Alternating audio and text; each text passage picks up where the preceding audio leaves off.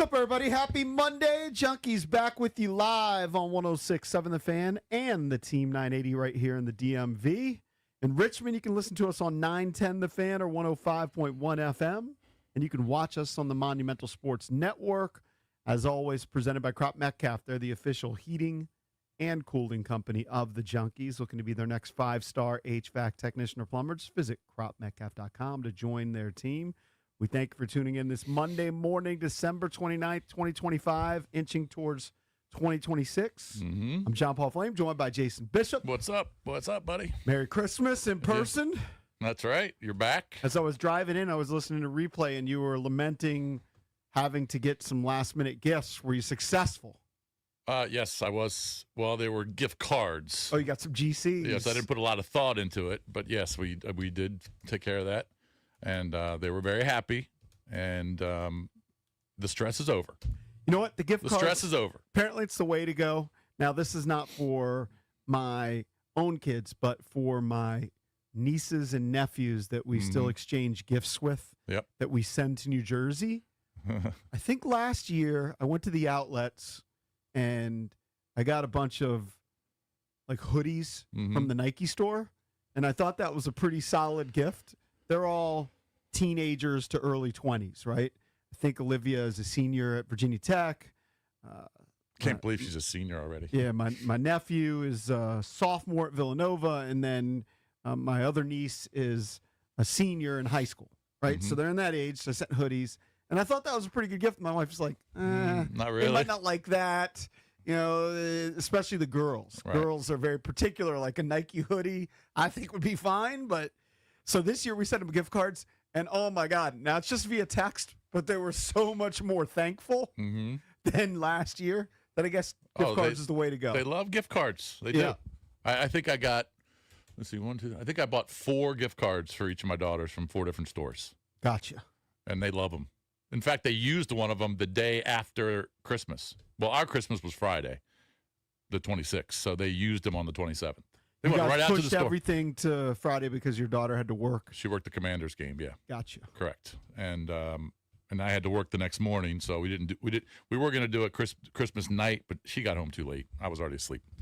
But so we moved everything to Friday. They used their gift cards, the first one on the 27th. They went out and spent $100. $100 each. I actually did a pretty good job this year in not spending a ton of money. I wish I could say the same. I'm sure you didn't. I wish I could say the same. But it's my wife just gets too many gifts for Isabella. Yeah. I mean, And then we Kelsey, used to do that too. And then Kelsey has like a list. Like she comes back from California, has like a long list, and they're not like cheap brands. It's like something from Aloe, it's something from Lululemon, Right. just I don't even know. I know that my kid posted a picture of me just sitting there, just staring in the abyss, and saying, "This is my dad," thinking about the credit card costs. Yeah, I will say that I don't want to say the store that my daughter works at, but she works at a store in Georgetown, and she gets 40% off if she buys it. So I went in there on Friday morning. Mike Marr wasn't here Friday. I decided not to go back to Tyson's on Wednesday. I decided just to get those gift cards, but I did go Friday morning to the store that my daughter works at. She gets 40% off, and I got an outfit from my wife. Nice, Great outfit. nice. And I thought you weren't exchanging gifts with your wife. You said I felt bad. you I weren't going to exchange gifts. I got one thing for. Well, I got a couple candles for her, and I got the outfit. But I got 40% off. I mean, it's probably saved me $60-$70. What did you get? Did you get anything from the wife? You had this agreement not to exchange gifts. Just some small stuff. I don't even remember what it was. But she didn't spend a lot of money on me either, which was great. I loved it. I actually told my wife, because what she has a tendency to do, she likes nice brands. Now, she has like a major discount because she's a trainer. Right. So as a trainer, you get discounts at Lululemon and Aloe and different places like that. I don't know the percentage, but it's a pretty significant percentage. Yeah, it's a good break. Yeah. But she'll tend to get me stuff from those stores too. Yep. And I'm like, it's still too expensive. Like even if you're getting let's just say a hoodie. Yeah. And it's $125 and you got 30% off. It's still way more than just getting a $25 one at TJ Maxx. Now I don't shop at TJ Maxx, but I told my wife, who does go there on occasion, I was like, just give me a bunch of like cheap Stuff like this. Yeah. Or don't Just give give me cheap anything. stuff like this. Or you don't need anything. Nah, I needed a refresh. I need a refresher. Oh, you need something because I new? don't buy clothes. Oh, okay. All right. So I got you're 5 or 6 new shirts. You're relying on her. Then All I right. did the JP bit where I got 5 or 6 things, and they're Yeah. gone. So how was the week off overall? It was nice. Yeah. It was nice.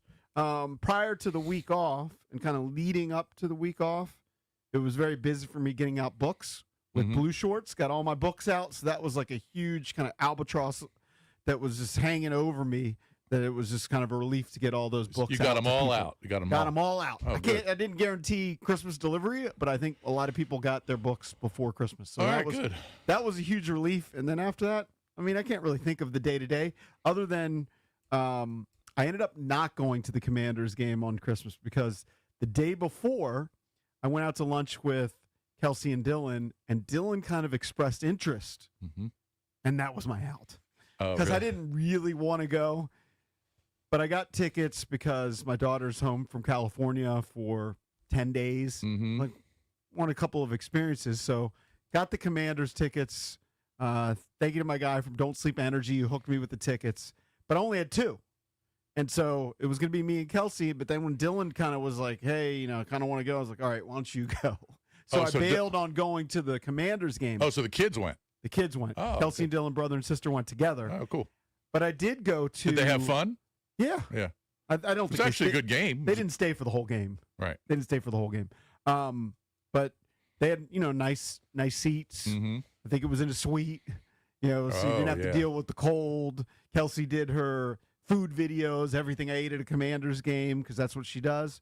But we ended up going to a Wizards game, and they won. Was that the Raptor game? They've won 2 in a row, by the way, but they won on Friday night Yeah. against the Raptors, and that was my first experience with the Vault Suites. Yeah. And EB Are had the gone vaults before. The vault suites are legit, aren't they? You would love it. It's Yeah. just super pimped out. It's a separate area. It's not the traditional suite where you can sit in the suite and watch the game. It's a separate area where you go into a certain section. I mean, the service was over the top. Mm-hmm. It's like you're greeted by somebody who walks you down a hallway, who introduces you to somebody else, who then takes you to the bar, and then you can have cocktails. This is before you even get into the suite. So there's a bar set up. You can have cocktails. They have a candy bar there. Then you then another person escorts you into the actual Vault Suite, Mm-hmm. which is basically a room with another private bar Wow. and then a bench. From what I understand is the Vault Suites themselves can have 20 people in them. So imagine a group of Right. 20 people can fit in there. You got your own private bartender, your own private food set up. By the way, Individual seats.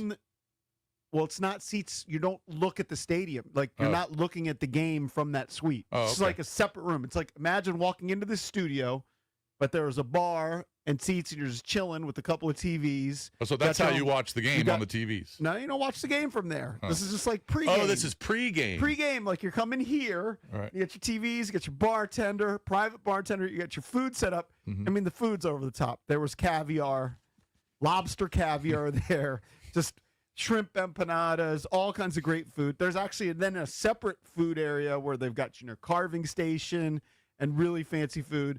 And then when the game time comes, you just go to your seats. Oh, okay. So you Gotcha. have regular seats, and you can go. So it's a pregame. you can go back to this vault, suite Or whenever you can, want. if you don't want to go down to your seats, you can just watch the game from there. You can. Yeah. I met Chris Saliza, who used to be on on ESPN, used to be on CNN Yes, I know. as a Chris political Liz is. commentator. Has Yeah. been a big supporter of the show, kind of behind the scenes. Yeah. I don't know that I'd met him in person before. So he had a beautiful family. Mhm. He was in the Vault Suites. He also does a show on Monumental Sports Right. where he mixes politics and sports. So that was nice. So we had a good time, and they got a win. And I got to see Ben in action at halftime. Ben Strober walking by. Oh, yeah? Because he was doing his Did show? you shave your mustache? I can't notice it now. Like, the thing was jumped out at me. Like, I hate to be that guy where it's like the first thing I noticed, but he was trying to grow a little mustache. Ben. Yeah, I was embarrassed. I went home and shaved right He away. shaved it. Oh, really? It was just like this little cheese, when it's really light. Did somebody else tell you that, too? No, just JP. I Oh, just crushed him. him. I couldn't have Flame tell me the mustache was trash. I had to get rid of it So right you away. got rid of it. You went home and shaved it right away. right So away. what did the girlfriend think about it? She was like, tolerated it. she was like, I guess do whatever you want. I don't know.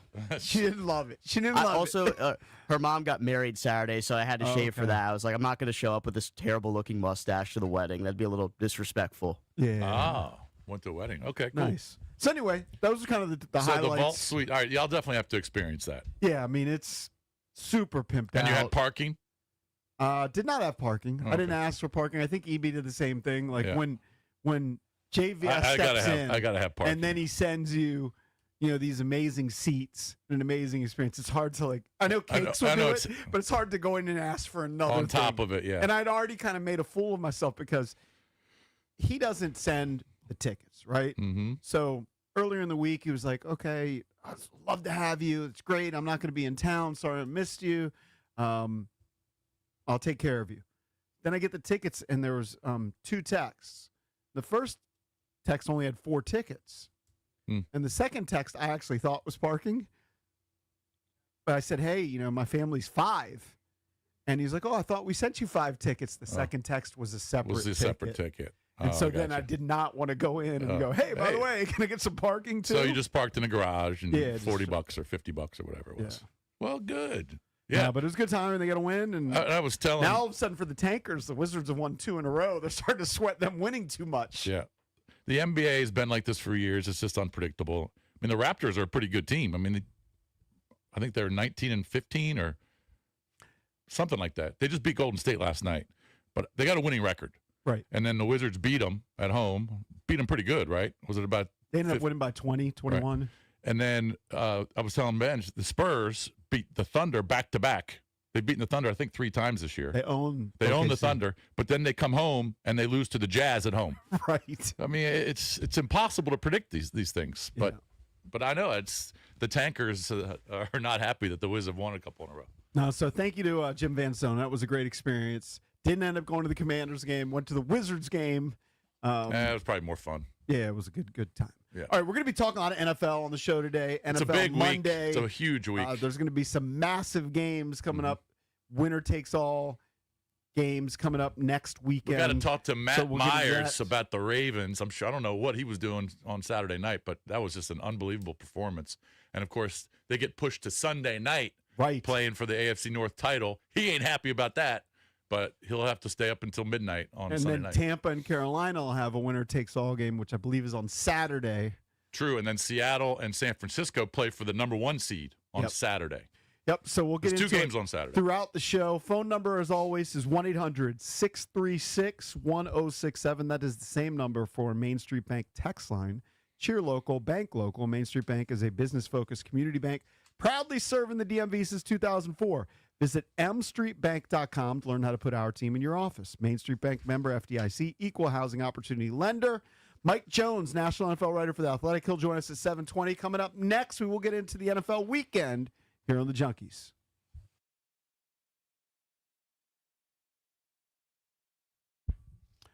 Hey, everyone, you know me. I'm always out there trying to keep up on the golf course or play some sports, but injuries happen. Back spasms, bone and joint pain, they can really slow you down. Believe me, I know it. That's why I trust Vantastat.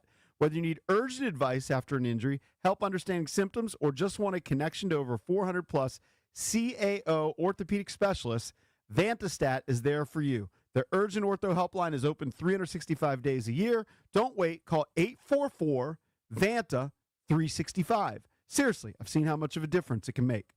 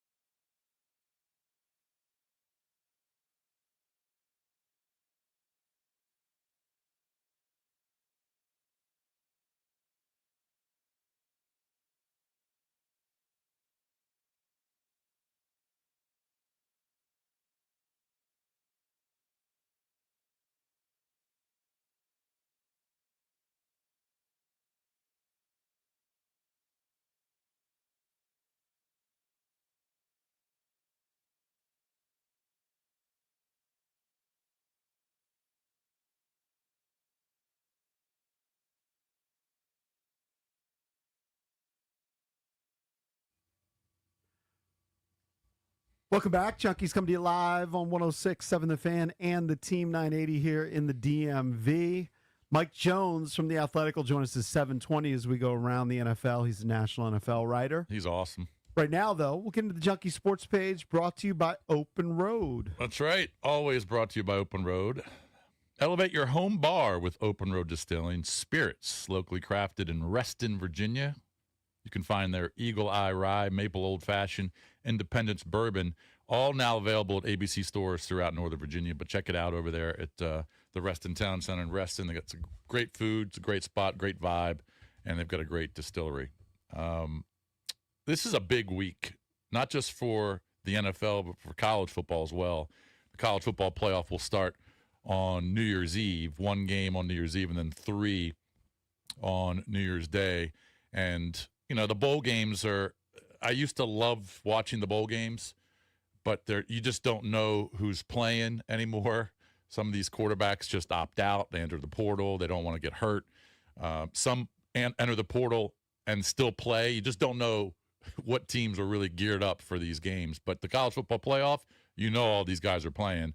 And, of course, the college football playoff will start on New Year's Eve. It'll be Miami and Ohio State. My brother's going. At the Cotton Bowl. Going to the Cotton Bowl. Is he really? He's going down. When's he leaving? He went to the U. Yeah, he's a Miami guy. Not sure. Yeah, he's probably leaving What's on the 30th. funny is Coach Larinaga, I don't know if you were in studio when Coach Larinaga was off here. that You week. missed it.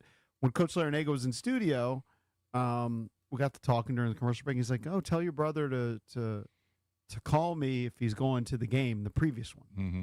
And my brother ended up not going to that game, but then I hooked him up for this one, and Coach L isn't going to this game. Ah. So I'm sure he was going to hook him in the booth. Yeah, that'd be cool. Coach L, even though he's retired from coaching, Mm-hmm. is still involved with the NIL, I believe, for the University of Miami. Right. Gotcha. Well, Miami plays Ohio State on New Year's Eve at 7:30. I'm supposed to go to a New Year's Eve party that starts at 8. So, and the host family, they're not big sports fans. Now, they'll put the game on if I ask them, but Big party or smaller party? it's usually, I don't know, 50 to 70 people-ish. That's pretty big. It's pretty big, yeah. I mean, that's what we've done the last couple of years, and this year we tapped out. Yeah. There's just too much going on. Oh, you mean you hosted? Yeah, we've hosted the last several years. It ends up costing like a couple. Well, you $1,000 hosted last year, and you hired my guy Scott Clark. Yes, it was great. Yeah. I had to send him a text, and right around maybe like the week after Thanksgiving, I was like, you know what, we decided not to have the party because I'd basically told him we're going to bring you back. Right. He's so good. Right. But it's just a lot of work. But it is a lot of work. But they do it every year.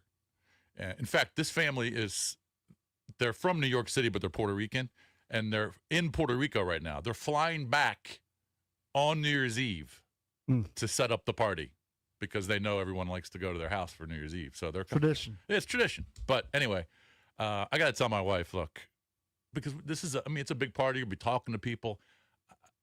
We just can't stay very long. I mean, I got to watch this game. I've been looking forward to this game. I think it's going to be awesome. But You'll be able to stay up till midnight? That game will end probably around 11.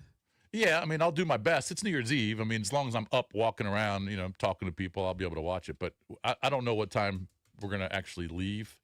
But if he's got the game on there, it's fine. I'll just watch it there. But anyway. Here's the question I have for you. It's a late game because 7:30, it'll be, like you said, it'll be close to 11 o'clock. And I think I know the answer. Yeah. So when you go to parties like this, here's the one thing I've learned from hosting, and it was kind of a tradition. It had built up the last couple of years, but we're just cutting it. About 4 or 5 straight years hosting on New Year's. Maybe we'll bring it back next year. Right. And we had probably 70 people come to the party last year, something like that. Mm-hmm. But when you go to a party like that, you have to bring something, usually a bottle of wine. Right. But I'm guessing that you bring a bottle of Open Road. Oh. What do you bring to the party? I don't know. I don't know what we brought last year. My wife usually takes care of that. Okay. But that's a good idea. But is it usually a bottle of wine? It's either that or, yeah, it's usually a bottle of wine. Yeah. Or maybe she'll make cookies or something, and we'll bring cookies. But yeah, but a bottle of Open Road bourbon. And he's a bourbon drinker too. Great idea. I'll have to go by the distillery and pick up some Open Road bourbon. Anyway, so you got Miami, Ohio State, New Year's Eve, and then you've got 3 games on New Year's Day. I think it starts at 12. I think the Oregon-Texas Tech game is a noon kick. That's the Orange Bowl down in Miami. Bama, Indiana, the Rose Bowl. It's at 4 or 4:30. Chris Doreen's actually going to be at the Rose Bowl, and we're going to have him on the show, I hope, tomorrow. Nice. Tomorrow or Wednesday. It's almost been too much time Been a since lot of the time. last round of the playoffs. Like, I've almost forgotten. December 20th. Yeah. You know, JMU had their game, and I was reading a story about JMU. Now, their coach, of course, left, but they're losing their entire offense. They're either portal or graduation, starting Portal, 11. Yep. Graduation, the entire offense is gone, and that sucks. It's just the way it's going to be, especially for smaller that's programs. the business of college football now. It sucks. Yeah. At college basketball, it's even more apparent when, like, you just have teams completely turning over. It is. It's a different way of the way it's working, and not a lot of people are happy about it. But you just got to get used to it, because if a guy like Bob Chesney gets a bigger job in the Big Ten, well, of course he's going to take some of his guys. He's taking most of his college staff. Yeah, His but coaches. even if he stayed, he probably would have lost a lot of those guys via portal. Yeah, Jim probably not Larinaga, 11, not a starting 11. Going back but yeah. to Coach Larinaga, when he was coaching at Miami and took them to the Final Four, he said he had end of the season meetings a few days after their season concluded. They got bounced out of the Final Four, but they had made it to the Final Four. And he said something like, I might be wrong with the number, but 9 out of 11 players said, Coach, I'm entering the portal. Yep. What's going on here? Yeah, it's nuts. You're on a great team that made it to the Final Four, got this great team chemistry, and you guys are just all leaving. Yep. I mean, can't say anything about it. I mean, this is the way it is, and it's not going to change. They could change the dates of the portal, but right now you can't. You can't change kids deciding to leave and go to a bigger spot and get more money. Yeah. And that's what these kids at JMU are going to do. Go out to UCLA and make some more money, because UCLA has vowed to put more resources in their football program, which they didn't before. And a lot of these schools are doing it. Virginia Tech's doing it. So you got Cotton Bowl, which is Miami, Ohio State. Yep. Give me the other. You got Sugar Bowl, which is Ole Miss and Georgia. And then you've got, like I said, Oregon, Texas Tech. That's the Orange Bowl down in Miami. And when's Indiana play?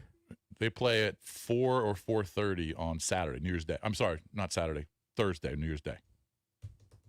Nice. So you got 3 games on New Year's Day. You got a game on New Year's Eve. So a lot to watch. It's just a huge week, not just for college football, but the NFL, because as you mentioned, there were some great games over the weekend, and now that's set up for some great matchups to decide division winners and playoff spots this weekend.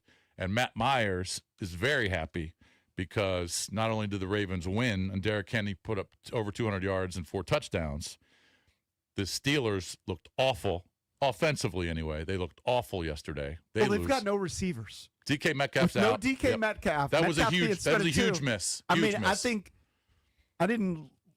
they apparently decided to throw at Denzel Ward 3 times in a row. Yep. And 2 of them look like miscommunications between Scantling. Aaron Rodgers and Scantling. MVS. Yep.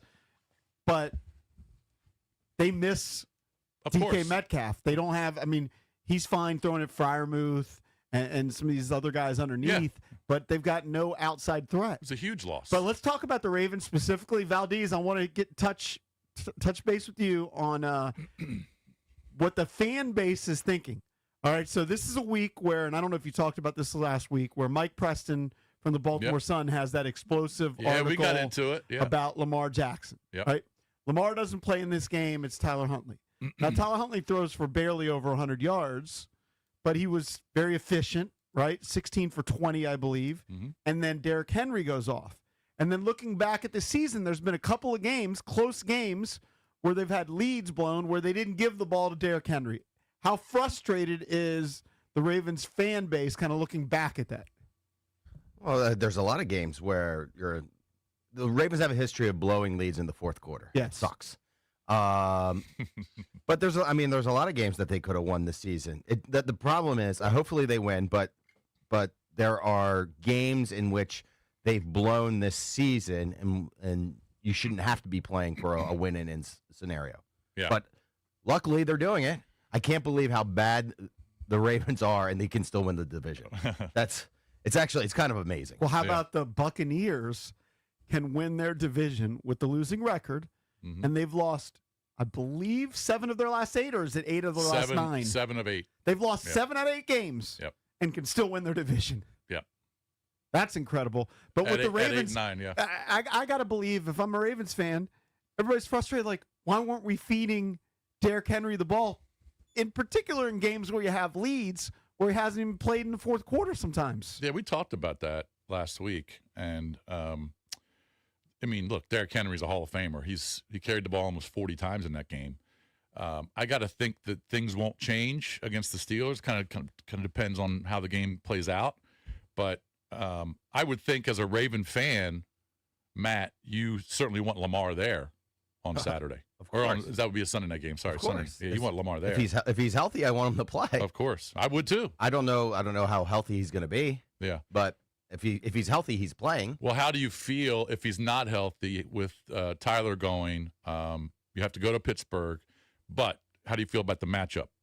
I mean, If Tyler has to play. if Tyler plays, Yep. give it to Derek and Mitchell 50 times. Yeah. Yeah. I mean, I wouldn't throw a pass. Yeah, he's I mean, if that's what it takes to win the game, yeah. Run the ball 100 times. I mean, the Steelers being without DK again is it's just a huge loss for them because, like JP was saying, there were a handful of times where Aaron Rodgers was trying to go down the field, and DK would have been a great target. And in the red zone, they get down first and goal from, I can't remember where they were, and they throw to Scantling, I think twice, and it was miscommunication. He throws to the inside. Rodgers throws to the inside. Scantling goes outside twice, and then Rodgers is yelling at him.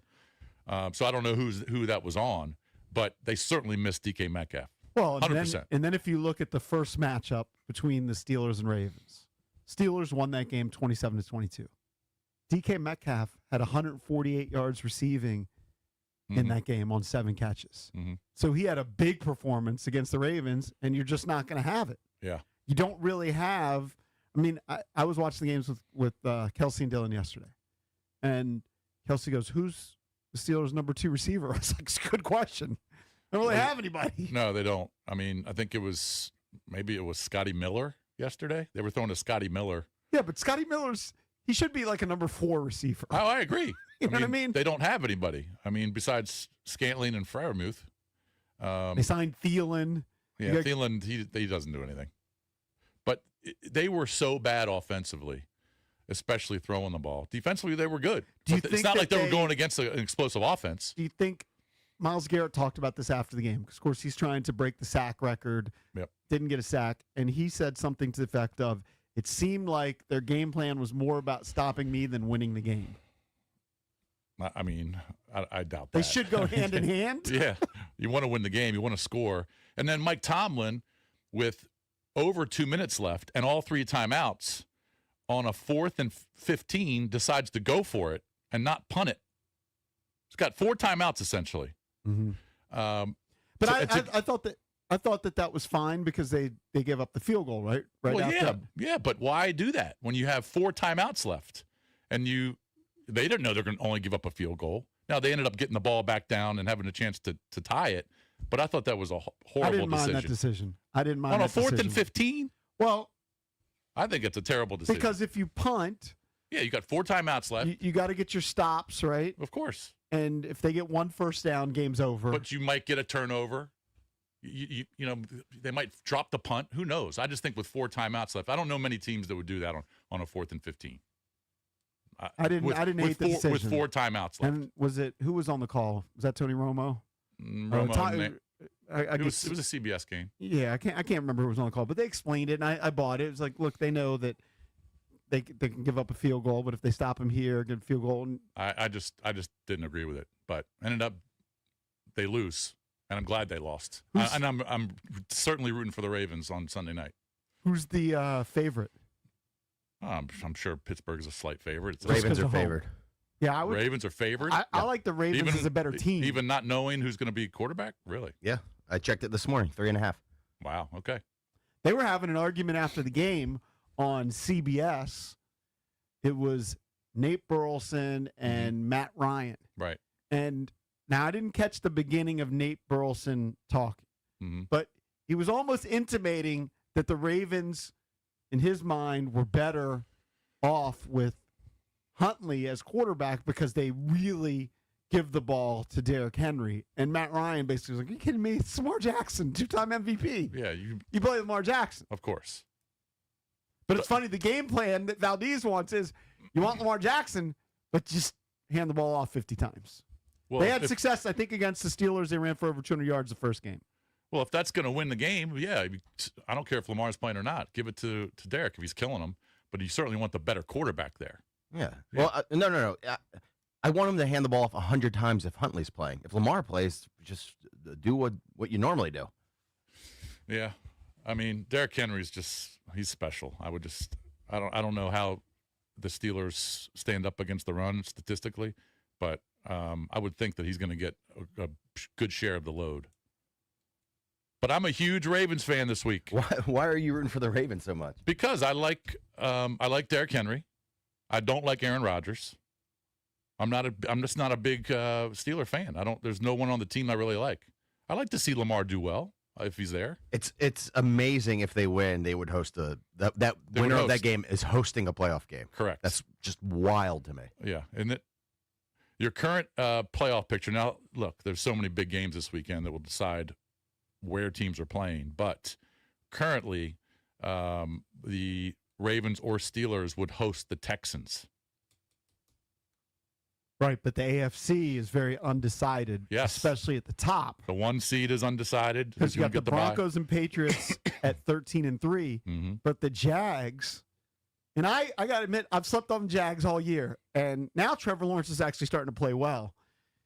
Because earlier in the year, he wasn't playing that great, throwing some interceptions. He ran in a couple touchdowns in this game, but they actually have a chance to be the 1 seed if Denver and New England lose in the final game. Yeah. Now Denver, who's Denver playing? They're playing. Are they playing the Raiders? Who are they playing next week? Denver's final game is against the Chargers. Oh, Chargers. Okay, Chargers. And then New England is playing Miami. All right. So New England. I'm sorry. I know Miami played well yesterday against Tampa. I just don't see New England losing to Miami. Jacksonville's not going to lose either because they host Tennessee. Now, if there were some awesome games, I think we should mention the Buffalo Bills game. Okay. So the Bills are getting stymied basically the whole game until second half, right?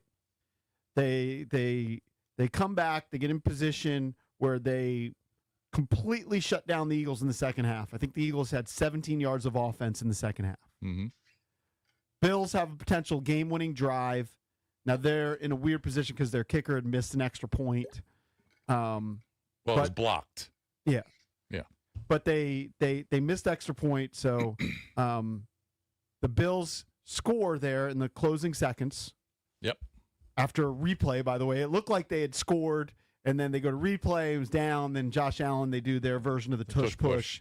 They get in. And that was his second of the day. And then they go for the kill. I like going for the kill, going for the 2-point conversion, and Josh Allen had an open receiver, just missed him, which is, very unlike Josh Allen, but he was rolling to his left a little bit, kind of backing up, and he just missed him. Tom Brady talked about it, that's what happens sometimes when you're drifting to the left. You end up throwing it to the left, and he could have just lofted it up. But anyway, they lose the game on that 2-point conversion. Did you like the decision to go for 2? Because the counter is, hey, the Eagles hadn't done anything in the second half. Take it to overtime. I don't think that Hurts completed a pass in the second half.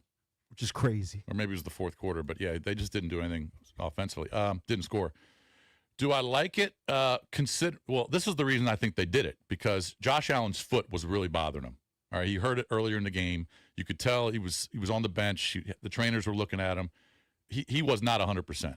So I'm guessing that's the reason they went for 2, because he I don't know if he could have gone to overtime.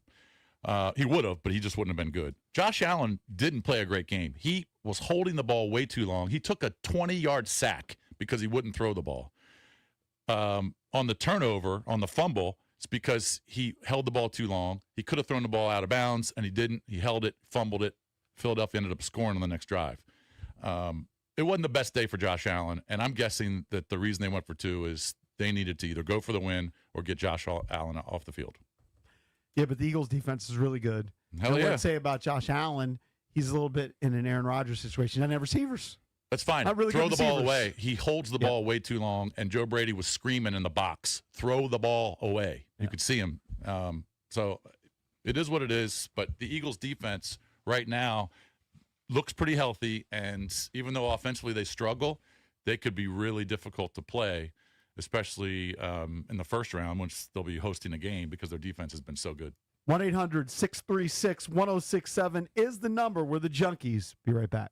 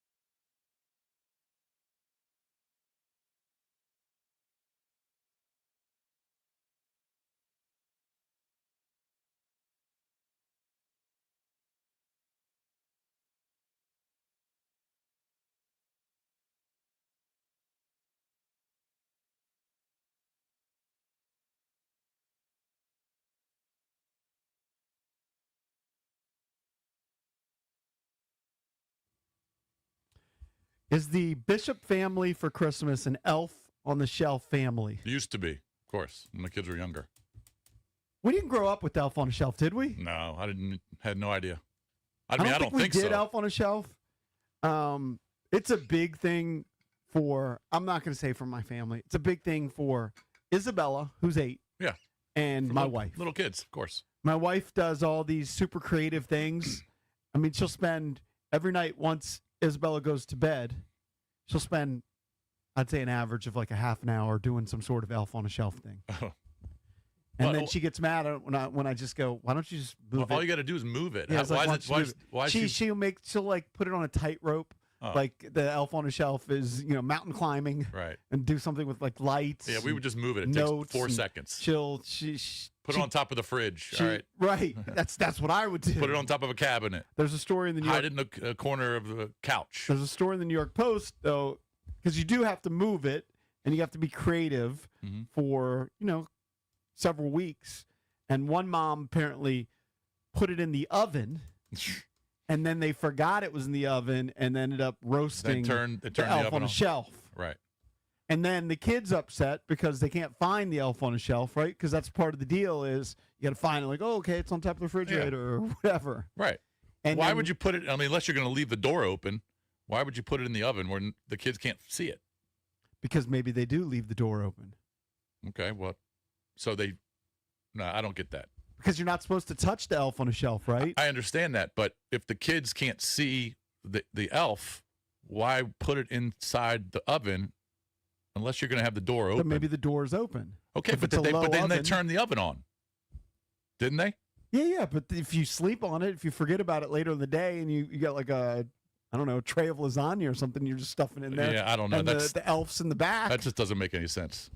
That woman, whoever put the elf in the oven, is stupid.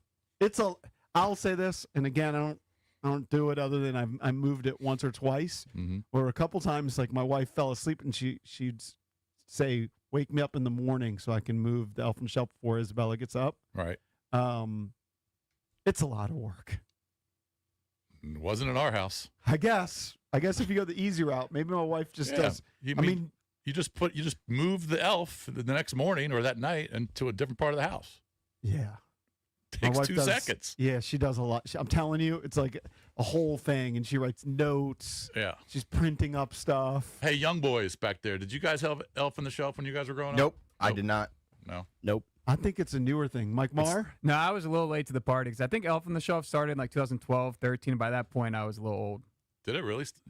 It's a recent thing. Okay. So 11 years ago. Yeah, I thought it was earlier than that. Don't you have to do it for the entire month? Yes. Oh my Yeah. God, that's a disaster. Yes. Yeah, you got to remember where it was. My wife was really good at it. She remembered. But what are those parents doing putting it in the oven? Like if you're hiding Easter eggs for Easter, you're not putting eggs in the oven. They're stupid. Yeah. I don't know. My wife was chat GPTing it. She's addicted to chat GPT now. Mm-hmm. I think her chat GPT is Wendy and she'll ask Wendy questions. Uh-huh. And so I think she was asking for creative ideas. Yeah. Because I'm telling you, we had an elf. She took a string of lights, hung them up on the wall, put the elf on like a bicycle, and then like the bicycle's on the tightrope. Right. Yeah, I mean, certain parents will do stuff like that, but we would just move the elf into She a got different into part of it. the living room. She got into it. I mean, we'd put the elf in the tree, sitting Right. on the tree. One of the it was very simple. I don't get spending a half hour moving the elf around. And somehow I think we have 3 of them. Now the 3 will end up sitting Oh, together. really? Just who knows? We have 3 little dolls, Yeah, we just had one.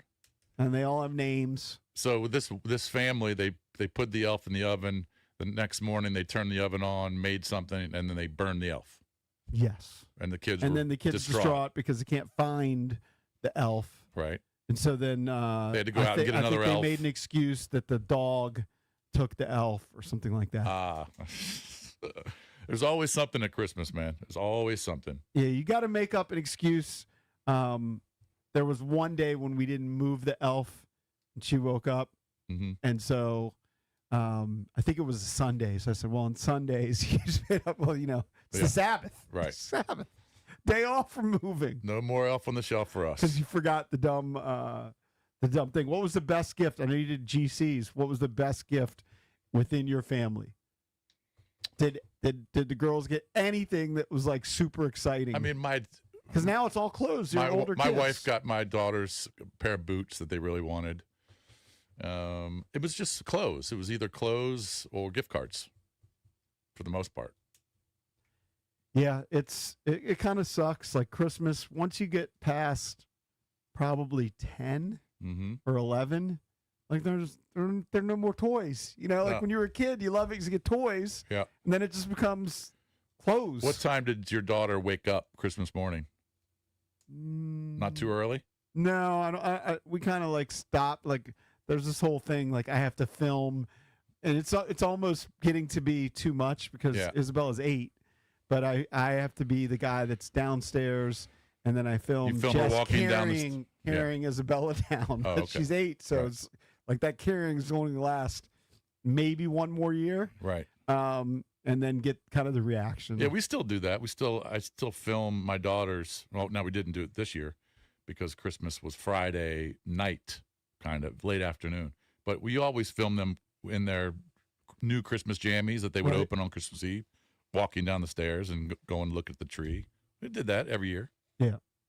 Yeah, well, I mean, I still have a young one. Yeah. So she still gets like things that are exciting to her. Of course.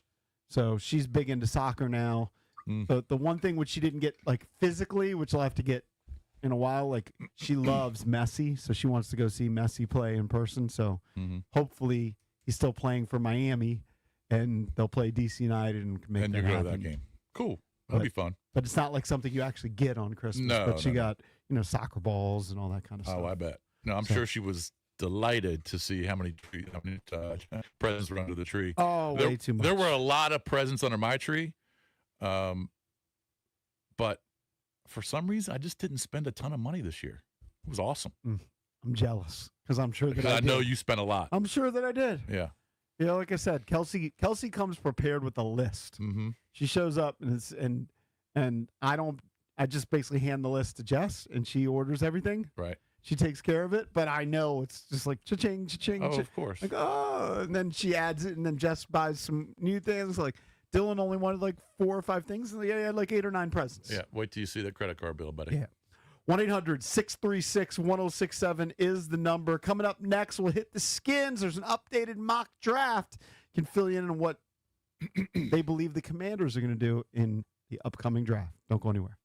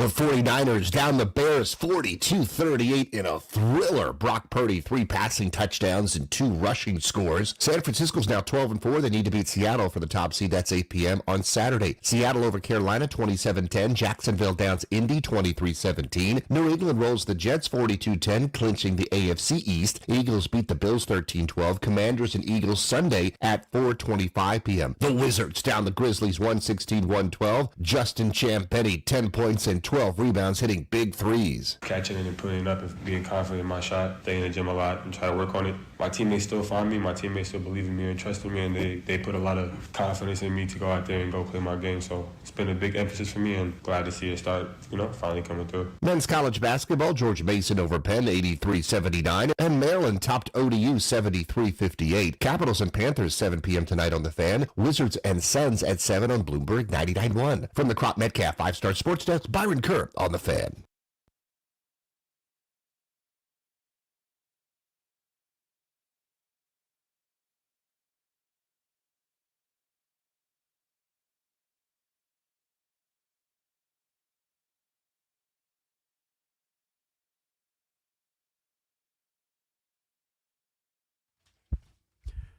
Welcome back. Chunky's come to you live on 106.7 The Fan and the Team 980 here in the DMV, 910 The Fan, 105.1 FM in Richmond.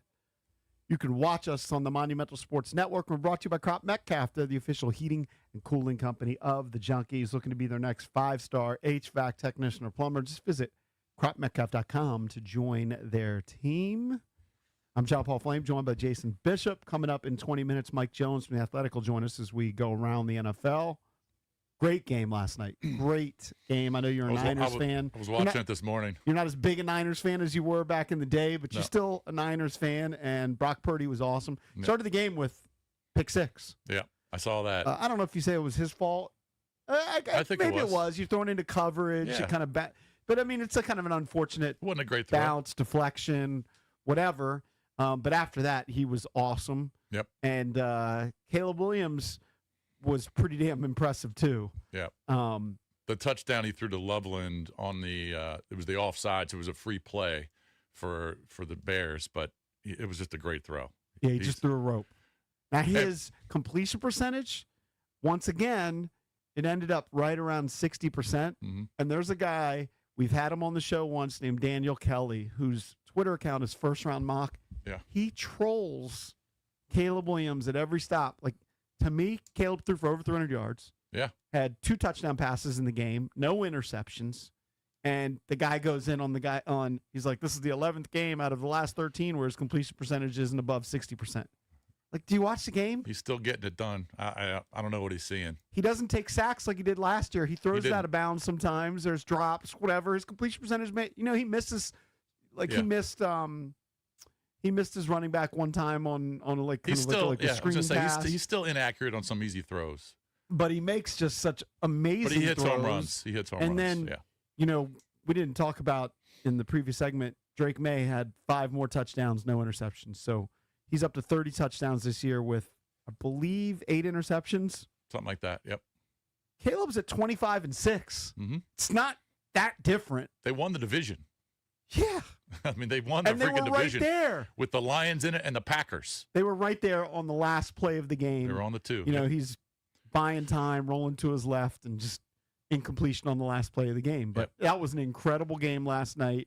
Brock Purdy, since he's been back, he had a few injuries earlier in the year in September and October, and he missed a bunch of games. And Mac Jones actually started, I think, 7 games. But Brock Purdy, since he's come back from those injuries, they haven't lost. They're 6-0, and in those 6 games, I believe he's thrown 16 touchdowns with just 2 picks. He's also run for 3, so he's got 19 touchdowns, just 2 picks, and they've won 6 of those games. And they All could 6. potentially be the 1 seed.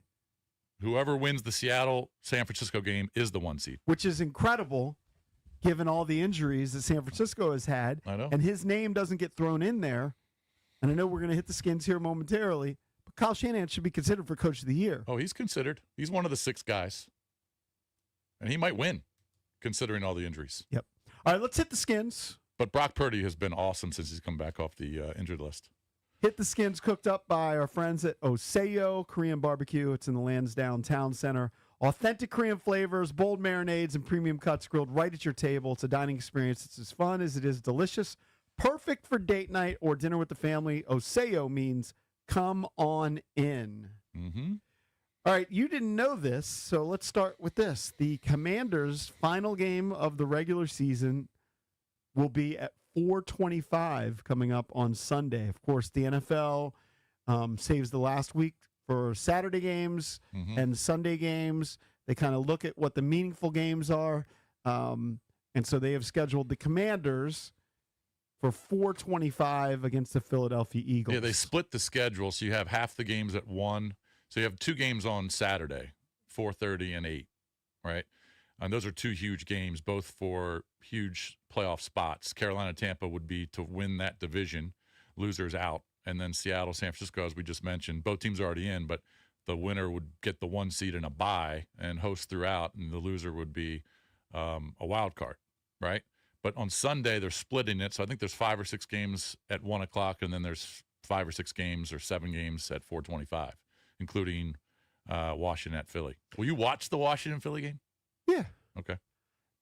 Actually have to lock it down, but I had promised a book party at the house, and I might do it this Sunday. Instead of golden tickets in the books, I'm going to have electronic golden tickets. So if you bought a book at faithrestoredbook.com, you got a chance to come hang out at the crib for the final game. So I just got to make sure there's no conflict with soccer. Okay, gotcha. Because I've had a lot of we play futsal in the off season, which is basically indoor soccer. Gotcha. Couple things to get into before we get into this mock draft, which is interesting because, look, the Commander season is all about what's going to happen next season. And I know a little bit later we're going to talk about Bill and whether he's lock it up as the number 1 back on this team moving forward. On Friday, I'm sure you talked a lot about the fact that they just couldn't get off the field defensively. Right. Which has been a huge issue all year. Here are your updated stats on 3rd downs and 4th downs. First of all, offensively, last year, they were unbelievable on 4th downs. Their 4th down conversion rate. Was it 90%? It was just fantastic. Yeah. A year ago, it ranked 6th in the league on 3rd downs, and their 4th down rate was off the charts. This year, 3rd down rate 13th. It's not bad. 25th. Or no, 13th and 4th downs, 25th on 3rd downs. That tells you the difference offensively. But on defense, opposing teams had converted 69% of 4th down chances against Washington, 28th league, and 41% on 3rd downs. Totally different than last year. And we've already gone through the list of players on the defensive side that we question if they're going to be back next year. You know, including guys like Bobby Wagner, Deron Payne. We don't know. But why do you think teams are so successful on 3rd and 4th down against Washington? Is it the lack of a pass rusher? I think it's everything. Lack of a pass rush. Because a lot of those 3rd downs were 3rd and 7, 3rd and 8. Yeah. They were not, 3rd and 1s. They weren't bunnies. Right. I think it's a lack of overall talent and speed on the defense. That's what I think. Just need better players. Certainly got to get to the quarterback, force that guy to throw the ball sooner than he wants. But the secondary just hadn't been good. Now, they've got injuries. A bunch of guys were hurt all year.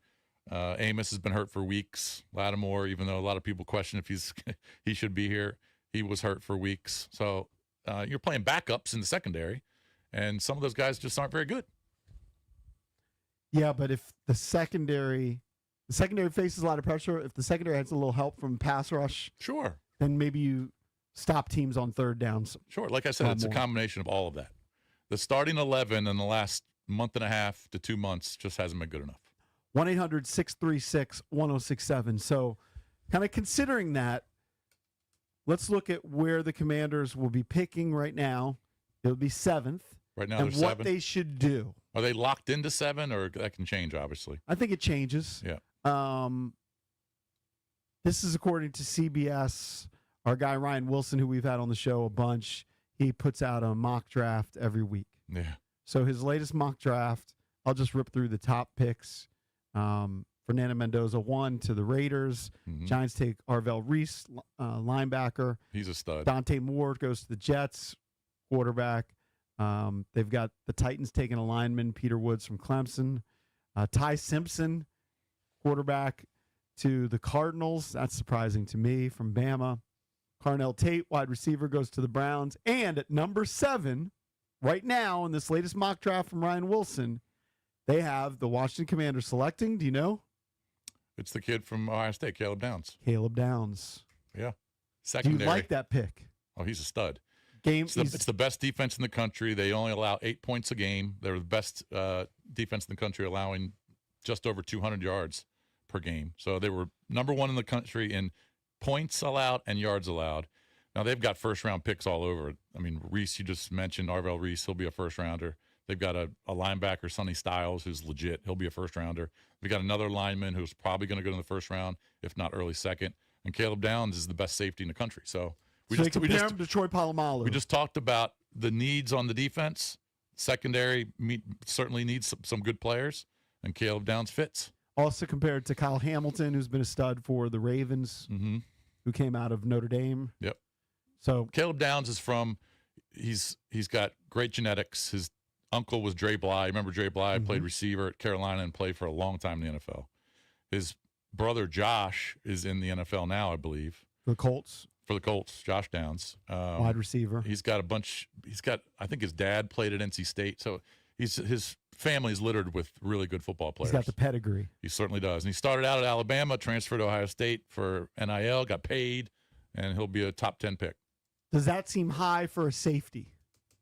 I don't think. I just think if he's the best player on the board and you need a safety, I don't have a problem with it. Because the guy they have going right after him is an edge guy, Keldrick Falk from Mhm. Auburn. Right. Maybe they look at him. It kind of depends on what Adam Peters is looking at in terms of where do we need to go? What's the best? Well, what would who's you the do best if you're- player on the board? If you're Peters, let's say, like, to me, the need for edge seems greater than the need for a safety. Well, And I'm not saying their safeties are great. Yeah. But I know EB's talked about this, and I agree with him. I think Reeves has been pretty solid this year. I think he's been okay. You need an upgrade over at Reeves. He's a backup. He's not a starter. I'm not starting Jeremy Reeves next year. So if you can get a Caleb Downs, I'm starting him. I don't know. I mean, I don't know how good Falk is compared to all the other edge rushers. He's not the number one edge rusher prospect in the draft, but they may look at him and say, yeah, this is our guy. So maybe they look at him or somebody else on the board. We have no idea. I mean, the kid from Miami, Reuben Bain, who, if you look at a lot of lists, he's a top prospect, top 5 prospect. And in Wilson's mock draft, he goes after Caleb Downs and after Falk. Yeah, where is he on the list? I don't know. He's not in the Way top. down on the list. No, he's number 10, Okay, number 10. and he's a stud. He's been a stud all year. So I don't know. I mean, a lot of fans would say we need an edge rusher, and maybe that's what they do if a Reuben Bain's there or Falk. Now, you do Maybe- get Dorrance Armstrong back, right? Maybe Caleb Downs gets plucked in the top 5 or 6, and he's off the board, and then you just go for your number 1 edge guy. But Armstrong, the funny thing about Dorrance Armstrong is he never was considered like the guy. He was kind of just a guy. You know Yeah. what I mean? Yeah, Nobody expected they were Dorrance Armstrong. He was their leading sack guy. they were relying on him. I mean, he was Definitely. a starter, Definitely. and then Wise was hurt too. But they probably feel like they need an upgrade there. No, I'm sure Caleb Downs would be a great player. Yeah. I just don't know if that would be my number one So need. you would rather go edge than safety. Yes. Yeah. Yes, but Well, we'll look, see. you can make an argument for both because the secondary has look. The whole defense sucked Mhm. this year. I know. A lot of injuries, but the defense has sucked. A lot of holes. So you got to fix the secondary. At times I like what Mikey Sanders still does, but then other times he has bad games. Like I don't know. Is he Yeah. better on the outside? Is he better in the slot? Like he hasn't been as good as he was as a rookie. No, it's been a long year. I think for all Trey those Amos guys. showed signs that he can be a guy, but obviously hasn't played recently. Right. So you kind of count on him, but you probably need to get a corner too. I agree. And there's free agency, so maybe they can pluck a couple guys in free agency and fill those holes, and they concentrate on other things in the draft. But I don't have a problem with either of those picks. Coming up next, Mike Jones, national NFL writer for The Athletic, will join us as we talk more NFL here on the Junkies.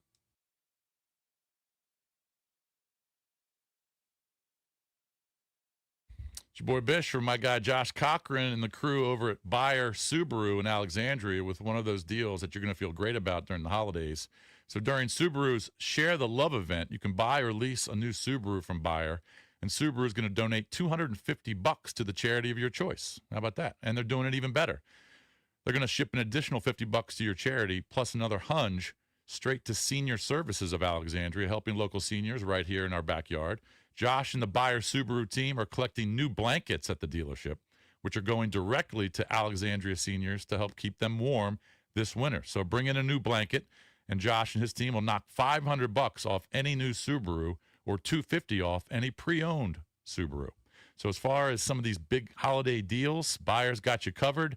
You can now get a 2025 Subaru Crosstrek with 1.9% APR for 72 months, or you can lease one for just $279 a month, or you can score 1.9% APR for 48 months on a new 2025 Forester. So go check out Buyer Subaru in Alexandria.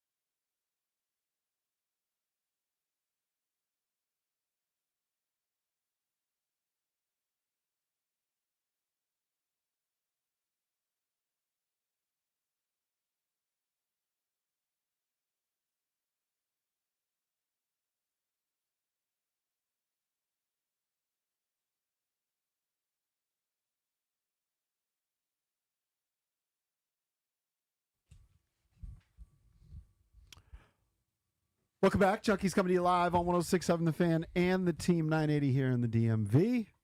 Let's head out to the Rude Guest Hotline and check in with our guy, Mike Jones from Mike. The Athletic, Rude's most reliable heating and air conditioning products in the DMV. Hey, Mike. How you guys doing this morning? What's up, let's buddy? start with the game Thanks last for night. joining us. Really an amazing back and forth game. Caleb and Brock Purdy exchanging blows. And we were just talking about this as we went to break. With San Francisco continuing to win and potentially end up the 1 seed, could Kyle Shanahan be the coach of the year? You know, I do think, and I did something on this a couple weeks ago. I think that it should come down to him and Mike Vrabel. You know, what Mike Vrabel has done really, you know, is impressive. Turning that team around back-to-back 4-13 seasons. He comes in there, and now they're one of the best teams in the AFC. What Kyle has done, though, is really impressive. It's very, very, very rare, and I don't know that we've seen it, that you lose your starting quarterback for that stretch of time. You lose your two best defensive players. You never have Brandon Ayuk.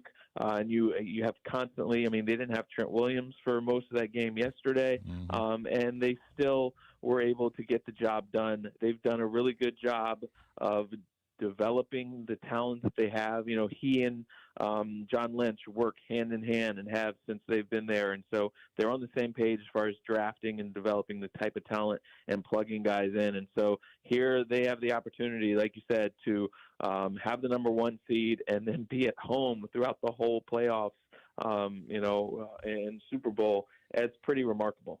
I mean, McCaffrey's just unstoppable. He's just unbelievable. He's got close to 2,000 yards from scrimmage. He's got 1,179 running it. He's got almost 900 receiving. He's got 17 touchdowns combined. And you talked about the quarterbacks and Purdy since he's come back from the injury in those 6 games. Now they haven't played a real tough schedule in those 6 games that he came back. I mean, they played Arizona, Carolina, Cleveland, Tennessee, the Colts. So they haven't played a brutal schedule, but still Purdy has been unbelievable since he's come back. And if you combine Purdy and Mac Jones, 33 passing touchdowns. Yeah. You know, and again, it just speaks to Kyle Shanahan's ability to really position his quarterbacks for success. You know, we've seen him where his quarterbacks play well, and they've had to plug guys in. But this year, it seems like it's, you know, Mac Jones played at a really high level, and then Purdy came back in there, and they didn't miss a beat, and he has played amazingly. And, you know, we talk about, you know, Drake May and Josh Allen for MVP. You talked about Christian McCaffrey, and really he is a huge reason why they were able to stay afloat. All of the production he is able to have as a rusher, as a receiver, to keep that offense going, he probably should be in that conversation as well. Agreed. And it's amazing he's been able to stay healthy because he touches the ball 25 to 30 times each week. Exactly. Who do you like in the 49er Seattle game on Saturday? And it's going to be in San Francisco. Winner gets the 1 seed. Trent Williams probably won't play because he hurt his hamstring. Right. And they don't get to the quarterback anyway. They're you know, with all those injuries on defense. But they're unstoppable offensively, but Seattle's going to be a real challenge defensively. Yeah, I think so. And I like the 49ers. They're playing at home, and I like what Robert Saleh has done with that defense. I think that they can give Sam Darnold and, you know, the Seahawks offense some trouble. That's what you have to do. You've got to get in his face. And like you said, they don't rush the quarterback extremely well naturally. But we saw last night there were times that Saleh was able to cook something up to bring pressure on Caleb Williams. And so I would like to go with the 49ers. I know it's going to be, you know, a little challenging, but neither one of these teams, you know, you look at the Seahawks and impressive but not invincible. And so I think that the opportunity is there for 49ers.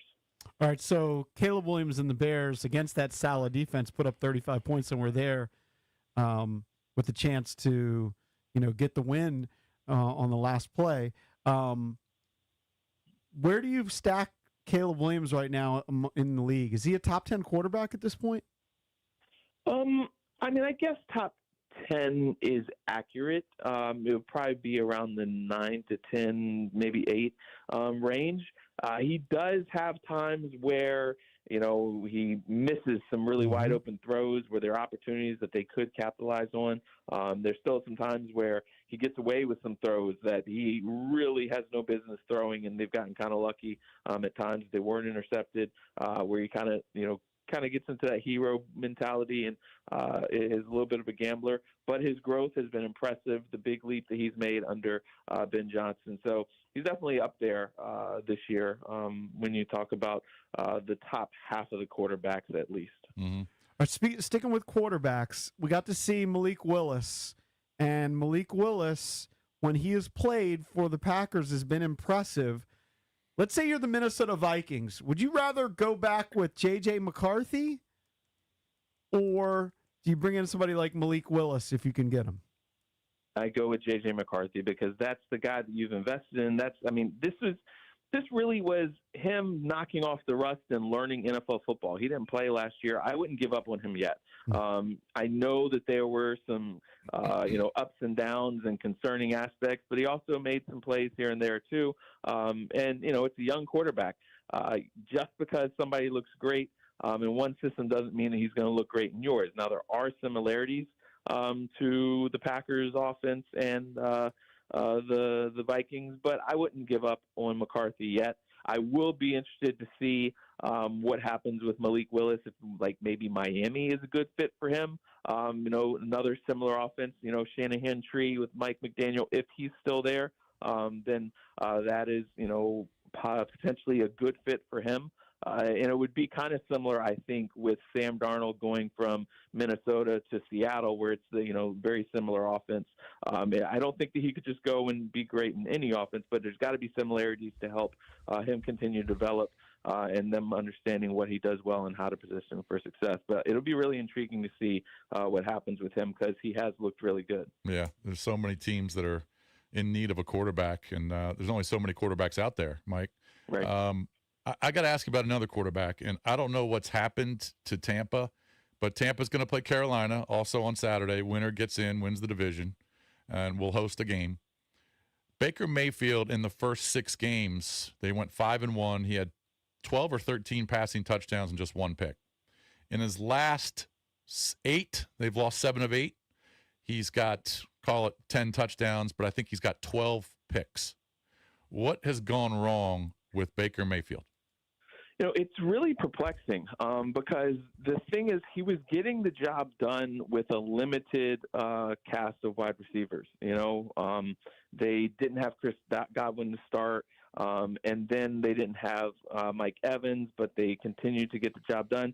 Then he gets everybody back, and it's like this offense is just disjointed. I don't know if he's trying to force feed the ball to make sure everybody gets happy or gets the ball and they're happy or what. But this team and their defense has had lapses too. It's just the way that this team was so resilient in the first half of the season, and in the second half, it's not just Baker, and it's really something that you didn't foresee because you figured, okay, they're getting the job done with all these injuries. Once they get everybody healthy, they're going to be scary, and they really cannot get out of their own way there. And maybe they'll beat the Panthers and get into the playoffs, but I don't have confidence that they can actually win a playoff game. Right.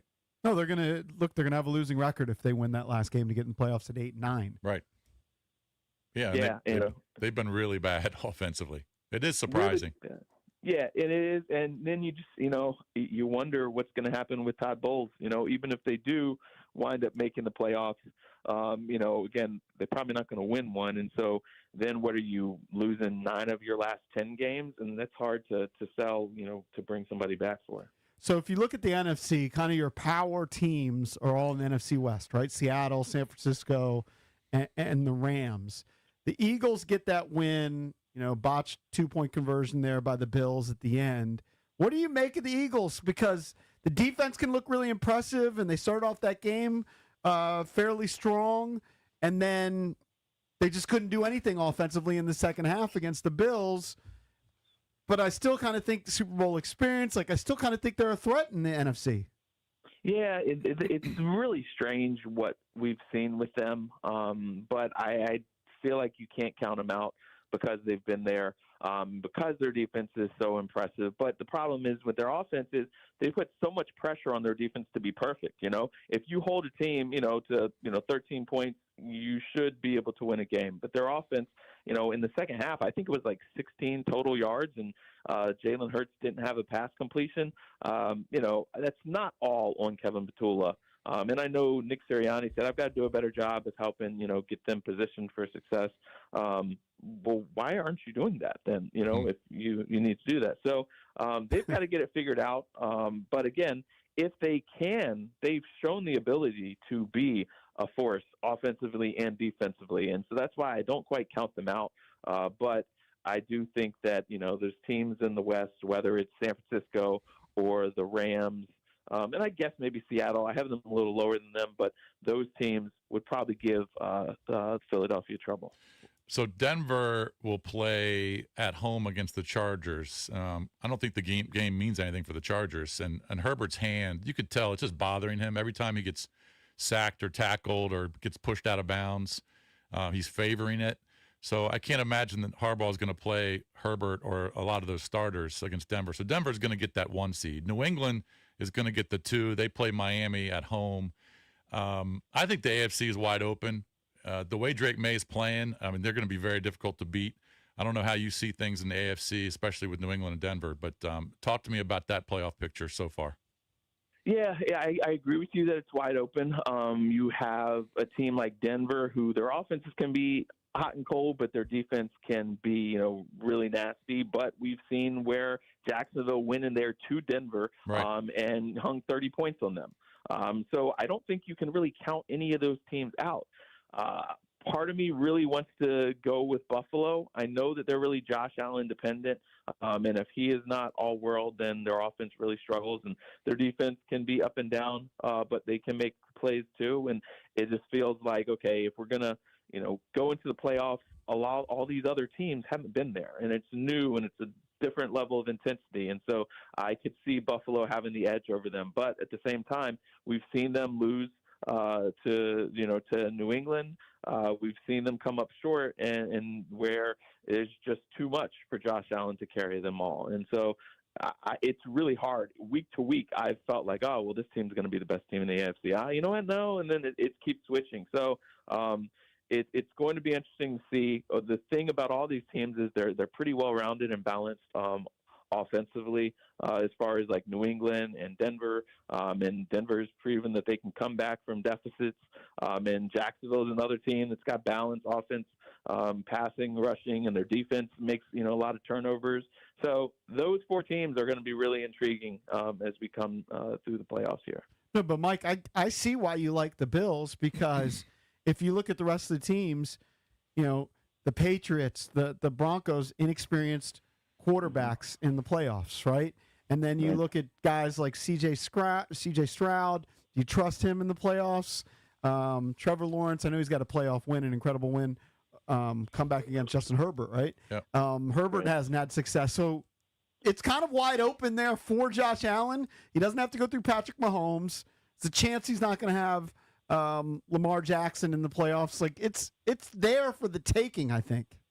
Yeah, this might be their best opportunity, and if they don't take advantage of it this year, I don't know, that the chance is going to come back around for them, because, you have to think that Baltimore kind of retools and gets back on track, and, you would think that Kansas City, would be aggressive this offseason and upgrading things as well. It just seems like, hey, the path is there for them, and, we'll see what happens. But they definitely can put up the points. But, again, it just feels like sometimes everything has to be clicking. Josh Allen has to be doing it all, and you just wish he had a little bit more support, a little bit of game changers, wide receivers that can win one-on-one matchups a little bit better. So I keep going back and forth on them, but part of me really feels like the road is there for them to take. I just feel like their offensive line is just dicey. It just seems like Josh Allen's always running for his life. He holds the ball too long sometimes. He's been sacked a bunch. They won't be playing at home. I just think some of these teams that can really get after the quarterback are going to cause them problems. All right, before we let you go, Baltimore, Pittsburgh, Sunday night. Talk to me. Yeah, I kind of don't think that Pittsburgh has not having DK Metcalf is really a struggle for them offensively. Are you gonna count on Pat Freiermuth to get everything done? We saw last night. I mean, if they had DK Metcalf, they probably win that game. At least you have him to throw a jump ball to in the red zone. And we'll see. And also, but we don't know, if TJ Watt's going to be out there. If he's not out there, then that's one less defender to send, after the quarterback. But Baltimore's got questions because we'll see what happens with Lamar Jackson. If he's healthy and they can commit to the run game with Derrick Henry, and then I think that they definitely have what it takes to win this game there. But if he's not, then it's going to be a slug fest, the slog through, and somebody's going to wind up edging it out. It won't be very close. But I just really have questions about the pass catchers that Aaron Rodgers has to work with, and whether or not they can get it done. Yeah, good All right, stuff, Mike, man. good stuff. It's Mike Jones from The Athletic. Happy New Year. Happy New Year, guys. Thanks for having me. All right, buddy. I don't know the Jason Bishop rules. Can you say Happy New Year before it's New Year's? Sure. But then by like After the 10th, Christmas, you can say it. Yeah. but you don't like Happy New Year after like January 10th, Seventh. January 7th. Yeah. They get a week. You get a week. You get a week of saying Happy New Year. Got you. Hey, AV is built for DC. Here in the nation's capital, AV is creating solutions that protect our troops, our homeland, and our way of life. From autonomous unmanned aircraft and counter drone technologies to advanced satellite communication systems and next-gen missiles, they're delivering innovation where it matters most. Battle-proven, warfighter trusted, engineered for the future, and proud sponsor of the Washington Commanders, Capitals, and DC United. Visit avinc.com to learn.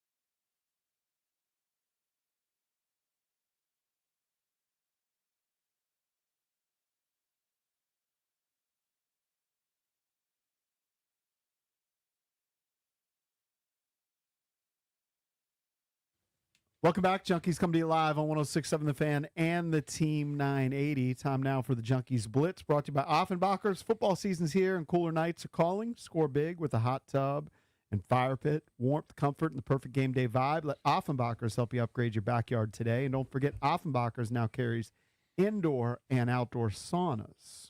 Mm-hmm. So I wanted to play a little Would You Rather, Bish Bucks. Okay. We watched the NFL really starting on Thursday, Christmas Day. You had games. You had games on Saturday, games yesterday. Still have a game tonight. The Rams play the Falcons tonight. Get to watch your boy Kirk Cousins in action against Matthew Stafford, who's likely the MVP. Drake May with 5 touchdowns yesterday. It's going to be close. States the case, but he's got 30 touchdown passes. Stafford's already got 40. I just think statistically Stafford has got a big edge. I don't know if he's got a big edge. If you look at the odds, I don't think he's got a big edge. I would agree he probably has an edge, but the numbers that May put up this past weekend, he inches closer. So you're going to have some quarterbacks who are going to be making their debuts in the playoffs, including Caleb Williams. And it got me thinking, all right, Jaden had an impressive run last year, Jaden Daniels. Made it all the NFC Championship game. Who are the guys from that same draft class who are in the playoffs this year? Caleb Williams is going to be there. Bo Nix is going to be there. Who would you rather have for a playoff run right now? And Drake May. But would you rather have Caleb Williams or Bo Nix? And the reason I'm going to put Drake above those two. It's obvious why. Yeah. But I happen to look at a couple statistics. And Bo Nix and Caleb Williams this year, Bo Nix, 25 touchdowns. Caleb Williams, 25 touchdowns. Bo Nix, 3,790 yards. Caleb Williams, 3,730 yards. Mm-hmm. Bo Nix QBR, 58.3. Caleb Williams, 58.1. I mean, a lot of statistics are very, very close. Mm-hmm. You see more highlight throws from Caleb Williams. But who would you rather have in the playoffs? Who do you think makes the deeper run? Well, can I consider the teams? Of course. Well, Denver, because of their defense. I just think Chicago's defense is suspect. They almost gave up 500 yards last night. Right. I mean, so I'd rather, but it's very close just in terms of those players, but I would rather have Denver. But it isn't crazy that those 3 teams with second-year quarterbacks have 13 wins, and 11 wins. It's a changing of the guard. 37 wins between the 3 teams. There's definitely been a changing of the guard, particularly in the AFC. Yeah. I think it goes back over 20 years where you either had Manning, Brady, or Mahomes in an AFC championship game. So it's going to be the first time. That's why when we were just talking to Mike Jones, we're saying it's kind of wide open for Josh Allen because typically in the AFC, you got to go through Mahomes. Yep. Sometimes you got to go through Burrow. Yep. Lamar Jackson's usually in the mix. Now, he still might be there. But Josh Allen shouldn't have to go through the guys that have – I mean, basically Mahomes is the guy who's gotten him. Yeah. So, it's there for the taking. Now, he doesn't have the strongest team. Yeah, and I just think that when you guys were talking about Buffalo, this is a great shot for them. I just think that one of the strengths of Buffalo is playing at home, a home field advantage. And the fact that they're going to have to go on the road for 3 games, I think that hurts them. All right, my next one. Well, hold on. Young boys, who would you rather have, Caleb Williams or Bo Nix? I mean, in terms of just in this particular playoffs, heading into this year's playoffs, who would you Caleb. rather? I think Caleb's more talented than Bo. Well, there's no doubt he's more talented. I mean, well, you're asking me what quarterback do I want? I don't get to pick the team. Yeah. I think Denver's a better team, but I think Caleb's a better quarterback. Yeah. Yeah, I'd say Caleb Williams. I would probably agree with you on that, but if you're considering the teams, I'd rather have my quarterback playing with Denver's defense than Caleb's defense. Yeah, but I could see Denver losing. They've had a lot of squeakers. Oh, and squeakers is part of it, but it's going to be. I'm not overly impressed by Denver. Are you? They don't blow me away. They're going to go 14-3. I know. I just think the AFC is wide open. Yes. That's kind of my point. I agree. Defense travels. There's not a team that I look in the AFC and go like, well, that team's the Super Bowl favorite. No, because last year you said Kansas City 15-2 or whatever they were, even though they had a lot of one-score games, they were clearly the Super Bowl favorite in the AFC. NFC, same thing with the Eagles. This year, I think it's wide open. I think the playoffs are going to be unbelievable. All right, along those lines, who would you rather have in the playoffs this year, Justin Herbert or Trevor Lawrence? Oh, right now, Trevor Lawrence. That's not even a question. Justin Herbert really struggles right now because of his hand.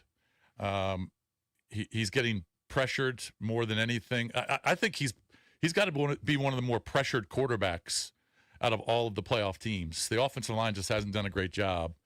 They don't have any real speedsters at wide out. Hampton just got back at running back, but he's just still trying to work his way back. But his hand is really bothering him. You can tell. So I'd much rather have Trevor Lawrence. Trevor Lawrence isn't just throwing for touchdowns. He's running for touchdowns. Oh, yeah, he ran for 2 yesterday. Yeah. He's been much better in the second half, so I don't know if he's just kind of figured out the Liam Cohen offense. I'm sure that has a lot That's to do with another it. guy who, we're talking about potential coaches of the year. Liam Cohen's in there. Yep. There's probably 6. And I would agree with Mike Jones. It's probably going to be Vrabel or maybe Shanny, but there's 6 guys you could vote for. And Cohen's one. Also, Parker Washington has become like a true number 1 threat at receiver. Kid out of Penn State. I mean, but Trevor Lawrence has been playing awesome the last 7 weeks. Yeah, and on the year, 26 touchdowns with just 12 interceptions, but most of those are, the first half of the season. You look at his last 6 games. Here's what he's done in his last 6 games. 2 touchdowns, 0 picks, 2 touchdowns, 0 picks, 5-0, 3-0. Now, against the Colts, he did have 1 interception without a touchdown pass, but he did have the 2 runs, which you mentioned. So he's definitely been on fire. And did lately. you see how many rushing touchdowns he has this year? 9. He's got 9 rushing touchdowns. Yep. We just kind of never saw that before. All right, would you rather have, and I just brought this up with Mike Jones, if you're the Vikings, who are 8-8, the Vikings somehow are 8-8 this year with J.J. McCarthy being in and out of the lineup. Would you rather have J.J. McCarthy as your starting quarterback next season going in or Malik Willis? I'm still going to go McCarthy. I see why you're going Willis because he played really well and put up some numbers this past week. And he's done it pretty much every time with Green Bay. Like, he's performed very well. Yeah, but I don't know. I just kind of remember Willis when he was playing with Tennessee, and he was just he just looked like a backup. You know what I mean? Malik Willis looked like a backup. He hasn't played a lot of football. He's developed. Maybe he could get be better. like a Sam Darnold. Maybe he could. I kind of agree with Jones. I'm not going to completely give up on McCarthy. McCarthy's health status is a big question mark because he just seems like he's getting banged up all the time. So I'm still going to stick with McCarthy. Let's see where Willis ends up next year, but I still think Willis is a good backup, just not a starter. And that could be the case for McCarthy too. So this made some news this past week. The NFL quarterbacks, especially the high-paid ones, are known for having to get gifts for their entire offensive line. Mm-hmm. Okay? And a lot of them will get, like, really expensive SUVs. gifts.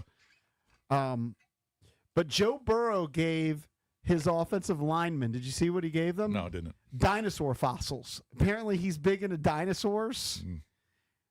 Would you rather have... Now, dinosaur fossils apparently... Or can be Can you flip them?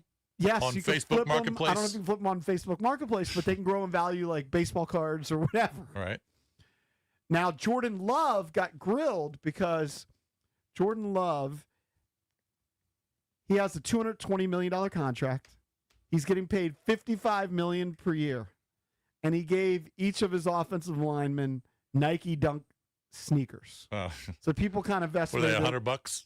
Even if they're like $400, people were like, he spent $5,000 on his offensive line. Yeah. Would you rather have Joe Burrow's dinosaur fossils or a pair of Nike Dunk sneakers? Well, if you're telling me the fossils are worth more or could be worth more, I'm going with the fossils. Why couldn't I'll just go out and buy my own shoes, my own Dunk shoes. But if that's weird. I heard some investment guys That's weird that he gave him dinosaur fossils. It'd be like getting crypto. Yeah. What happened to just getting these guys? Don't some quarterbacks buy their Like offensive linemen. Rolexes. Well, expensive watches or trucks, SUVs. What did Lamar get his offensive lineman? Do you remember? I don't know. I thought he spent a bunch of money one year. I saw Aaron Rodgers got his like almost like dune buggies. Yeah, they're like golf cart, Right. like ATV golf carts or yeah. something. It's a lot of pressure, especially if you're doing it year after year after year. You got to come up with some creative. You guys see what Josh Allen got his teammates? No. A quarter cow. Like ground beef, steaks, all sorts of stuff. He should have gotten him a 2-point conversion, but instead he got him a quarter cow. A quarter of a cow. A quarter of a cow. Like, how do you receive that? Just Is all, that like Omaha Steaks and they keep sending it to yeah, you? just like frozen packages, and then they all Gotcha. have like industrial freezers that they have to use. Nice. Nice. Yeah, that's not bad. It's not bad. All right, coming up next, let's get into the Commanders a little bit. Ja'Cory Krosky-Merritt had a bomb game on Christmas. By the way, Brock Purdy last year gave his entire starting lineup or offensive lineman Toyota SUVs. That's a good I'm wondering gift. though, is that sponsored?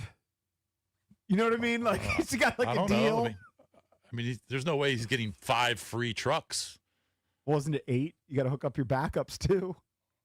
I I don't think know. I don't know traditionally you how have many. to get 8. I don't know how many you get. But Yeah. I doubt they're all free. Well, that's way better than dinosaur fossils. 100%. Better than shoes. All right, when we come back, let's get into Ja'Cory Krosky-Merritt. Has he shown you enough to be the number 1 guy next year and you're not going out and getting another running back? If you want to chime in, you're a Commanders fan. Have you seen enough from Bill? 1-800-636-1067. We're the Junkies. Coming right back.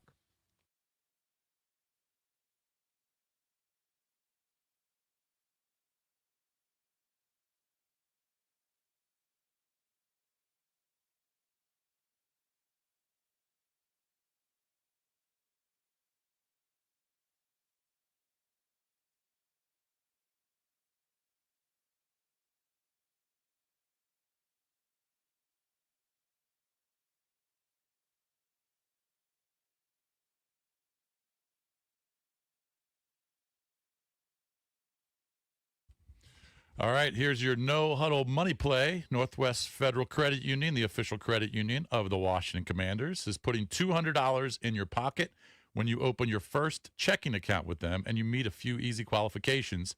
No trick plays, no fourth downs, no Hail Marys, just a fast drive to free cash. Get in the game at nwfcu.org/score200. Take command of your money this season. Federally insured by NCUA. Membership eligibility required.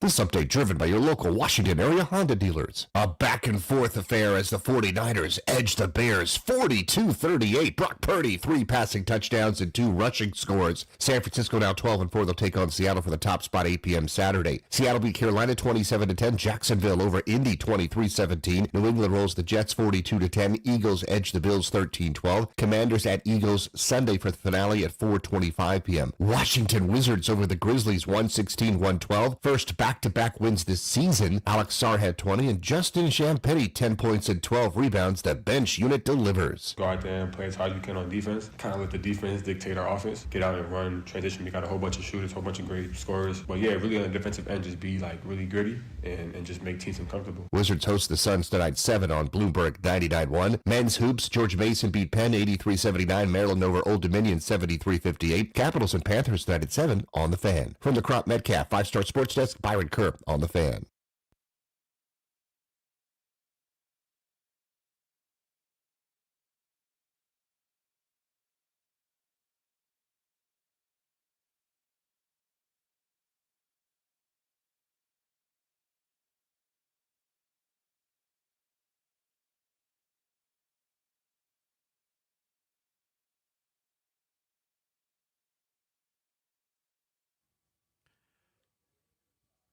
Welcome back. Chucky's come to you live on 106.7 The Fan and the Team 980 here in the DMV. 910 The Fan, 105.1 FM in Richmond.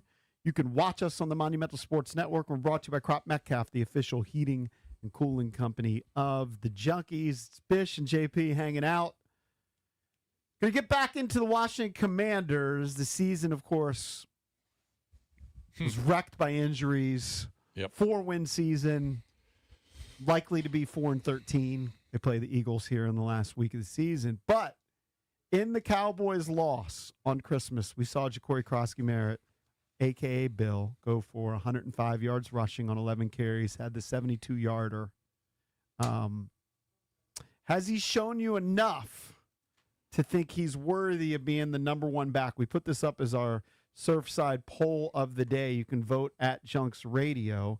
Junkies poll sponsored by Surfside. Use the code JUNKS at store.statesidevodka.com to get 25% off their merchandise, tees, hats, hoodies, and more. Again, use the code JUNKS at store.statesidevodka.com. Mm-hmm. Have you seen enough from Bill to make you believe he is a number one back? I mean, the numbers would tell you so because, he's almost at 800 yards, almost 5 yards a carry, 8 touchdowns. The problem is he's not a receiving threat. He's only got 9 catches. Now, look, I know Christian McCaffrey's and Achans and Bijan Robinsons don't grow on trees.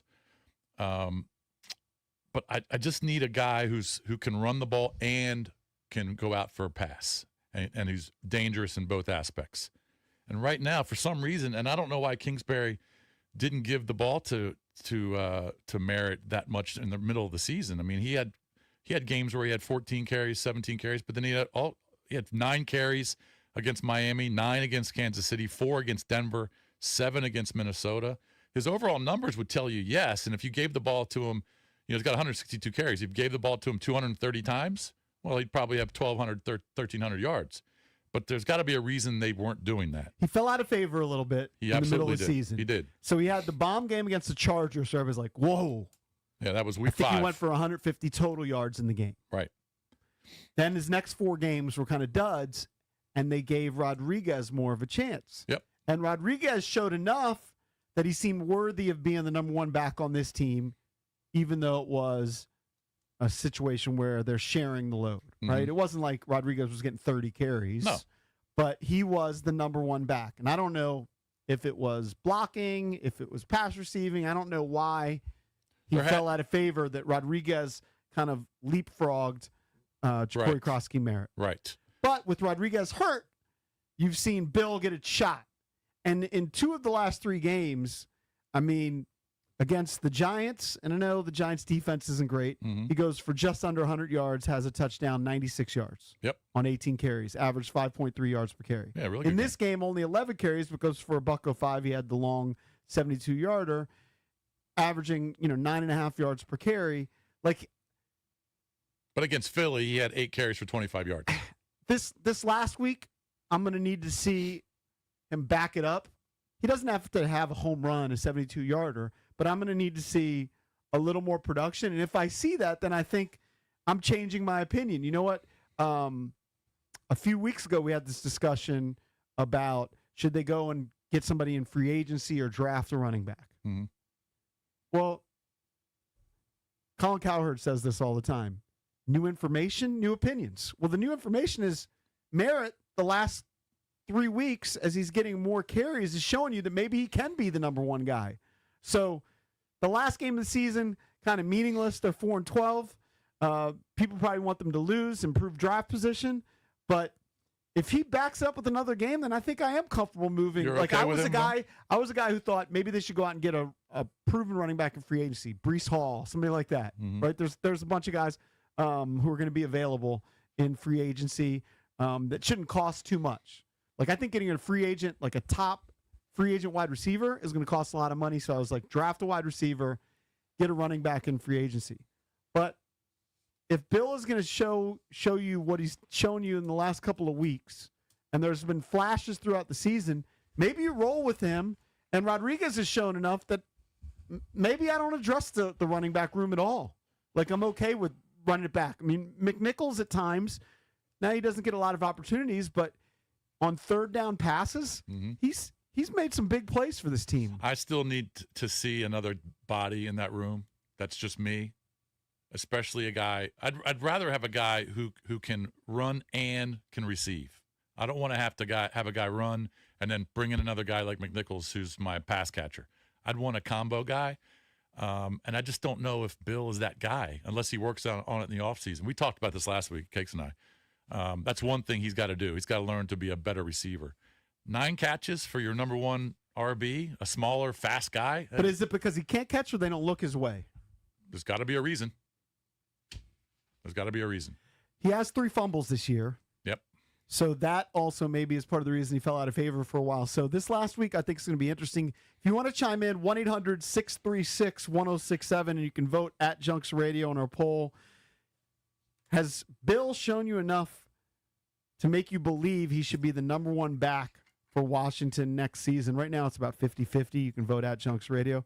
Let's go to the phones. Let's go to TJ in Alexandria. TJ, you're on with the Junkies. Good morning. What's up, guys? How are we doing today? What's up, T? What's up, man? How you doing?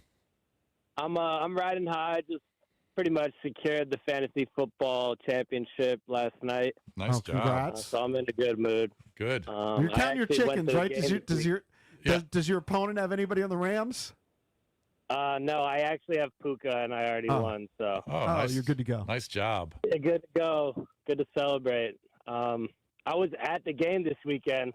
I actually have both McNichols and Rodriguez on my team. Mm-hmm. And Rodriguez went out with an illness, something like that. Yep. So I had to start McNichols. He didn't do great, but we do know that Krosky Merritt had a fantastic game. Yep, he did. And I was actually right at the end zone spot where he was running to on that long run. Haven't felt anything like that as a fan really all season.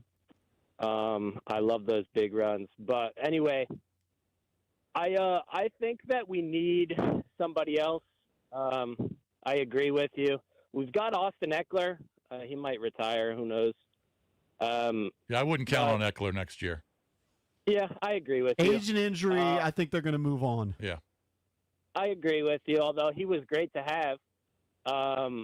And so maybe, we got him, what was it, from the Chargers or something like that in a free agency or a trade type deal.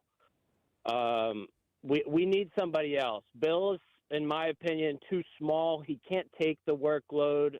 He didn't get a chance necessarily all season to prove it.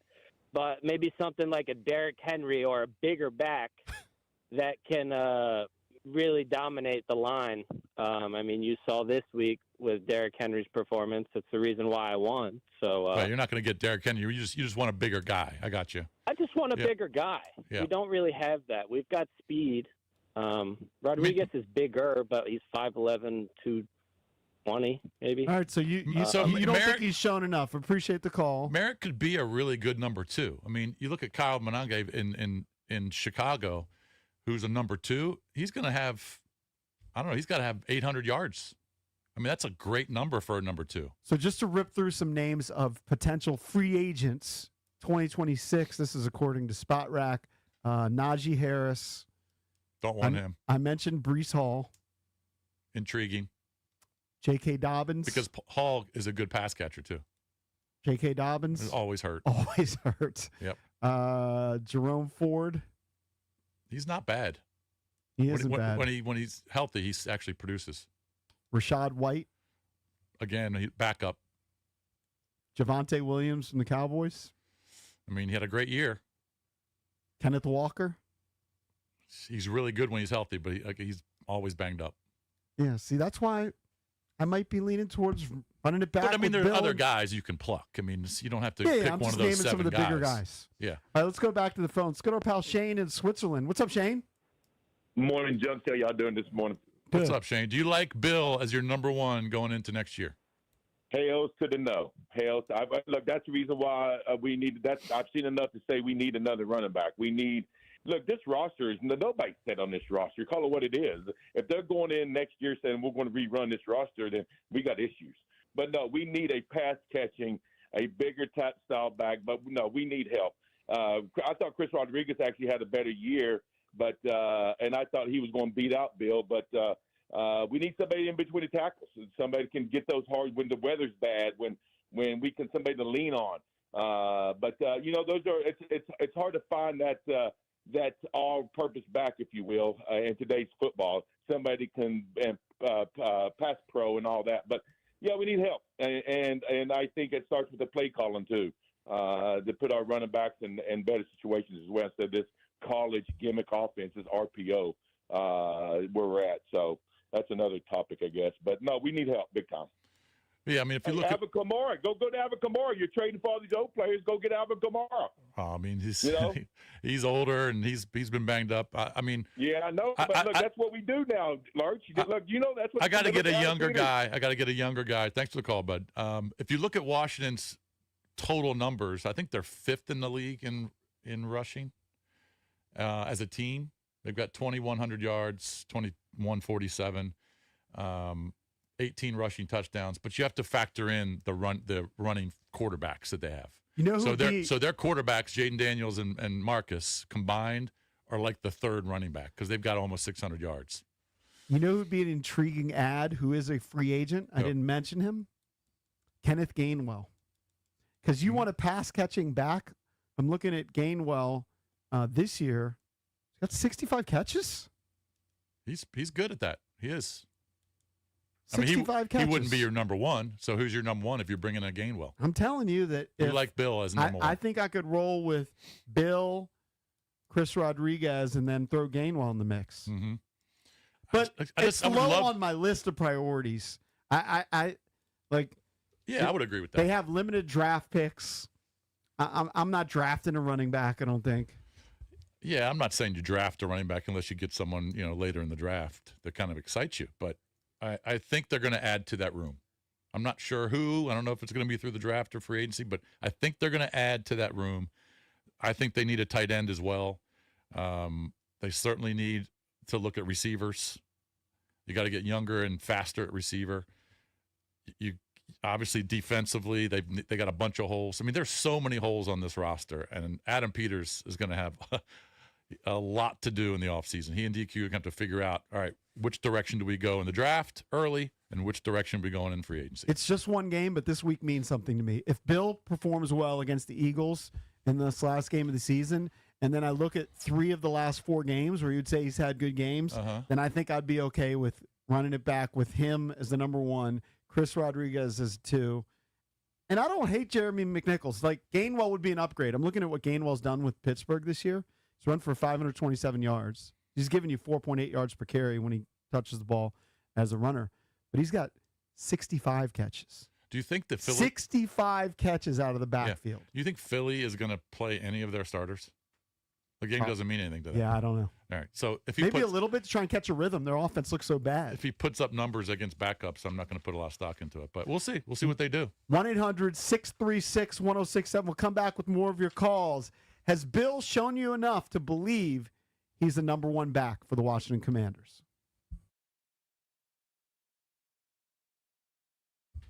Hey, it's your boy Bish. I got to tell you about my guy, Dan Foley from Foley Mechanical. When my HVAC went out in June, who did I call? I called Dan Foley. He didn't just send his crew out. He showed up himself. He was at my house in my basement kind of watching over his guys for about 8 hours. He owns 100% of the company, no franchise, no giant corp, no private equity. He runs a tight ship, takes pride in every install, every job. His team replaced my HVAC, my water heater, and my sump pump all in one day. I saw firsthand how skilled and hardworking his crew is. They care. Foley Mechanical is full service, heating, AC, hot water, boilers. They specialize in older homes with radiator heat. Not a lot of companies know how to deal with that. He does. They serve D.C., Maryland, and Virginia, proudly installing Amana HVAC equipment like they did at my house. So if you want quality service from a company you can trust, and I did, call Foley Mechanical, ask for Dan, tell him Bish sent you.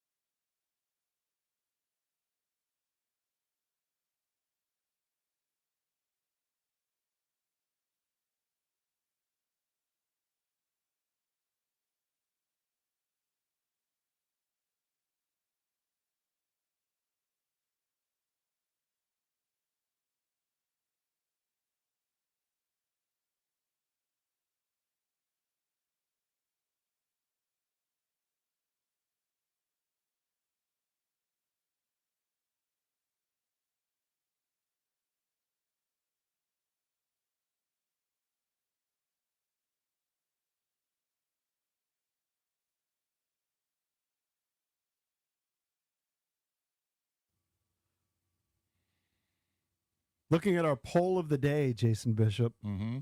and it's only been up for 10, 15 minutes. Right now, 57% say no. Mm-hmm. Bill is not a number one running back. I think he's a good 2.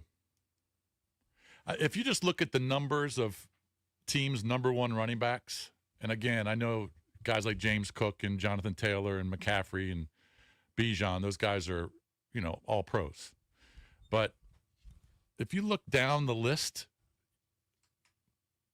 the Kenneth Walkers, the Breece Halls, the Jalen Warrens, the Blake Corums, the R.J. Harveys. I mean, guys who aren't household names, they're still pretty good receivers. They're still going to catch 30 to 40 balls. Merritt's got to be a guy. If he's going to be your number 1, I'm sorry. He's got to carry the ball, 15 to 20 times, but he's also got to catch a few balls. And he only had 9 catches. There's got to be a reason. All right, let's go to the phones. 1-800-636-1067. Kevin in Centerville. You're on with the Junkies. What's going on? Good morning, gentlemen. Thank you for taking my call. What's up, Kev? Hey, I just kind of want to take a second to Bishop, I've heard you say that there's got to be a reason. Yep. And it feels like to me that you've kind of blocked out of your mind that it's like you're saying you're suggesting that the reason why he has 9 catches is it's on Bill. But it's like you blocked out of your mind the possibility that this is a coaching issue. Mm-hmm. Maybe how about as far as Cliff and the way he calls plays and the way he calls games? We've seen, how many times have we seen Cliff just get away from the run even though it was working?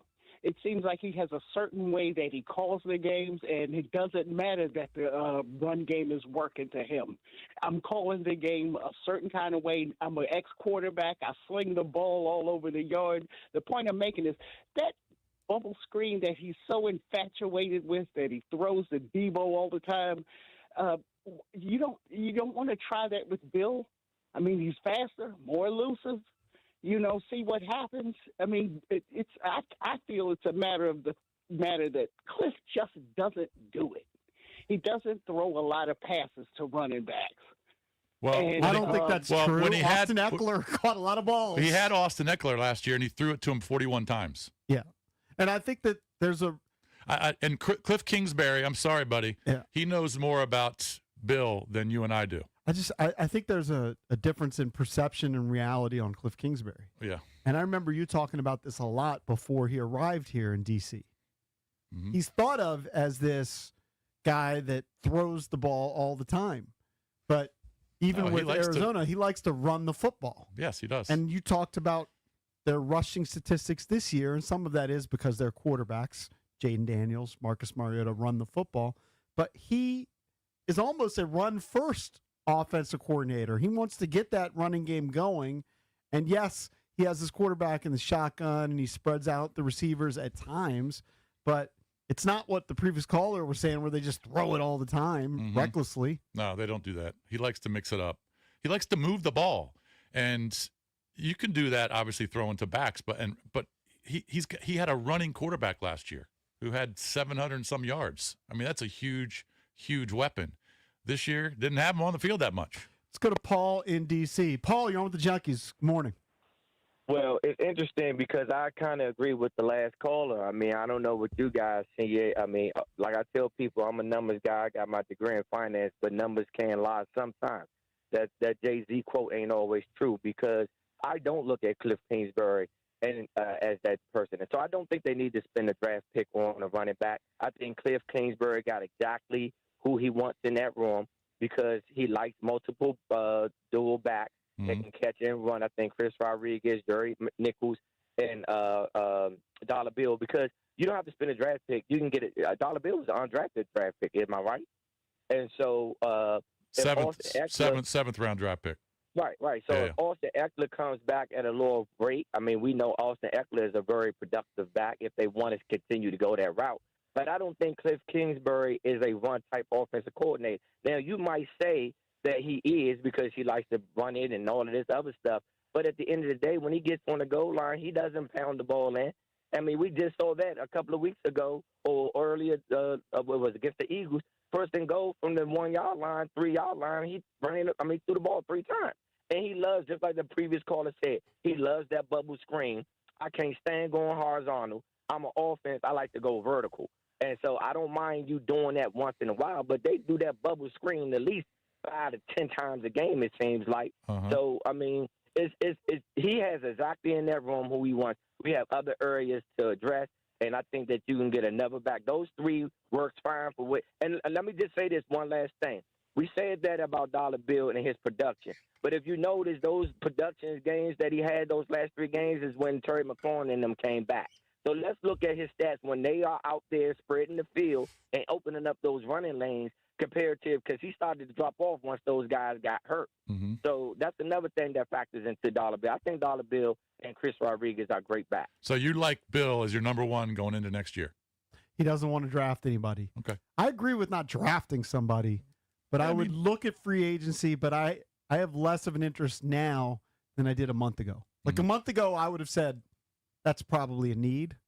Right. You could sell me on Bill and Chris Rodriguez and running it So down. you're fine with those guys coming back? You could Same sell row. me on it. I don't love it, but I think I could deal with it because you got other priorities. Well, I mean, if I had to list the priorities in this order from most needed to, maybe the 6th or 7th position needed, edge rusher, I would say linebacker, safety. So I think defense is 1, 2, 3, and then I got wide receiver, tight end, RB. So I go defense top 3, and then the next 3 I think are offensive. you got to fix the defense. Yeah. When the offense is healthy, they can do some. I mean, work. some people might disagree with me and think they need a receiver over one of those defensive positions. And maybe you can convince me, but I think edge rusher, linebacker, safety are certain number 1 needs. Let's go to Gus in Arlington. Gus, you're on with the Junks. Hey, fellas, I agree with the last few calls. Offensive coordinators aren't paid to run the ball. They're known because they can groom quarterbacks and for their passing game. And I think because you have a 7th-round draft pick back there, it's not really you're not really enticed to run the ball. And we have to realize we don't have to only replace Eckler. We have to replace Rodriguez. He's out of contract. If I'm Rodriguez and I have another starting position elsewhere, I'm going to go to another team. He's going to have a tough. I think he's not going to have this huge market to find a starting job. Now, Rodriguez has been nice, but it's not like he has this huge resume of success. He runs for 4.5 yards per carry, which is great, but he's at 435 yards. I don't think there's a bunch of teams knocking down the door that are going to say Chris Rodriguez is going to be our starting running back. And he is restricted, so he's not an unrestricted free agent. He's restricted, so they still kind of have control over him. But we didn't run the ball with any of those guys more than 20 times this year. That tells me that, Cliff is not a run-first coordinator like you guys are trying to put out there. I mean, they don't get Krotsky had a good game, but only with like 11 carries. Well, he's not a run first, as in he wants to run the ball 35 to 40 times, but he's got guys. He likes to mix it up. Yeah, I'm just saying, he mixes it up, and that includes the quarterbacks. And I agree with them on that in the Eagles game. Okay, they should have tried to, because I think if I recall, Rodriguez had run the ball all the way to like the 1 yard line, and then they didn't go. Is that the one where they ran the gimmick play? Yes. Trying to throw it to the tackle. To the tackle, correct. Okay.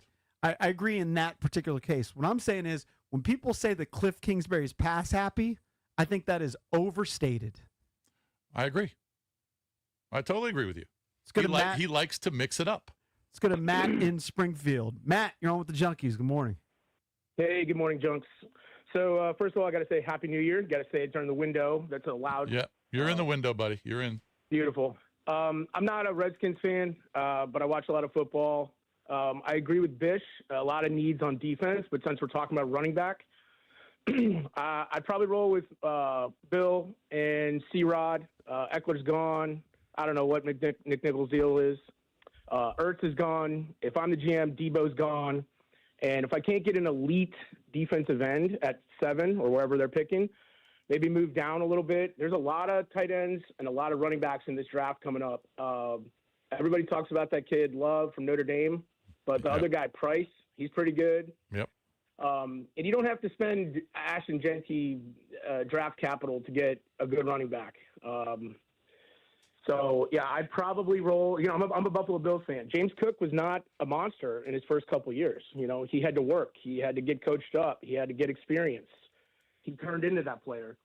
So I think saying if Bill is a number one is unfair. I think he's very good, and he's a 1-2 punch, you know, and that's what a lot of teams are doing.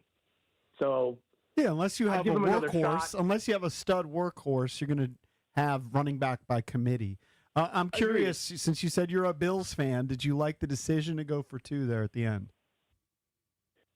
I mean, I can't believe that kick gets blocked, first of all. So, yeah, I guess so. I mean, it Who's your ultimately backup doesn't kicker, really right? matter. They've made the playoffs. Was it Badgley? Yeah.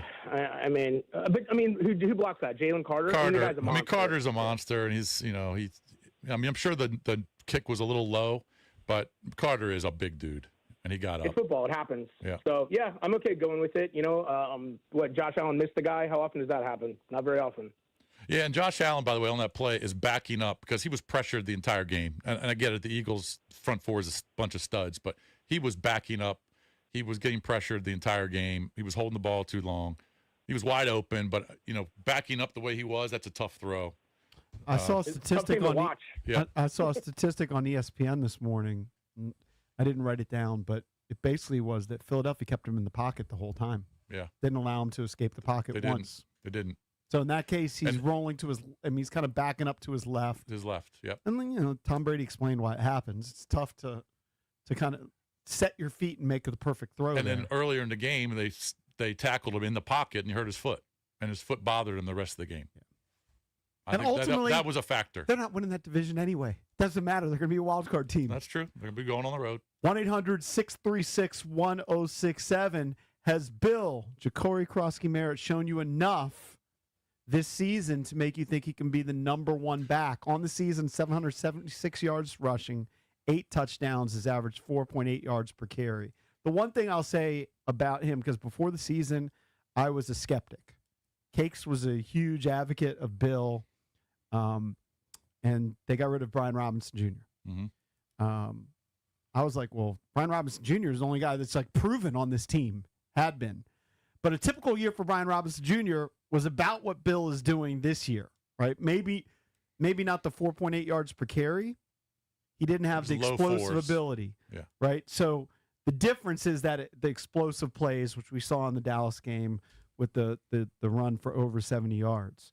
So like I said, this last week, you bring up an interesting point. If the Eagles don't play anybody, they play all their backups, then maybe I'll toss it out. But if Bill shows me something this game, it might mean something where I could roll with him as the number one back. Let's go to Hollywood in Woodbridge. Hollywood, you're on with the Junks. What's going on? What's up, fellas? What's up with you? First of all, I want to say respect to your callers, man. They making some good points. I kept going back and forth with how I was feeling just based off of their arguments. But I will say that it's kind of hard to ignore that dude Jeremiah Love, man, because he can line up as a wide receiver even. The dude does almost everything. And I know they got some really good defensive end and a really good safety coming out. So I definitely understand, like, if we do go defense. But if they were to pick up Jeremiah Love, I mean, you can have one guy pretty much, and that's the one thing with football.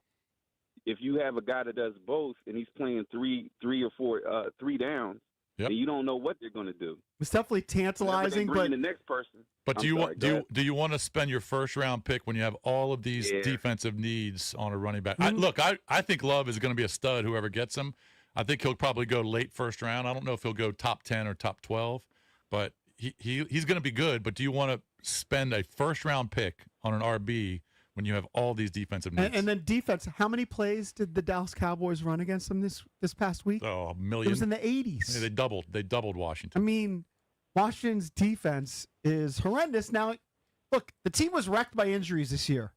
And you don't want to use that as an excuse, but it's the reality that how many of their starters from game one were on the field against the Cowboys? Not many. I mean, it's ridiculous. So your team was ravaged by injuries. So, hopefully next year you get guys like Dietrich Wise and Dorrance Armstrong back, and they make a difference. But I don't know. As tantalizing as somebody like Love would be, with the defense being so bad, it's hard to go offense. I would agree.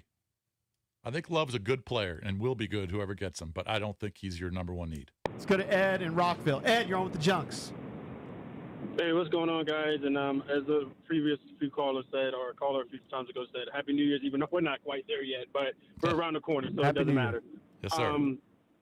Look, as much as I love Bill and the tantalizing hype he got during the off season, and the Tom Brady interview he got, he's not running the ball 27 times a game for us. I'm sorry, guys, for those of you who love him, and I tried to stick with it. He's not that type of running back. He's not. And his 2 greatest games this year were against suspect defenses. Let's be for real. Did you not think that we were going to be able to get 100 yards rushing against the Cowboys? Mm-hmm. Did you not think we were going to be able to get 100-plus yards rushing against the Chargers? And that was his best game pass catching because he had 155 all-purpose yards. But that was his only game that he had those type of yards in. I'm not trying to down the guy. I think he's a really good number 2. I think he's a number 2 that you can keep on this team for the foreseeable future that can give a running back a break that may have been running the ball 2 or 3 times or so already, that's already been on 3 downs. He's one of those guys, a 1-2 punch maybe. But I don't think he's a starter. You know what I mean? And I have to agree with you guys. Like, I love Jeremiah Love. I have this debate with people at work all the time because I work in news. And I tell them, as much as I love Jeremiah Love, it's very uncommon to take a running back that high. And we have way too many needs on defense. We need an edge rusher. We need a safety. You know what I mean? We need a linebacker that can cover. And while we're not going to draft all of that, we can use some of that money in free agency to get that too. And me personally, go get Breece Hall. If you pair Breece Hall, you know what I mean, with a Bill, and then maybe Chris Rodriguez comes back, now you got your guy that can run the ball but also can pass catch, and it allows Bill to learn how to pass catch. You know what I mean? Like, I don't know. We just need some dogs on this team that can take the pressure off Jaden as well. Thanks for taking my call. You make up a good point, though, about the defenses. I mean, you do expect to have success against the Dallas Cowboys. 1-800-636-1067 is the number. Has Bill shown you enough to make you believe he's the number 1 back and worthy of that coming up next season?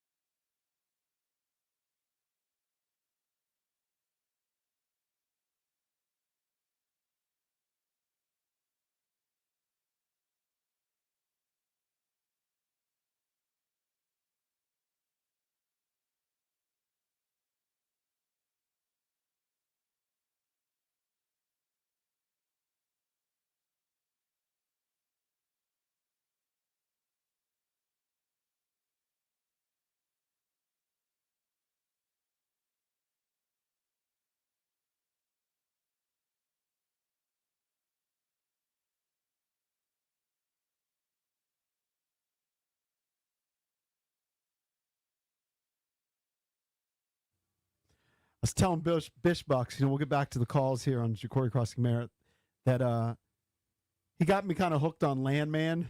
He'd been hyping up Landman for a while, and during the last show that I did was our drinking show. Yeah. Cakes lapped me during the drinking show. Oh, he crushed you. Just crushed you. I had a .12, which was solid. Yeah. By the end, he was I at had a solid .2. buzz going, but he just basically doubled me. you. But it's basically like 10 days off, and didn't go anywhere, but started watching Landman and completely caught up. Now it's only in the second season, but I think that would be about 17 episodes in 10 days. That's pretty good. Oh, so you hadn't watched one episode before your break? Wow. No. Season 1's really good. And I think it started, Jess and I were like looking for something to watch, and there was like a free trial, and he only got 3 episodes. And so now we're stuck at 3 episodes, and then I just sucked it up. Paramount Plus. Paramount Plus. Like I got rid of HBO Max. Yeah. But now I've added I've added Paramount Plus. Is your wife watching it with you? Yeah. Does she like it? Hooked. Yeah, my wife loves it too. In fact, I didn't watch like 3 of the episodes in the middle. She cheated on me and watched like 2 or 3 one day when I was out. But I don't think I really missed much. Like she just kind of filled me in. Right. It was season 2, like episodes 3 through 5. Yeah. The last 2 episodes, so episodes, I'm guessing 6 and 7 of this year, they've been kind of slow. It's a funny show. But it is funny. Billy Bob Thornton is really funny. You didn't really, like when you talked about it, you're just like, you're a big Taylor Sheridan guy. Love Taylor Sheridan. Because he created Yellowstone. He's done all kinds of stuff. And he's done good movies. Mayor of Kingstown. And great movies. And so great shows. You recommended this show. Allie Larder's hot. You've got Billy Bob Thornton, but it is sneaky funny. Yes. Like you just kind of explained it as a drama. Well, you just kind of have to watch it. I mean, it is funny, but you have to watch it. It's just it's interesting his relationship with his wife in the show, who's played by Allie Larder, and how they get along, and especially at the dinner table. Yeah. I mean, their dinner table scenes are hilarious. Let's go to Mark in Largo. What's up, Mark? Y'all was sitting up and talking about Landman, and Jason, did you catch the season-ending episode of Mayor Kingston this weekend? Oh man, that was off the charts. Yep, it just means there's going to be another season because the one guy gets away. Yeah. Yeah. Oh my God. Yeah, that was. Wow. It's a great show. Spoiler alert. Oh, definitely. And Landman too. There are a lot of great shows they got out there. Tulsa King is very good too. Yeah, I do think Bill should be the starter coming into next year because first of all, I hate to say this, I know a lot of people disagree with me. I don't think Cliff is coming back. I think Cliff is either going to take a job. I think he's just going to bounce. I think we're probably going to get somebody from Al Shanahan's staff, which will probably make Jason feel a little bit better because they're going to have a Shanahan coach over here and stuff like that to make everything work and stuff. So, but I think Bill. I think the offensive side, I think the number one thing they need to worry about is they need to get athletic tight end, and they need to get some receivers because Adam Peters cannot afford this team to be 4-12 this time next year. If we're 4-12 this time next year, everybody's gone. Yep. So I think they're going to have to spend some money. They're going to have to overspend to get multiple talent for everybody on both sides of the ball. I hear what you're saying about Kingsbury, but what job is he going to take? I mean, all these college openings are closed. He's not going to take a head coaching job in college because you got to make that announcement quick. I mean, is he going to go to another NFL team as a coordinator? I don't see that. Right. You don't think he'll go to Tennessee? I mean, because I think the Giants are going to get Belichick probably. Either Belichick or Belichick's either going to the Giants or he's going to go to Cleveland. But I think it's more likely he's going to go to the Giants. So I think Belichick's staying in North Carolina. Yeah. So you think that Kingsbury is going to be a candidate for an NFL head coaching job? It would not shock me, no. It wouldn't shock me, but why not? Why can't you see him in Tennessee? I mean, people would say, look, he did a great job with Jaden Daniels when Jaden was healthy. I just don't know. I just don't know if he's high on the list like he was last year. That's just my opinion. Yeah, I don't think he is either. Yeah, I mean, I think if you're going to hire one of these hot coordinators, it's going to be from one of the teams that's played really well. It's going to the playoffs this year. I don't know if you're going to take a coordinator from a 4-win team. If I had to bet, and I know there are reasons. I know it's not his fault, but that just doesn't. I mean, Ben Johnson got hired because he was at Detroit that won 15 games. Yeah. If I had I to just bet, don't see Kingsbury going he's anywhere. going to be back here as offense coordinator. Yeah. Let's go to Jay in DC. What's up, Jay? Yo, Jay, what's up? Hey, fellas. Good morning. Hey, fellas. Good morning. Thank Good you for morning. taking my call. Good morning, buddy. So look, I think as far as Bill is concerned, Mm-hmm. he's a good runner. I mean, his cuts, his ability to avoid tackles, all of that is top of the line. He's a number one running back in terms of running. My issues with him are twofold. One is blocking. Right. He does not have a sense about picking up the blitz right now, and people get crushed when he's out there sometimes. I can't have that for my number one. I'm gonna give you a great example, and I think they're about the same size. Clinton might have been a little bigger, but Clinton Portis was a master at picking up the blitz. Yeah, he was I good. need that. Yep. Also, the fumbles. I can't deal with that as a number one. True. He's getting part-time right now, and he's had multiple fumbles. Some he's gotten back in his hands, but I can't have that either. Yeah. Correct these two things, he's a number one. Good Beyond points. that, I think he's a been better. high Don't- number two. Don't you think he's been better at carrying the ball and not fumbling over the last few weeks? He has. I've noticed him covering it with both hands when he gets close to contact. I've noticed that, so he is working on it. Mm-hmm. I agree with you on that point. Yes. No, good points about picking up the blitz and blocking. Yeah, good points. And I'm sure that's one of the main reasons why he's not out there all the time. And he's a smaller guy. I just think he's a good number two. I really do. I'm not sure who the number one's going to be. I just think he's a really good number two because he's got burst and he can hit a home run. I just need a guy who's going to catch balls. Phone numbers 800-636-1067. Coming up next, we'll shift gears and open up the entertainment page here on the Junkies.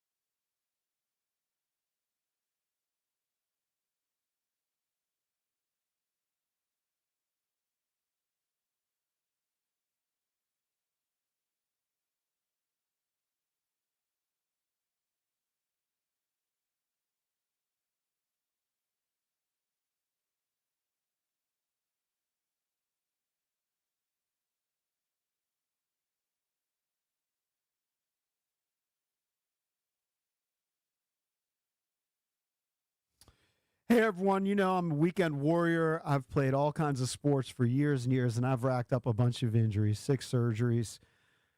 If you're out there playing sports, you got to deal with back spasms, bone and joint pain, especially when you get older. Injuries can slow you down. That's why Vantastat is huge. I trust them. You should trust them as well. Whether you need urgent advice after an injury, help understanding symptoms, or just want a connection to over 400 plus CAO orthopedic specialists, Vantastat is there for you. Their urgent ortho helplines open 365 days a year. Don't wait. Call 844-VANTA-365. Seriously, I've seen how much of a difference it can make.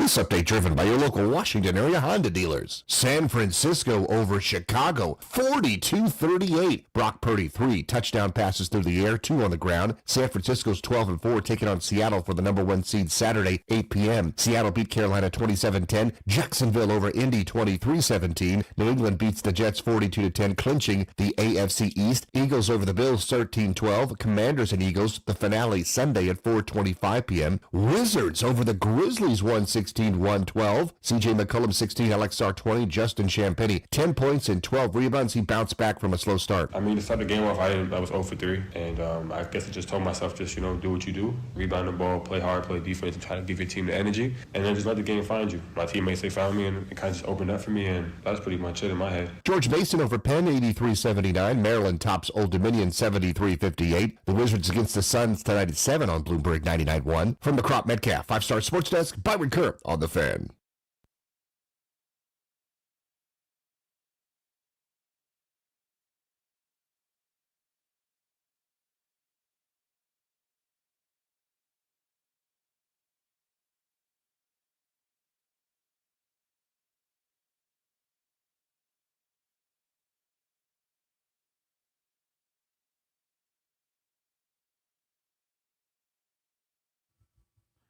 Welcome back. Junkies come to you live on 106.7 The Fan and the Team 980 here in the DMV. 910 The Fan, 105.1 FM in Richmond. You can watch us on the Monumental Sports Network and presented by Crop Metcalf, the official heating and cooling company of the Junkies. Looking to be their next 5-star HVAC technician or plumber. Just visit cropmetcalf.com to join their team. I'm John Paul Flame, joined by Jason Bishop, hanging out. 2-man show this week. It's a short week. Got more boys behind the glass than we have in front of the glass. Yeah, we got Valdez. Matt, Mike, and Benj. Mike Marr has told me he's been working feverishly behind the scenes. There are 4 new YouTube videos up. Check out 106.7 The Fan's YouTube page. It's growing. He's putting out more and more content. So if you missed our interview with Mike Jones, our reaction to the NFL weekend and more, you go to 106.7 The Fan, subscribe to the page, hit that thumbs up, give it a like. It's very big. By the way, the NFL loves this, that in Week 18, there are massive games. 2 of them are for actual division titles, AFC North, NFC South. Another game on Saturday, Seattle and San Francisco, is for the number 1 overall seed and home field advantage in the NFC with Seattle and San Francisco. I mean, the NFL loves this. They've got huge. Now, look, there's a bunch of blank games, handful of games that just mean nothing, and the only reason you would watch them is because you're betting on them. But there are some massive games this week in the NFL, starting with Saturday, Carolina, Tampa, Seattle, San Francisco. A couple things before we get to the EP.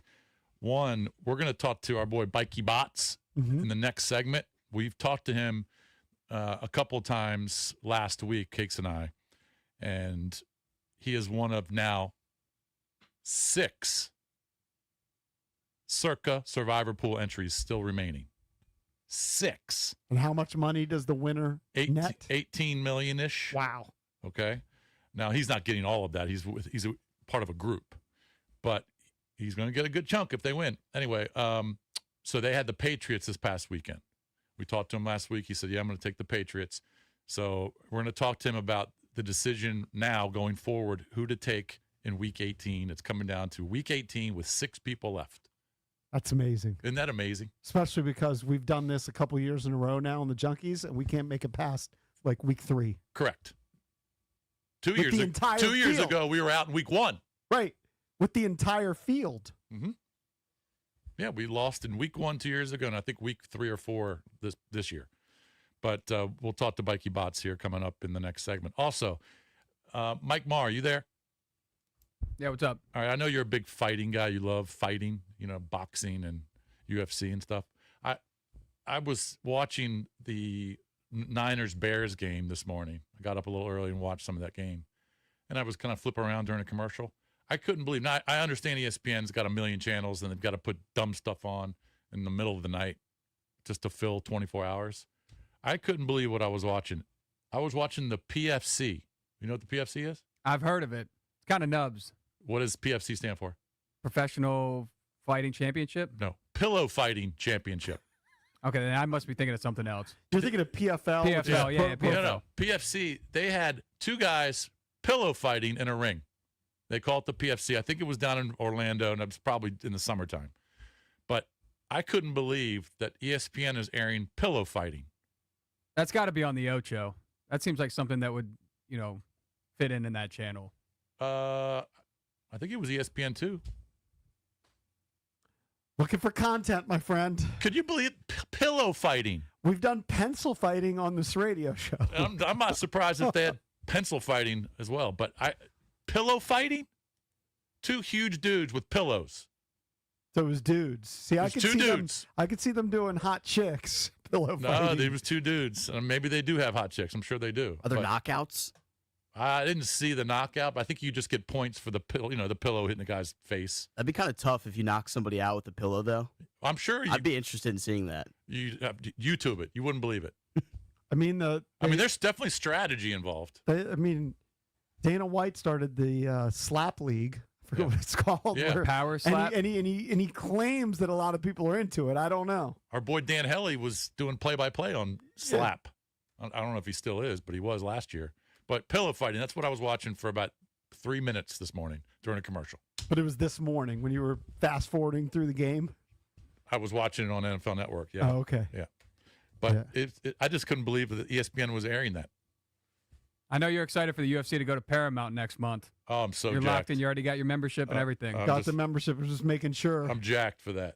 You know what, though? One of my TVs is so old, though, because ideally, if you're I have YouTube TV, so everything really, you just click on your app and then you line it up, right? And this one TV, it doesn't have Paramount Plus. Like I can't get Paramount Plus on there. Now the way I've been watching Paramount Plus or Landman is through Apple. Okay. So Apple Yeah, it's on TV Apple gets TV me to too. Paramount Plus. Right. But I don't have like the Paramount Plus app to see their other shows.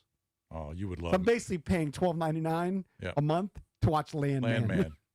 Me and my wife are watching it. Yeah, well. But I'll have Paramount's access. got some good But I'll stuff. have access to UFC, Yes, you will. which will be big.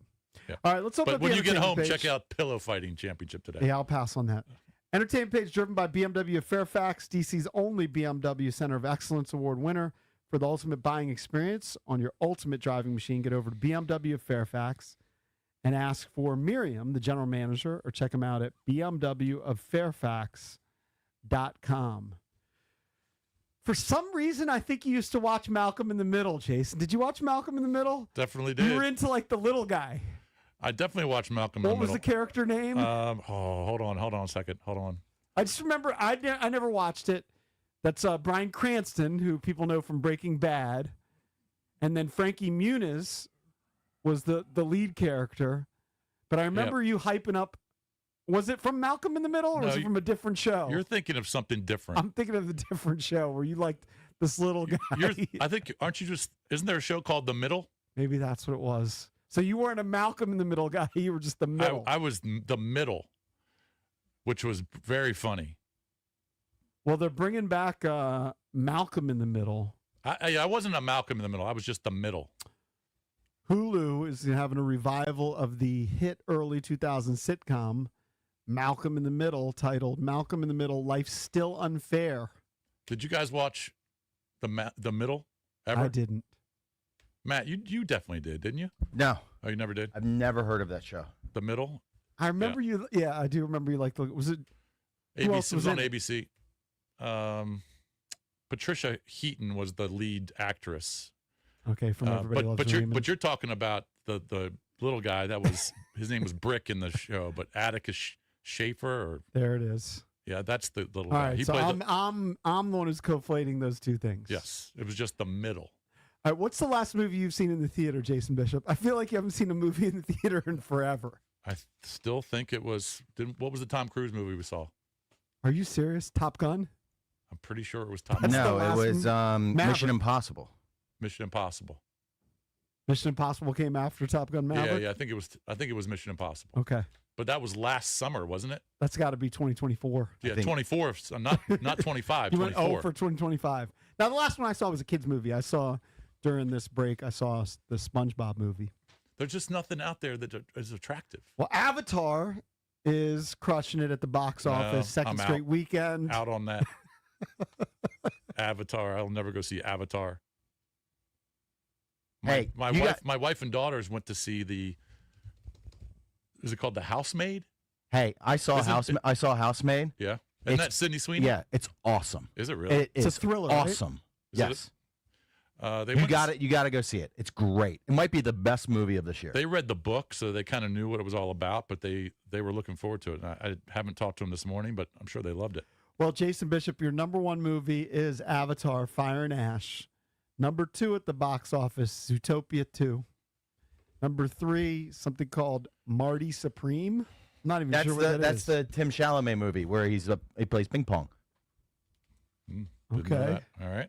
Nice. It's getting huge Oscar buzz. Really? Yes. He plays a ping pong star? Yeah.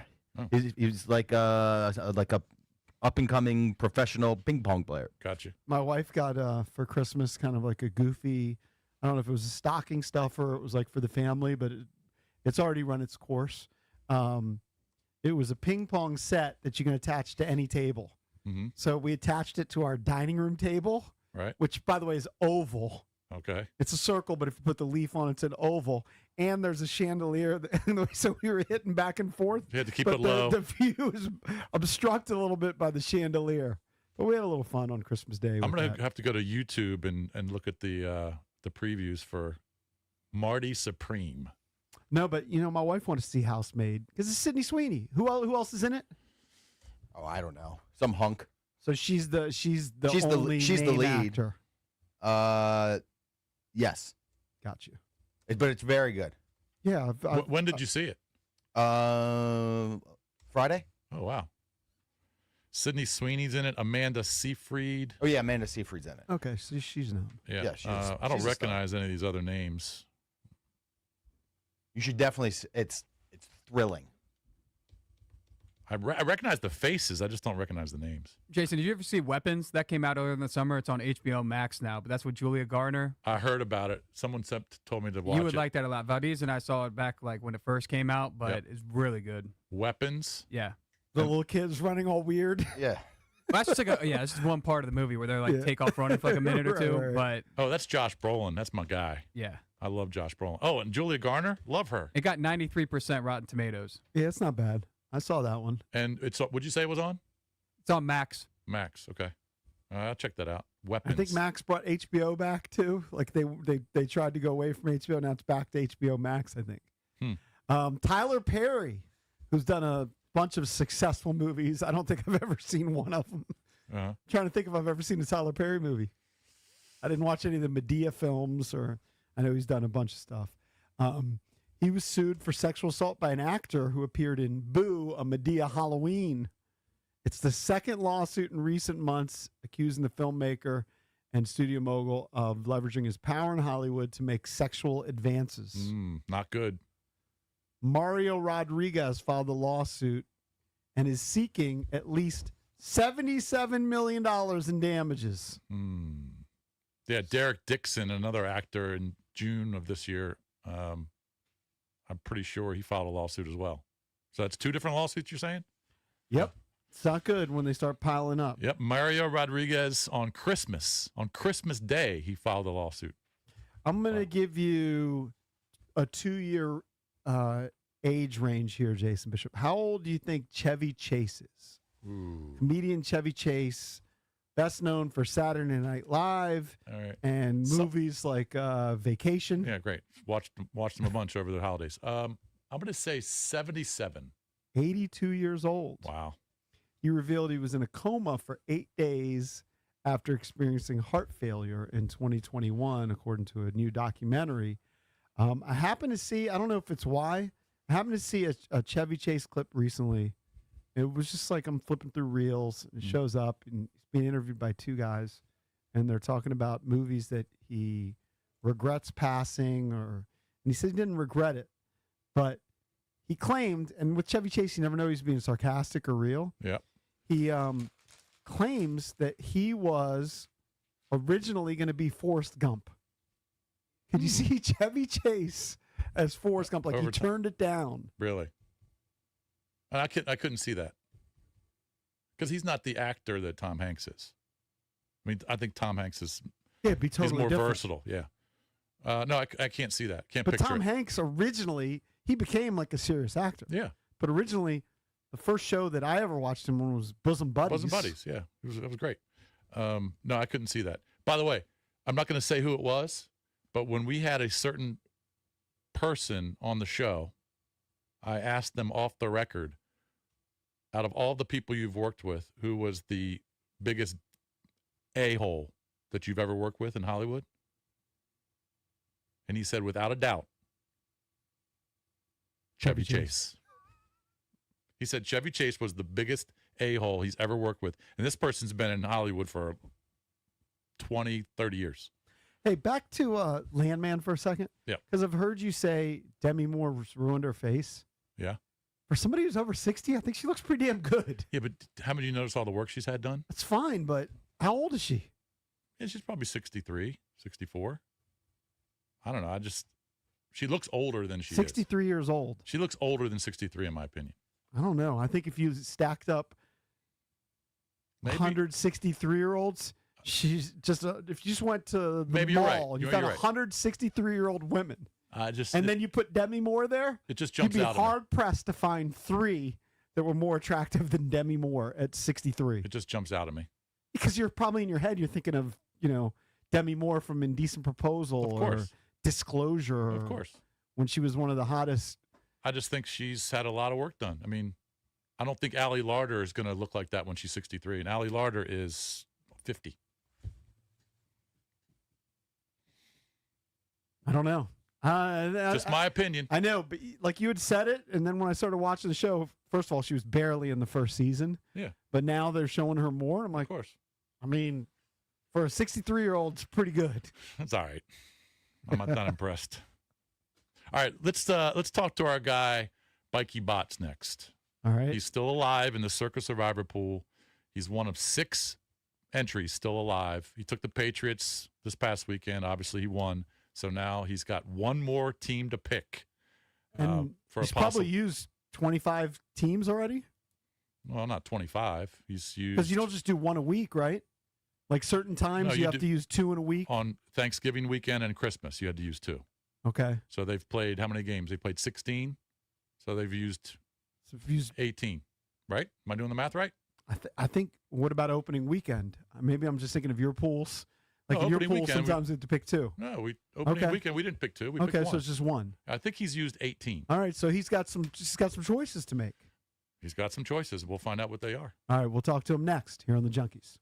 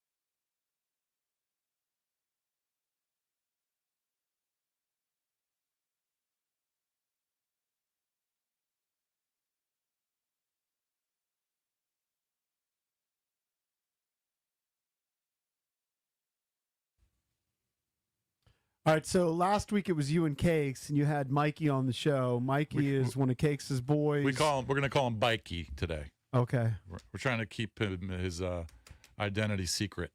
Well, he is Cakes' fantasy football co-owner and has been for years. Correct. We all know him. I've actually played tennis with him a couple times. And I think they won one of their high-stakes fantasy leagues this year. Don't know, but let's say hello to him. We can ask him. Bikey. What's up, guys? Did you guys win?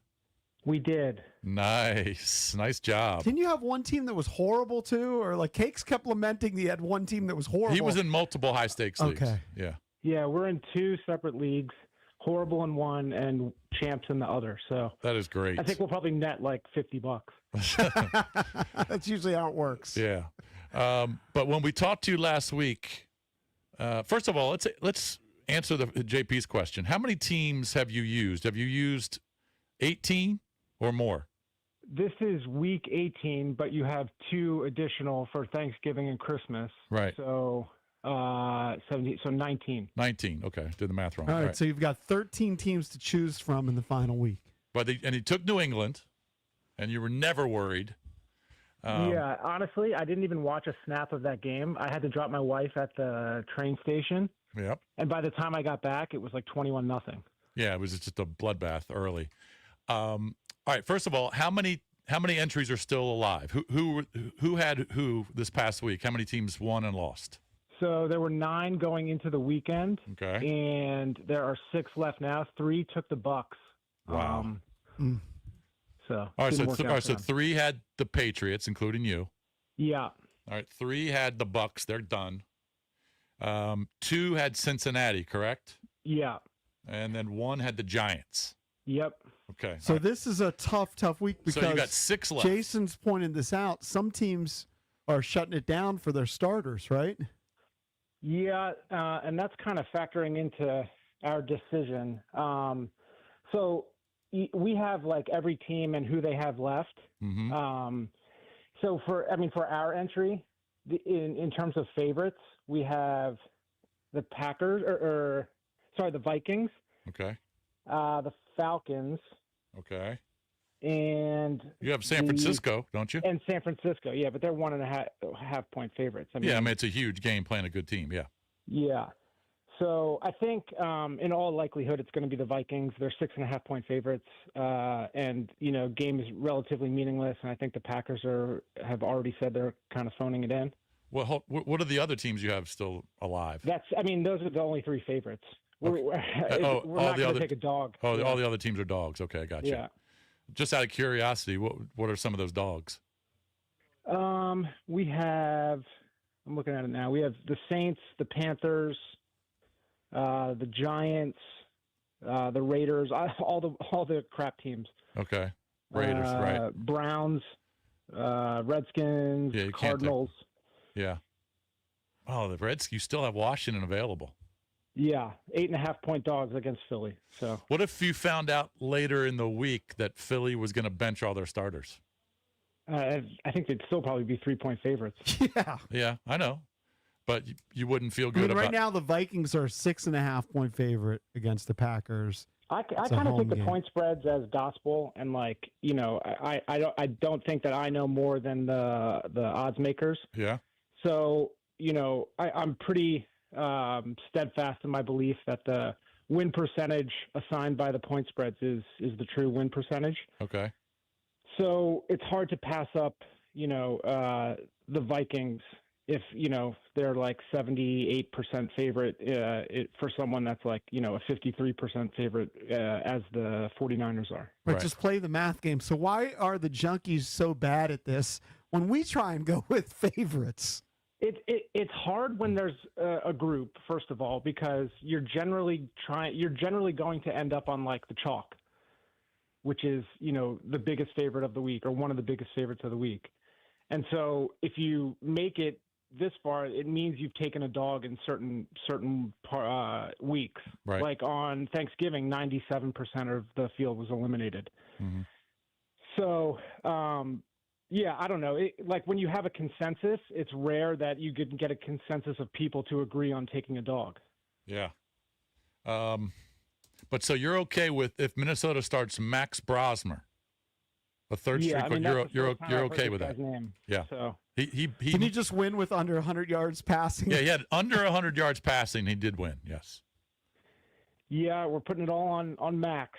All right, so you're definitely all in. You're Does this extend to the playoffs if, let's say all six advance? No. So it'd be a chop. It chops with whoever's remaining. Yeah. All right. So the other five, who do they have still available? So it's like the easy answer is nobody has Buffalo, nobody has Houston, nobody has Rams, and nobody has Broncos. Okay. And so those are like the big favorites. Right. But one team has the Jaguars. They'll obviously be on them. They're 10.5-point favorites. And if you could be on a 10.5-point favorite, by yourself at this point, that's a lock. Yeah. They're not going to lose to Tennessee because it means the division if they win. Just to give you a little Max Brosmer information, okay? He played college ball at Minnesota, 24 years old. On the year, 0 touchdown passes, 4 interceptions. On the year, QBR is 12.4. Yeah, that's on a scale of 100. But Bikey's all in on him. But he just won a game. He did. He did just I'm win a not game psyched. against the Lions with 51 yards passing and 9 completions. Yeah, I mean, I certainly wish I had the Jaguars or Bills or Texans, but not the case. Yeah, and you're basing it solely on the point spread because San Francisco is going to play all of their starters, including one of the best players in the league, Christian McCaffrey, and a much better quarterback, and they're at home. Yeah, Yeah. One's a 6.5-point favorite, and then even going by in order, they're not even the next best. It would be the Falcons. Right. And then the 49ers. I wouldn't feel good about the Falcons because New Orleans has been scoring points with Tyler Shuck, their quarterback. I wouldn't feel good about them. There's also some level, that factors in of who the other teams have left. Mm-hmm. So 3 people have the Patriots. Oh. No. Nobody has the Patriots. I'm looking at because they all used them this past week. Right. So nobody has the Patriots. So everyone's going to be on pretty much the highest favorite that they have left for the most part. Yep. So some have the Eagles. They'll be on them. Is the Vikings spread so high because are the Packers shutting down all their players because they're locked into the final wild card spot? Yeah, and the Viking the game is meaningless from a actual NFL standpoint. Yeah, true. And I'm sure they will rest some of their guys. All right, so one team is going to take Jacksonville. Yeah. So there's 5 left. One takes Jacksonville. All right, the other 4. Do you have a vibe on who they're going to take? So we kind of projected it out, and we think that in all likelihood there's going to be one team on a different team. I mean, there's a little bit of a likelihood that there's a double, but we think there's going to be one team on each, which is kind of wacky at this point. Usually, you would think that by this point there's one massive favorite that everyone kind of has, but that's just not the case. Right. Does anybody have Kansas City? Because they're a pretty big favorite. Yeah, one has Kansas City, and they'll be on Kansas City for sure. Okay, because they're playing at the Raiders. Right. All right. Yeah, but they're going with a third-string quarterback themselves. I agree. It's crazy. I wouldn't feel good about that. It's crazy what's going on. Is this the first thing when you wake up? Is this the first thing on your mind in the morning? Yeah. Yes. Last couple weeks, no, but now it's one game left is kind of you're basically almost there. Yeah. All right, so we're rooting against Jacksonville, although they're not going to lose. I'm sorry, they're not. We're going to be rooting against Kansas City, and the others. Does anybody have Philly? Yeah, one has Philly. Okay. Now So Philly they'll be on they Philly. could bench all their guys too because their game doesn't mean anything. Yeah, I still think they'd be a favorite even if they admitted to doing that. Oh, I would agree. All right, so you guys are taking the Vikings. Yep. All right, and when do you have to have the pick in?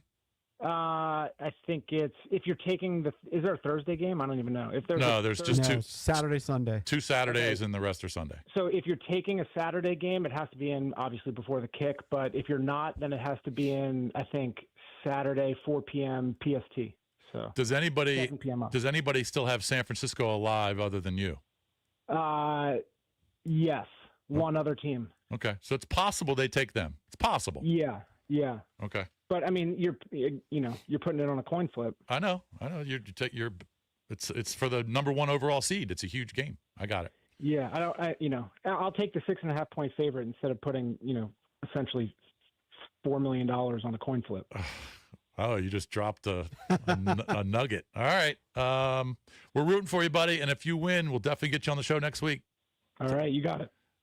All right, Bikey. See you, buddy. So I'm looking at ESPN's matchup predictor. Hey, what do they have the Vikings at? They have the Vikings at 75.4%. Wow. Oh, no. Excuse me. They have Green Bay at 75.4% right now. Yeah, I guess they're just basing that off of the strength of the team, but they don't know who's going to play. I mean, is that going to be Jordan? It's not going to be Jordan Love. It's going to be Malik Willis, I assume.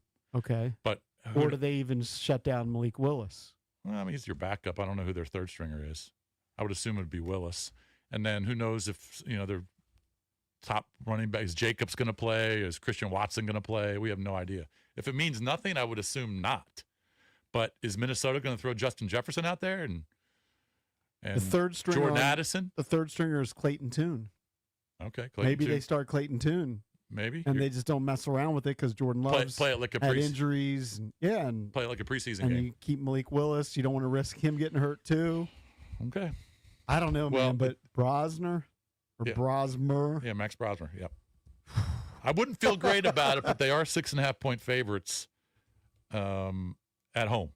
Yeah, and you'd kick yourself. Like if you rolled the dice and you went with San Francisco, San Francisco had a squeaker win last night. Yep. Against the Bears. He was thinking about taking San Francisco this week and saving the Patriots. So if he had done that, obviously he advances because San Francisco wins last night, and he could have taken the Patriots this week against Miami. And they're going to beat Miami at home. But he decided to go with the surefire guy and Drake May and at home and or at the Jets. They pounded the Jets, and they saved San Francisco. But he's not going to use San Francisco. He's going to use the Vikes. It's an awesome contest. I'm glad that we did it this year. I know that you got completely sponsored or whatever. Yeah, I got it hooked. I mean, I wasn't going to put in my own money. It's just like lighting it on fire. That's the way I But it feel. really shouldn't be. Like, it sounds to me like They had multiple entries. Okay. Okay, they had multiple entries. But he pretty much just plays the math game. Yeah. Just go with the biggest favorites. No, he doesn't do that. He's taken dogs this year. Right. Yeah, he's taken dogs. You can't take the biggest favorite every week because that team's not available to you all the time. Yeah. San Francisco could be the biggest favorite in back-to-back weeks. I'm saying the biggest favorite of the teams you have available. Yeah, well, that's what he's doing. He's taking the Vikings. It's been regrettable for the Junkies. I like doing it. I'm down with doing it next year, whether or not somebody sponsors me or not. What's the word I'm looking for? You had a sponsored. 50%, right? I did. Yeah. I did have a 50% investor. He hooked you up, but lasted for 2 weeks. It lasted. We were out in week 3. Yep. Because the Chargers couldn't beat Jackson Dart in his first start. The terrible Giants couldn't beat him. That was our luck. 1-800-636-1067 is the number. We're the Junkies. Be right back.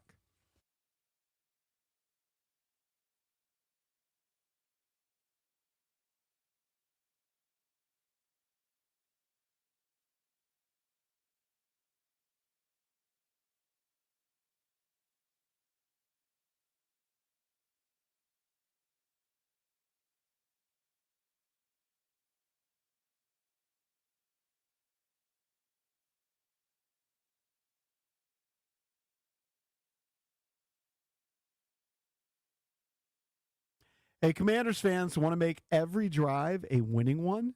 With the AAA Commanders MVP membership, you'll get trusted AAA roadside assistance, score Commanders gear with 15% off at the online pro shop, ticket giveaways, and exclusive team experiences.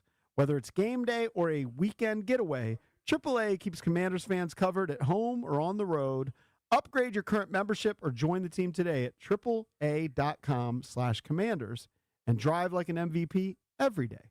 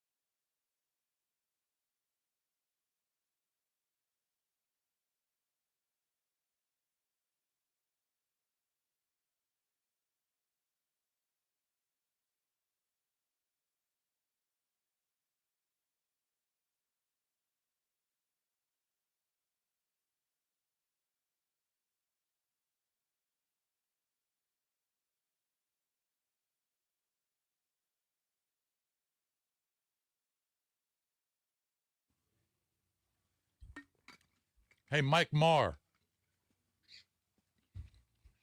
What up, champ?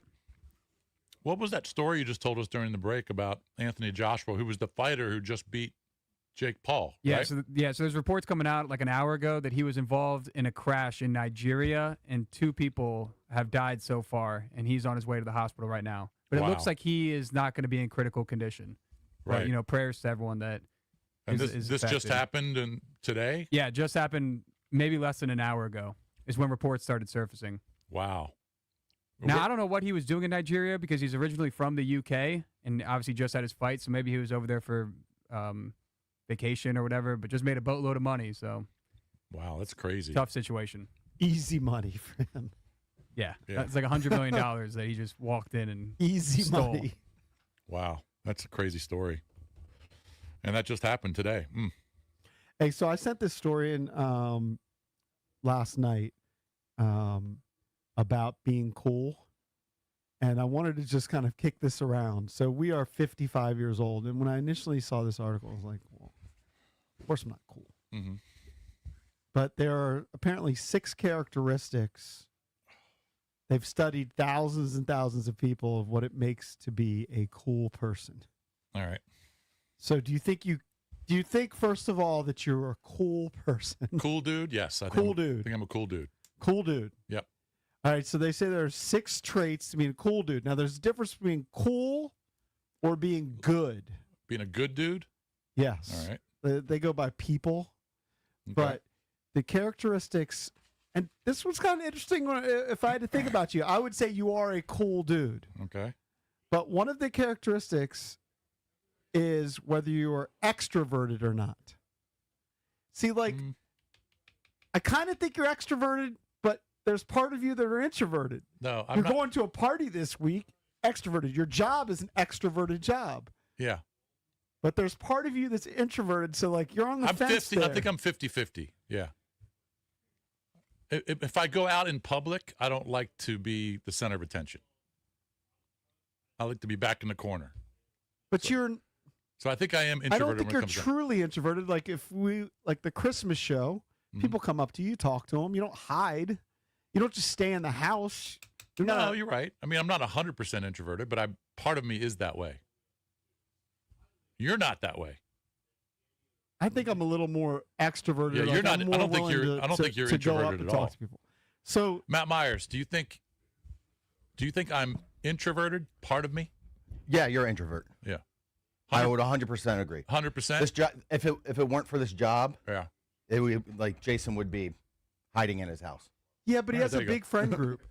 You're sleeping on like stuff like the Corner Club. That playing was like a golf. decade ago. Okay, and but- Jason barely plays golf anymore because of his shoulder. but he has a good amount of friends. Like you. No, Jason's introverted. Definitely introverted. He's All right. I'll go with that.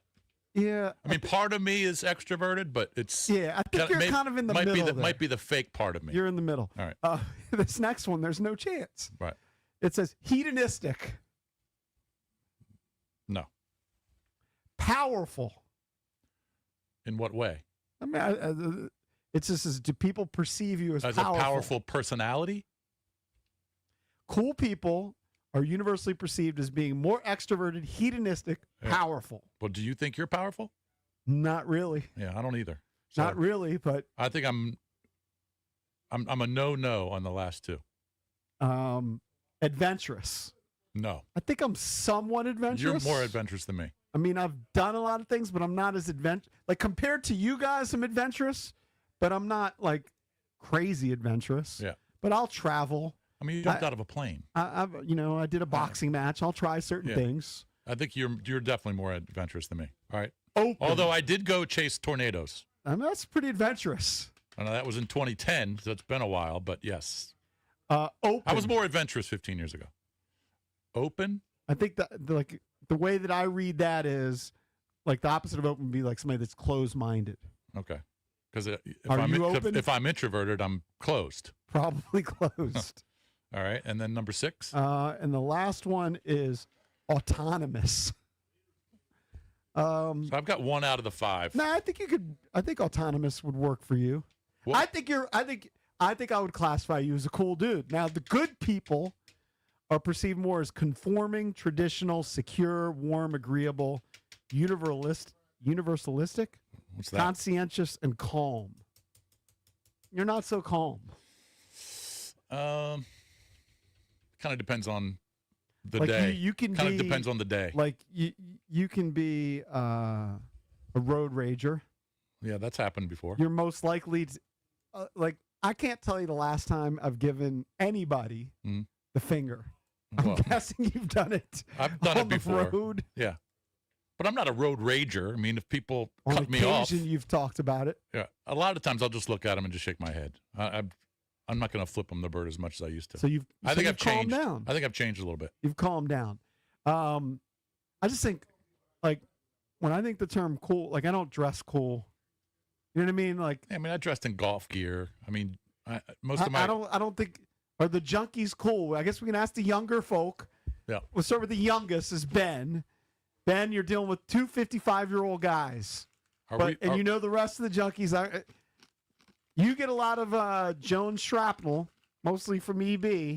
I'm going to dub you as the proprietor of Cool because you're younger than Mike Marr, but Mike Marr can chime in. Valdez is almost too old. You're like 36.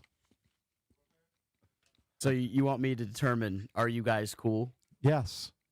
No. based on That's those fair. definitions. I don't think we're cool. Mike You have Marr? if you have to ask if you're cool, you're not cool. Yeah, I'm with Valdez. But is anybody here cool? No. I think Mike Marr thinks he's cool. I think I Marr saw the tweet. might be the closest to cool. Like Mike Marr, like he definitely peacocks, right? I don't know if you do it anymore, but he used to wear the gold chain, or maybe it was platinum or It silver. depends I on don't the know. outfit. Yeah, maybe I'll accessorize with some jewelry. He But definitely has like a different bit, right? yeah, but I wouldn't classify myself as like cool. You know what? That's cool. If you say you're not cool, you're kind of cool. Does that make sense? I think those are nice. Ben can't be cool because he does a Wizard podcast and lives at home. Like, Right. There's no cool about living with your parents. Did you try and get cool with the mustache? I wish I should have taken a picture. Yeah, the mustache so uncool. Yeah, and then were you going for like a Warren Sharp bit? That's inside. If people follow Warren Sharp, he's got. I don't know what I was doing, JP. but you guys too old to be cool. I'm too old to be cool. Mar's probably the only person. Were you ever cool, Valdez? Was I ever cool? Yes. Yeah, I was silly. Back in high school and college, I was money. But don't we have like a cool job? Oh yeah. Like, should our job, like, job's cool. Like, we should categorize as cool in that we have this cool job, right? We are kind of extroverted. We do know people. Even if you have an introverted part of you, Jason has a huge friend group. He does. Now, he doesn't interact with them all the time. Right. But he's got like a million, like if I think we all have a lot of friends. Yes. Certain people like Cakes doesn't. I only hang out with a certain number of them, though. I know Okay. a lot of people, but I only hang out with a certain amount. I know, like right now, I'm in this travel soccer world. I'll bump into people that know you all the time. I'll see like your boy Glennon. Yeah. See him out and about. Yeah. You know, you're tight I'm with the friends with him. McSorleys. Like you got a bunch of friends. Well, dude, I'm 55, and I've lived a long time. I've met a lot of people. You're going to a New Year's party. You're going to Yeah. be the cool guy at the New Year's party. Yeah. People Well, are going to come up to you and they're going to some annoy of them you. They're will. going to talk to you about games. That's what. But they're then, going to go up but to I'll you. also be an introvert because I'll stand in the corner and I'll just Right. watch the Miami Ohio State game. I think a better word to describe you guys, like the four junkies, would be chill. Because off air, you guys are chill and like personable and stuff. Like you're not over the top. You're chill, which is honestly, I think, maybe better than being cool. Yeah, we're regular guys. You know the original motto of the show, not written by the junkies, and we thought it was cheesy. But when we first got the job on WJFK in 1997, full time. So we started on the weekends, 1996. But when we got the full time gig, the program director was a guy named Jeremy Coleman, and his assistant PD was Jim McClure. Right. And so we had to go from doing 1 day a week, 2 days a week, to then all of a sudden 5 days a week. And they gave us a line, which they wanted us to say, and Jason did it primarily back then. But when we would come back from break, we would say, "Welcome back, we're the Sports Junkies. Just four regular guys talking sports." That was the That's- motto. Like you probably said that 1,000 times. yeah. Easy. I mean, I remember saying that, and that probably is more fitting. We're just regular guys. It is. But we do kind of have a cool job. Oh, but yeah, the job's individually, not cool people. There's nothing really we do that's cool. No, I'm fine with that. Yeah. Cool job, not cool people. Right. All right, that's pretty much it. Today, 2 regular guys talking sports. We'll be back tomorrow. B. Mitch and Finley up next here on The Fan.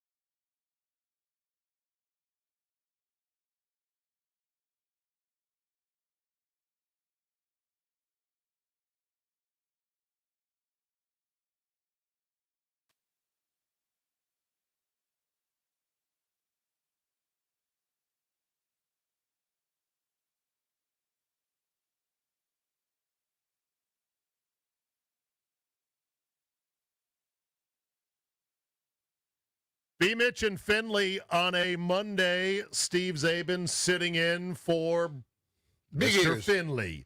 Brian Mitchell is in, though, which is a glorious thing. I didn't get to see you on Friday. I did the other half of this show on Friday because it was me and JP, and now I get you.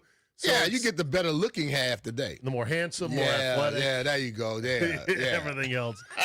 But I'm going to get your full take on the Christmas Day affair between the Commanders and the Cowboys, which feels like it was, I don't know, a million years ago. It Just does. the way that vacation and holiday matrix time works. Yeah, yeah. It We're- seems like that. We're entering week 2 of kids being home with their families, if you have young kids.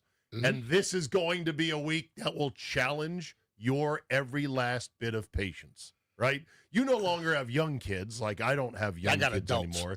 You've got adults, but you're now starting on the grandkids.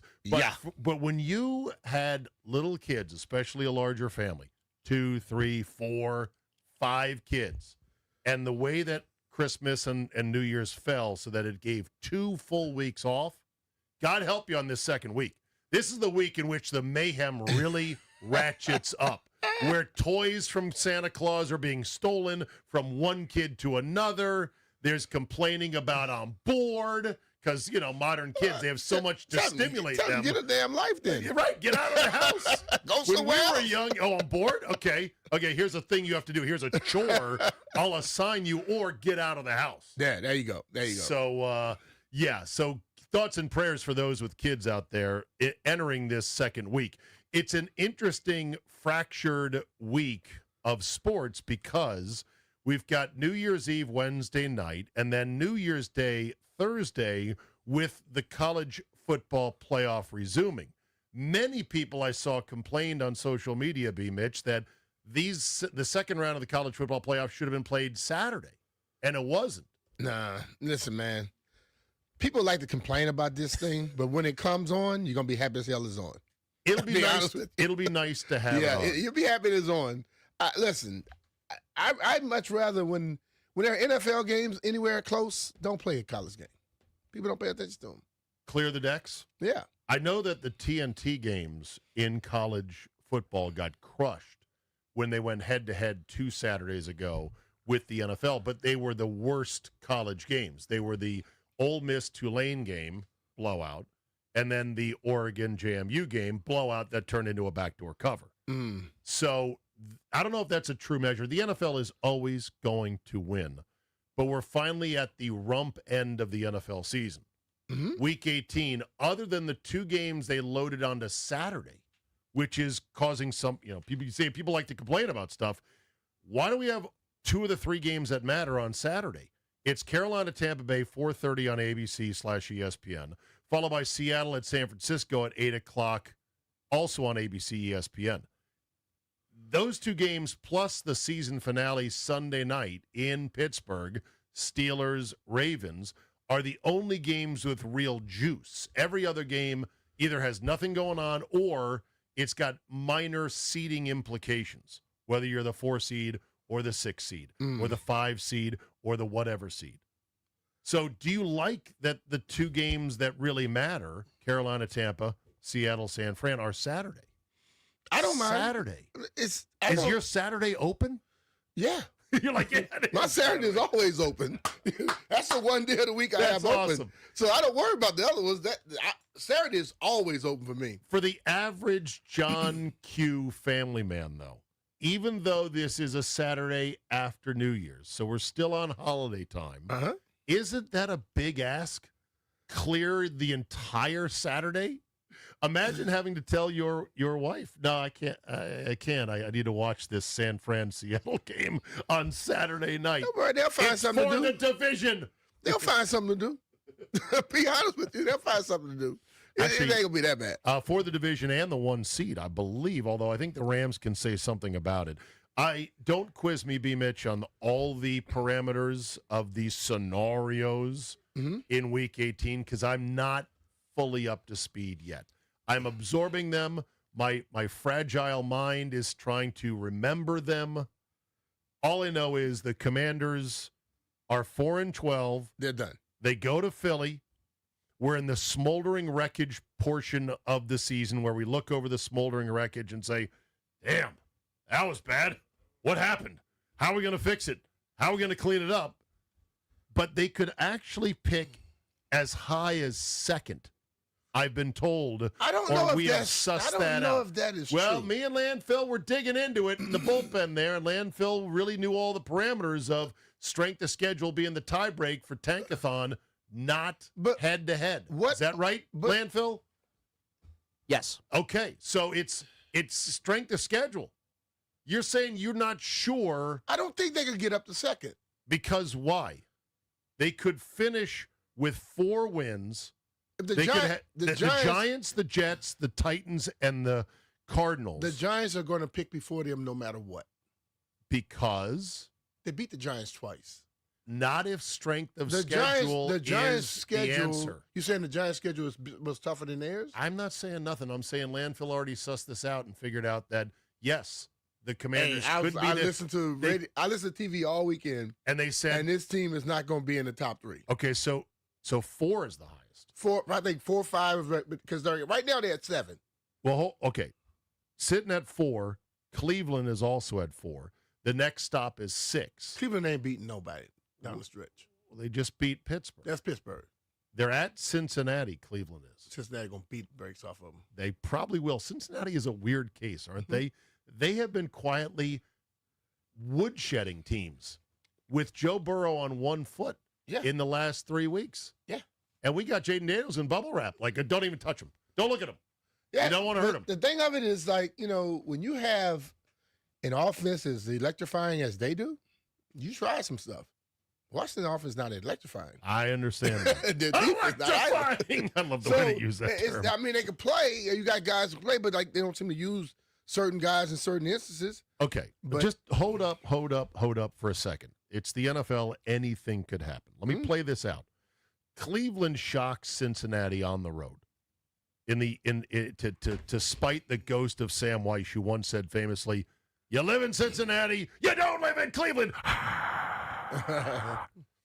So Cleveland would exit the 4s. This is all, by the way, predicated on a Commanders loss to the Eagles, which is a safe bet right now. What is the line as we get going on a Monday morning? See if you can look that one up, boys. Metal Chris in the house today, running the streams on YouTube and social media. Jeff Walker is here somewhere doing He's what he always does. somewhere. He's always somewhere doing something.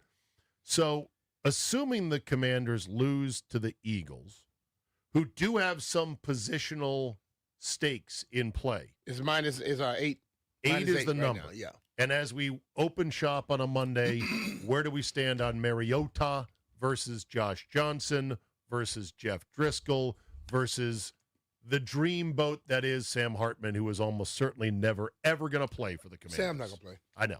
So we're not going to put him in it. So where do we stand on Mariota as of I don't Monday know if morning? Mariota's going to play. Okay. Let's assume the Commanders lose. Fine. Commanders pull into port at 4-13. Not too good. Not too good. As Spurrier once said, B. Mitch. Yep. Better than some, but not very good. Not good. But Not good. But the thing of it is, this is whether they pick 1, 4, 5, 2, You 7, say it doesn't matter. What difference does it make? It makes a couple spots of difference. Why? It makes in theory a chance to trade out of it for more assets than you otherwise would.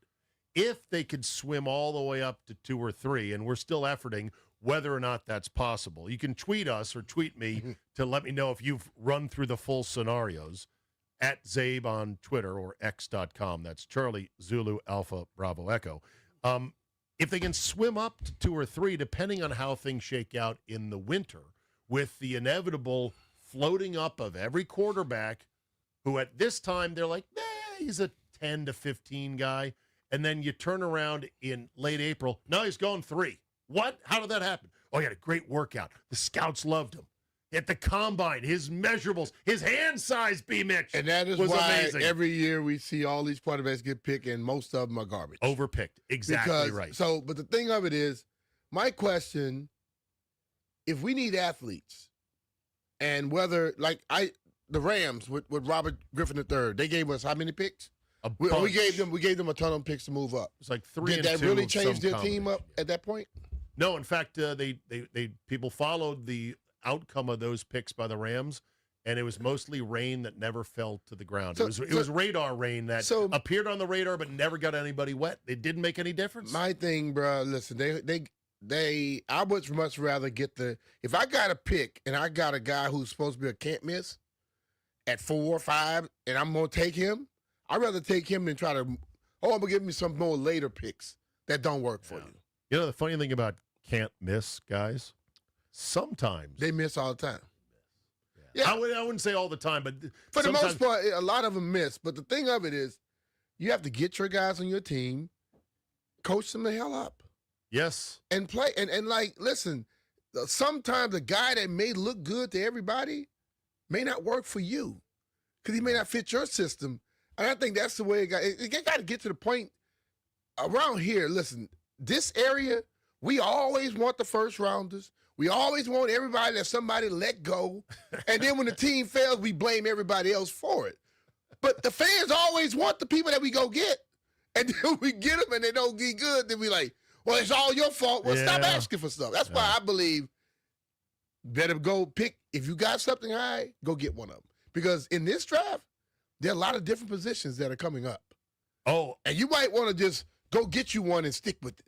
Coming up next segment, I want to play a game called What is your meme to define the Commanders offseason? How is your meme game? Or as Bryce Harper once said innocently, your maymays. Your maymays? How is your meme game, B. Mitch? Is it okay, so-so?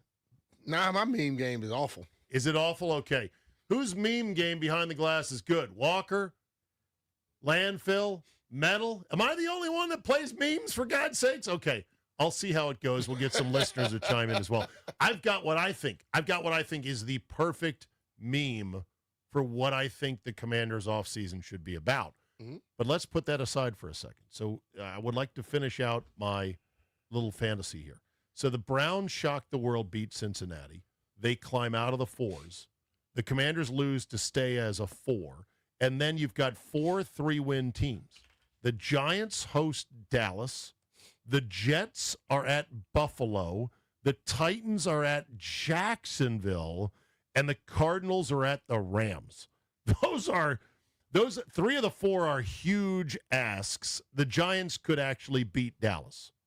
So you would need then multiple teams to climb out of the 3s to join us in the 4 hot tub. And then we would have to SOS them, strength to schedule them, to get up close to the 2 or the 3 pick.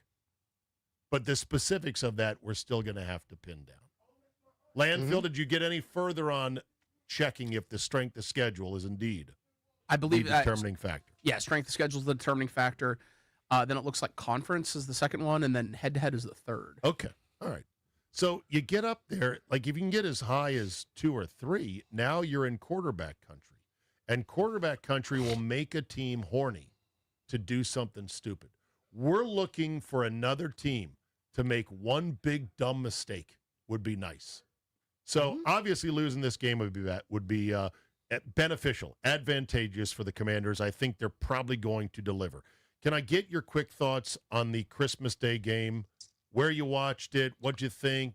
I was at the game. You were at the game. What? Yeah. Okay, so you're at the game working. I thought they came out and they gave great effort. They fought in the game. I think if you give that type of effort a whole year, you win way more games than you won this down time. 21-3 once they sorted some things out. Yeah.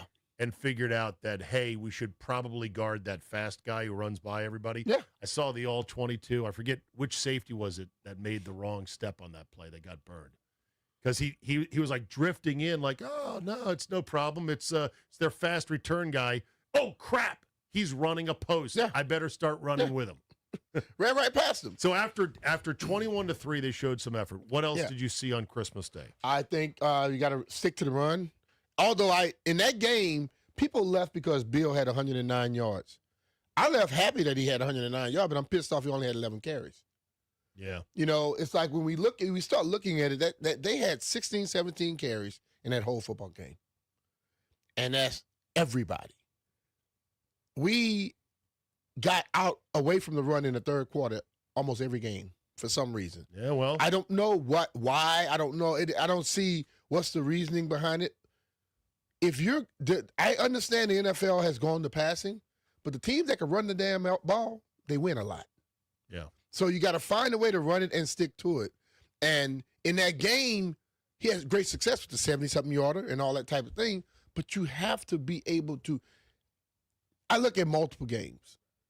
It's 3rd and 1, 4th and 1. We're doing all this no back in the backfield stuff. If my 5 offensive linemen can't get me 1 yard, that's a problem. But if you keep doing stuff, you tell them you don't have confidence in them, right? Right. So it's kind of a weird thing. They got to find a way to stick to the physicalness of a game. This game is still won by physicality. Yeah. It's not won by trickery. It's not won by just tossing around all day. You got to have some. You look at when the Patriots were winning a lot, they were running the football. Yeah. You look, Andy Reid, you can say what you want about Pat Mahomes throws the ball around a lot, but they do still try to establish a run. Yeah. And Pat will run the ball as well. It's just that so many guys got the mindset that, I got to throw it. I got to throw it. No, you don't. Yeah. If the running back can pound the hell out of a team, you can get all the yards you want throwing it through the air later on in the football game, believe me. And you know who ran it Saturday night was John Harbaugh and the Ravens. They ran the and hell out of it. Derrick freaking Henry set a new record for opposing running back yardage at Lambeau Field, 200-plus yards, 4 touchdowns. And I know a guy that left him off his starting lineup in fantasy. This is one of the all-time – in a championship game, by the way. And when I heard this, on the group chat, because this is where all men gather now virtually to give each other both affirmation and a bunch of crap. Sometimes it's this one and the same, the affirmation and the crap. And I said, how could you do that? You knew Harbaugh was going to overcompensate for not using him in the final 10 minutes of their loss the week before. And the Packers defense, without Micah Parsons and Devontae Wyatt on the inside, Parsons on the edge, though, they just don't defend the run nearly as well. Like, how could you leave him off the starting lineup? And he said, I started Ashton Genty instead because it was a better matchup. It was a better matchup according to the computer. That is what – listen, man. Fantasy football has screwed up football because everybody now, they overthink stuff. Matchup. They overthink like coaches Matchup overthink. is the guy that's 6'4", 6'2", that weighs 220+ pounds that just road grades people. That's matchup. Yeah. You don't care about all that other stuff. Have you not watched the Raiders all year?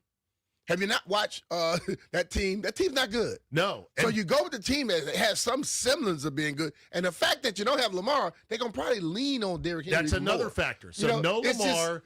They're playing with motivation because they're still in the playoff hunt. The Raiders are not. Mm-hmm. And they're going to overcompensate for not using, the man the week before. So, hey. It's incredible. I went when I was down to Jacksonville last year. I stayed down by the beach at a friend's Airbnb, and it was near Yulee High School, which is where Derrick Henry is from. He's from the Jacksonville area. Uh-huh. Have you seen Derrick Henry's high school stats? No. They called him the Yulee Bulldozer because when you look at his high school stats, you will not believe them. They are insane. Even for all these NFL players had great high school stats. Mm-hmm. Sure, you had great high school stats. The high school stats on Derrick Henry are absolutely absurd. But the notion was that he was washed up, and that's why the Titans moved on from him. The Titans have now moved on from Derrick Henry, head coach Mike Vrabel, traded A.J. Brown, and then gave away Malik Willis. It tells you that the people gave away Malik Willis for a bag of groceries. Whoever was making all those decisions is just an idiot. Point blank. He's stupid. Well, it goes to they've changed out GMs. Rand Carthen was there. He's not there anymore, but it goes back to the owner himself. So herself, I should say. So, with that said, how was your Christmas? My Christmas was great. I sat there and listen. The little grandson was around, so I've been playing with him. How old is your grandson? He's 21 months. How? And he got in town on, was it Monday? Okay. And I've had some runs with him all day. Oh boy. He keeps you entertained, believe me. Strong-willed. Oh at man, that young he keeps you entertained, and if he had fun, I was gonna have fun. So it was cool. All right, coming up, I got my meme for what the Commanders' offseason probably ought to be about. We'll see whose meme game is strong here.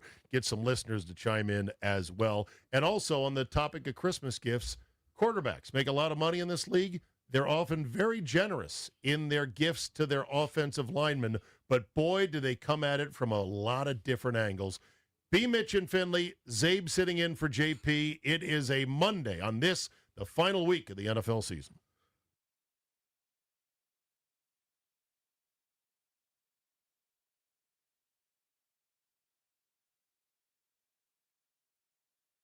If you're looking to sell a house, you need to reach out to my friend John Leahy. Just like Javier and Elma did. They wanted a new home, something updated to help them serve as a new beginning. But first, they need to sell their Silver Spring property in order to buy. And while it was stressful, Dustin, a member of the John Leahy team with the Fine Living Group, showed them a strategy to execute both transactions at the same time and hassle-free. Elma and Javier's home ended up selling for top dollar, almost $20K over their asking price. And thanks to the Fine Living Group, that's what enabled them to buy something both newer and bigger. Looking for your own stress-free transaction? How about a guaranteed offer on your home? Check out those details and more at johnsellsdmv.com. Talking about our good friend John Leahy and the Fine Living Group of eXp Realty. John offers you flexible fees customized to your needs, and he knows that life happens. So if needed, he will let you out of your contract at any time. And if you're reaching, and even more good news about I would like to trust my buddy John Leahy to sell my house.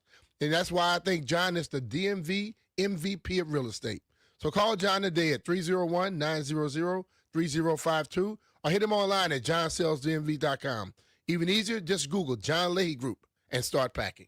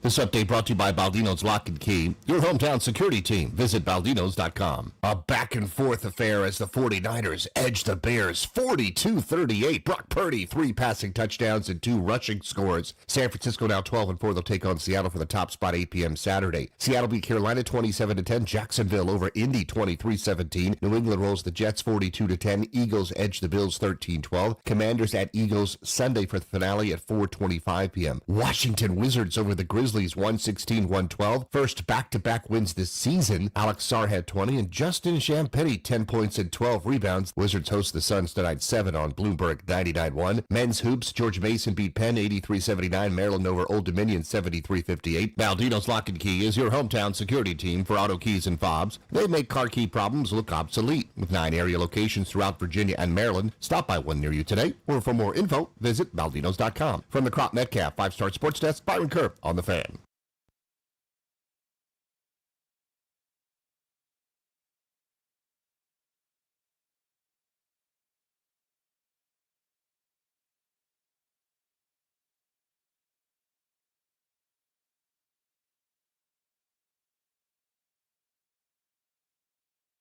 Baby, that's true.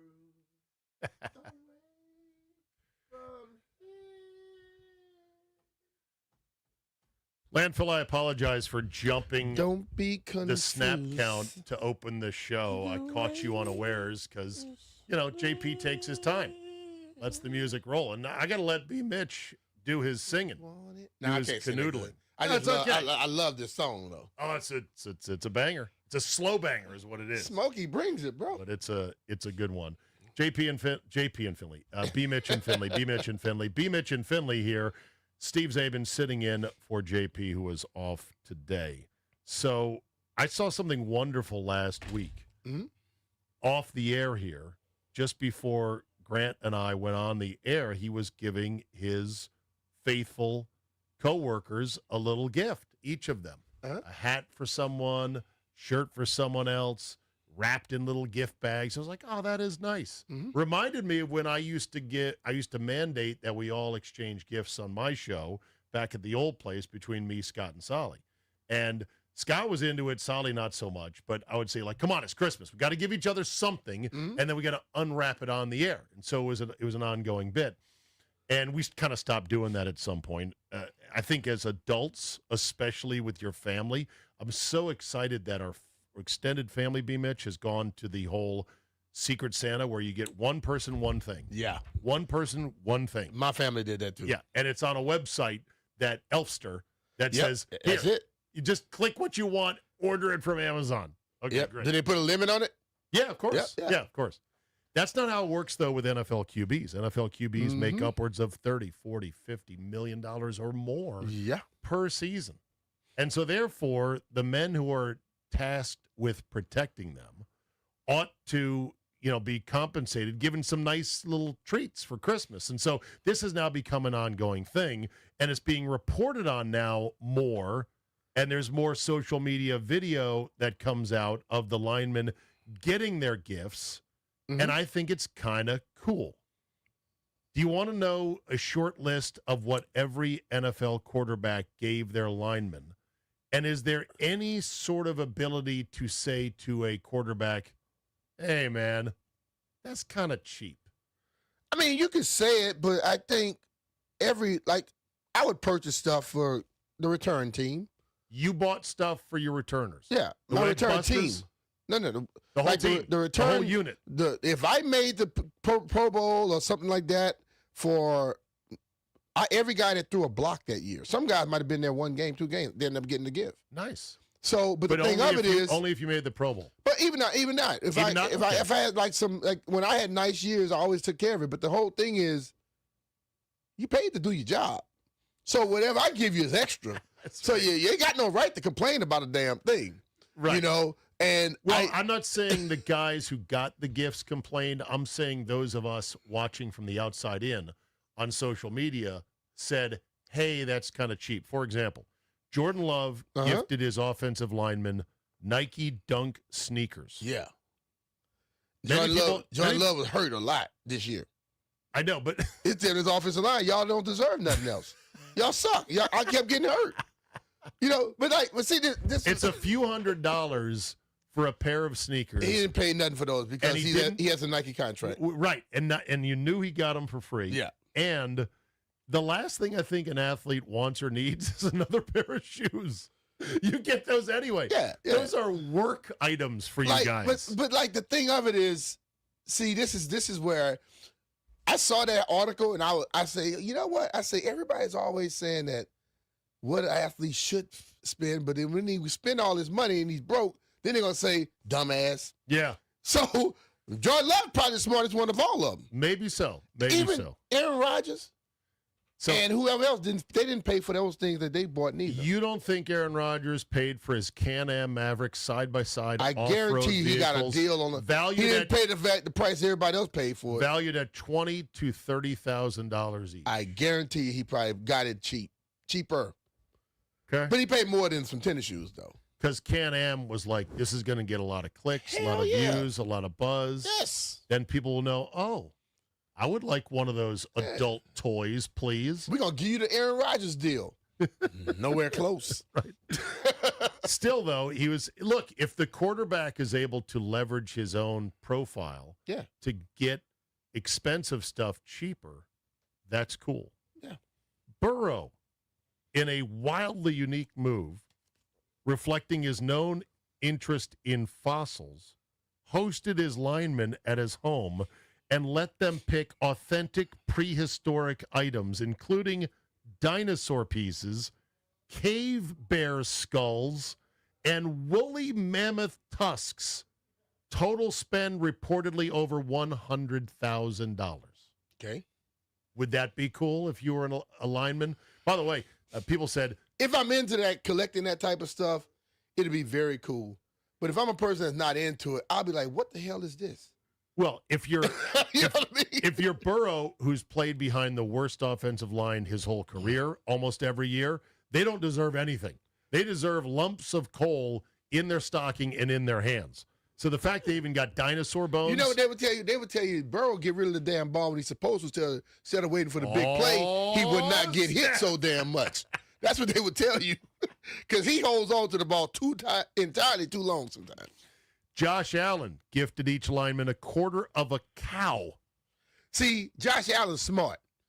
I'm going to give you something that's going to keep you muscular and big to protect me.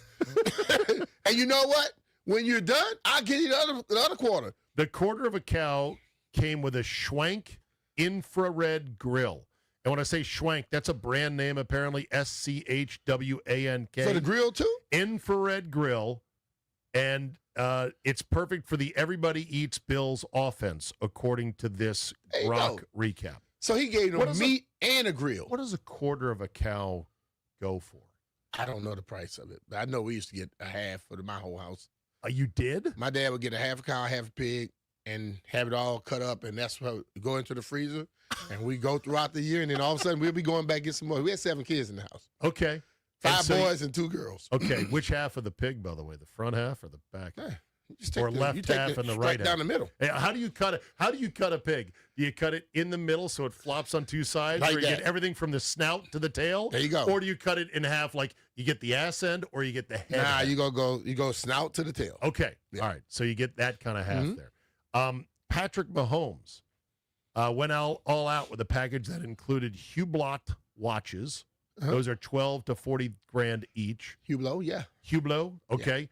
Aventon electric bikes, a full swing golf simulator kit, $11,000 each. Ramawa luxury suitcases, Beats headphones, and Oakley Meta AI sunglasses. Yeah. I'm sure Pat has some deals with some of them places too. I guess he looked it up. does. But see, that's the thing of it though.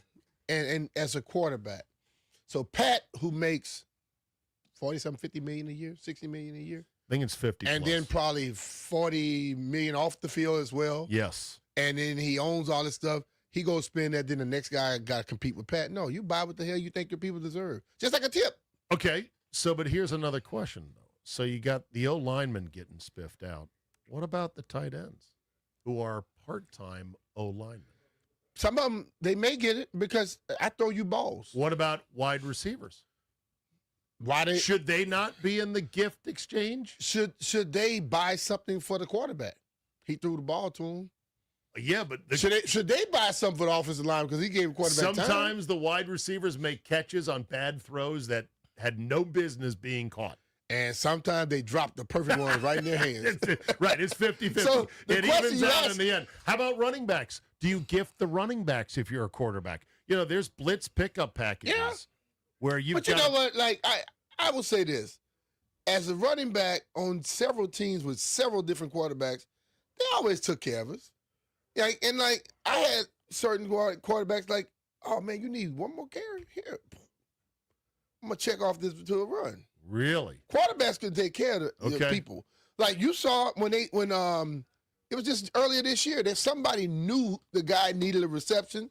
Bam, he got it. Because he got 500 G's. And you saw him in the game doing this. He knew it had just gotten it. Quarterbacks can take care of it. Because let's be real. Teams and the damn coaches will pull you out the game when you're getting close. Yeah, it's true. They'll pull you out. So if I got a quarterback who's going to work me out, I'd rather you do that for me and give me my own $500K than worry about buying me a gift. All right, couple more here. Jared Goff got his teammates customized, personalized golf carts. The Lions linemen were giddy like that. and drove those around. Caleb Williams got his line Bottega Veneta luxury items and bottles of Don Julio tequila. Jacoby Brissett got his team, his offensive line, Ramawa luxury suitcases, Versace robes. The question I asked, and a Bond number 9 cologne. Jacoby Brissett wasn't the starter at the beginning of the year. Did that other quarterback buy anything? Kyler Murray? Yeah. Latest copies of Call of Duty, maybe. Knowing him. That's what I want to know. Did he buy something? And then you had the case of Shedeur Sanders. Shedeur Sanders, we got to find this soundbite, Landfill. He went on, he was at the podium saying, yeah, I'm the one that needs gifts because my house was robbed and they took all my bags, meaning his Louis Vuitton bags. And he said, if anyone wants to give me a gift, I'll post my P.O. box to social media. And he said it in a way that I'm like, you're kidding, right? Even though you're a 5th-round draft pick, you're not begging for presents, are you? He might actually be. It was a weird-ass, tone-deaf thing from Shedeur Sanders. Hey, man, but you know what? I've seen people buy and take care of stuff for athletes before. Let's just be real. Yeah. But Shedeur is telling you, I'm not spending all my money on them. That's their damn job. And guess what? Y'all didn't even want me to start at first. I know. To hell with y'all. Send me a gift if you want one. All right. Coming up, get your memes ready. I got the meme for the Commanders offseason that I think is the course of action they ought to pursue. How's your meme game? A couple have already come in on Twitter. Send some more in. JP and B. Mitch on a Monday. Zabe sitting in for JP.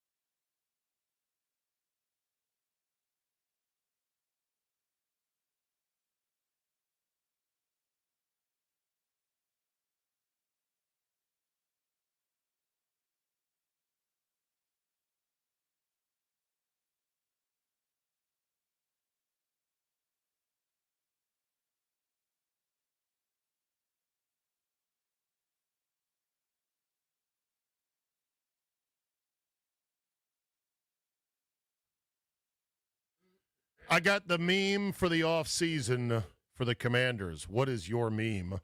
We'll see how strong everyone's meme game is. B. Mitch and Finley on a Monday. Zabe sitting in for JP. Hope you had a great Christmas, everybody, as we head towards New Year's Eve and New Year's Day with college football taking center stage. Yeah. Any plans for Wednesday night and New Year's Eve? Are you a New Year's Eve party guy? Nah, not really. That's pretty much the same around here. My daughter Catherine is super excited. She does get excited for New Year's Eve. She's bugging me about going out to get party supplies. She already got from Santa the New Year's Eve confetti guns, so that's a big gift that she's all excited for. Something about New Year's really resonates with that girl, and I love it. So I'll be at home with her and the fam. Off season for the Commanders. What should be done? There's so many holes to be filled. And one meme that somebody already sent in, let me give credit here where credit is due. Hold on a second. It was a so many holes meme that he might have created on his own, just a desert wasteland with a ton of holes in it. I get it. And here's what I think. Shane Peacher. There it is right there. That's his meme. So many holes to fill. My meme is, and you can search this yourself, it's got a name. It is called the mother ignoring kid drowning in pool meme.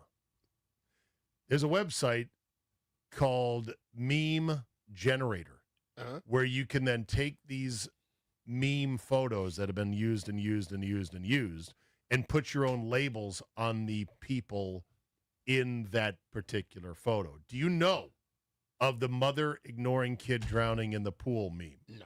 Okay. This is the photo. You've probably seen it before. Okay. It's been used. It was an innocent photo of a mom playing with her infant, daughter. But the toddler is little over toddler there, like look it's going red. wee, splashing. And in the foreground is her other kid whose head is barely above water. And he looks like he's like, help! Help! Do you boys behind the glass know the mom with the kids drowning meme that I'm speaking of here? Yeah, definitely. Yeah, okay, you've seen that Yeah, before, yeah. right? Okay. That's my Commanders meme, Landfill. And you know who the drowning kid is? Who's that? Defense? The offense. The offense? Hell yes. I believe there is a needed surge, a triage that must be rushed into the defensive side of the ball at every level with the draft and with whatever money you're going to find to spend But you said in the free offense. agency.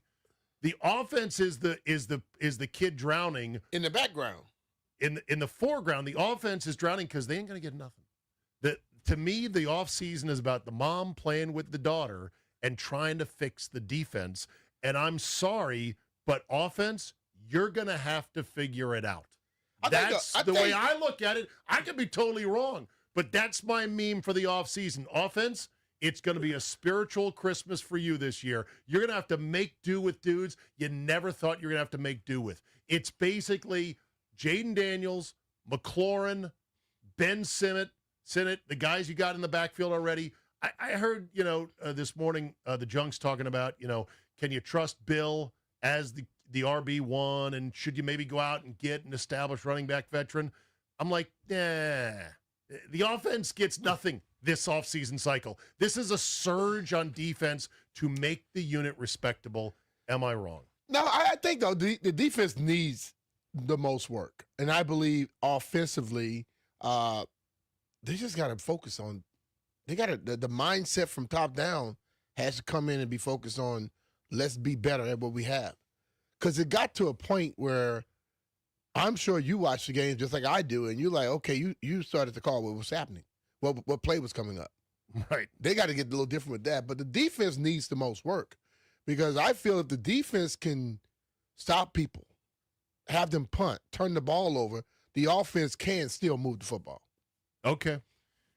Anyone else with a meme for the offseason? If your meme game is strong, can you think of a certain picture or GIF or GIF? I always mix that up. That would be emblematic of what the Commanders are looking to do this coming winter. Mine would just be a guy crying when he looks at the roster. It's it's bleak. It is bleak. It is so bleak. You say to yourself, what's a good number of wins for next year? You know, it sounds really defeatist to go, well, I tell you what, 9 wins next year would be a hell of a job by Quinn and the staff. 9 wins probably won't even get you a Kit Kat when it's all said and done. So is that, I mean, oh, come on, 9 wins, Abe? They just do this, this, and this. Hit on draft picks, that, and that. Get a break or two. Schedule falls right. They can win 11 games, baby. I know it's the NFL. It's very variable. All right, from one year to the next, it can be totally different. But a realistic assessment would be that now that you tried for one more bite of the apple, didn't work, okay? Not saying they shouldn't have done it. Now you're hitting the reset plunger a lot harder because you put it off for a year. And the first year of the reset plunger is often quite painful. I mean, you're honestly looking at a possible another 5-6 win season. And that is sobering. That sucks. But if you want to give yourself some momentum, some runway speed to be able to lift off in another year or two after this, you need to start putting in and start hitting on draft picks. Nobody, B. Mitch, has ever bought their way really to a championship or to being good. They can sprinkle 1 or 2 key pieces for the right price on top of an already baked cake. That can happen. Yeah, you got to get draft picks that hit. And when you go with free agents, they need to hit too. Because I watched the game last night thinking about this football team, the 49ers. 49ers went out, they traded for Trent and for, McCaffrey. This offseason, McCaffrey? I'm saying, there's some years back. Oh, yeah, well, that's But then they several years still ago. went and got draft picks around those times. Yeah. And that's why the 49ers, when you say, oh, they got all these injuries, but they still performing, because they did it for like 4 or 5 years. Well, and now they can play because they have a foundation. We didn't have a foundation. Right. They got to get a foundation here. And then maybe, let's say some years go past, and you may have a lot of injuries and they can still perform at a level. They wasn't ready for that this year because their foundation is very, very small. Yeah, I would say that their GM, the former Buccaneer. Why am I blanking here? Because I'm on break mode. I got to get out to break for the end of the hour. I'll post my meme on the other side. But John Lynch is killing it in San Fran. Kyle is killing it in San Fran. No matter who you take out of their equation with their big names, they just keep churning on. That was a big win for them last night and a hell of an exciting game. High scoring as well. Hour 2 of B. Mitch and Finley coming up next. Zabe sitting in for JP. You're listening to The Fan.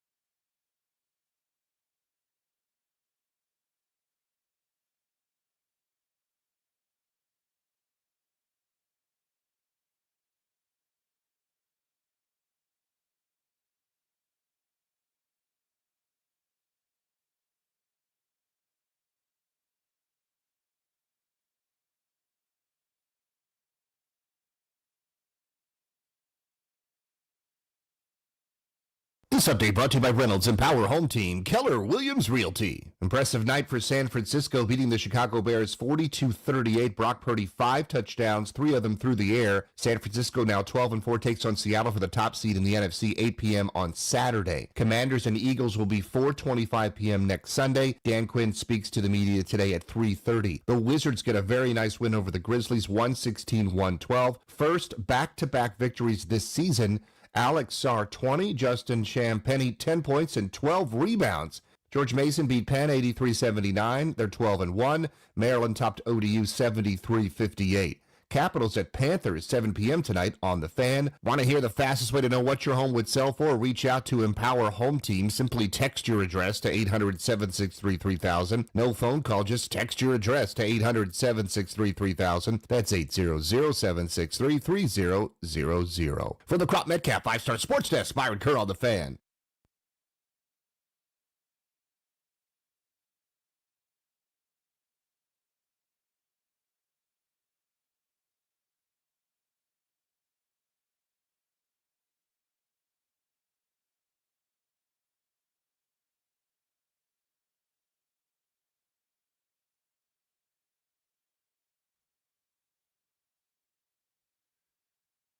In theory, apps on your phone, B-Mitch, are there to make your life easier, better, more wonderful. In theory. In theory. I'm going to tell you about my ongoing battle with using and understanding the vaunted McDonald's app. I was browbeat by Grant and the boys last week. Oh, my God, you don't have the app? And they were just... agog that I was not one of these guys. Like, they get free deals, free French fries, and you get accrue points and get free bread. I'm like, okay, fine. You gotta spend money to accrue those points, don't you? Well, okay, I'm in. But so this morning, I'm, kind of rushing to make sure to get here to the studios on time, even though the traffic was very light. Good to see our capital city still not working this week. Some of us are, but for the most part, easy driving. But still, I was kind of rushed. And here's the thing about the app. I drive up to the drive-thru like, are you using the app today? And I'm like, and I panic. Because now I'm like, well, I'd like to use the app to get points, but I just want to tell you what I want. I don't want to start poking B-Mitch at my app. Well, breakfast menu, combo meals, sausage, egg, and cheese. I see biscuit. Where's the bagel in there? Hold on a second. They're honking at me behind. Yeah. That's what would have been the case. I like to I'm in the line, to hell with the app. I'm talking to you. I just like barking into the window, barking into the speaker. I'd rather talk to the person. I'm not doing no damn app. I think what has happened, see, people don't get this. Apps and all that stuff has made us lazy as hell. Right, some of us don't need to be lazy. I agree with you on that. My point is, am I supposed to preload my go-to breakfast order on the app and then have it one click, one finger, ready to fire in when I pull up to the drive-thru or not? If I got time, if the drive-thru's got two or three people waiting. The app is so great, I should put it into the app, pull up to our car, and you should know I'm out there and bring it to me. I should be able to hold my phone up yes, within 3 feet of the speaker at any McDonald's worldwide, and they would go, oh, hello, Mr. Zabin. Your order is ready. All right, time to talk more NFL on this Monday here. It is our pleasure to say hi to Mike Jones of The Athletic. Good morning, Mike. How are you? I'm doing well. How are you guys doing? Doing good, Mike. What's happening, brother? I'm good, and I agree with you. I'm not a fan of the app. I mean, I'm so old school. I don't even like it when the Chick-fil-A people stand right there and, want to tell you your order before you even get up to the board to look at the pictures, So, apps definitely fluster me. Are they, you're saying at your Chick-fil-A experience, they're guessing your order? No, they're standing like 10 feet they stand before you outside. even get to the order right. board. Yes. And they're like, what do you want? And I'm like, well, I need to see the pictures. You're like, whoa. Yeah, get the hell out the way. Well, I want you to move so I can see what's up there. Sir, we have chicken. We have other chicken. And then we also have some healthy chicken. Which chicken would you like here at Chick-fil-A? It just gets me all flustered, man. Like, let's just, let's not get too far advanced. I know. Like a coach wondering whether to call a timeout or not down in the red zone. So the last two games of the day yesterday were absolute straight crack cocaine. As I like to say, when this league is on, Mike Jones, it ain't got nothing on Walter White's crystal sky blue meth. It is so good. I was on the edge of my seat for both of those games. One high scoring, one low scoring. Why don't we start with the Eagles and the Bills? What was your big takeaway in that one? I mean, just that you can never count Philadelphia out. There's a lot of concerning things about them, but their defense is so good. Their offense has the potential to be really good, and then it's just really perplexing how they can just go so cold that they lack the counterpunch that they need once teams figure them out in the second half of games. But their defense is able to keep them in it and make the plays. It gets hairy and is very close, but I can't rule them out as a team capable of making a deep playoff run just because of their defense and the potential that they have on offense. And, you know, as far as Buffalo goes, I feel like the road is right there. The path is there for them, but I'm a little bit worried that they're so Josh Allen dependent, that there's nobody to win one-on-one matchups and make life easier for him. And so if he's at an off day, they live and die with him. And so that's why, you know, I think they could win a Super Bowl, but the other part of it is they might not, just because of the fact that if you're able to get to him and affect him, then there's nobody to really lighten the load for him. Those two teams are different, but I'm looking at this. So the Eagles, went to the Super Bowl. In the beginning of the year, they wanted to run Sirianni out of town. Right. Right now, they've been talking about Sirianni and other people in their town. And they, like you said, I understand they're a better team.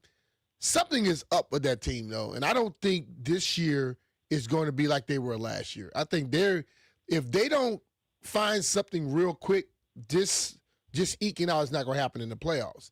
And then when I look at Josh Allen and crew, if they don't make it this year, it's time for them to start tearing that thing down and trying to go somewhere else. Yeah, I agree with you about Buffalo, that this is their best year. You got no Patrick Mahomes in the way. You got no Lamar Jackson. If you can't get it done this year, then, you know, they might have to make some drastic changes. You know, we'll see. Philadelphia, I don't get it because they have all the personnel. They just don't have Kellen Moore. And he, I guess, was the brains behind that offense. Even though Nick Sirianni, when he first came there, they were good on offense. Kellen Moore helped take them to another level. They've just severely regressed. And Nick Sirianni saying, I got to do a better job of helping position them for success. Well, like, why have you not been doing that? This problem didn't just happen. Yeah. Why is it so hard for them to be able to, you know, think outside the box and be a little less predictable? Because, again, I think they had 16 net yards in the second half yesterday and no points. That shouldn't happen. You shouldn't jump out to a, you know, multiple, you know, double-digit lead. We saw them jump out to a 21-point lead against Dallas and lose that game. You know, it shouldn't happen. Yeah. And, you know, can they flip a switch once they get to playoffs? I don't know.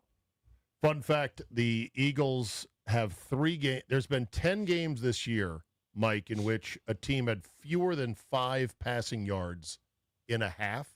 The Eagles have 3 of those 10 games. That is hard to do. And you're right. I don't understand how a single coordinator. I know. I don't know how a single coordinator can make such a difference that you can't make a tasty sandwich or meal out of A.J. Brown, Devontae Smith, Goddard in the mix, and, you know, Mr. Reverse jump over and hurdle you guy in Saquon Barkley. How do you not make good offense with that on a weekly basis? It's a mystery. Yeah, it's you've got plenty of toys to work with. You know, it's really odd to me. All right, what about the going for 2? I've heard compelling arguments both ways. Some people say it was idiotic because the Eagles hadn't moved the ball and all the momentum at home was on your side. Others were saying that the Bills' defense was gassed, even though they were holding him in check, and that Josh Allen's foot wasn't right. What did you think? Yeah, well, I mean, I think that Josh Allen's health was an issue, and I think that they're like, hey, look, let's go for the win. If we don't, I mean, it's not the end of the world, but they would rather not risk, you know, additional pounding, additional injury. Yeah, you would like to have the win. Yeah, you would like to be able to, you know, improve your seeding. But, you know, if you're going to go for it, But in the grand scheme of things, what good is your seeding if your quarterback isn't right throughout the rest of the playoffs? So I kind of understand that. Last thing about Josh Allen. I understand he plays at a high-risk style. And I don't mind when he makes a high-risk play to try to get a really good gain. Diving through guys, over guys, whatnot. Mm-hmm. I cannot get over, Mike Jones, the indulgence on the Josh Allen idiocy. The first fumble that led to, the ball bouncing backwards 30 yards was an idiot play. And I don't care how good Josh Allen is. I don't care that he's the reigning MVP. Those are game-losing plays that are so self-indulgent, where that play was clearly done and dusted. It had nothing going on. Dump it out of bounds. And he does this, I'm going to tuck it, and I'm going to roll. I lost the ball. This would drive me crazy. Even MVPs, Mike Jones, I don't think, should be immune from getting ripped for idiot plays. That was an idiot play.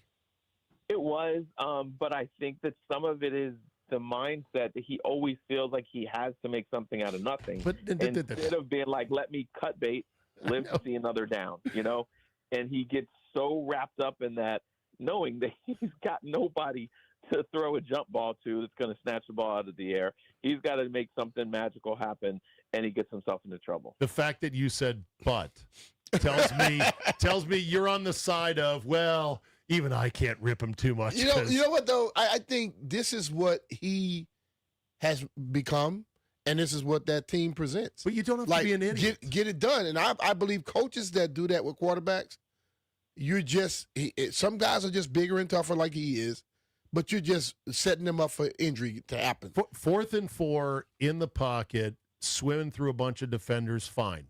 Make a risky move. On whatever down that was, 20 yards behind the line of scrimmage, all the way out to the boundary, just throw it away. Well, last week he almost took a safety when he was scrambling 30 yards back. Oh, and he stuck the ball out the end zone. Yeah, I know. I know. And it is the toughest thing because I really like him personality-wise. I saw the feature on his hats that he wears to every game. They're designed by kids that are in the hospital battling cancer. So he wore that hat after the game, which had this really weird drawn buffalo. And it was like, okay, whose kid drew that? It was part of the contest that he has for the kids. But you're right. This is the year, B. Mitch, that it's either going to happen for the Bills, who are not going to go in as your AFC East champs for the first time in 5 years, or there's going to be real pain next year. Let's flip it over to the night game. The Niners are incredible in their ability to just keep coming and keep coming with big names going down. And I've been a Purdy kind of guy, Mike. He's winning me over. Last night, best game I've ever seen him play. Yeah, it's been really impressive to see the way his confidence and aggression has grown. Before, he was just making the right throws. Now he's pulling the ball down. He's using his legs.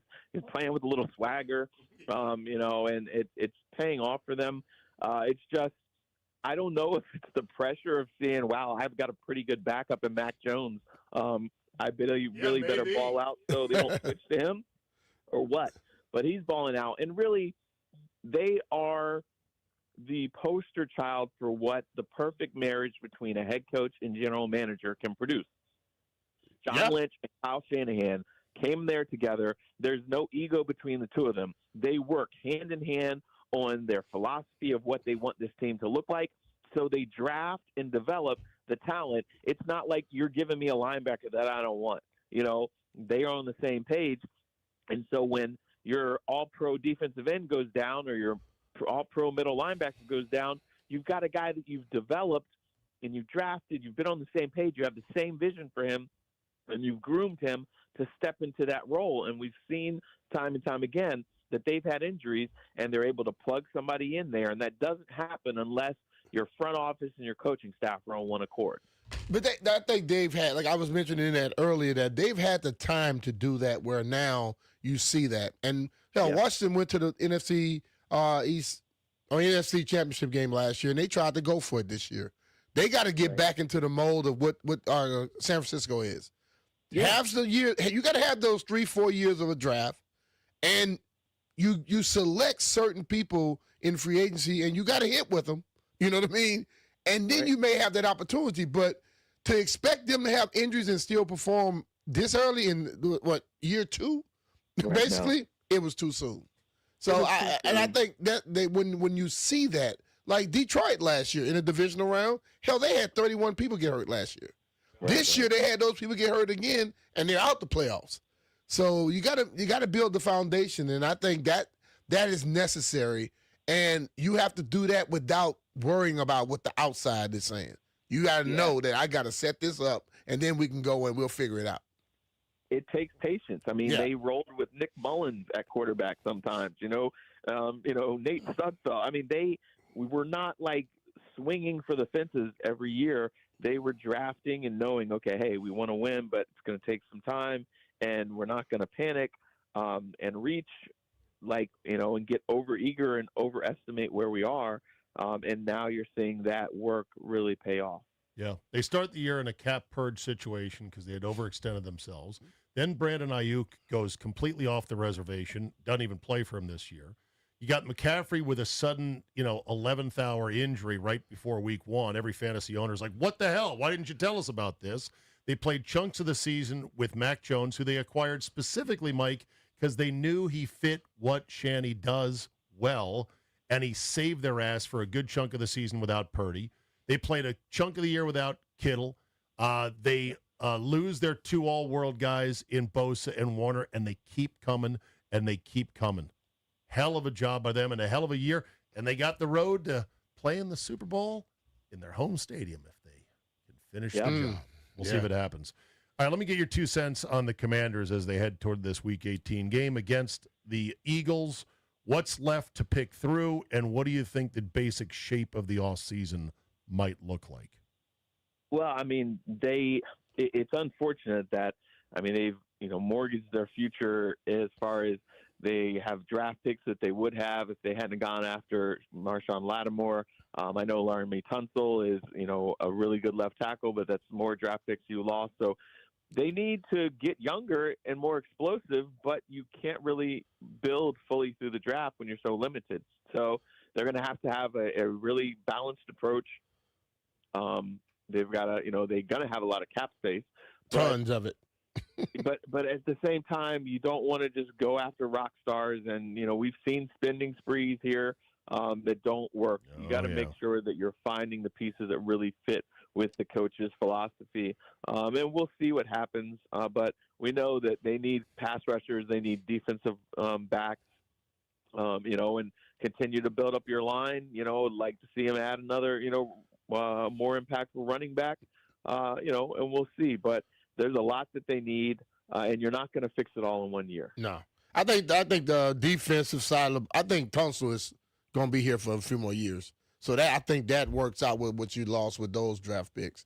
But when you look to the defense side of the ball, if they get better pass rush, the average the guys that may be average defensive backs look a lot better just because of that. Yeah, they had 7-on-7 passing. Dak had 7-on-7 pass time. Yeah, it was bad. Now, if you can't move the guy off his spot, you're going to have problems. I don't care who your defensive backs are, but if they get some pass rush, the guys will look even better. Yeah, look at Emmanuel Forbes out there with the Rams. He was not good here, but now he's playing on a defense where they get after the quarterback up front, and that helps him out. So that just really shows hand in hand. It's not just about one guy's skill level; it's about the whole puzzle, and they need guys up front to help make life easier for the guys on the back end. There you go. You know who's gettable? Because getting good edge production via free agency costs an arm and a leg and is very, very suspect. Teams just don't give up guys like that. The one guy that's gettable, although you have to add draft picks, Mike, is Max Crosby. Would you dare consider a trade for Max Crosby? I wouldn't. Okay. Yes, he's really good. For how much longer? I hate giving up draft picks. I do too. For a guy that, and he's going to want new money. This year he was down. It was it was a down year for him. Even though he's so good, it was not the same level. He's had injuries and things like that. And like you said, he's going to want money. No, I want to see the patient approach, like we see in San Francisco, like we see with the Rams, building through the draft. Making a few select moves in free agency or trade, but really hold on to your draft picks and build that way. Yeah. There you go. Well, I would at least make the call, Mike, because much like fantasy football, real NFL works. Call the dumbest team first to see if they're willing to do something dumb. And I think the Raiders are the dumbest team. So it's them one, it's the Jets two. See if either one of them are interested in doing something really dumb. Be where I start. Or just roll your dice and hit one big in the draft. Yeah, but just put the call in just to see. All right. All right, Mike. Mike, always a pleasure. Thank you for your time Appreciate today. you, We'll read brother. your stuff in The Athletic, of which I'm a proud subscriber. Great work. All right. Thank Appreciate you. guys. Have a happy new year. All right, Yes, Mike. there Take you care, go. brother. Mike Jones of The Athletic. All right. Let's take a break here. Phone calls on the other side. B. Mitch, you want to go and swim in the pool on a Monday? Yeah, I guess we'll go do that. Don't sound too enthusiastic. 800-636-1067 is the number. What is your shape that you see for the Commanders off season as we are in wreckage week? One more week to go, one more game to go, and then the long, dark night sets in on Commanders Nation. It is B. Mitch and Finley Zabe sitting in for JP.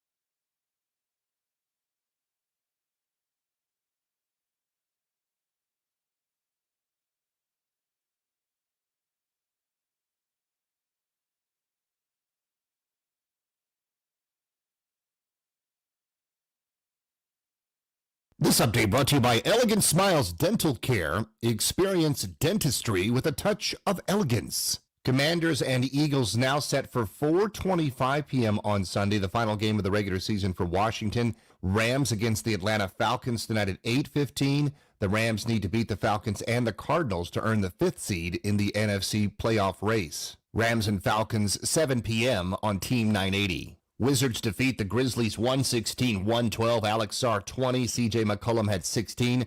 They host the Suns tonight at 7 on Bloomberg 99.1, looking for a 3-game win streak. Capitals take on the Panthers tonight at 7, live on The Fan.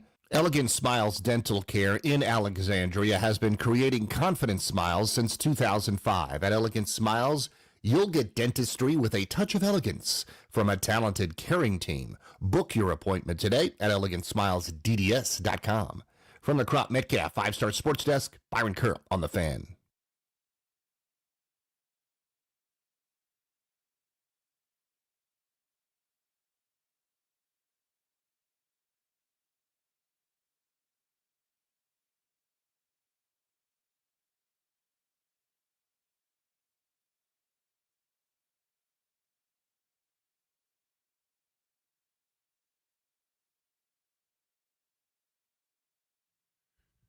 Don't always get what you deserve, especially not in the NFL. It is the most unpredictable, chaotic, what the hell did I even just watch league ever created, and that is why, B. Mitch, it is so damn popular. Yeah. And I'm not turning around a possible incredible rebound next year for the Commanders, where they slingshot from 4 wins to maybe even winning the division. Hell, look at what the Patriots did with Vrabel. Now, we're one of the few teams down there in the muck that don't have to worry about coach or quarterback. I was just looking at the teams that are down there in the mud with the Commanders. The Raiders are probably going to have to fire Pete Carroll, right? After 1 year? Don't you think? I'm just saying, that's 1 year veteran coach. They also don't have their quarterback. My friend Geno Smith gutted it out yesterday, left the game with a busted up ankle, but it's pretty clear he ain't the guy. So they've got to go searching there. The Giants are going to be hiring a new coach. They don't know who. Mm-hmm. And they think they got their quarterback in Jackson Dart, who once again was running around taking big hits If at they the can goal line. just get him to change his mindset. Well, he said, well, am I supposed to be like Peyton Manning? I'm not a pocket passer, okay? Well, you don't have to lower your shoulder on linebackers, though. The Jets, I think, have to fire Aaron Glenn, whether it's his fault or not, because... They already said they're not. Okay. Well, then, good luck. Yeah. The Patriots humiliated them yesterday, and the Jets do not have a quarterback, not even close. No. The Titans are in the market for a new coach, but they think they got their quarterback in Cam Ward. Yeah. He's shown flashes, but they've got such dog meat around him, it's hard to truly evaluate. Arizona should absolutely fire Jonathan Gannon. They probably will, and they also don't really have their quarterback because they're probably going to move on from Kyler Murray. So they're in a bad spot. Cleveland is going to stay with their coach, who at times makes unbelievably inexplicable decisions. Yeah. But overall, Stefanski's solid. And their quarterback, they're hoping Shedeur comes along like he has. I think the positive is he's been non-awful so far, even though the numbers have been meager. He keeps losing guys as targets, though. They lost Fannin Jr. yesterday to an injury. He's been a real surprise for them. So they're going to keep running the Shedeur thing into the offseason, and he'll be the starter for week 1. So at least the Browns have a direction. Thank God the Commanders have a coach and a quarterback. They're not even going to deliberate. So that puts them in a good spot. Yeah. Now we just got to lose a game and get a lot of help. Let's go to the phones. 800-636-1067. What should be the Commanders' general shape of the offseason? I have said offense, good luck. We're focusing on the defense. We're going to triage the defense. Others disagree, and that's fine. That's why we have sports radio. Joel and Bowie, you are first up on this topic. Hello, Joel. Well, gentlemen, first of all, B. Mitch, it's always an honor to speak to the new Hall of Famer, and the bus is fueled up. We're ready to go, bruh. And I can't say, but this sounds like Steve Zabin, but I know Steve Zabin is in parts unknown, right? No, you're listening to him, yes. The Zabo. radio beast has spit me up like a undigested chunk of food, and I am here today. Thank you for Zabo, noticing. how you doing, dog? I'm doing great. I'm heard getting to you- play with some of the regulars here on this great station. Honored and thankful for the opportunity, taking the reps.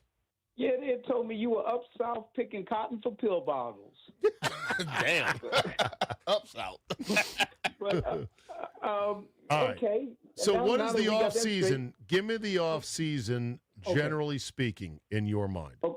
we got to concentrate on defense and find at least one or two receivers. One or Yeah, two. they got to have some height. They got to be able to catch. They got to be able to run. Those are very important things. And they got to have the heart of B. Mitch. Well, you If they can't. got that, Listen, we should be fine. scientists have been trying to replicate the heart of B. Mitch in laboratories, and they have come close. There have been some promising breakthroughs, but no reports of being close to replicating the Gonna be hard. beating chest of old number 30.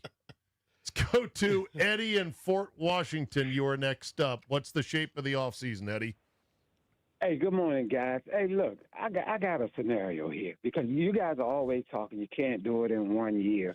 So I look at this like, okay, where are we closest at, offense or defense? I think it's obviously offense with the quarterback in place. So why not take a run at Pickens, free agent, and then potentially low-round trade for Ayuk in San Francisco, and then use your draft picks on the defensive side of the ball. Now, however, if one of the two wide receivers doesn't pan out, you're not able to get him, you may be able to get the kid out of Ohio State, Tate.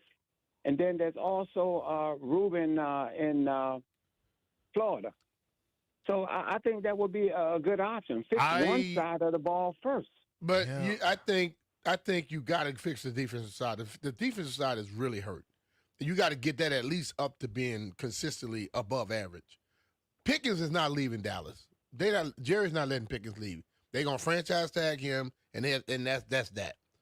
Ayuk, I keep hearing everybody say Ayuk. Just because he and Jaden were friends. I'm like, no. A guy that gets that money and then decide I don't want to deal with it and just go like I don't want to deal with him. To be honest with you, I think. Listen, receivers are probably the easiest thing you can go out there and get in a draft, or you get some free agent or somewhere along the way. But your defense better be able to stop somebody. You know, right now they put pressure on Jaden so much because the defense can't stop anybody, and he has to go out there and put himself in harm's way. I need them to get the defense up to par. Hey, B. Mitch, I somewhat agree with you, but listen to this. Listen, the reason why so much pressure on JD is because there's nobody can win one-on-one except Scary Terry. And if wide receivers are that easy to just find, then why haven't we only had one for the last 20 years? Well, we had poor drafting. I mean, Poor brain trust. we had a group that was here before that didn't try to get the right people Clark around. and Sanders. We haven't had two receivers since Monk, Clark, and Sanders. I would disagree with that totally. Santana Pierre and Moss? Santana Moss was some badasses. Yeah. Come on now. Thanks for the call. Let's go to Jupe in West Virginia next up this morning. Hello, Jupe. What do you say? Fellas, two What up, letters. Jupe? It's always a pleasure to talk to you, fellas. Hey, nothing much. My idea for this off season is, and B-Mitch, you know, I've been preaching this all year, chemistry. We need more chemistry, and it's hard to build chemistry with a team when it seems like every year we're turning over half the team.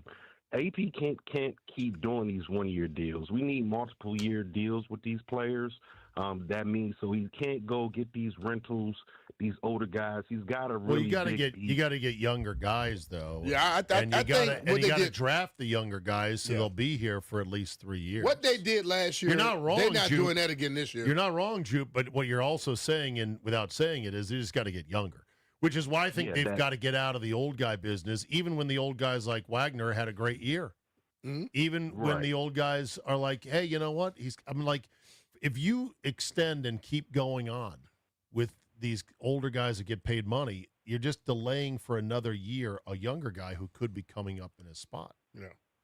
Exactly. That's my point. Also, too, I think two keys that are important for a successful season is that chemistry, also a full training camp with all your starters and players. We can't have another Terry contract situation because you see how it threw everything off for everybody. So that's all I got for you fellas. All right, brother. Jude, Appreciate you. Thank you for the call. I- I listen. agree with you that it's easier to get a third, fourth, fifth round wide receiver bonus baby than almost any other position. Yeah. Because there's so many receivers in today's modern game, college game, which is like the pros, and they're running 3 and 4 wide out sets all the time. So guys do slip through the cracks. Terry is a prime example. Third round pick. Third round pick. Yeah. Cooper Kupp, third round pick. The 7-on-7. Puka Nakua. Yeah. Fifth the round 7 on pick. the 7v7 thing makes receivers and defensive backs ready. Yeah. And, so that's what I mean by you can get them. I just I know fans want everybody drafted in the first round. You're not gonna do that. Everybody ain't gonna get drafted in the first round. And you go look at some of the greatest players ever played, they were not drafted in the first round. You can find them in second, third, fourth, fifth. But you got to have some of those positions from other positions from the first round every once in a while. Your pass rusher, you go find one of them. That changed your whole damn defense up. You get one pass rusher who consistently can make a quarterback move. The Houston Texans, their two guys, quarterback can't stand where he's at. He got to move. No. Yeah. So you just get one or two because they got Hunter. I think they picked him up in free agency. The other guy was already there, and now they're meeting at the quarterback every damn play. Yeah. The Texans defense is so good. They may carry that offense, which is still wheezing, all the way to the Super Bowl, depending on how They're it tough, goes. man. They are nasty tough. Speaking of guys that can get to the quarterback, a former Commanders / Redskins / football team standout had one of the few plays that made you go, wait, what, yesterday? Plus, there was another. I want to get to them next. B. Mitch and Finley here on The Fan.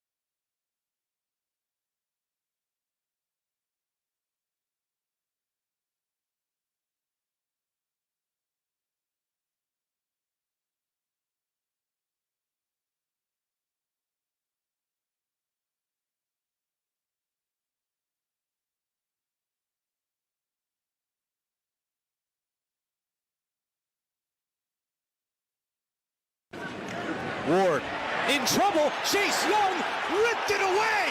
Young on the return. Young at the 10-5 touchdown. What a play by Chase Young.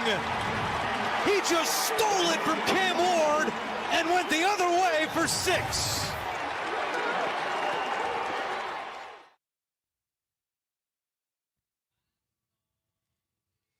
That was one of the best plays of the weekend, but it wasn't actually the best play. It was the second best play as the former top pick of the Commanders, although he was picked as a Redskin last year of being a Redskin. I'll have to look that up. I think Chase Young, the can't-miss guy. Yeah. You said can't miss earlier on the show, B. Mitch. Mm-hmm. And I'm like, yeah, but sometimes they miss. Yeah. Chase Young, who everyone thought was oh my God, there's no way this guy won't be awesome pick. Now on his third team, Washington to San Francisco, now by way of Tennessee, New Orleans. Yeah. With a long loop around pass rush.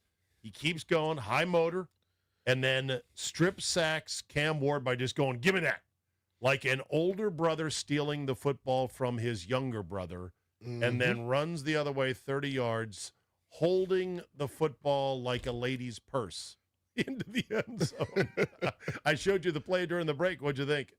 It was a good play. Damn good play. Then it popped up on TV as well. Come running in, and quarterback got to secure that ball. You take the sack, but you don't give up the damn ball as well. So it's he was Johnny on the spot on that point. Are you as stunned as I am that Chase Young did not work out? Yeah. He had the athleticism.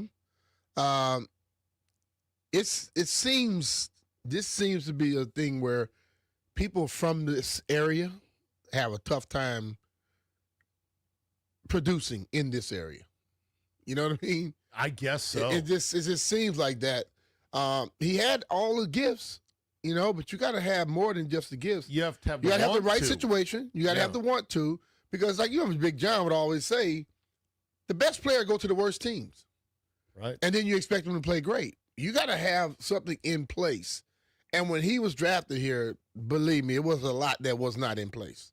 Yeah. So he, to me, he always projected like, all right, this guy's really about his craft. And look at his body. Yeah. Built like a freaking Adonis. Mm-hmm. And he sounded committed.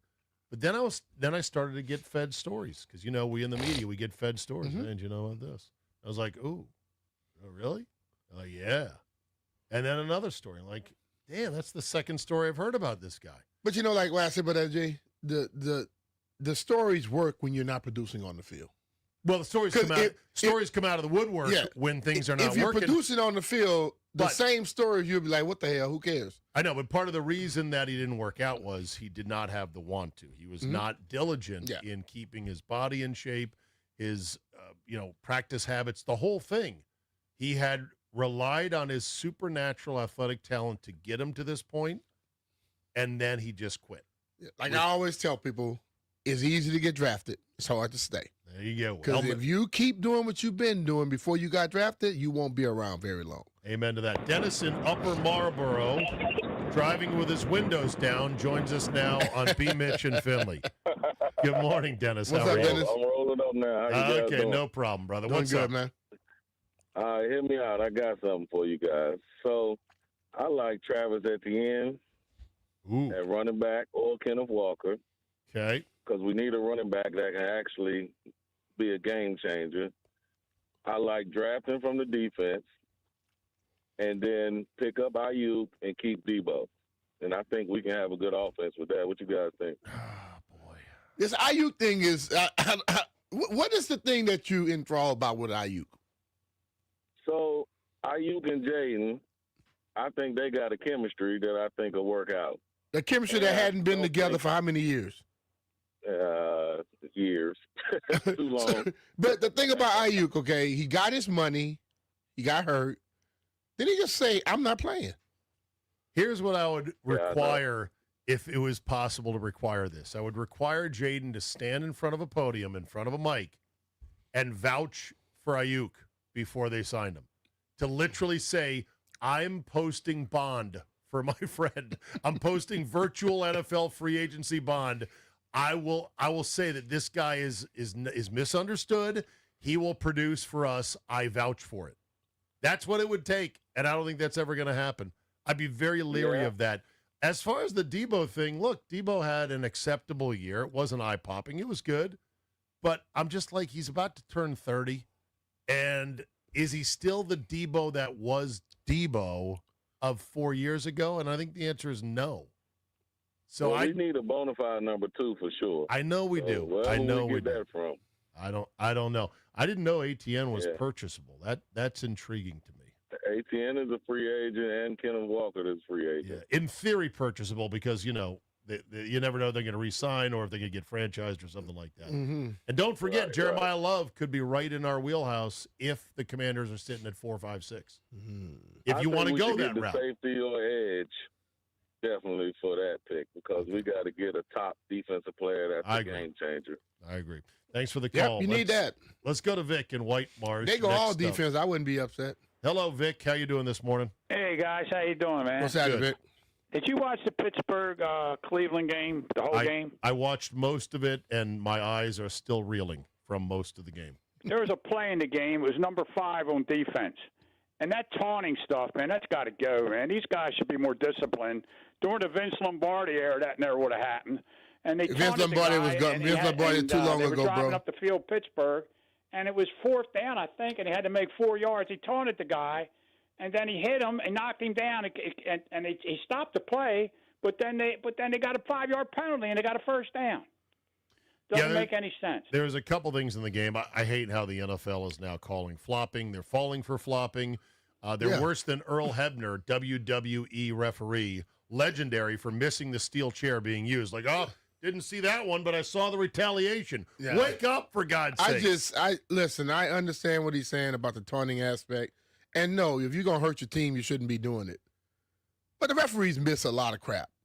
And the league calls stuff so weird these days. I don't know what the hell's going on half the time. Now, guys, when they get a big first down, they want to do a little finger point, but they got to be careful the finger pointing doesn't look like a pew-pew. Yeah. Otherwise, they'll get a penalty for that. Yeah. Which is absurd. Let's go to Mike in Ashburn next up. Hello, Mike. What do you say? Hey, guys. How you doing? Good. Good, man. Running back is the least of our worries. I think we got a good running back room. I don't think if Eckler comes back if we keep him at all. But I think the main thing we need a tight end that can catch, and we have our blocking tight ends fine. We need because Sinnett's not the answer, that's for sure. So we need a tight end to catch, keep the offensive line together. I don't mind bringing Debo back. I don't know what kind of number he'll be, but I don't think we really need a receiver. I think if we get Debo back and we get Terry back, that'll be our top 2. Defense, of course, is the most needed, and you guys already stated that. And we could use anybody from defensive ends. Now, I know we're going to get healthy again by the end of the season, so you got to kind of evaluate from our guys that are going to be actually healthy again and figure out who we need the most of. But defense, definitely the one. But I think offensively, catching tight ends so big in this league right now. I mean, they're game changers. You look at all the great teams that have great tight ends, and as good as our man was, he's done now, and we need to really concentrate on that because Sennett's not the answer, and we need to get a tight end and keep the offensive line together and keep Devo. And I think go all defense besides that. To your point on that, the Bears were getting ripped for taking Colston Loveland because they didn't think he was the better of the 2 tight ends that went high in the draft because he got to a slow start. He really wasn't. He was like inactive for a game or 2 early in the season. They already had Cole Kmet, who's pretty good pass receiving tight end. That Ben Johnson knew we need more tight ends. This is an essential part of the modern NFL, and now Loveland is killing people. See, my mindset, I'm with him on that. Everyone keeps talking about the receiver. You get a tight end that can win those one-on-one matchups consistently. Yeah. That is your other receiver. Oh, okay? yeah. And then he opens it up for your outside guys because now that linebacker going to need some help. Safety got to cover him over the top. Well, you get one-on-one outside, and they can start cooking guys. I believe if you go defense, you got to get a pass rusher. You may get 2 of those, and you get a tight end, a legitimate tight end. Those 3 positions That right there will help a change lot. your football team drastically. Yes, they will. Let's go to Greg in Alexandria. You are next up. Hello, Greg.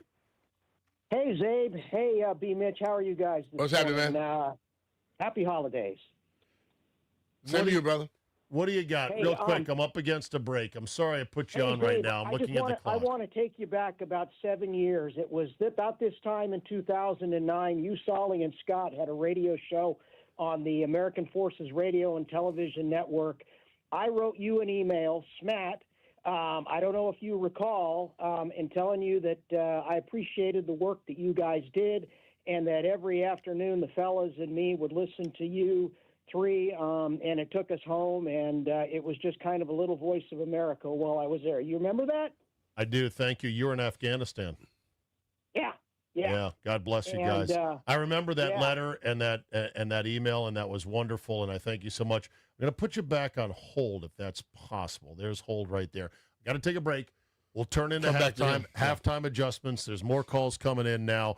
We have no great easy answers for the offseason, but there are some intriguing ideas, so we'll keep exploring that. B. Mitch and Finley, Zabe in for JP on the Fan.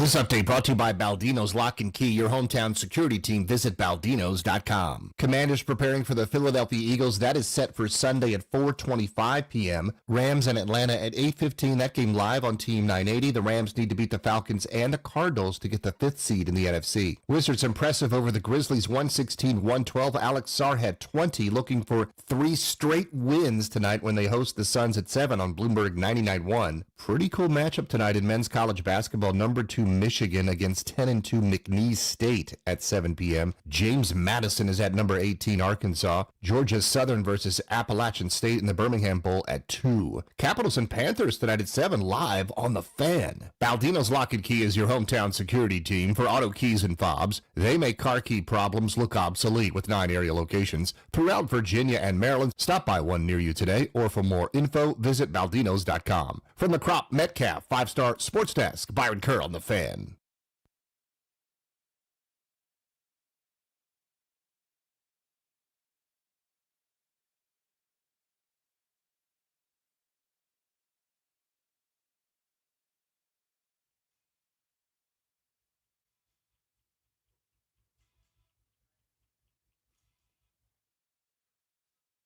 I mentioned the Chase Young strip sack fumble was only the second best play of the weekend. The best play was the Bengals calling up a special for O-lineman Cody Ford. They split him wide out to the near boundary, and they threw it to him, and he not only made a nice catch and turn with the ball, but he got 17 yards of yak at 307 pounds.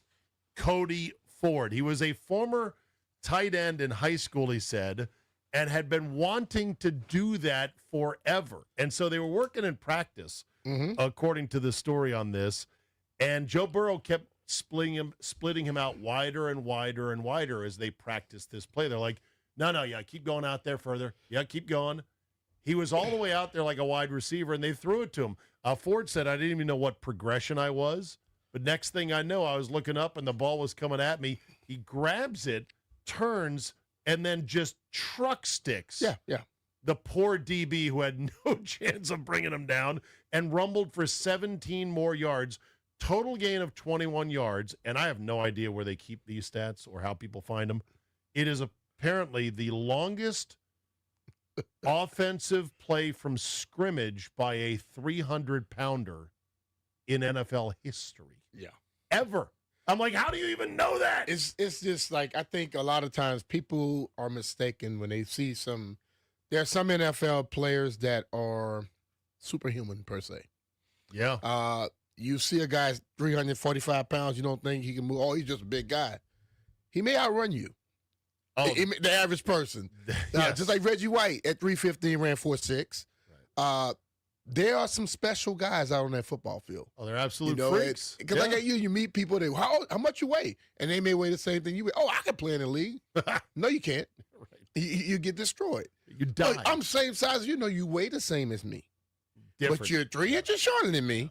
And and you're the same weight. So you're probably not in the right shape to be out there on the football field. The O-lineman, but that big dude, he rolled up the field, man. The O-linemen who are the smartest guys in the field, they say, are also very good athletes because they were good athletes as kids growing up. Yeah. Their bodies then got to be supersized. And then once they got to a certain heft, they keep the heft on to be able to move people around and to hold their ground. But then once they retire, a lot of them, they go right back to it. They deflate to sizes that are unrecognizable. Joe Thomas is unrecognizable right now. Yeah. Matt Burke, the former big guys Viking, lose weight, the little guys gain weight. Yes. The little guys gain weight, big guys lose it. All right, let me get back and let Greg finish off his call about the Commanders and the offseason. I apologize. I ran him right into a brick wall, which was the end of the hour. Welcome back, Greg. Thank you for that nice note about back in the day. As for the Commanders offseason, what do you see? Well, I've never been a 100% believer in Jaden. He just always seemed like he was just too small and too skinny, and it's going to be tough. And my concern is he's going to end up ultimately having the same kind of long-term story as Robert Griffin III did. So you say go quarterback in the first round and really make the whole town lose their mind. Well, I mean, I think sometimes you just got to pull the Band-Aid off, Zabe, and No. I think you're way off right there, brother. Yeah. You're way off. I love you, I Greg, think you're way but- off. Yeah. Because I'll tell you like this here. See, and I love when people say the size of a person.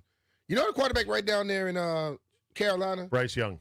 He's 5'10" and a He's half. tiny. He might weigh 180 pounds. Tiny. He's small. Yeah. Nobody complains about it. Jared Goff is 6'4", 215. Well, some people have complained about it, but yeah. No, they'll complain. Because what it is we saw somebody come in here and have a owner who allowed him to do whatever the hell he wanted to do in Robert. He got hurt, so we automatically assume. Yeah. Jaden can gain 15 pounds and still get injured. Oh, yeah. People act like, oh, he got to get bigger. No. The freak accidents will happen. And just because you got hurt this year don't mean you're going to get hurt next year. You know, so I don't think he's nothing like Robert. Robert's ordeal was totally different. You knew your knee was screwed up, and the owner allowed you to do what you wanted to do, not what the coaches and the doctors said you should have done. Yeah, the RG3 comparisons are so surface level because there's stuff about RG3 that the general public knows, and then there's a 101, 201 advanced studies on Robert that you know, and I know from having people in the building, on the team, getting fed to us stories that you would simply not believe if you didn't get them from a credible source. Yeah. So that's part of the reason why Robert did not work out. And by the way, Robert is only, 38 years old? Mm-hmm. And nobody even thought about calling him when Phillip Rivers was pulled out of mothballs. Rivers, by the way, probably played his last game, a close loss to the Jaguars. Modest numbers again. He finished the year averaging, in his 3-game return, he averaged 180 yards, 63%, which was better than I would have thought. 3 touchdowns, 2 INTs, no wins. Yeah.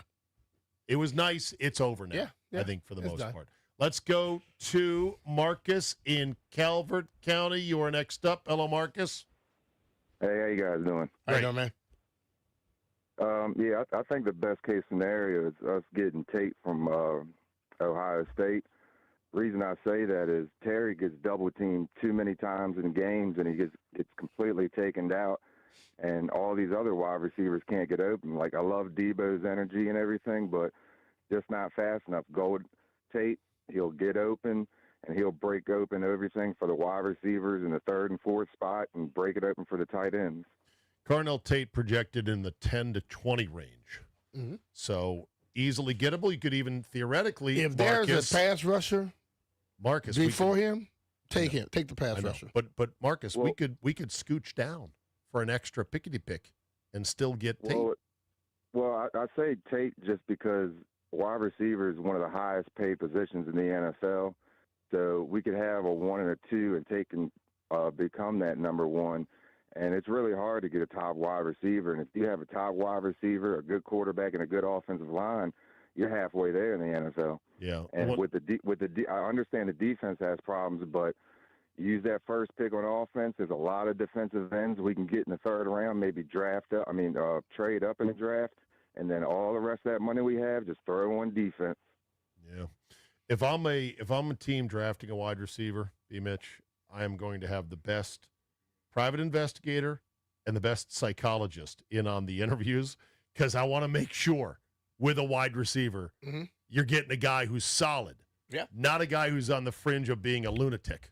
Yeah. And it's tough to tell sometimes. Like, from the couch, you really don't know until you interview these guys. And sometimes they snow you in the interviews where they come off great, and you're like, I like this guy, he's solid.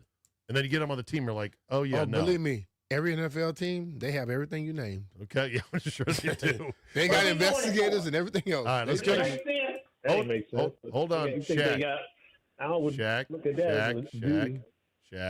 Shaq, you're next up on the air. Sorry to interrupt your other show going on right now. How you doing, brother? I was in the car. What's going on? Hey, you know what?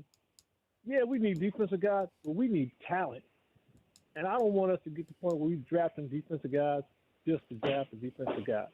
Now, I like Down from Ohio State, but we need talent. Our team is, other than left tackle and QB, everything should be open. And by talent, do you mean measurables? Do you like the combine measurables freaks, the guys who pop it in terms of, wow, look at his physical No, attributes, or do you want production? I like to look at their career in college. Okay. It's competition. Okay. You know, don't get caught up with what somebody done for 2 or 3 days running against the wind. You know, they look at their production. I'm with that. All right, thanks for the call. Let's go to Kevin in Lanham. You're next up. Shape of the Commanders offseason. Hey, thank you for taking my call, guys. This is my take on it. Nobody's talking about it. I think we need coordinators. I need the assistants to the assistants of who's making Caleb Williams and Drake May throw for so many yards and score many points. I also need a defensive coordinator from the Texans or from Minnesota. We don't even need their coordinator. Just give me the assistant to mimic here. It's not just personnel, it's scheme on my end. I can't believe that we have the guy that was the architect of the Legion of Boom, and we were the worst in third down coverage. Also, the zone coverage. I don't understand, how do you keep doing the same thing over and over again and you're still getting burnt? You're the worst on third down in defense. So why are you still doing the same thing? That's what I think our offseason need to be about, is getting some assistance to the assistants of those high-powered offense and those pressure defenses that's going to blitz you on third down or blitz you every damn play. This zone coverage doesn't work. Zone coverage, you want to sit in zone coverage, try to get turnovers. Well, you need to put pressure on a quarterback to get turnovers first. Yeah. That's my take. Yeah, but you're going to have some personnel for that. Yeah, I was going to say, it's one the thing. The personnel makes all of the coordinators look better than what they are. Right. Because that person, those two guys on the edges in Houston, I don't give a damn what system they're in. They're going to get pressure on the quarterback. So it ain't just about the scheme. All coaches can draw up a scheme. Everybody can draw up a scheme. If they don't have dogs to go after the people, it makes no damn difference what your scheme is. He wants the assistant to the assistant. No, I want some. He wants. I want some talent. With the talent to make that damn assistant look better. Yes, it will. He wants to go Dwight Schrute hunting. The assistant to the regional manager. Nah, that let's go to Devon in Rockville. You were next up. Hello, Devon. What's up? What's happening, big bro? What's up, D? Hey, I'm 100% with what you said, big bro. Is we need a tight end that can win one-on-one, because that's going to open up the offense. I truly believe you do bring Debo back, if you know what I'm saying, if the numbers make sense, because we knew we didn't bring Debo over here to be the number one or the number two, honestly. He was supposed to be a specialty gadget. You know what I'm saying? So that's what he's here for. And I would bring Traylon Burks back, man. That's what B. Mitch said during the break. You know what I'm saying? Right? All season. And he still got talent. We got to remember, he was drafted to Tennessee. That's the reason why Tennessee got traded A.J. Brown, because he was the prototype supposed to be A.J. Brown. And look at how dumb the Titans have been the last 3 years. Exactly. So in the draft, there's a really good high possibility they screwed up on Burks like they did on Vrabel and Brown and King Henry and everyone else. Morons. I'm with B. Mitch as well. I'm with B. Mitch as well of the trade, the Brandon Ayuk thing, just because they was a good marriage in college. They've been long removed, and they're going to still be best friends even if they ever don't play with each other. So if I had to choose, I don't think that you would bring Debo back and go get Brandon Ayuk. So if I had to choose, keep Debo, because Debo already know the system. We have to get personnel. I'm with the last caller, the scheme and everything, but the reason why I can answer it for him. The reason why DQ's still doing the same thing, because we don't have the personnel. It's nothing that we can't do, that we can do. We can't play man to man because we don't have personnel to get to the quarterback. You could agree. You can agree that Joe Witt has to go. Sadly. Yeah. I said that. But we need defense, and I'm with B. Mitch. I just don't know if I can. I know we need a pass rusher, but I can't let Caleb Downs just go past me, man. Yeah, it's going to be tough. That is a generational talent, right? It's going to be tough. Thanks for the call. Appreciate it. Yeah, you said during the break, you're like,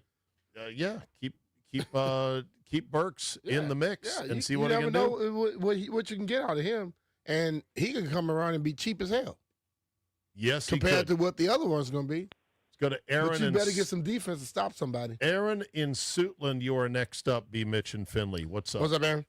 Hey, guys. Thanks so much for taking my call. Plain and simple. Hey, I don't think they're going to have a big turnover. Maybe 4 to 6 players they're going to get rid of. On the offensive side, I would go get the tight end from the Ravens likely, or I would get Pittman. That would help address the receiving aspect. I would go pick Pittman or Pitts.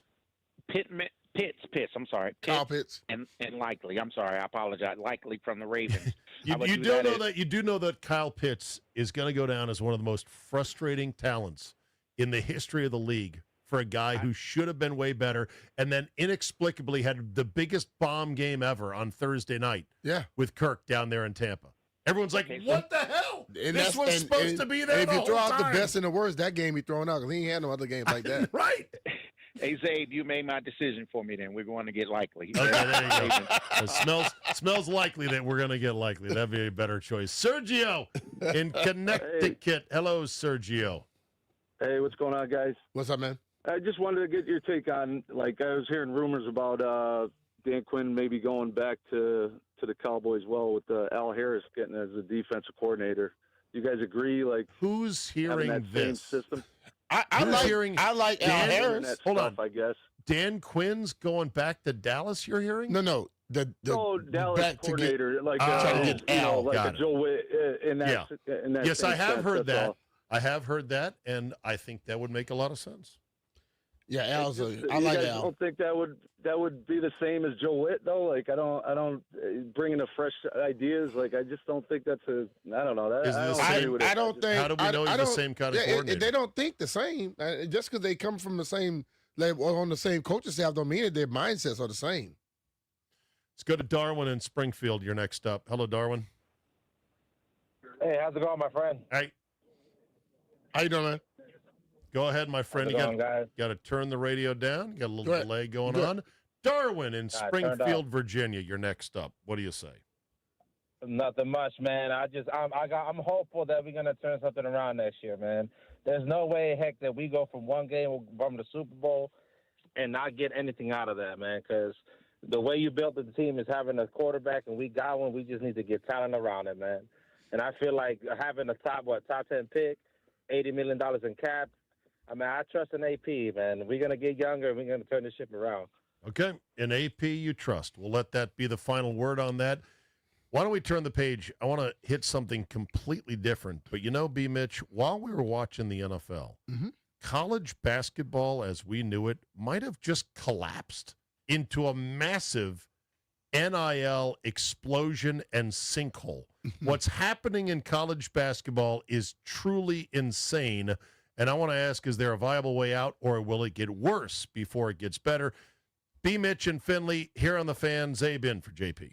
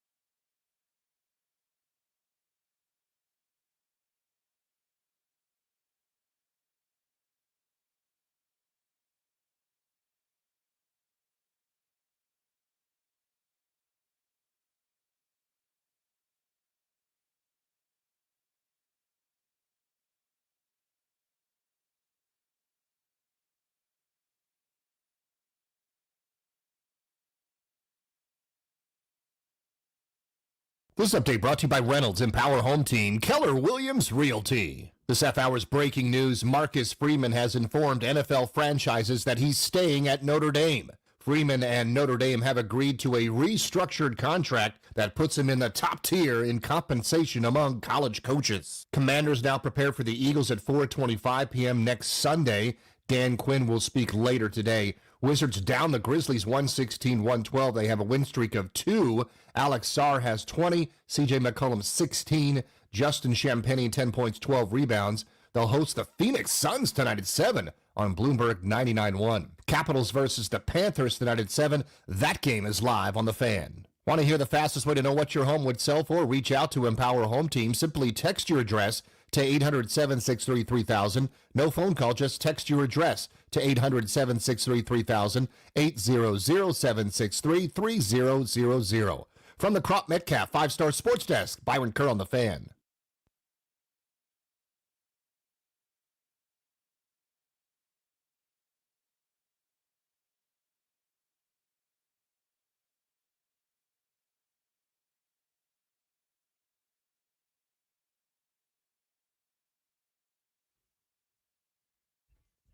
Landfill, this is a great choice. Don't turn this off just yet. Do you know the news story associated with this song that happened over the weekend? Nah. Yeah, I got it. Do you know, tell B. Mitch, why this song is in the news again? Oh, actually, I guess I don't know. No. Over the weekend, Brigitte Bardot passed away, the 60s French film icon. And she was one of the iconic names that got name-checked in this song. And I'm like, okay, why is that significant? Apparently, only 3 people remain that were name-checked in this song. And she's now no longer one of them. Rest in peace, Brigitte Bardot. 91 years old. She passed away over the weekend. Welcome back, B. Mitch and Finley. Zabe sitting in for JP. Coming up, a discussion about pockets. You remember when you said to Portis, and Portis said Portis? No, he said his pocket was straight. Yeah, you got into it with Clinton on a interview. Yeah, and Portis responded with Portis pocket straight. There's the most unbelievable Reddit thread going on right now about men's pockets, and I'll just leave it at that, and then we'll get to it. Let me change gears for a second. College sports, college basketball in particular, may have just imploded. And it's being sized up by many in the sport like, okay, what does this mean?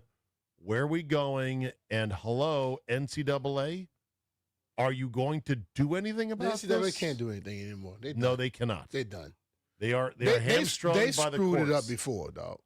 They were making too much money. So let me set the stage here. So Baylor signed 7-foot center James Nagy, who had been drafted by the Pistons in the second round, early second, 31st overall pick.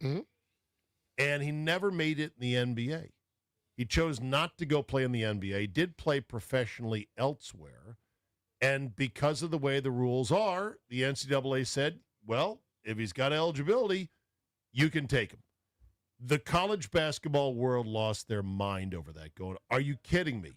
This is what we're doing now? Like, no. He's a pro, for God's sakes. And the NCAA, not wanting to get sued, just said, well, it's up to you guys to figure out. Well, that outrage only lasted maybe 2 weeks, because this past week, Trenton Flowers, who has played in the NBA for the Chicago Bulls, is now in discussions about returning to play college basketball, and there are numerous top-tier programs that have expressed interest. Does he have Yes, he does.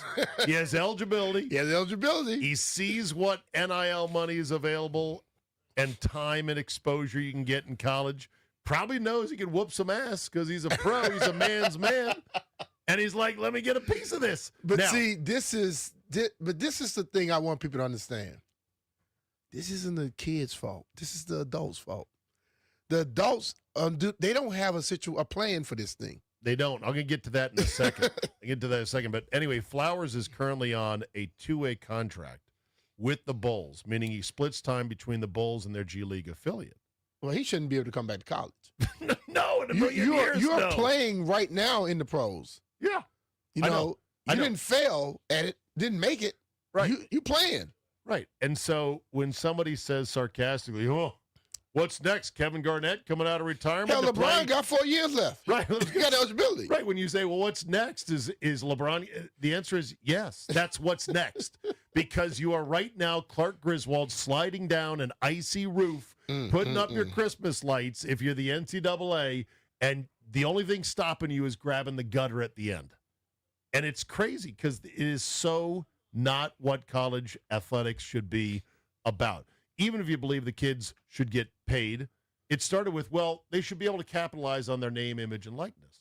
And then it quickly morphed to, well, we're going to pay this guy under the table anyway and pretend like he's got some value of name, image, and likeness when the whole world's like, who? Well, he's our left guard on our team. We don't know who this guy is. You're just paying him because you want to pay the guy because he's good. Then it morphed into, well, forget the NIL. Let's just pay them a chunk of the obscene television money that we get. So they're like, okay, good deal. $20 million, pool of money. Hey, schools, you can pay it. You can disperse it however you want. You want to go 60-40 football, basketball. We want to go 70-30 basketball, football, whatever. It's up to you. $20 million. Pay the players. Now, because of the portal, and now because the NCAA has been sued and beaten and sued and beaten and sued and beaten, they don't want to get into any more of this. When there's anytime there's a gray area, the NCAA just kind of goes, all right, hands off. We're not going to touch this one. Now, we'll see if there's a program that really does take Trenton Flowers, and we'll see if the NCAA doesn't approve it. The question would be, is Trenton yet. Flowers going to be required to go to class? I doubt it. I mean, let's be real now. I think he's going to be there for one semester. The guys that are at the schools now, they go to class.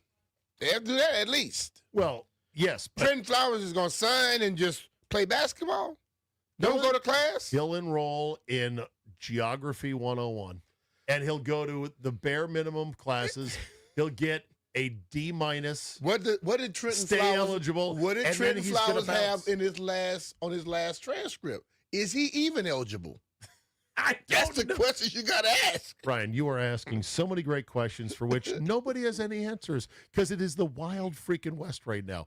He's looking at it like, hey, I can make 1-2 milli on 3 months of work, January, February, March. Yeah.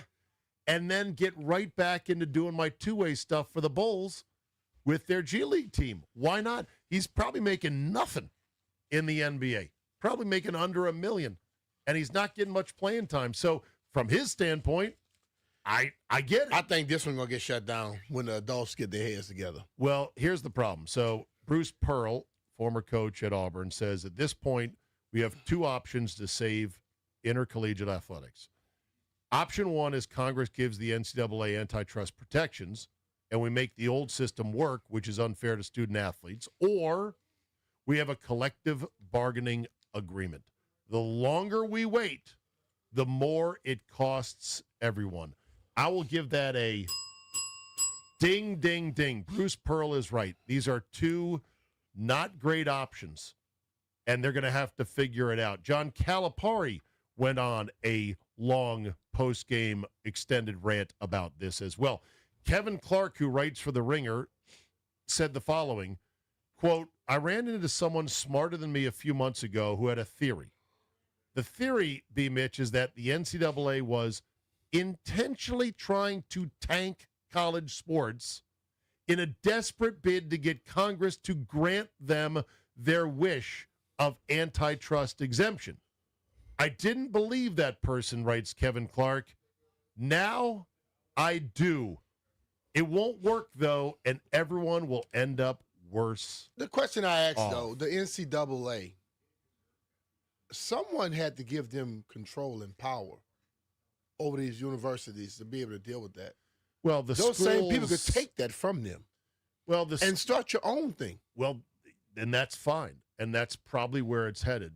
But if you're going to start your own thing, then you're going to need a miniature pro league. And what are the features of a miniature pro league?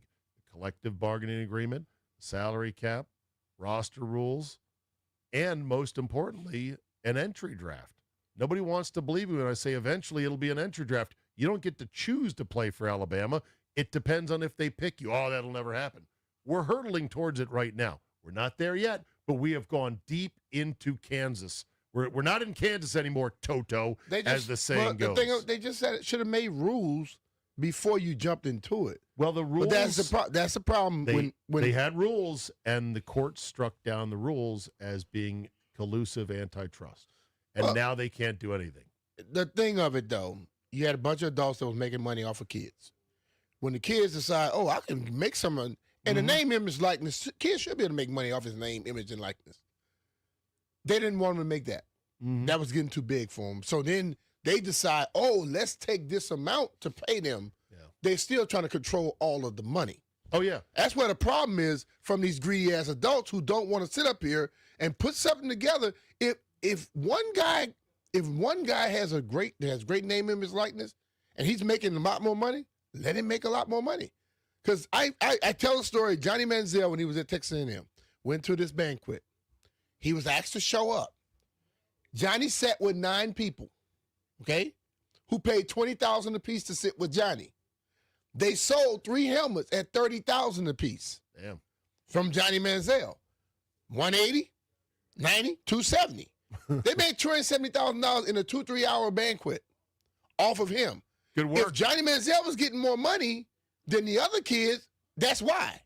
The other kids couldn't. If the other kids sat down, they probably like, "Who are you?" Yeah. But they are trying to control the top guys making more money than some of these damn coaches, and that's where the problem is. It's heading towards a miniature pro league that's going to have all the features of a pro league, which I don't know if they'll still keep an affiliation with their colleges. I would assume they would, but it's not going to feel or look or play the same. Maybe it'll be better. Maybe it'll be worse. It's going to change big time, though, because this is not tenable. And the latest news, B. Mitch, is that the NCAA appears to be granting eligibility to former hockey players who are pros. Mats Lindgren, a 2022 fourth-round NHL pick who has played pro hockey in the ECHL and the AHL, has now been added to Colorado's college roster in collegiate ice hockey. Yay. The NCAA just don't know how to get it done right. They still screwing up. Coming up, it's a pockets dilemma that blows my mind that people are so stunned by some of the elements of it. And we'll talk about it next with B. Mitch, who once got Clinton Portis to say the iconic phrase, Portis pockets straight. That's next here on The Fan.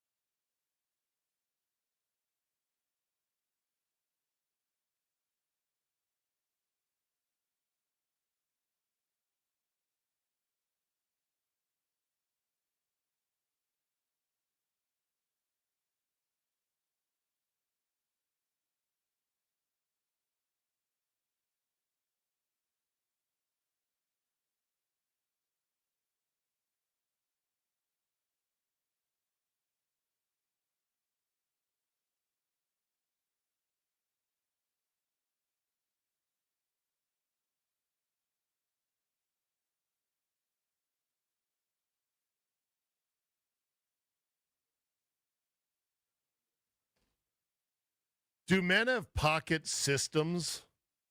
It's a dumb question, Zabe. Of course they do. At least according to Reddit.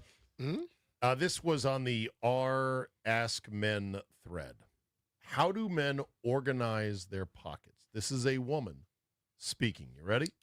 How do they organize their pockets? That's what she asked. Okay. She writes, my husband has an exact use for every pocket. Keys pocket, wallet pocket, on and on. Okay. And that pocket system never changes. And he gets so confused if they ever end up in the wrong pocket or if they get put down somewhere he struggles to find them. He claims that all men have a pocket system, and I can't believe that. Is that true? She writes, because this is a weird piece of man trivia that I did not know if so. She then follows up by saying, edit. So many answers so quickly confirming that, yes, this is the case, and it's blowing my mind. I only found this out because I said to my husband he should stop carrying his wallet in his back pocket to avoid getting pickpocketed. And I got a whole explanation on how, oh no, the system definitely cannot change now, not after all these years. B. Mitch, do you? No. Didn't even let me finish. You don't have a pocket system? No, her husband has a pocket system. Okay. So I used to wear my wallet in the back, and then when people started pickpocketing, I started wearing it in my front pocket. Okay. Did you ever get it picked? No, I never got pickpocketed. But you started getting worried about it. I just started because I've seen it happen to people, and I've heard people say it happened to them. Well, this recent trip to Spain for the Commanders game, people were saying, they were trying. They were one guy bump and the other guy pull. Yep. So, but the thing of it is, I'll put it in my coat pocket when I have on a jacket. Sure. If I have on pants, like some pants are more fitted than others, I put it in a pocket where it's not gonna be bulging and it's sitting out. Okay. So no, I don't have a pocket thing.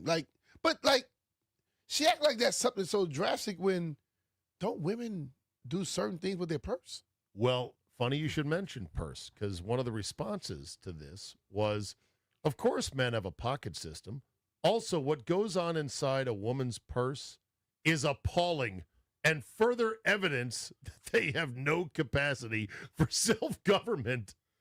Women just love to throw it all in the purse, and they're like, "Oh, it's in there somewhere." Yeah, it's in there. And they go in there and they reach. They kind of know either the keychain or the lanyard or the ID thing that is attached to the whatever, or they kind of know the little areas where the lip balm tends to fall down into. They might put some of their loose change in a little zippered pocket. I mean, if you do go into your woman's purse, you will be greeted with a portable junk drawer that is encased in nice fine leather with a strap on it. You'll say, oh my God, what is going on here? Now, not everybody is as much of a neat freak as some people are. Yeah. They don't need to have obsessive organization. Like, here's exactly where my things are. But yes, apparently most men have a pocket system, and many women are unaware of this. But the question is, why would you be concerned about it if it's what makes him comfortable? I don't know if she was raging against it, but she did suggest, well, why don't you change the pocket system so you put your that's wallet, something he could change. You put your wallet in the front, and he said to her, he goes, oh no, can't change the pocket system. We've been running this pocket system for too long. This is a West Coast pocket system. He's been wearing his wallet in his back pocket, moving it to the front. I don't see it as a pocket system. I just see where you got your damn wallet. I know. You know, a system would be you got something in the left pocket, in the front pocket, right pocket, so you don't have nowhere to put it. But just moving it to the front. How do you feel about the combination phone wallet combo? So in other words, a phone case that has either a detachable MagSafe wallet back, or it's just got a couple slots for your essential cards and ID in it. Have you ever tried that? I tried it, but I had too many cards to be able to Amen on that. Make it something that would be comfortable. And don't you like to have some actual cash on you at given times? I do. I always want to have some cash on me. Not necessarily, because Okay. if someone was to ever come up and say, "Give me here, take it," I close down all them. I can't close my cash down. Okay. Have you ever worried about the urban legend that if a guy mugs you and you've got no cash, they'll pistol whip you because you wasted their time? That you had no cash for me? Like, how dare you? I'm robbing you and you've got no cash? Hey, whap, whap, whap, whap, whap. The good ones like the credit card because they can go use them up before you cut them off. Before you end up calling and saying, hey, that wasn't me. Yeah, they'll be quick. Okay. They'll find a way. I have here your standard brown wallet. Mm-hmm. That's all it is. And I have thought of, like, people say, get a Ridge wallet. That's RFID protected. You don't want radio frequencies stealing your information. You need to encase that. Is that the Ridge wallet? Yeah. The legendary Ridge wallet? Yeah. Okay. Look how thick that is, though. I mean, that's a thick square right there. Now, what happens if you want to fold in a paper receipt? Oh, by the way, here you go right here. Boom. Here's what's in my wallet. $0. Oh, you just put it here where the card 0 is. cents. Okay. Yeah. All right. It seems the metal and the edges, I kind of like my wallet being soft and pliable and just general basic bitch brown. Doesn't need to be fancy at all. Doesn't need to be monogrammed or logoed or have some kind of ostrich skin to it. Basic bitch brown leather wallet. Boom. That's my system right there. I slide it in and keep moving. Boom. Yeah. With these. And I have misplaced my wallet more than a few times of recent vintage, and it has freaked me out, and I have cursed myself out saying, would you tighten yours up? Because you can't be leaving your wallet around. And for those that go, well, just put an AirTag in your wallet. I'm like, I'm not doing all that. I ain't doing all that. First of all, because then if I need an AirTag to keep my wallet, then I need to stop going out. That's right. I mean, I need to stay home at that point. Yep. That means that, you know what, you cross that hill, dude, and you're on the other side now. Stay home and chill. I lost this wallet briefly on a shuttle bus at the Minneapolis Super Bowl and was able to somehow get it back by getting to the same bus. After I'd gone back to my hotel going, oh, my God, where's my wallet? Got the same shuttle buses going back and forth between Radio Row and my hotel, and I found it sitting on the stupid seat. And because somebody probably saw it and say, somebody trying to set me up, I'm not touching that. It's a bait wallet here. It's an exploding wallet. There's a die pack in this thing. No, I think it just slipped out of my pants, and so it was sitting on the seat, but because it was brown, it blended in. So briefly, I said, I want to go get one of the Velcro wallets like you had as a kid, as a teenager, that is nylon, and I want the brightest green, electric green or international hunter's orange, so that it's impossible visually to not notice it sitting on the seat next to you. That would have been my plan. But I used that Velcro wallet for a few weeks, and I was quickly getting tired of the noise. Yeah. That's too much. All right, coming up, college football is going to have a big day on Thursday, including on Wednesday night on New Year's Eve. Your thoughts as we get to the second stage of the college football playoffs. Some pretty juicy matchups on paper. Will they live up to them when it comes time to play? Hour 3, B. Mitch and Finley coming up.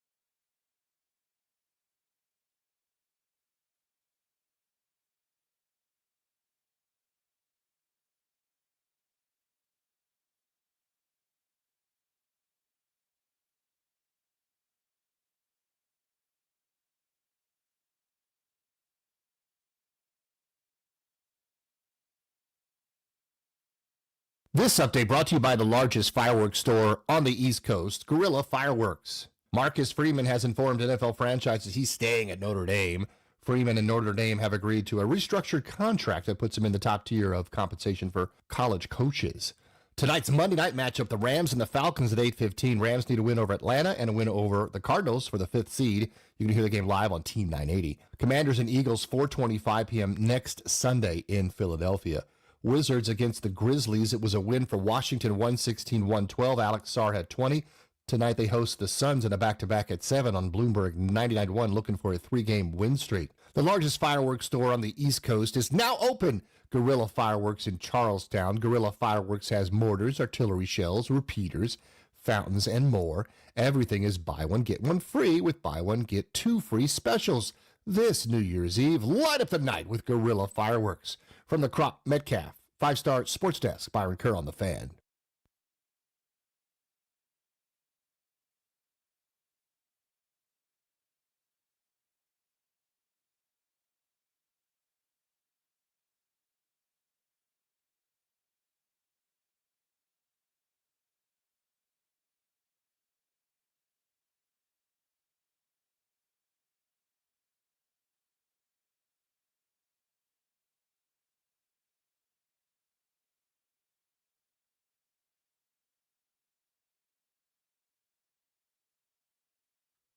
One o'clock hour here on B. Mitch and Finley. Steve Zabin sitting in for JP. I'll be in tomorrow for Grant, so I'll be doing the afternoons with Danny. Looking forward to that. B. Mitch has always been, as he always is, has been a wonderful companion right along today as we've dealt with a lot of different things, including, if you only tuned in last segment, you're like, really? They're talking about wallets? Well, we spent a lot of time, several segments on sussing out what the Commanders' offseason is going to be like. Yeah. And I got bad news for you. That discussion is going to carry on deep into the new year. Oh, it's going to go a long ways. Deep into the new year. This is the unfortunate result of a season that is currently in a heap of smoldering wreckage. You know, that's the one thing I hate looking forward to. Talking about fixing the team. What happen, yeah. I'll just wait till I like when they start doing it, then I can see what they're trying to do. And, Well, you can't really do anything until February. Yeah. And when you start making decisions on certain guys. But you start looking for the pieces and things like that. And, Oh, yeah. No, people have been already looking towards next year in the draft and free agency as soon as the season went off the rails about 8 weeks ago. It's people that be looking at that as soon as the season starts. They don't know if it's going to go off the rails or not. I know. Some people that need to get out and touch grass a little bit more. So college football, we're going to talk to John Walton as well, get a little cap shot in here real quick. But the college football playoff goes to the second round after an 11-day layoff, and it'll start on New Year's Eve with Miami and Ohio State. 7:30 p.m. on ESPN. Ohio State, a 9.5-point favorite. Many people have the Buckeyes, despite losing to Indiana, as the odds-on favorite to win it all. And I think there's a lot of logic to that. Yeah. Then you've got on January 1st, New Year's Day, you've got 3 games. Noon is Oregon, Texas Tech, a 5 versus a 4, which is the most evenly matched game, and the spread is the tightest at 2.5. Oregon minus 2.5 in that one. Then you've got the 4 o'clock game, which is Alabama, Indiana, which is very intriguing, but Indiana is favored by 7. And that game's on ESPN like they all are, but I just am glad I'm living in a world in which I can see a college football playoff that's 12 teams and to see Indiana as a touchdown favorite over mighty Alabama. Yeah. This is one of those games where you better not be coming out of a coma that has lasted more than 5 years, because you wouldn't make any sense of any of this. What? How did Indiana get good? Where's Nick Saban? What's he doing? Well, slow down. I got a lot to explain to you. Well, I'll tell you, that coach better not lose to Indiana. And then you got Ole Miss, Georgia, your nightcap, SEC intra-squad rivalry here, as Georgia is a 6.5-point favorite, 8 o'clock on New Year's night on ESPN. So there you go. All right, John Walton. John Walton joins us now, play-by-play voice of your Washington Capitals. How you doing, Johnny boy? Good to talk to you. All right, what up, good. John? There you go. Dateline, Sunrise, Florida, back-to-backers against the Panthers. Why does the NHL do this? Well, as far as, it was a tough flight getting down here. I mean, when you talk about, coming out of the break and having to day travel the way the Capitals did and having to take on New Jersey, it was certainly not easy, but it was at least a little nice to be able to get back into rhythm a little bit with some practice time and getting back after it. So I think things probably are a little more settled down now than they might have been otherwise. But coming out of the break and the Olympic schedule, there's stuff that every team's working with, and this is no different. Long way from home to come shooting back and have practice in Arlington tomorrow. All right, so where is this team right now as we're heading into the winter? And you mentioned the Olympics coming up, which will shut the league down briefly. Where do you see this team currently? Well, they're sitting with, they're holding a wild card spot, but the Eastern Conference is crazy in that every team, and Columbus is the last place team in the conference right now, and even they're one game over 500, 16-15. So everybody is still in it. The Capitals find themselves right in the middle of all of it, currently holding a wild card spot, but they're only 4 points away from being the best team in the conference again. So very strange, where every team, as you've gotten to the halfway point of the season, the Caps going to get to halfway this week with a condensed schedule. Usually takes a little bit into January to get to game 41, but they're going to be there this week. And they're right in the middle of it. So I think, getting out of the break where they hadn't played very well going into the holidays, coming out and getting a win, doing it on the road, doing it against a division rival, I think all of that was good. Playing the two-time defending champs tonight is going to be a little bit different perhaps, but this is without a doubt, a team that when they can get the offense going, and they certainly have, and scoring 4 goals against New Jersey the other night, that certainly helps.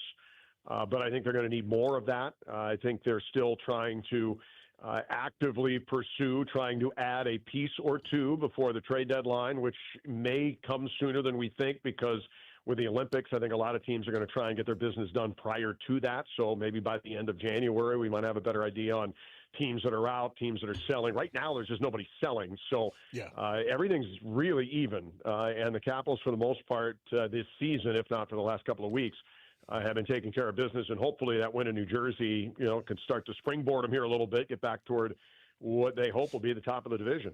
John, do you see a distinct difference in them when they're rolling? Like, they won it was like 8 or 9 out of 10. Then they went on this this one where they'll lose some, they'll come get a win, they'll lose again. What's the difference in the team when those two things are happening? I think the biggest thing, B-Mitch, is that you've got, when they're playing with a lot of offense from the back end, and we saw Jacob Chikrin get the overtime winner in New Jersey. He's got 15 goals. He's got more than any other D-man in the league. I think a lot of the offense starts from there. I think we've seen some changes in line combinations that have been, I think, for the most part, for good effect. I think Dylan Strome getting away from Alex Ovechkin seems to have kind of spurred him on a little bit.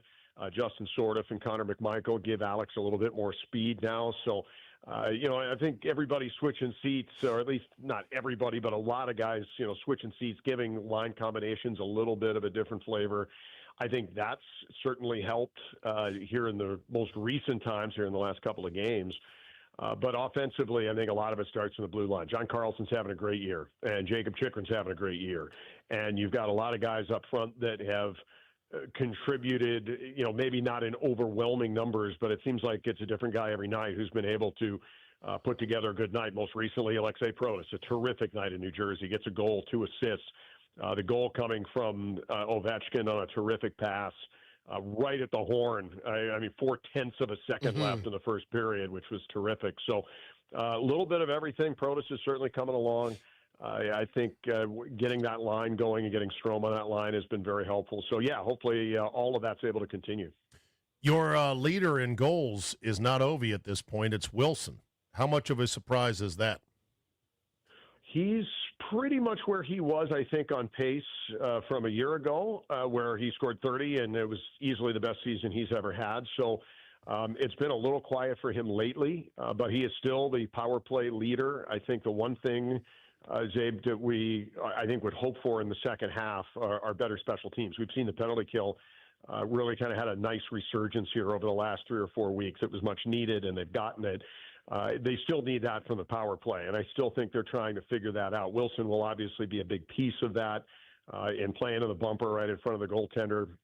He's got 6 of his goals that way. So I think having a little bit from not only Tommy, but, from the rest of the guys on the power play, being able to generate, they've without a doubt, they've left some points on the table because they weren't able at key moments through the first half of the year to be able to execute on the power play. But clean that up in the second half. You've got a team that defensively is as strong as any team. You've got the best goalie in the NHL, or certainly one of them, in Logan Thompson and what he's been able to do. And by the way, guys, hopefully Logan and Tommy both will be getting some good news here. Team Canada is going to have their announcement New Year's Eve on who they're taking to the Olympics. So there are a couple of guys that are, hoping that they get that call. That'll be some good news for them and represent the Caps in Italy come February. I'd love to see that. Definitely would love to see that. So I want to talk Winter Classic for a hot second, because a lot of chirping, John, has been done between people who are NFL fans versus NBA fans, how the NFL moved in on Christmas Day, which was the NBA's territory. The NHL slid into New Year's Day with the Winter Classic. I forget exactly how many years ago it's been. And now, there is some talk of the Winter Classic being watered down because of their outdoor series. Where do you think the Winter Classic is in terms of its cachet as we get ready for this Wrigley Field this year, right?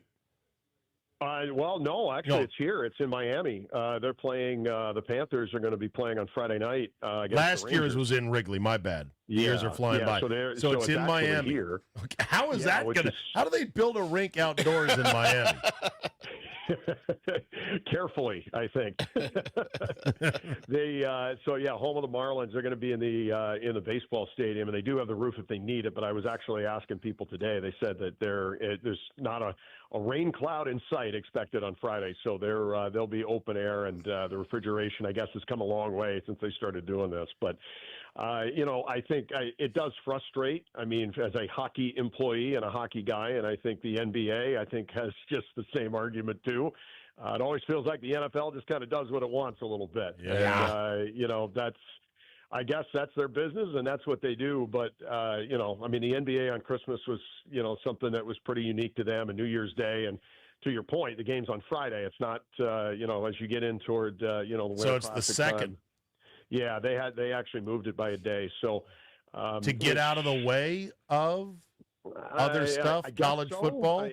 I would think so. Okay. I think that might be part of it. I mean, they've gone on New Year's Day for a long time, but they are shifting it a little bit. So I still think the event itself, I don't know that it's as huge a national hit. I mean, when they first did it in Buffalo and it was snowing and it was unique, I think it is for any organization that gets to take part in one. Certainly when we had it at Nats Park, and then also even in 2018 when we were in Annapolis, those are big deals, for the team and, for the moment and all of that. And it's a really fun thing to be a part of. We got to do it as a visitor a couple of years ago in 2023. We were in Raleigh and played at the football stadium at NC State. So, in February, it is, I think you get a lot of eyeballs just because it's a visual spectacle. I don't know that when you do it 3 or 4 times a year, and, it seems like they've gone through a number of venues at this point.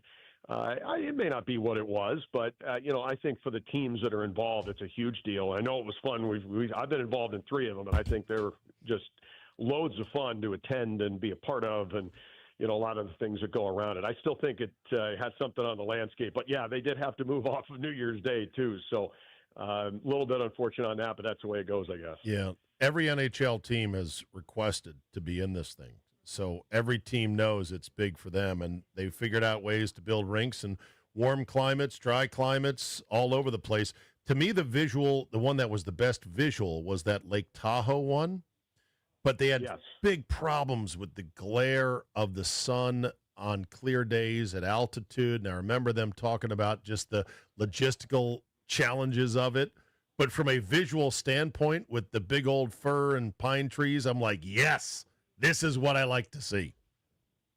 Yeah, that was a good one. And all of them are unique, and all of them kind of have that unique flavor. So yeah, it's fun. Again, for the teams that are involved, we're always happy to be involved. I'd love to have a chance to do another one. I hope the Caps are involved sometime soon.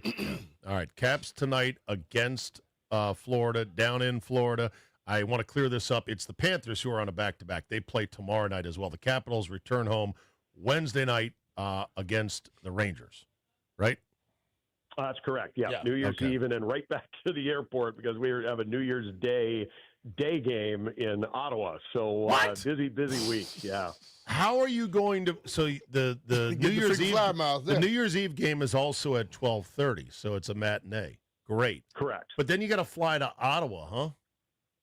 Fly after and dinner time, New Year's in Canada, Ontario, and then get up and get going for a day game for another matinee against the Senators. So, and then fly home that night. So we're spending a lot of time on planes these days. Certainly this week. Is Canada a city, or is that an alternate pronunciation of Canada? It is an actual city. It is a city is probably a generous term, but it is a town outside of Ottawa.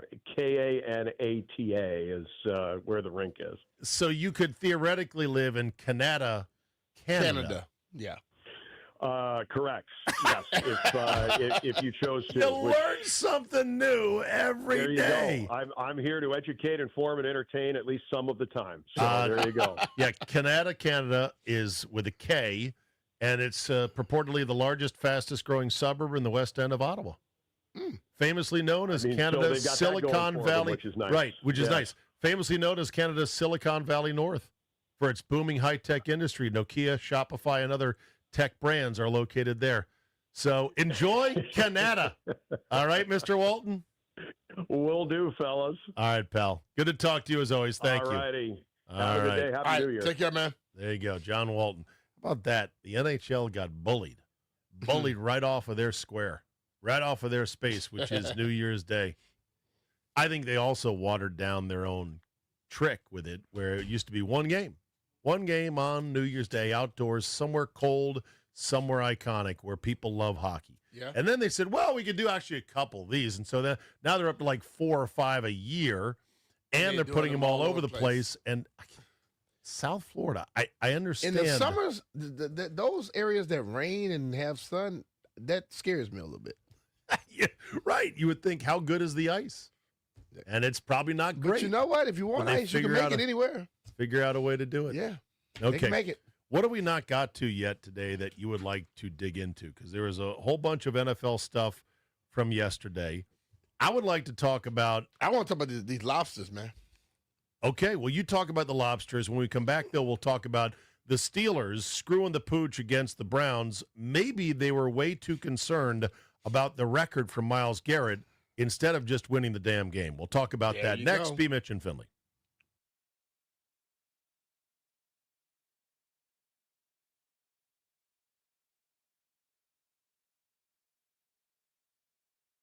B. Mitch here. If you want comfort and convenience wherever life takes you, then you need to turn to Rude. With Wi-Fi compatibility, you have full control of your heating and cooling system right from your phone. Forgot to turn down the heat before vacation? You can adjust it in seconds. Plus, you'll get alerts something's not right. These guys are the best. They've installed new systems in my house, and I felt the difference instantly. And here's the best part. Rude's systems are whisper quiet. No more noise interruptions, just peace of mind. Rude's variable speed compressor ensures precise temperature and humidity control, operating efficiently even in extreme conditions. It's comfort and performance perfectly balanced. Also, don't forget about the savings. You can qualify for tax credits up to $2,000 on heat pumps through 2032. Visit rude.com/federal incentives to learn more. Rude, the most reliable heating and air conditioning products in the DMV. And remember, if it ain't Rude, it ain't right.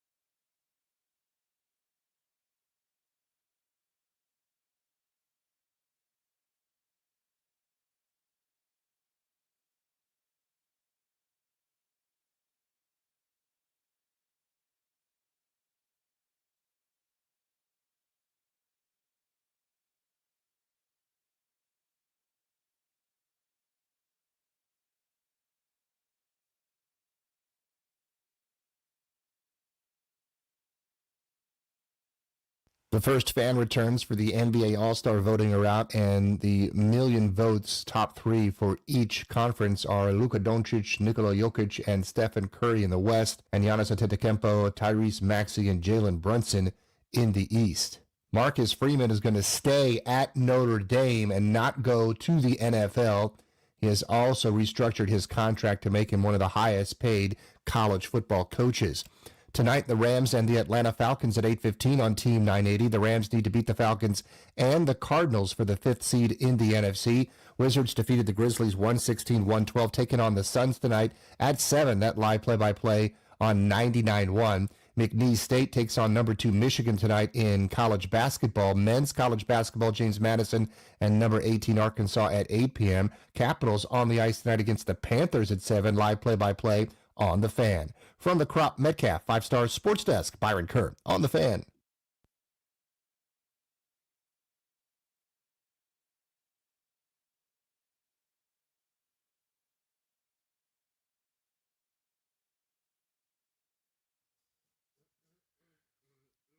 Oh, hell yeah.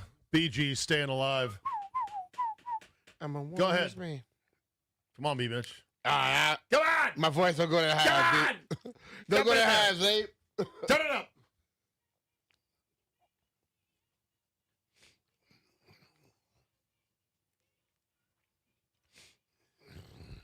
The disco era was generally regarded in retrospect as an utter scourge on the music scene.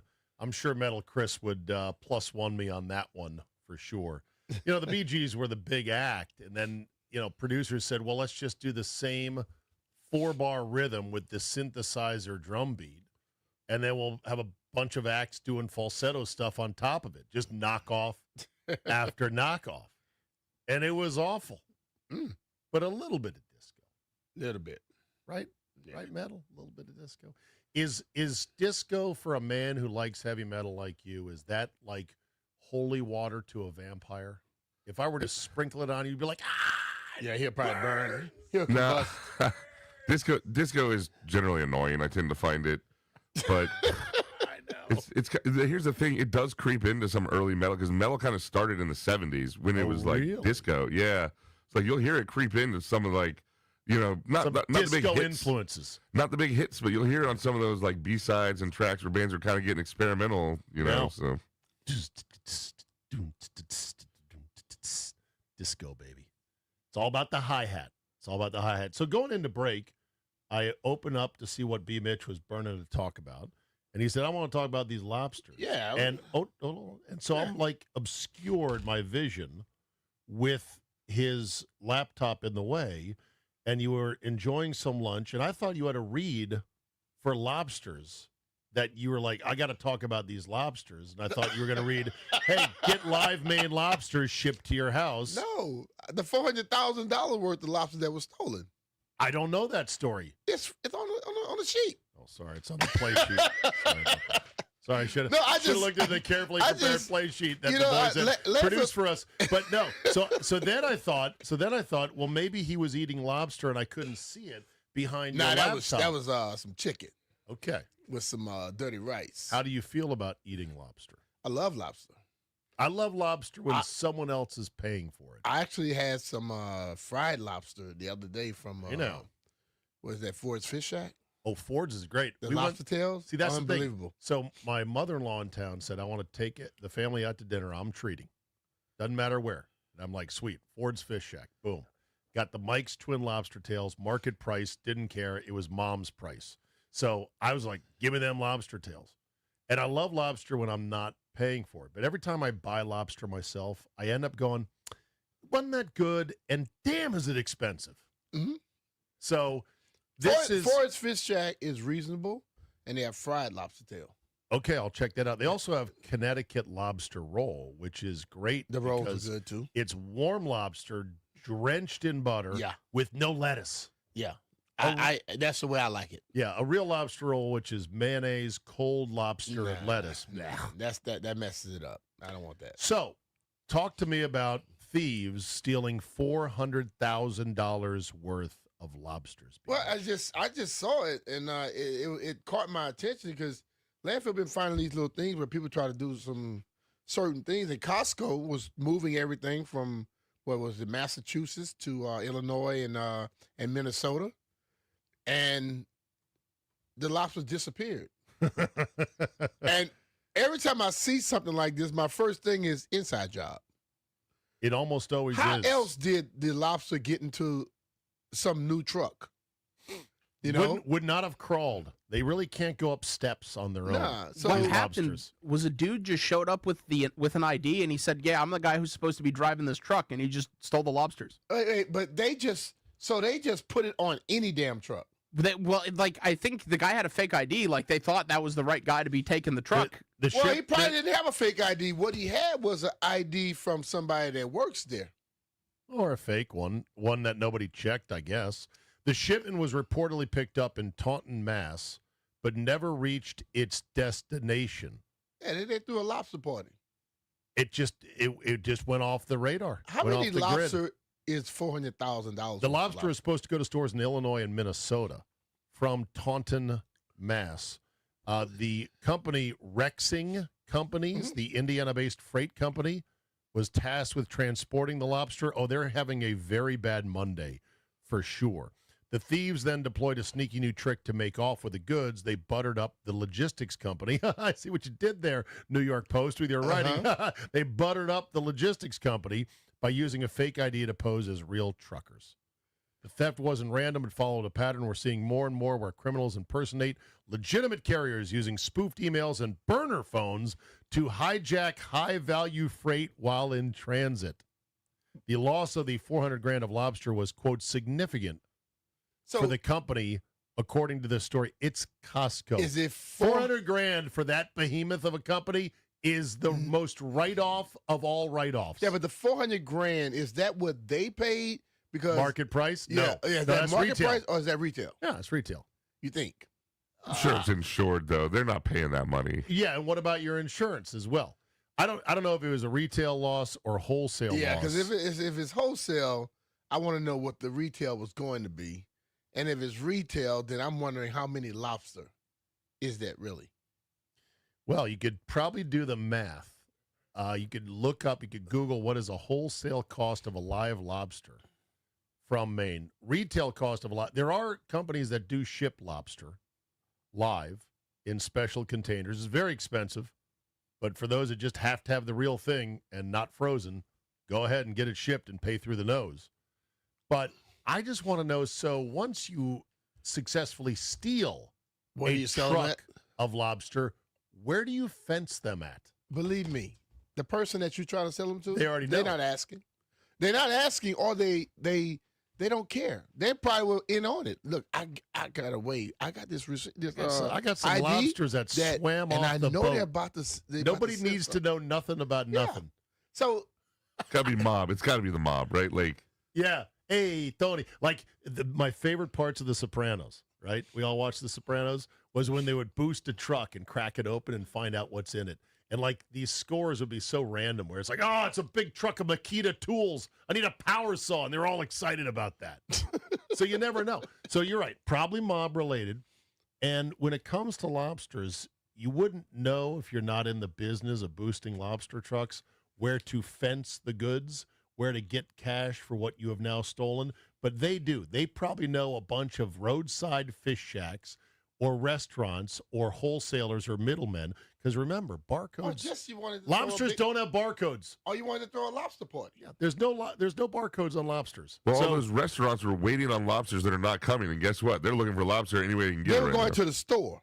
They weren't going to the actual restaurant. I thought they were going to a store out in they were intended to go to stores and legitimate restaurants, Yeah. but they disappeared. So now you have to have illicit buyers of lobster You sell willing it back to the pay- places that were supposed to get it.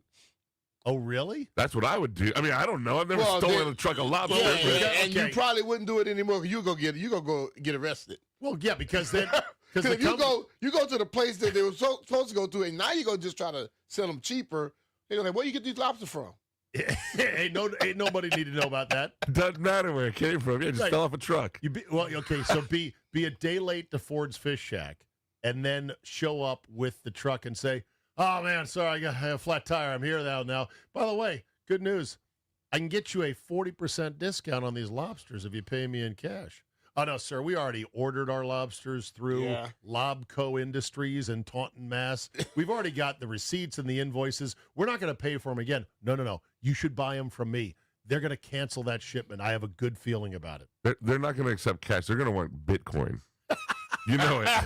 Lobster to Bitcoin. That would be something else right there. How'd you get so rich? Well, that's a long story. Yeah, long story here. Started with crustaceans, though. Will you eat lobster? Lobster tends to be a winter thing. Crab tends to be a summer thing, for whatever it's worth. All right, let's talk about the game of the weekend, which is going to be next Sunday. The Steelers hosting the Ravens for all the marbles in the AFC North. Winner gets the division, the hat, the T-shirt, and the home game. The loser gets nothing. The loser get to do push-ups. You got Ryan Clark and Governor Wes Moore. Oh, is that bet already They have on? a bet. Yeah. Oh, wow. Nice. Okay. The loser And gets they went nothing. to the last game. I Yeah. like this. Yeah. So the Steelers could have wrapped it up with a win against the 3-win Cleveland Browns, a bad team with a fifth-round quarterback who's just getting his legs under him in Shedeur Sanders, and a defensive end who is all-world but going for the sack record. The Browns scored 10 points early for the first 10 minutes and then couldn't do anything. Didn't score another point for the next 50 minutes. The Steelers, meanwhile, did nothing basically on offense. They squandered opportunities. They get a big interception and put them in business, plus territory at like the 30.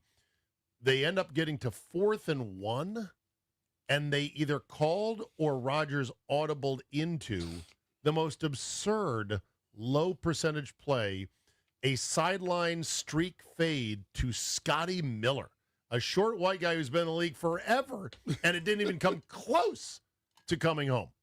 So they turned the ball over on downs after the one big opportunity. So they want to throw a quick pass so that whatever. Gary won't get to him. They had a chance. Right. Well, that's the thing. So people were scouting this. They're like, okay, of the 21 pass plays, 17 of them included sprint outs to the right away from Myles Garrett. Garrett, after the game, said, I really think that they were just trying to make sure I didn't get the record. And knowing what a petty little bitch Rodgers can be, I don't doubt for a second that he had heavy input, B. Mitch, in saying, here's what I want the game plan to be. And I'm not getting sacked by him. Well, and I don't care if we lose the game. Well, his ego says, A, we won't lose the game because I'm Aaron freaking Rodgers, and B, I'm not going on that poster. No way, no how. Because it was his, former teammate, Favre, who's on the Strahan poster, albeit a poster that is such stolen Strahan, valor. he just fell down for him, though. I know. He did that on purpose. Oh, I know, and people decry that. That's why move by Gastineau Favre. want to kill him every time he see him, huh? Yes, exactly. So anyway, the game plan clearly was don't let Garrett eat at all.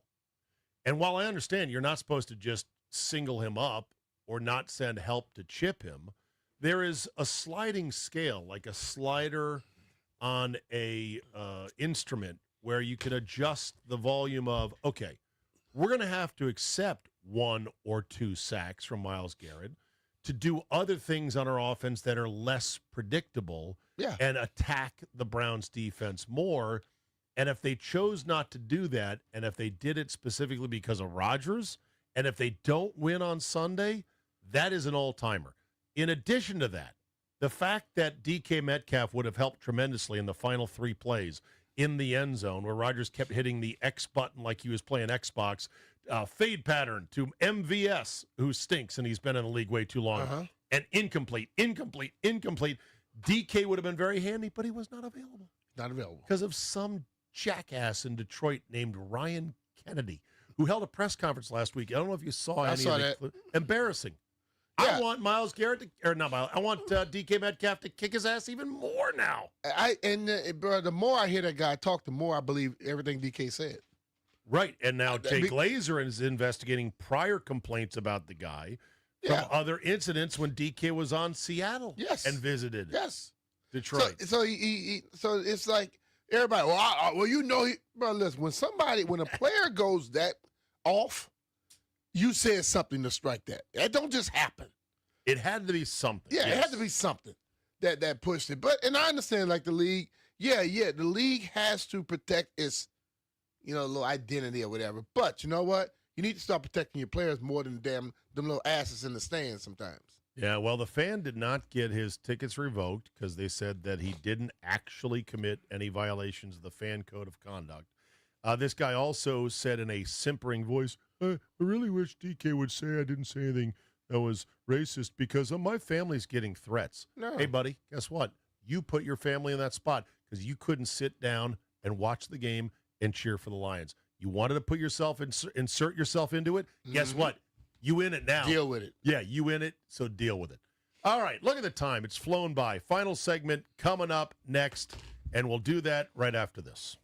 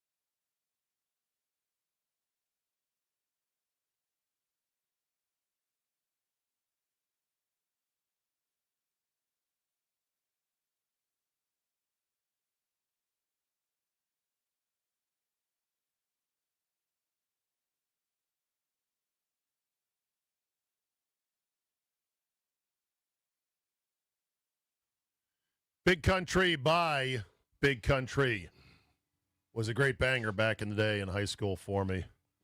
Final segment here. That's a long time ago, Zay. Hell yeah. I had a much thinner waist, some hair on my head, and a gleam in my eye. I had ambition, Brian. I had the world laid out in front of me. Where did it all go so wrong? It flies, bro. It flies. Some notes for you on this past weekend of maybe of interest to you. You got Sam Darnold joining Rarefied Air. Uh-oh. He has now authored back-to-back 13-win seasons. And if you want to say that wins are not a quarterback stat, you can go argue with a wall. He joins the following names with back-to-back 13-win seasons. Very hard to do. Even though they've expanded the schedule to 17 games, Yeah. there's only been 5 guys to do it now with Darnold joining the list. The other 4, Tom Brady, Peyton Manning, Aaron Rodgers, Brett Favre. All right. That's pretty good company right there. And all of them got a Super Bowl. Right. That doesn't mean he's as good as those guys because he's clearly not. But I think he's got a better defense now in Seattle that will bail his ass out when he sees ghosts and throws the ball to the other team, which does happen. I don't think Minnesota is quite the same equipped as the Seahawks are Sam this year. Darnold's year is all Landfill's fault. We could blame it on Because Landfill. Landfill say how much he sucked, he wanted to show Landfill. Yeah. Yeah. For those who like to tank, Warren Sharp Football says for 2 straight years, the Giants had the number 1 pick firmly in their grips entering Week 17. Last year, they were 2-13 in Week 17. This year, they were 2-13 going into Week 17, and nothing stood in their way. Just lose 2 games, and you got the number 1 pick. Well, in 2024, for no reason, they won and lost that number 1 pick, and they're on their way to repeating the same insanely dumb feat today. That's for tanking right there. I heard an idea which says if you're in the NFL, But I don't think they were tanking. well, they weren't. You're right. They were not tanking. They didn't tank hard enough. I mean, the Raiders tanked real hard. They shut down Brock Bowers. They shut down Max Crosby, and they willingly started Geno Smith on a bad ankle. Yeah. That said, interesting proposal, and that is in order to get the number one pick, there should be a 4-win minimum in the NFL. So, in other words, if you don't have 4 wins, you're not getting the number one pick. So, true tanking. You remember the suck for luck in which the Colts were 1 and whatever, and they were going But what against. if your team's just horrible and you can't win? I know. I mean, the other thing is, I don't think the NFL has a NBA problem. Agreed. I think when a team is bad in the NFL, they're bad. Because it's damn hard to make 22 people, let's say 25 with the kicker, all of them agree to do one thing. Well, in basketball, you sit the best player, they're going to lose. Right. And the other point is, and you and other players I've worked with have told me this, is that these guys are fighting for jobs. They don't want to put a single bad rep on tape, much less a whole 60 minutes. So if you lose 14, 15 games in a year, it's what's supposed to happen. Yeah. It's not like you coach, we're going to go out here and be bad so y'all can get a better draft pick. Hell, that draft pick might take my position. Yeah. So what the hell am I going to do that? No, I don't buy that. I watched the highlights from that Raider game with the Giants, and there's several Giants players made picks, and they started running like a leopard was chasing them. It was amazing. They're like, yeah, because they're guys that probably haven't played much all year, or they get a pick, and they're like, let's go to the damn end zone. Hell yeah. Yeah. I mean, you don't get out there on the field and not want to show, because let's be real. You could be a guy that just get a chance to play. This team about to let you go. That's why they threw you on the field. Yeah. And then another team say, I wonder what this kid can do. You're like, and look you at pick him. off one and go score. That's Boom. right. Let him go so I can pick him up on my team. The Jets became the first team since the 72 Patriots to lose 4 straight by 23 or more in one season. That's a hell of a run right there. The Patriots could have hung any number on them. They did keep May in the game a lot longer than expected. May was 19 of 21 for 5 touchdowns. And I'm thinking, I want to go find the 2 passes he missed, because that's insane. He basically didn't miss a pass. Oh, yeah. In the game yesterday. Also, when it comes to little nuggets and notes, there potentially is a huge logjam that could happen in the dirty, dirty NFC South. If the Falcons beat the Rams tonight, and then the Saints in Week 18, the Panthers would win the NFC South regardless of whether the Bucks win next week. Even if the Bucks win, all three would be 8 and 9, and the Panthers would win in the three-way tiebreaker because they're 3 and 1 against the other two. Now that takes a lot to happen, including the Falcons beating the Rams tonight. I don't see it. I don't see it happening. And then who knows about next week? Yeah. As far as the we game will see tonight, do you have a strong lean one way or the They playing other? the Rams? It's Falcons Rams. I'm leaning Rams. It's a lean all the way. Okay, it's the line is Rams -7 from the Mercedes-Benz Dome. Rams. Okay. B. Mitch, great run. Thank you. I Happy New Year, appreciate my it, man. friend. Landfill, great work as always. Metal Chris, thank you. And wherever Mr. Walker went, I have no idea. Thank him too. He better have his metas when he come back. Thank him too for whatever he did, which I don't know, but I'm sure it was something. Thanks for listening. We'll see you next time, folks. Peace.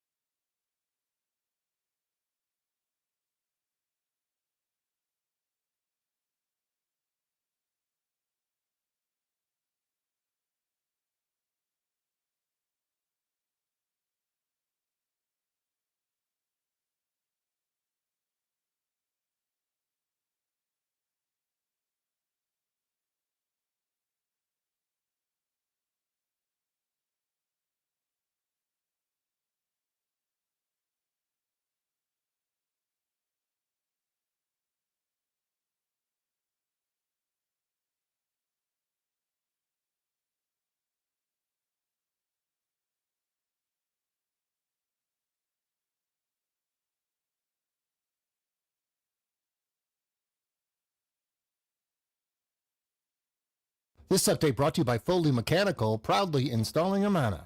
Marcus Freeman has informed NFL franchises he's staying at Notre Dame.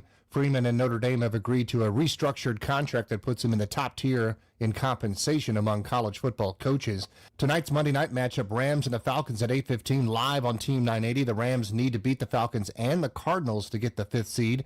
Commanders have their final game set for Sunday at 4:25 p.m. at Philadelphia. Dan Quinn will speak at 3:30. Last night, 49ers beat the Bears 42-38. Brock Purdy responsible for 5 touchdowns. San Francisco against Seattle for the top seed in the NFC, 8 p.m. on Saturday. Wizards have won 2 in a row, beating the Grizzlies 116-112. Alex Sarr had 20. When your system's under pressure and about to get sacked, call Fully Mechanical, the pros for heating, cooling, and radiator repair in D.C., Maryland, Virginia. Locally owned and never franchised, Fully Mechanical proudly installing Amana systems. From the Crop Metcalf 5-Star Sports Desk, Byron Kerr on the Fan.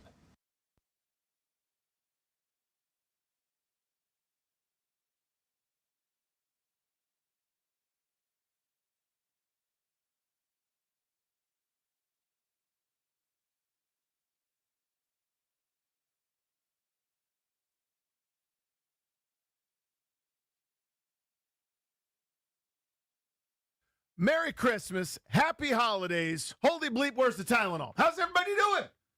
Grant and Danny here on The Fan. There is no GP today, taking a much-deserved week off. We upgraded, though. We have a fellow incredible high-level athlete, just like GP. Our guy Kendrick Colston is hanging out in studio. Ken, what's up, bud? Nothing much, man. How you doing, man? How was the holidays? Kids well? Everybody good? Everybody's good. We did the gauntlet. So we've got family that's all, within 90 minutes of each other. Okay. So mother here, mother-in-law's here, father-in-law's here, my dad's here, then kind of extended family is there. We did 4, maybe even 5 different times where different groups of kids, and we're all sort of together, opening presents. It's exhausting, but it's awesome.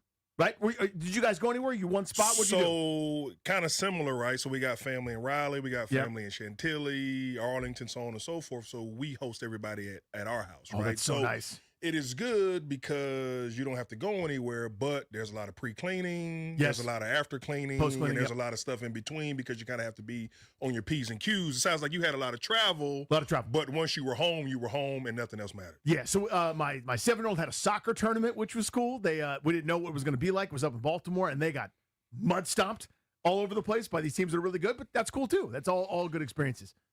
Yeah, sure. I mean, I've been at a lot of Christmas Day holiday tournaments where you spend a lot of money and watch your kids barely want to play because they'd rather be at home. 100%. Because it's cold and it's wet and they don't really want to do it, and you spend $8 on chicken fingers that are cold and they don't have French fries, so you get old potato chips. And sounds like being a parent. Were you at the indoor soccer arena this past Saturday? Were you there? That sounds exactly what we did. It's kind of like if you've been to one white sand beach with clear water, you kind of been to them all. You've seen it. We got a good radio program for you guys. Jay Gruden will join the show as he always does at 5 p.m. Got plenty of Washington football talk. I figured we should probably do that with a guy that played in the league for a decade here in Washington, Kendrick Colston, with us. I want your thoughts on a whole myriad of topics. But let's go through what we saw in the NFL kind of this weekend. So Washington got theirs out of the way Christmas Day. We did those 3 games. Then it was kind of like we waited around a little bit. Saturday games, Sunday games, a whole bunch of meaningful results. And I feel like we learned a decent amount. Let's start with the Texans beating the Chargers 2016. This Texans group is nasty. I don't know how good they are offensively. I don't know if they're good enough to win a championship offensively. I don't know if they're good enough to even win and get to a conference championship game offensively, because I feel like at some point you got to make a play. But I wouldn't want to be the team that has to find out. You know what I mean? Like, they are nasty, Ken. Yeah, no doubt about it. I mean, a lot has already been said about their head coach, DeMeco Ryans, and you can tell based off of watching him as a player. I think we were the same draft class in 06, right? But his team mimics the way that he goes out there and play, right? They're fast, they're physical, they're violent, right? And whether they win or lose the game, whoever that they played, whoever they play next week, they're going to be sore. Right, because that's just the way the Texans play football. So I've went through this a million times with Grant, but their losses, when we I don't want to say we wrote them off, but a lot of people did. These are not bad losses, if that makes any sense. They lost to really good football teams that are pretty accomplished and are doing things this year. So going through that super quick. They lost week 1 to the Rams. Rams are pretty good. Haven't had a chance of the 1 seed until very recently. And that's a one-score game. They lost in week 2 by a point to Tampa. This is when Tampa was on fire, coming back in every one of their games. Again, 2019, they lost there. They lost to the 12-win Jacksonville Jaguars by a touchdown. Again, it all looks bad. They lost to the team that right now is the 1 seed in the NFC, the Seattle Seahawks. And we're going, oh, they stink. They're 2-4. They lost to the 1 seed in the AFC, Denver Broncos, by a field goal. And since then, they've whooped everybody's ass. I'm telling you, that group is nasty. For sure. And they play quality opponents whether we realize it or not, Yes. right? So this whole time, right, they didn't get in their feelings. They didn't say, oh, the season's over because it didn't start. What they knew was they were playing quality football. They were more concerned about the process, right? They got better each and every week, and now they're playing their best football down the stretch. So they're the 5 seed as things stand, and currently the 4 seed is the Pittsburgh Steelers. We'll get into that in a second, but they'll either play Pittsburgh or Baltimore.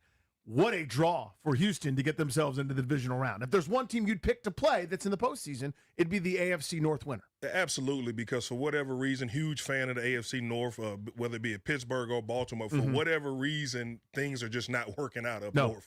It is not. This is a bad year in that regard. So I'll stay out west super quick here. Broncos, nail in the coffin of the Chiefs. That's not the Chiefs. That's kind of a bastardized version of the Chiefs that we saw, but it just felt symbolic, right? That the last game on Christmas night was kind of a slugfest, the way that the Broncos have sort of won all year long. It wasn't pretty, but I don't think that matters to a team that's now 13-3.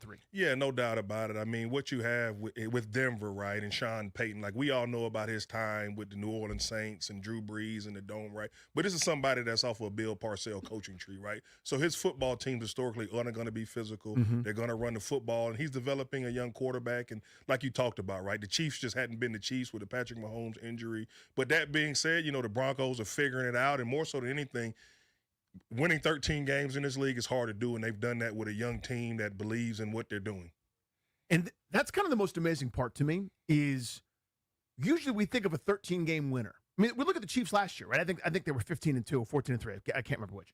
But they won games like the Broncos have won, where they're trailing in the fourth quarter, where it's the one-score comeback win, where they don't look good for 3 quarters, and yet somehow they find a way, et cetera. And a lot of the analytics guys, the pocket protectors, the nerds that cover this game and give you information. I love all data points. We decide what weighs more to us. We'll go, yeah, but with that. But having been a player and been in some of those locker rooms where that belief is powerful.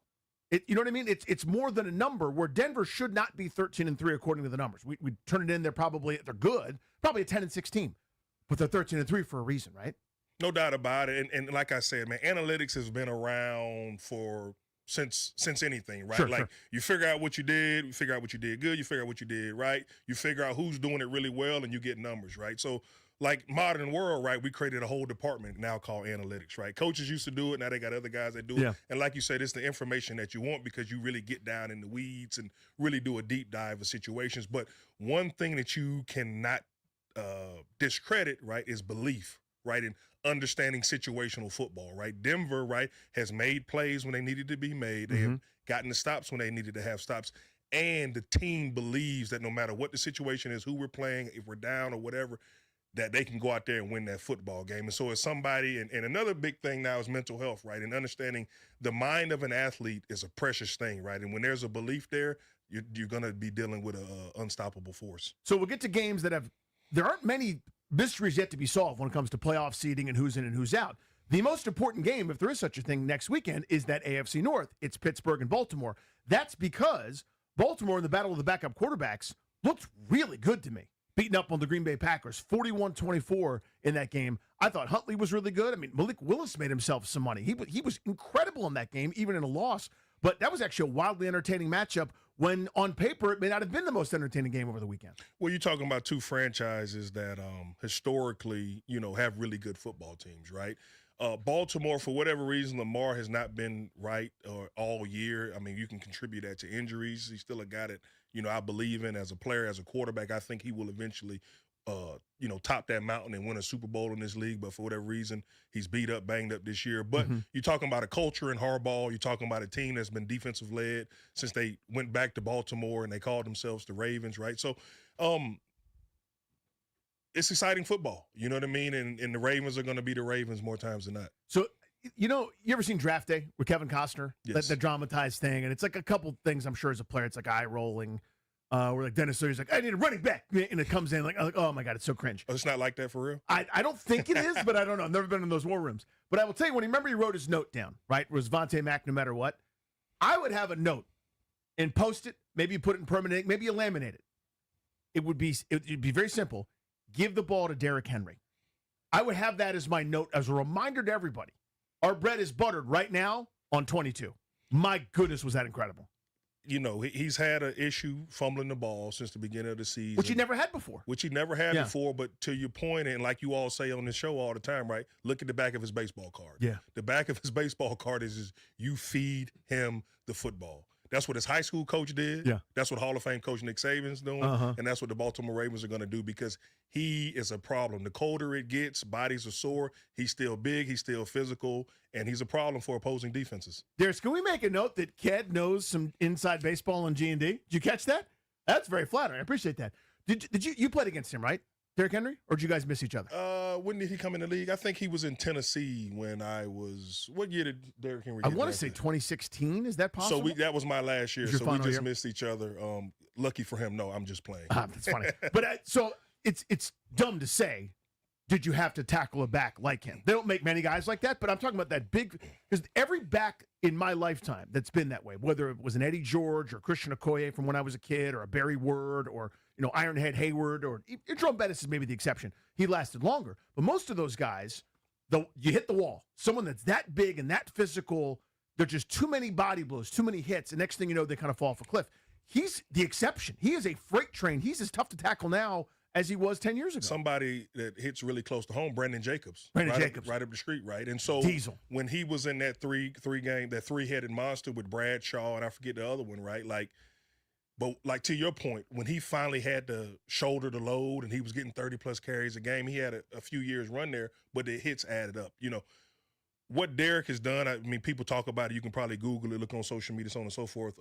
What we know about the body and sports science and so on and so forth, here's a guy that takes care of his body. He probably gets in the infrared sauna, the cold tub, hot tub, hyperbaric chamber. He probably, has a team of people that's able to take care of his body. And by the way, the NFL has adjusted, right, to the way that we practice, the way we go about it, and understanding that, yes, I still believe, right, it is a tough man game, right, but we also have to be smart, and we want these guys performing at their peaks on Sundays and Mondays and Thursday nights, right? And so Derrick Henry has done it. Now, I would say this, though. Early on in his career, he wasn't running like this, right? So he's been, the last 8 years where it's really kind of been the Derrick Henry show, right? But hats off to him, and if he was on my team, I'd definitely give him the ball. I would get that dude the football. God, he was so damn impressive, that game this weekend. Kind of saved their season, give them a chance to have a win and get in. Another win and get in type game taking place this coming weekend is the NFC South. So this is a division that somebody's going to have to win. I mean, we have rules about this. Like, you need a division winner. We can't settle it until you do. Carolina and Tampa both lost this weekend. Carolina, no shame in their loss. Maybe the best team in the NFL. Seattle just dismantled them 27-10. It was close until it wasn't. Seattle, to me, it seems like they should be, and I want your take on this. I look at them and I go, that's an excellent defense. Smart head coach. Mike McDonald knows what he's doing. I get that their defense is very good. Offensively, it seems they should be figured out by now. Sam Darnold's going to turn it over. They're a one-trick pony when it comes to throwing the ball. Jackson Smith-Njigba is incredible, as smooth a route runner as you're going to find. He reminds me of kind of Marvin Harrison, the way that he played, where it doesn't look like he's faster than everybody, but no one's within 5 yards of him when he makes his breaks and cuts, and everything is so smooth. But this Kenneth Walker, Zach Charbonnet run game is okay. A.J. Barner's fine. This shouldn't be the best team in the NFC type juggernaut, in my view, offensively, and yet here they are right at the top, as good as anybody. They beat the brakes off of Carolina. Yeah, I mean, as a team, right, defensively, right, that offensive coaching staff knows that, right, our defense is going to keep us in the game, right? So, Sam, just don't turn it over as much as you used to, right? Right, we're going to make a play, right? And the losses, that's what's happened. Yeah, exactly, right? Like, we have explosive players, right? We're going to be committed to running the football, right, to keep our defense off the field, and we know our defense is going to make plays, create short fields for us, and, that formula still works in the NFL, right? Play good defense, don't turn the ball over, get some hitting yards in the kicking game, and you got a good football team. Browns beat the Steelers. I don't want to spend too much time on this one, other than to say, it sets up our win and get in with the Steelers and Ravens. But from a Browns perspective, quantify what Myles Garrett's doing. Because we've seen T.J. Watt and Michael Strahan get that 22.5. He didn't get a sack this game against Aaron Rodgers, who's admittedly tough to sack, usually gets rid of the football. One of the fastest times to throw in the NFL this year. But everybody, like, he's number one on the scouting report every week. Everybody knows that where 95 is, and he's moving around the line of scrimmage, et cetera. But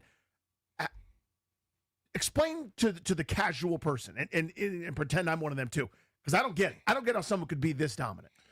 Well, you know, it's the NFL, right? So it is the best of the best, the elite of the elites. But amongst those freaks, you have a freak amongst freaks, right? And I'm sure you can, another Grant and Danny kind of moment, you can go to some type of medieval goons and gulags and whatever it is, right? Type of sci-fi type hit, right? There's always somebody bigger and badder, right? That guy is Myles Garrett. And that's him.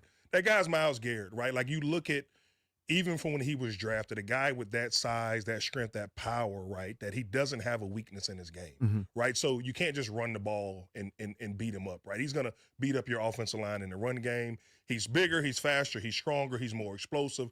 He's a guy that has continued to work on his craft of rushing the passer, right? So, and you see, when we all seen the highlight clip earlier in the year where he just like is playing basketball with a dude, right? And the offensive lineman doesn't know what to do with him, and nobody does, right? And so any smart quarterback like Aaron Rodgers is say, I'm just going to throw the ball away because I know you're outmatched. Now, the irony of it all was I thought he was going to give him the record, kind of like Actually Favre kind of did too.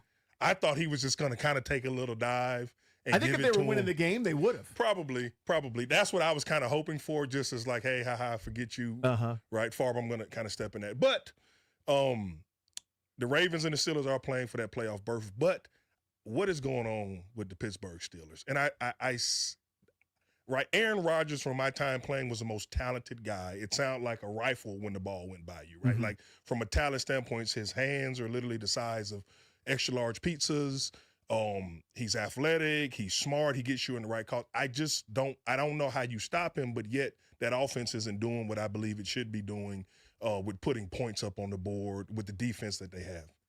No DK Metcalf, I think, hurts. It just feels like everything is hard with that offense, right? It just feels like nobody's open. Everything is razor thin. They're predictable. I'm with you. I'm trying to answer. I don't have a good answer for it either, by the way. Like, if I knew, I'd send him a letter and go, hey, Mr. Tomlin, I think you're great at running stuff and you should be in charge of a lot of things. Something's going on with your offense that ain't right. I would try to fix it if I could. I just don't know. I don't know what the formula is. Every time they would take a step forward this year, where you go, okay, we've unlocked Kenneth Gainwell for Renaissance for a couple of weeks, or we can go back shoulders to DK Metcalf for a couple of weeks. Whatever it is, just sort of seems to vanish into the ether, and it's like, here's a back shoulder seam route in between 7 defenders to Pat Freiermuth for 1.5 yards. Just doesn't seem like much is going on there offensively. Let's go to Jaguars Colts. I feel for the Colts. I really do. Just the way that this has gone. They were at one point among the best teams in the league. They've now, they're fighting their, what's off. It's Phil Rivers. It's Jonathan Taylor. They just don't have enough horses. And Jacksonville comes back and wins this game, goes to 12-4. I mean, the Jaguars believe, ever since the kind of cringeworthy Duval moment, right? That was kind of that coach's hiccup, right? That was his moment. I didn't think he was going to respond from it. Obviously, he's got that locker room fighting for him, playing for him. Trevor Lawrence is playing at a high level, right? They have some talent down there. And I think they've kind of taken that Jacksonville against the world type mentality, right? Sean Payton made the comments, small market team, right? Those guys are having fun. They're going out there playing. The Colts had it rocking and rolling early in the year with Daniel Jones, the Phillip Rivers, which I think he's a future Hall of Famer.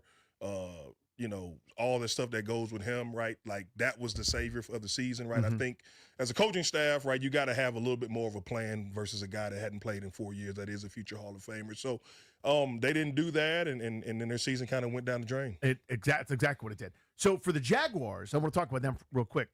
Kendrick Olsen sitting in for GP. When they dropped 3 out of 4, and the only win was against the Raiders in overtime, I might add, I went, I got you.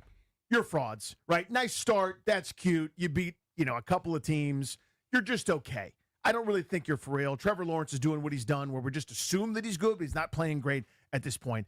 Since then, they lost an OT to the Texans, a game that they're not OT, a game they should have won, frankly, against the Texans. They allowed a huge comeback. They've ripped off, 8 straight? At this stage, or 7 straight? They have been really, really good. And early on, it was unsustainable stuff with turnovers and the defense. They've kind of locked back in both sides of the ball. A lot of really fun offensive creativity, kind of unlocking ETN again, different receivers. I mean, guys have been kind of disappointing. When Brian Thomas was supposed to have the juggernaut of a season, hasn't happened, hasn't mattered. They're 12-4, man. It's commendable to me. Yeah, I mean, first-year staff, right? They have to figure each other out, right? Yeah. What is Trevor like? What is ETN like? You know, what does this football team look like, right? So, like, you can have a plan, kind of a process you want to go to, but each team kind of morphs into its own individual. Like, how do I maximize this group, right? And so those losses early on, right, they're only a loss if they continue to weigh you down, right? If you don't adjust, you don't adapt, right? We talked about everything being hard for Pittsburgh, whereas in Jacksonville, right, like, they're dialing it up, right? And we use the word creativity when it works, right? When it works, we use the word creativity. So being creative is finding ways, right, to make the quarterback's job easier, right? Being able to run the football, right? Being able to create matchups that you know you can win, right? Defenses in the NFL are really good, but they're also going to give you stuff, right? And if you take those things, right, you can sustain drives. The more opportunities you have, the more times that you're going to score points, because that's just the way the game works. Two more games we'll talk about quickly. Patriots sandblasted the Jets. The Jets non-competitive. That was disappointing showing. Late afternoon situation. Eagles-Bills. What do we learn from that one? 13-12 final. So Buffalo goes for 2, doesn't get it, end up losing the game because of it. But neither offense really impressed. Defensively, you got to tip your cap in both directions, even though the Eagles' defense, I feel like coming in probably better than Buffalo's. On paper, certainly some of the numbers would back that up. What did we make of that game? You know, I mean, you know, some could say it's a potential Super Bowl matchup, right? You're talking about two really good football teams where the Bills say, hey, listen, we're going to go for 2. If we win it, it's great. If we lose it, that's just what we need going into the playoff, right, to kind of refocus, right? So I looked at that as, hey, you know, you can say what you want to about Philadelphia, right? Their offense, good or bad, defense, right? But they have a pedigree of championship caliber football, and that's what I saw last night. Of just two teams, right, that competed, right? And they didn't score a bunch of points like we like to see in the modern day NFL, but it was a fun football game to watch. Yeah, a grind. Not much happened in the third quarter. Then finally the Bills scored a couple times in the last handful of minutes. I think 0 passes completed in the second half for the Eagles. Just it tells you something ain't going right on that offense. Well, but also, right, like when you got Saquon Barkley, right? I don't remember exactly what the weather conditions were, right? But if you're trying to win a football game, right? So as a head coach, right, defense is playing lights out, right? Josh Allen, they're keeping him contained, right? Stephon Diggs is with the Patriots. But that being said, so you don't need to throw the ball, right? Because obviously they know a little bit more than we do. Maybe Jalen is banged up. Maybe his arm is sore. Or, you know what? They're just trying to prove a point where, you know what? We feel like we're bigger, stronger, and we're going to try to keep our defense off the field and run the football. Maybe something to that. It certainly makes sense. And then last night, 80 points are scored in the Bears-49ers game. That was riveting. I mean, whatever style of game you wanted yesterday, you got. If you want a defensive arm wrestling match, that's fun too. But we had a 42-38 Niners win over the Bears. I came away really impressed with both teams. Obviously not defensively. That's not really a thing. But that kind of counterpunch, it felt like whoever had the ball last was going to win it. I think that win said a lot for the 49ers, but I don't think Chicago gets to hang their heads today after dropping that one. No, I mean, you know, the 49ers have went through injuries. Kyle Shanahan is proven he can score a lot of points in this league. Ben Johnson, hats off to him kind of turning that thing around with the local product, Caleb Williams out of Gonzaga High School, right? So couple great throws in that game yesterday. Talk about a talent, right? But it's just fun football, right? Because at that point, right, the defenses are trying, right? Like Salah's trying to stop Ben Johnson, right? But that's when, you know, the young kids say, you know, the offensive coordinators, the play callers, they get in their bag, right? And they figure it out. They create those matchups, and they got good football players, right? And so, you know, the Bears are playing really good football, and the 49ers are, right? And so if I'm a team, you know, I don't want to see them coming down the stretch because of what the problems that they show offensively. That's Kendrick Golston. I'm Danny Rouhier. This is Grant and Danny right here on The Fan. Kind of went around in circles, told you about what's going on in the NFL. I ended on San Francisco for a reason. And I want to get into this next. I want your calls. 800-636-1067. 800-636-1067 is the phone number. Jay Gruden's going to join us at 5. But what I want to do next is this. There has been so much discussion, rightfully so, by the way, about all the injuries and all the things that have derailed Washington's season. I am not stupid, despite what some of you might think. I understand that injuries are a factor. I get it. I am aware that when you don't have Terry McLaurin, your passing game will be worse than when you do. That's obvious. That's intuitive. My counterpoint is San Francisco. They have injury woes, just like Washington's, with, frankly, better players not playing for them, not suiting up, not available more often than not. They are 12-4 playing for the 1 seed in the NFC. I understand it's not apples to apples. There's a lot that goes into that, whether it's schedule, whether it's coaching, whether it's a program that's been around for a while. But that's kind of my point here. I want to get into that. For the people that just wave their hand at this season and say, it's just injuries. I think there's a lot more. I want to unpack that with you guys next on The Fan.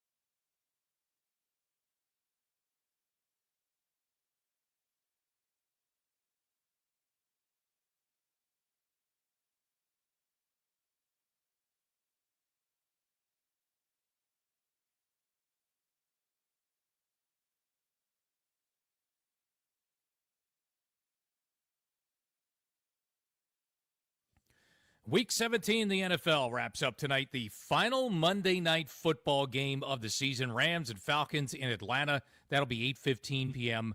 for Monday Night Football over on the Team 980.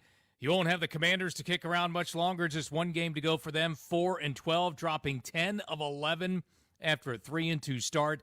The Commanders an 8.5-point underdog for the 4:25 kickoff, the season finale Sunday in Philly. Hockey, Caps are back on the ice tonight on the road at Florida. 7 p.m. face-off for Caps hockey here in the Fan as they take on the defending Stanley Cup champs. Caps have won just 2 of 8, but they are coming off an overtime win this weekend at New Jersey. That was for the Josh Harris Cup at stake in that one. NBA Wizards have won back-to-back games. How about that? For the first time this season, try to make it 3 in a row tonight. Home against the Phoenix Suns, 7 p.m. tip for that one on Bloomberg 99.1. From the Krav Metcalf 5-Star Sports Desk, I'm Earl Forsey on the Fan.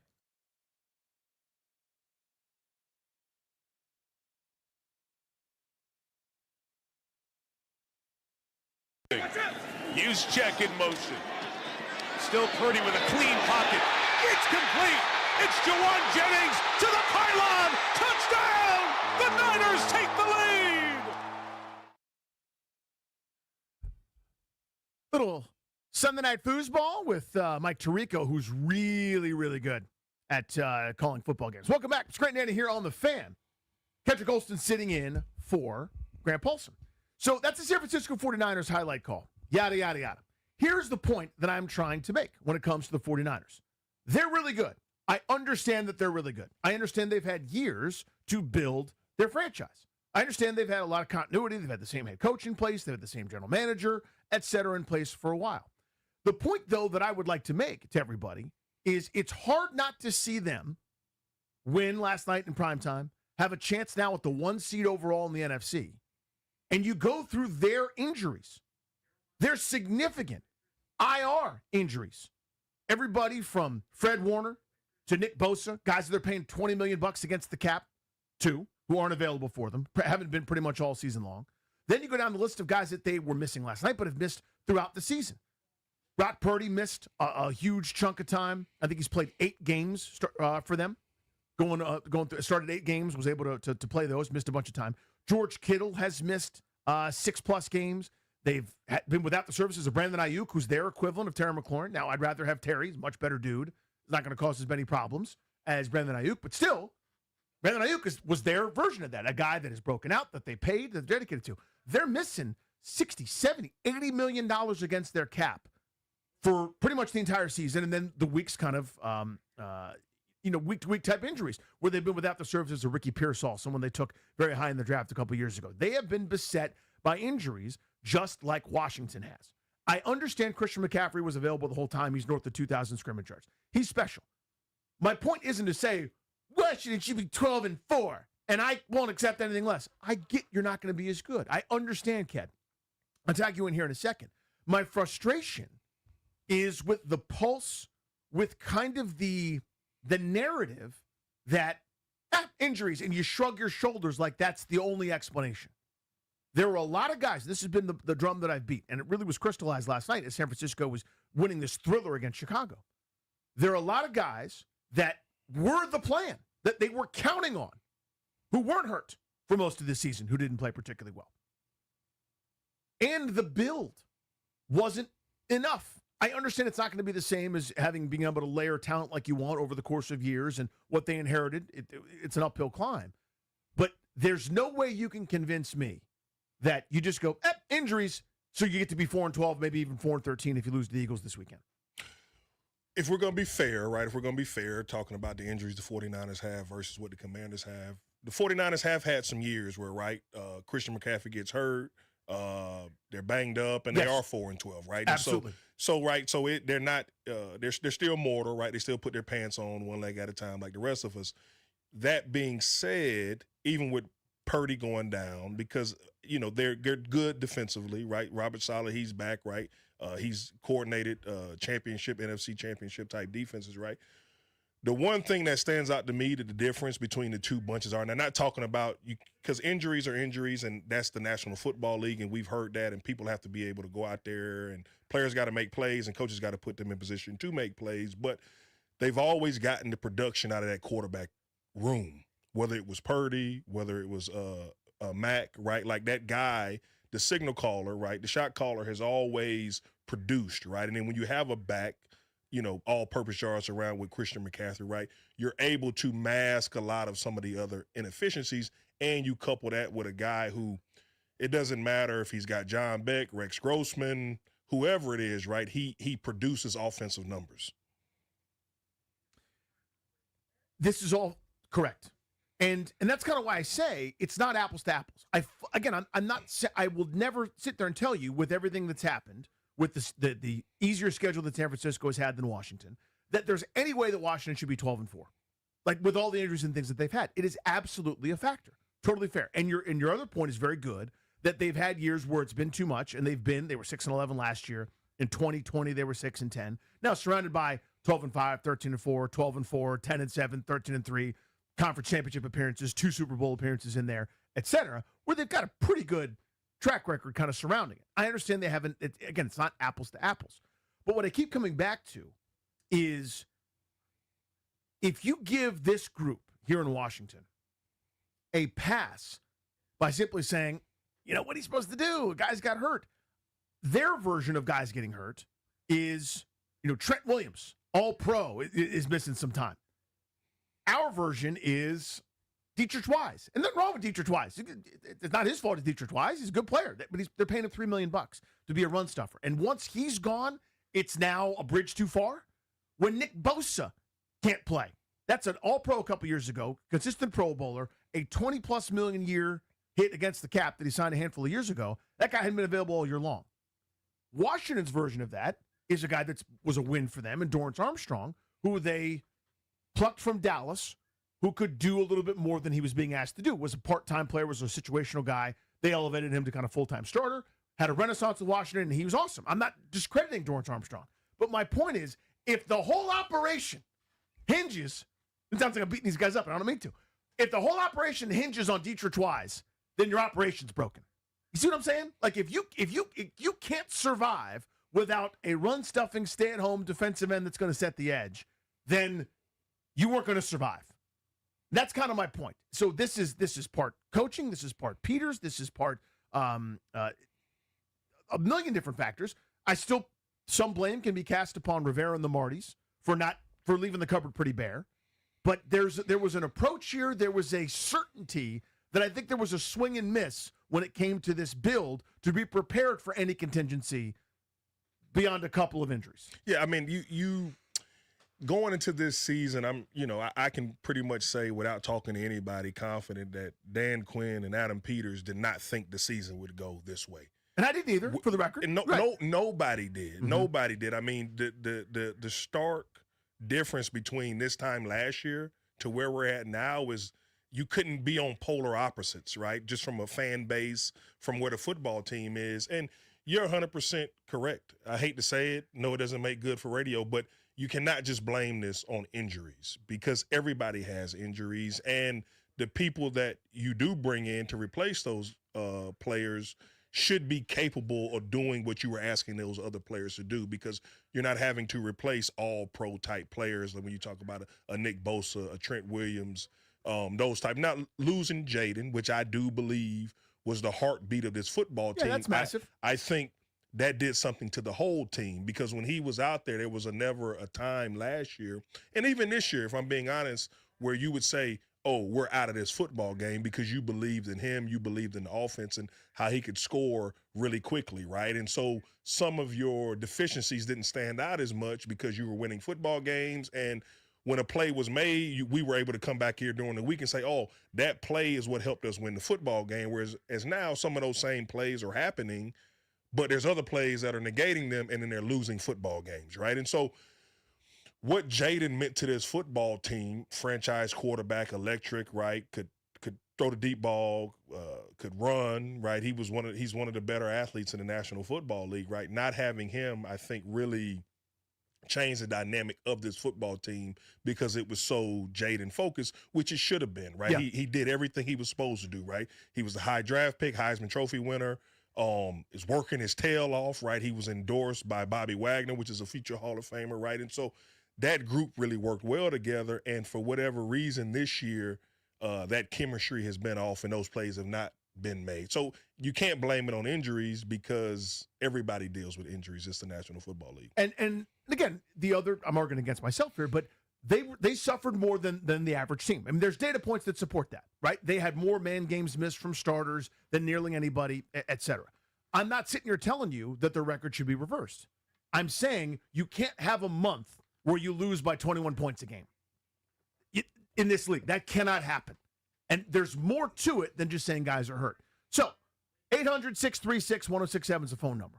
What do you say to people who are telling you it's just injuries? And you want to tell me and Kedrick Olston that it's just injuries. You're welcome to do that. Explain to us why we're wrong. 800-636-1067. I hear that narrative a ton, that the injuries, and then we kind of move on to the next thing. There's way more to it than that for me.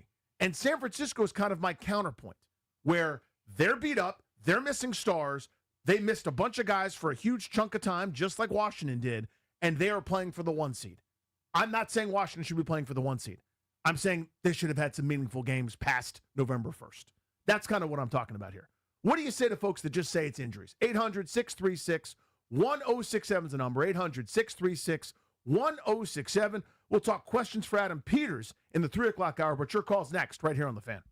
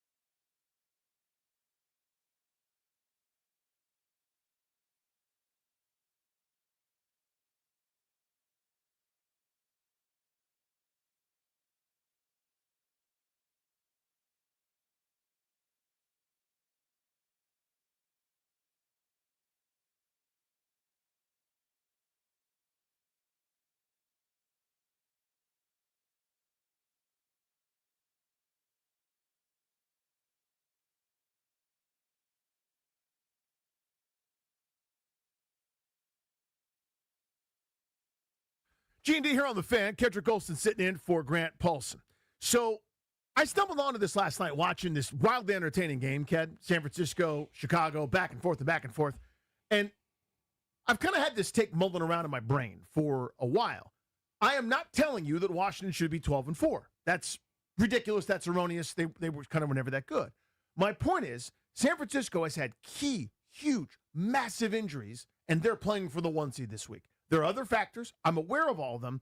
I guess I'm kind of saying, yes, there are other factors. You can't just wave your hand at this and say it was injuries. And I wondered what folks thought. 800-636-1067. The question, I guess, is basically this. You hear this narrative out there that it was the injuries and that's the story of this season. It's certainly the first chapter of the book of the 2025 Washington season. But my point is, I think there's a lot of other page-turning chapters in there as to why this season has ended the way that it has, or is going the way that it's going. Dave in Virginia, first up on this. What are your thoughts, man? Well, I think that what the issue comes across is during the Ron Rivera era and with the Marty Party, how many first, second, third, or even fourth round picks are there? Very few. Or even playing for the Commanders, because those are the guys that are going to step up when your starters get hurt, and unfortunately, we don't have them. They appreciate you, dude. Yeah, sorry, man, you broke up there for a second. Yeah, I mean, they inherited a pretty bare cupboard, and that's not running any single player under the bus, but your first-round picks for the last 4 years, none of them play for this regime. None of them play, but in fairness, right? We got to stop blaming stuff on, that's obviously a factor, right? But those guys, they got rid of, 35 other players as well, yes. Right? So this roster is completely turned over. Now, you would have liked to have that type of talent, right, of those first-round draft picks to now build some depth and some production. But to go back and say, this roster was good enough last year to compete for an NFC Championship game, right? And so it doesn't do anybody any good to continue to talk about Ron Rivera and Dan Snyder and all that kind of stuff, because we're past that, right? We're moving past this, and so let's stay on topic of this year and this regime, right? Mm-hmm. Let's talk about this ownership, this regime, because that's what's the important thing. Let's go to Lou in Waldorf. Lou, what's up, man? You're on The Fan with Danny and Kat. Hey, what's up, fellas? How y'all doing? Good, buddy. How are you? Listen, I don't think it was just injuries, but I do think the general manager, right, they had a roster that went to the championship game. We know that. I think they got rid of some pieces that they probably should have kept one more year, but they went out and swung for the fences and added pieces that I thought was good enough for me to even go out and buy season tickets. So I just think the general manager swung, he missed. Now he has to look himself in the mirror and say, hey, these guys that I brought in, they just didn't pan out. Now I have to go through the roster with a fine-tooth comb and get some heavy talent in here. Otherwise, we're going to be back in the same boat again. Lou, appreciate you, dude. Let's go to Steve in Silver Spring. Steve, what do you say to people that are telling you, it was just an injury-plagued season and that's it? I think it's bull crap. I said about a month ago when I was talking to B. Mitch, the injury thing. So if you go back to even last year when we beat Detroit, they were out 11 starters when we beat them in the playoff game, right? Yep. And even though they did have time to build their roster, we didn't run through the streets and give them any grace because of the guys that they were out. They were out 11 starters on both sides of between both sides of the football, and we beat them, and we didn't give them no grace talking about, hey, we beat them, but they were out 11 starters. Nobody wants to hear that crap. This is like Kendra just said. It's the NFL. Everybody has injuries, and a lot of teams have injuries that we don't even know about. So we just have to build the roster. Sure, you mentioned the 49ers. They have a lot more depth, but we just have to build that roster. And we overachieved last year. Let's just be flat out honest. Yeah, I think that's fair. Steve, appreciate you. It's the build the roster thing, Ked, that I want to hone in on. 800-636-1067. Let's carry this over. And that's my point, is that it wasn't built. So you made an interesting point a minute ago when you said, let's not dwell too much in the past. I think that's very fair. The only data point that I would offer is there are no players, save for 7th rounder Chris Paul from the 2022 draft on this team. There are, I think, 2 or 3 players from the 2023 draft, and it's a 2nd rounder and Chris Rodriguez, a 6th rounder. That's kind of crossed regimes. that's commendable for those individual guys. But that should be a dude that you don't have to go out and find somebody instead of. Does that make sense? In other words, I should have a player that's at the end of his rookie deal on my team at whatever spot that is. Second linebacker, off-ball linebacker, this safety, this special teams guy, et cetera. Instead, they had to go shopping. And when they went shopping, those didn't hit at near enough of a clip, I think is fair to say. So when you talk about build the roster, that's kind of what that means to me, is they had an uphill climb and didn't make it to where they needed to make it to. That's fair. I mean, you listen, I mean, this is what you want, right? You want to draft, right? Because you got young, cheap, quote unquote, controllable talent, right? And so you want to get guys that, you know, you have control of them. And so that didn't happen because the last regime didn't draft. If the last regime would have drafted better players, then the last regime would still be here, right? In a lot of ways, yeah. So with the new ownership, with Coach Quinn and Adam Peters coming in here, right? So now you have other teams that did draft players that are producing, so those guys aren't available, right? They're still either under their contracts or they've re-signed in free agency, right? And so coming in here, I do think the last caller, right, we were ahead of schedule, right? Like, we got the quarterback. We believed in the quarterback. We got the coach, right? We're going to build this thing around it. And they overachieve, right? But you got to maximize those moments, right? And so nobody knew, right, that Jaden would be hampered with injuries all year. Nobody knew that the Lattimore signing, right? We thought he would be back. He would be healthy. He'd be able to lock down one side of the field like he did in all those years in New Orleans, right? And so injuries are not the excuse, but you also have to realize that this was not the initial plan and that there has to be some type of pivoting, right? And it just seems throughout this year, we haven't, from an organizational standpoint, been able to pivot and to adjust in real time to maximize the season. I think that's 100% it. I think that's 100% it. The pivots have been slower than have been needed. That's Kedrick Golston. I'm Danny Rouhier. This is Grant and Danny here on The Fan. 800-636-1067. Let's do some more calls on this. What do you say to people that tell you it's just the injuries and kind of wave you away as to what happened with the story of this Washington season? It has been beyond frustrating. I don't think anybody, with what's happened injury-wise, expects them to be 12-4 playing for the 1 seed against Philadelphia this coming weekend. I think that was unrealistic from the jump. I also think it dismisses a whole bunch of other factors that led to this really disappointing season that has everybody really, really, really pissed off. It's Grant and Danny here on The Fan. Your call's next.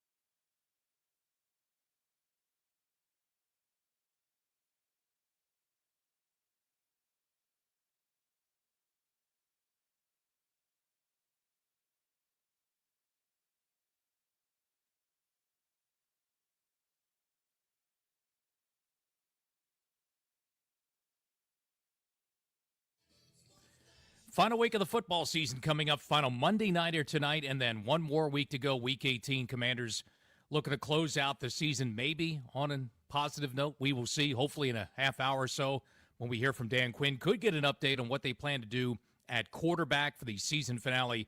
Sunday, 4:25 p.m. kickoff in Philadelphia. Eagles an 8.5-point favorite. Tonight, Rams and Falcons in Atlanta for Monday Night Football to put a wrap on Week 17. That's over on the Team 980. Also, a top coaching candidate is off the NFL market. Marcus Freeman announcing today staying put in South Bend as head coach at Notre Dame. Hockey, the Capitals on the road to face the defending Stanley Cup champion. 7 p.m. face-off for the Caps in Florida tonight. That one here on 106.7 The Fan. And NBA, the Wizards trying to win 3 in a row tonight. How about that? Coming off back-to-back win, Wizards home against the Phoenix Suns, 7 p.m. Bloomberg 99.1. From the Crop Metcalf 5-Star Sports Desk, I'm Earl Forsey on The Fan.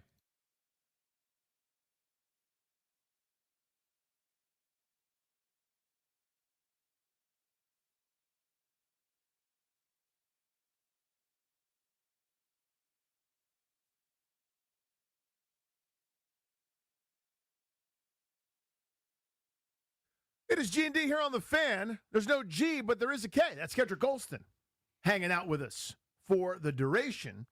We've got show today, show tomorrow, then nothing Wednesday and Thursday. Then we're back Friday, but we're not back here on Friday. We're at Caddy's on Cordell this coming Friday. GP and I will be back. The show will be fully armed and operational at that time. So see you out there at Caddy's heading into the final week of the NFL season. So let's put a bow on this conversation, Ked. Final thoughts at 800-636-1067 before we move on to our next topic of the moment.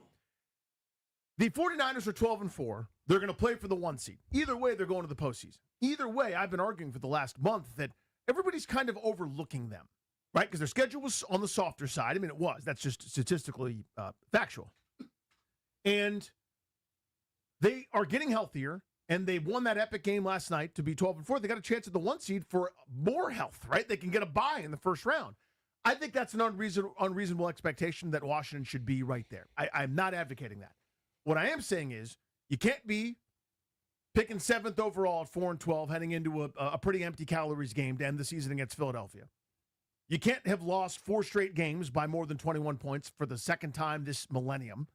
Like, nobody else has done that. It's epically impossible. You drop one like that happens. That's the league, that's the sport. Somebody jumps up and gets you. Not 4 straight weeks of it, where there's very little adjustment other than Joe Witt changing seats. This can't just be an injury thing. There's something else there.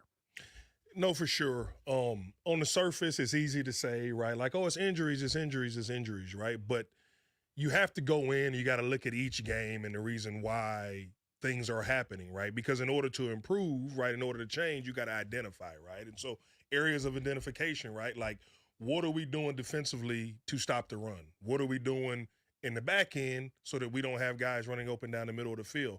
Offensively, right? Like, how do we accentuate the things that we think are pluses for us, right? Like, how do we get the ball to Debo more, right? How do we scheme it up for Terry, right? And I know those guys have been in and out, banged up, right? Mariota's a former first-round pick in this league, and we know what he is, and at times, right, he's played well enough for us to win football games, right? But then there's other times he's had terrible turnovers that have lost us games, right? And so you don't win every game the same way, and you don't lose every game the same way. And so it's up to this staff, right, going into Week 17, right, like it is what it is, to really go in and just not chalk it up because, like you said, right, NFL, you have injuries, right? These are not all pro-caliber guys. I wasn't either, so it's no disrespect to any of them.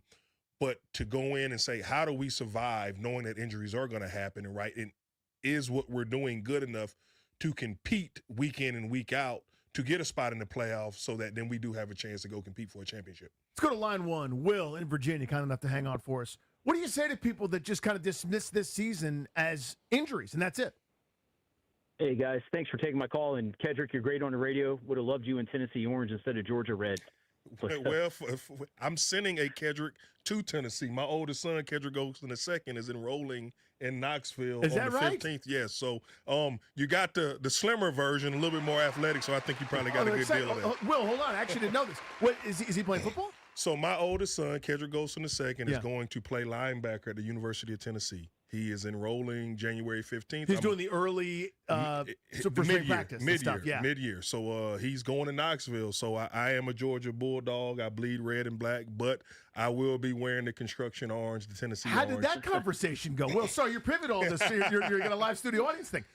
How did that go? Where he's like, I'm going to Tennessee. And what did you say?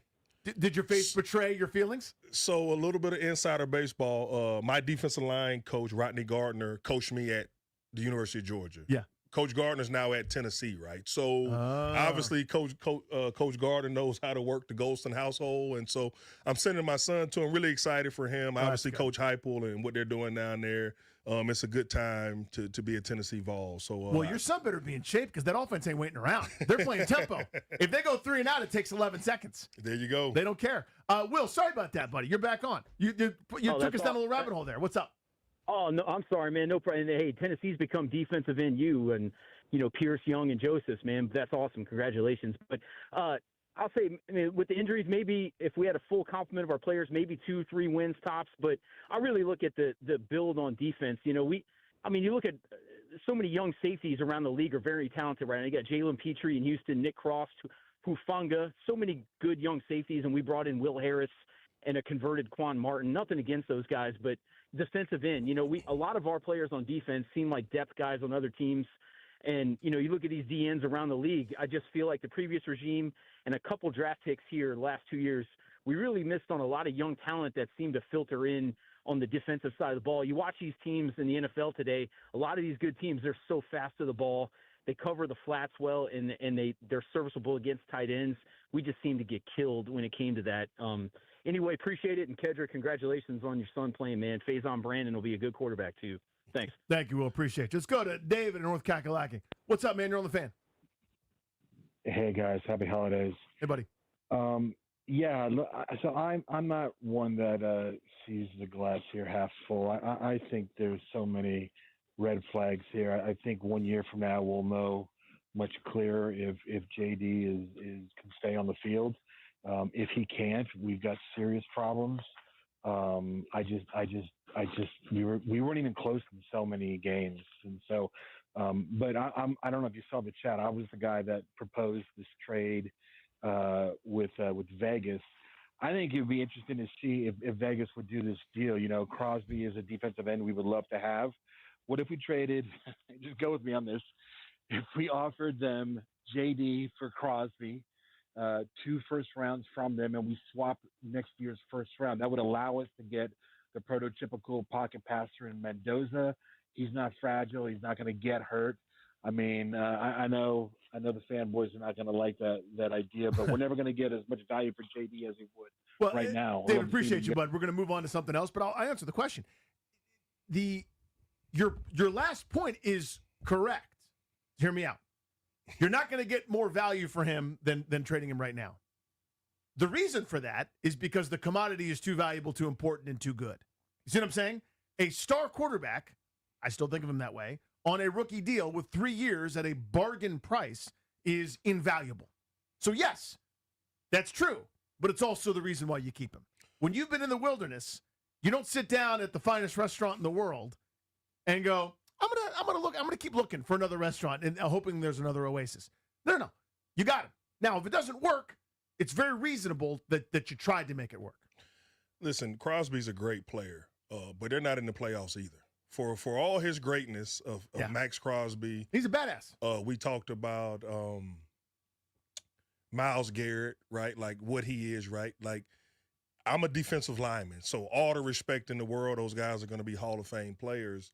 You need a quarterback. You have to have a quarterback if you want to compete week in, week out in the National Football League to win football games, right? And so Jaden Daniels, 5, whatever it is you want to call him, right? He has the right temperament. He's proven to us, if you made his highlight tape, right? If you did his highs and his lows, right? He's proven that he can be a top-tier quarterback in this league, right? Injuries, different system, sophomore slump, whatever you want to say. The reason I'm excited about him, right, is that he's always been the same mentally, right? Yeah. So that means, old school term, right? He's cut from the right cloth in my book, right? That he is a guy that is going to take this year. He's embarrassed. He's disappointed, so on and so forth. He's going to get healthy, right? He's going to get with his receivers. He's going to get with his coordinators. He is going to improve, and he's going to be the catalyst for this whole team improving because he's going to demand it because that's what he's proven to me, whether he was at Arizona State, at LSU, and now here, right? That he isn't just expecting everybody else to help him. He's going to improve on himself, and then that in turn is going to make everybody else better. Let me ask you this. Well, I've got you. As a guy that played in this league and now, coaches at a very high level here locally in the D.C. area, to me, the key for him is to be available, is to be healthy. Some of it's beyond your control. They get hit in the pocket, see, the famous Tom Brady injury, they change their season, they go 11-5 with Matt Castle. But guys get hurt. It's part and parcel for the NFL. It is unbelievable what you guys do. But the extra hits, quote unquote, one of the most contacted quarterbacks in the sport, and whether you say this was freakish the way he went down against Seattle, whether you say this was freakish the way he went down against Green Bay for injuries, the point is there are a number of those bad hits that he took where you go, oh my God, and then he's actually okay. But the point is the process to me is scary, is something that I think needs adjusting. What's your view on that? Where you go, I need you healthy, man. Whatever you've got to do to stay healthy, I need you healthy. Let's figure that out. Is that adjustable? Is that a fader you can change? It's kind of like, we all talk about like a quarterback that can run, right? And that's what Jaden is, right? He is the new quarterback, right? They're not guys. We can say what we want to say, right? Like the day of a guy just standing back there throwing from the pocket, those days are gone, right? Yeah. Because you got guys that can throw from the pocket, but they also can run around the yard, and they add another level of complexity that defenses have to account for. So that ship is sailed. It's not the runs where you see him taking these hits. It's not the designed runs, right? It's the off-schedule scrambling out of the pocket, trying to extend the play, maybe try to get a yard or two, right? So more so than ever, right? Like quarterbacks are protected, right? You got to use what the rules are giving you from the NFL standpoint to live to fight another day, right? Live to fight another day. And they say, well, let's get the Nationals out there so they can teach him how to slide, right? Like whatever he needs to do to feel comfortable to protect himself, that's what he needs to continue to work on, right? But in this season, right, he's fighting for a win because even when he did play, it wasn't like they were just winning every game he played, right? So he's a competitive guy that you don't want to take that away from him. You just want to get him to understand, right, like, hey, there's a time where we can fight for the extra yard, and here's a time where we don't need to, because ultimately the best ability is what? Availability, right? And we still need to develop a young quarterback, and that's what he is going to do. So it's just a learning process, right? The thing that doesn't bother me about the injuries, it's not the same exact thing, right? So he got an elbow, right? That happens, right? Hopefully they were smart. They shut him down. He'll recover from that. He'll get a full offseason. The hamstring injury, he's a quick twitch fiber guy, right? Like he's going to have some soft tissue injuries along the way. How do you continue to develop him from a throwing standpoint in and out of the pocket so that when he isn't 100% healthy, which nobody is at this time of the year, you can still go out there and play at a winning type level? What's the view from, now I'm curious, I'm going down a rabbit hole with you, from teammates when a shutdown like this happens? I mean, to me, it's like, this is easier for me to say my fat butt in a chair, not in the locker room with you guys that are going through hell every week, right? Playing with bumps and bruises and dislocations and getting shot up with Toradol and everything in between just to get in a car wreck 70 times. I mean, it's unbelievable what these guys do now, what you did. So this is as tough a sport as they come. This one, hockey, and a couple others are kind of in that mode. When this sort of shutdown happens, my view, because I get to be a horse's ass outside looking in, I go, you lost the right to complain when you got your ass kicked a bunch. When you're 4-12, you sort of, if you're 12-4 and it's like, okay, you've got a little bruise, we're going to sit you down. It's going, whoa, wait a minute. But when you have been this bad and everyone's getting replaced, I mean, this is how jobs get lost. I kind of don't really care anymore if you're going to complain. Give me your thoughts as a guy that's been in those locker rooms, and how would you react to this sort of shutdown thing? It's funny you say that because little shout out to the past, right? For some of you all that don't know, Jason Taylor, right, defensive MVP of the league, actually played in Washington for a year. For like 7 seconds? 7 seconds, right. Shout out Jason Taylor. He's the defensive line coach at the University of Miami. The best, when he got here, he was a superstar, right? And I'm going down a rabbit hole. But the most professional, hardworking, realistic guy I've ever been around. And that calf injury that just wouldn't go away and Wouldn't it kept go getting away. worse. Yeah. And so we're out there in training camp, old school training camp, 2-a-days. You know, there was no heat restrictions. I think they were still giving us salt tablets at that time. That being said, there was a day where Jason Taylor and London Fletcher didn't practice. And here I am going into year 3 or whatever, and it's hot as all get out. We're practicing at 2 o'clock in the afternoon. It hadn't rained in 60 years in Virginia. It's just gnats in your mouth, gnats everywhere, right? Uh-huh. And I made some comment. I don't remember exactly what the comment was, but Jason Taylor said, "Hey, man, all things ain't for everybody in this league. The NFL is not fair, right?" And I say all that to say that Jaden Daniels is a huge part of this organization's success, right? And so as somebody else, right, like you are 53 independent contractors all working for this entity to go out there and win, right? And so you have to really, it's not selfishly, right? You have to be the best version of yourself. You have to go out there and produce at a high level because they are going to replace you. But there's other guys in this locker room like a Josh Johnson, right? That people are excited for him to be able to go out there and play, right? Because here's another guy that is going out to practice day in and day out, that is competing, you know, when Jaden was playing on the scout team. And so there's other backups that get opportunities when guys get shut down, and the locker room is happy because now that guy's being able to go out there and show everybody what he's been working on and all the hard work that he's put in, right? So it's not just about the star players. There's also, you know, guys that are getting opportunities to play when somebody does, quote, unquote, get shut down. I like that perspective. That's Kendrick Colston. I'm Danny Rouillet. This is Great and Danny here on The Fan. Double play coming up at 3:45. Beltway Blitz at 4. Spinning around what's going on in the realm of Washington, D.C. sports. Next, kind of piggybacking off the topic that we just spent some time digesting about injuries and the like. It gets me thinking about Adam Peters to a degree. This is Grant and I both kind of buck and roll our eyes at the in blank we trust thing. But a guy shows up and goes to the NFC title game in his first year of a build, you've earned some credibility. I think that's perfectly fair. It's also perfectly fair to raise your hand and ask a question.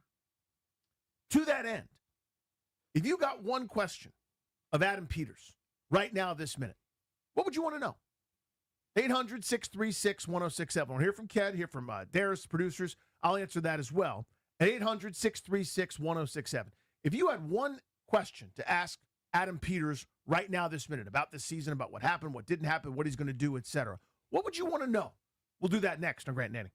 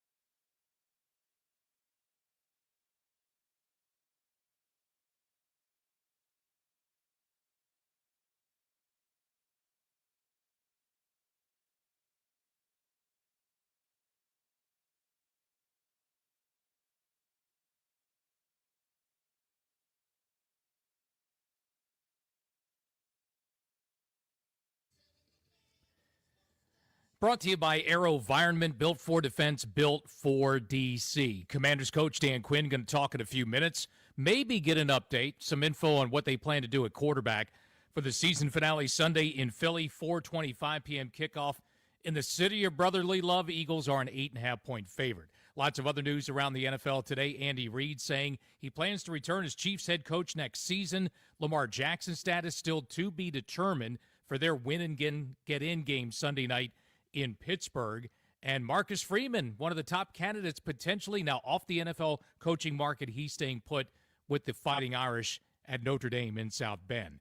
AV is built for DC, built to innovate the speed of intelligence, built to deploy solutions that give our warfighters the edge, built for now to defend our future when the mission matters most. DC turns to AV. Visit avinc.com to learn more. From the Crop Metcalf 5-Star Sports Desk, I'm Earl Forsey on The Fan.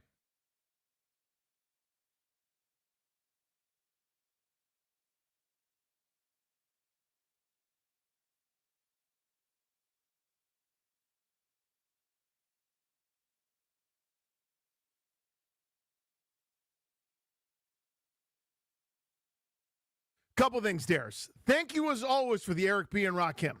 I don't know if you did that on purpose because you have a couple of 40-somethings hanging out in the room, but it means a lot. That's number one. Kendrick Olson, Danny Rouillet with you. We have a topic, but this is groundbreaking. This literally just happened in the commercial break. You'll notice, as Grant likes to say, my lips are filled with smile. We just came there in accord, Kendrick Olson and I. I think I'm going to have Ked over to the residence to play some pickleball. Ked is in. He said, and tell me if I'm misquoting you, Ked. I want to play pickleball, end quote. Total facts, like the young kids say. Like, I've been looking for a place that is safe, a safe space for me to indulge in pickleball. I think I have one. So wait, you are an active pickleballer, or you want to get into it? I'm a former racquetball player, okay, right? So growing up in college, it's the gateway drug. It is the gateway drug. Like, yes. It's nothing, and you better get out the middle of the court in racquetball because I'm gonna send it right up your back because you're trying to control the space, right? That being said, can you imagine, by the way, trying to get around, Ked, playing racquetball? The bear in the corner is like, I'm standing right there. That being said, space violation. Danny has the ability to has his own pickleball court. I do. Right? And so, believe me, we know. I am all for going out there and learning and competing, and this is gonna be fun. Like, I'm all smiles. I'm excited about it because it's gonna be really cool. That is fantastic. So what I'll do is we can do a little one-on-one sesh, just a couple rule basics and things like that. Then I'll get a little crew together. We'll have a little 2-on-2 situation, right? So you play get the full pickleball experience. Let's go. I'm down. Like, just you have my contact information. Oh like, my God. I knew something important was gonna happen today. And I thought it was the show. It's This is actually it. I got pickleball buddies now. Oh my God. You don't understand what this means to me. A, you're an awesome dude, and that'll be fun. Everybody kind of doesn't like me around here, and that's really what this is about. The things that I want to do and talk about and like be a part of, no one cares. You know what I mean? Like, everybody kind of is like, that's great, man. Could you just do your job and leave me alone? The fact that you're interested at all, I'm over the moon. I'm so excited. Because it's interesting. Like, Yes, it the is, rest of them Kendrick. are wrong. Yes, it is. Yes, it is. It's great and Andy here on The Fan. I will contain myself and be professional. We have a radio program to do. Then we'll play 3:45. Bellway Blitz at 4. Let's do the actual topic. Adam Peters earned a lot of runway with what has happened here.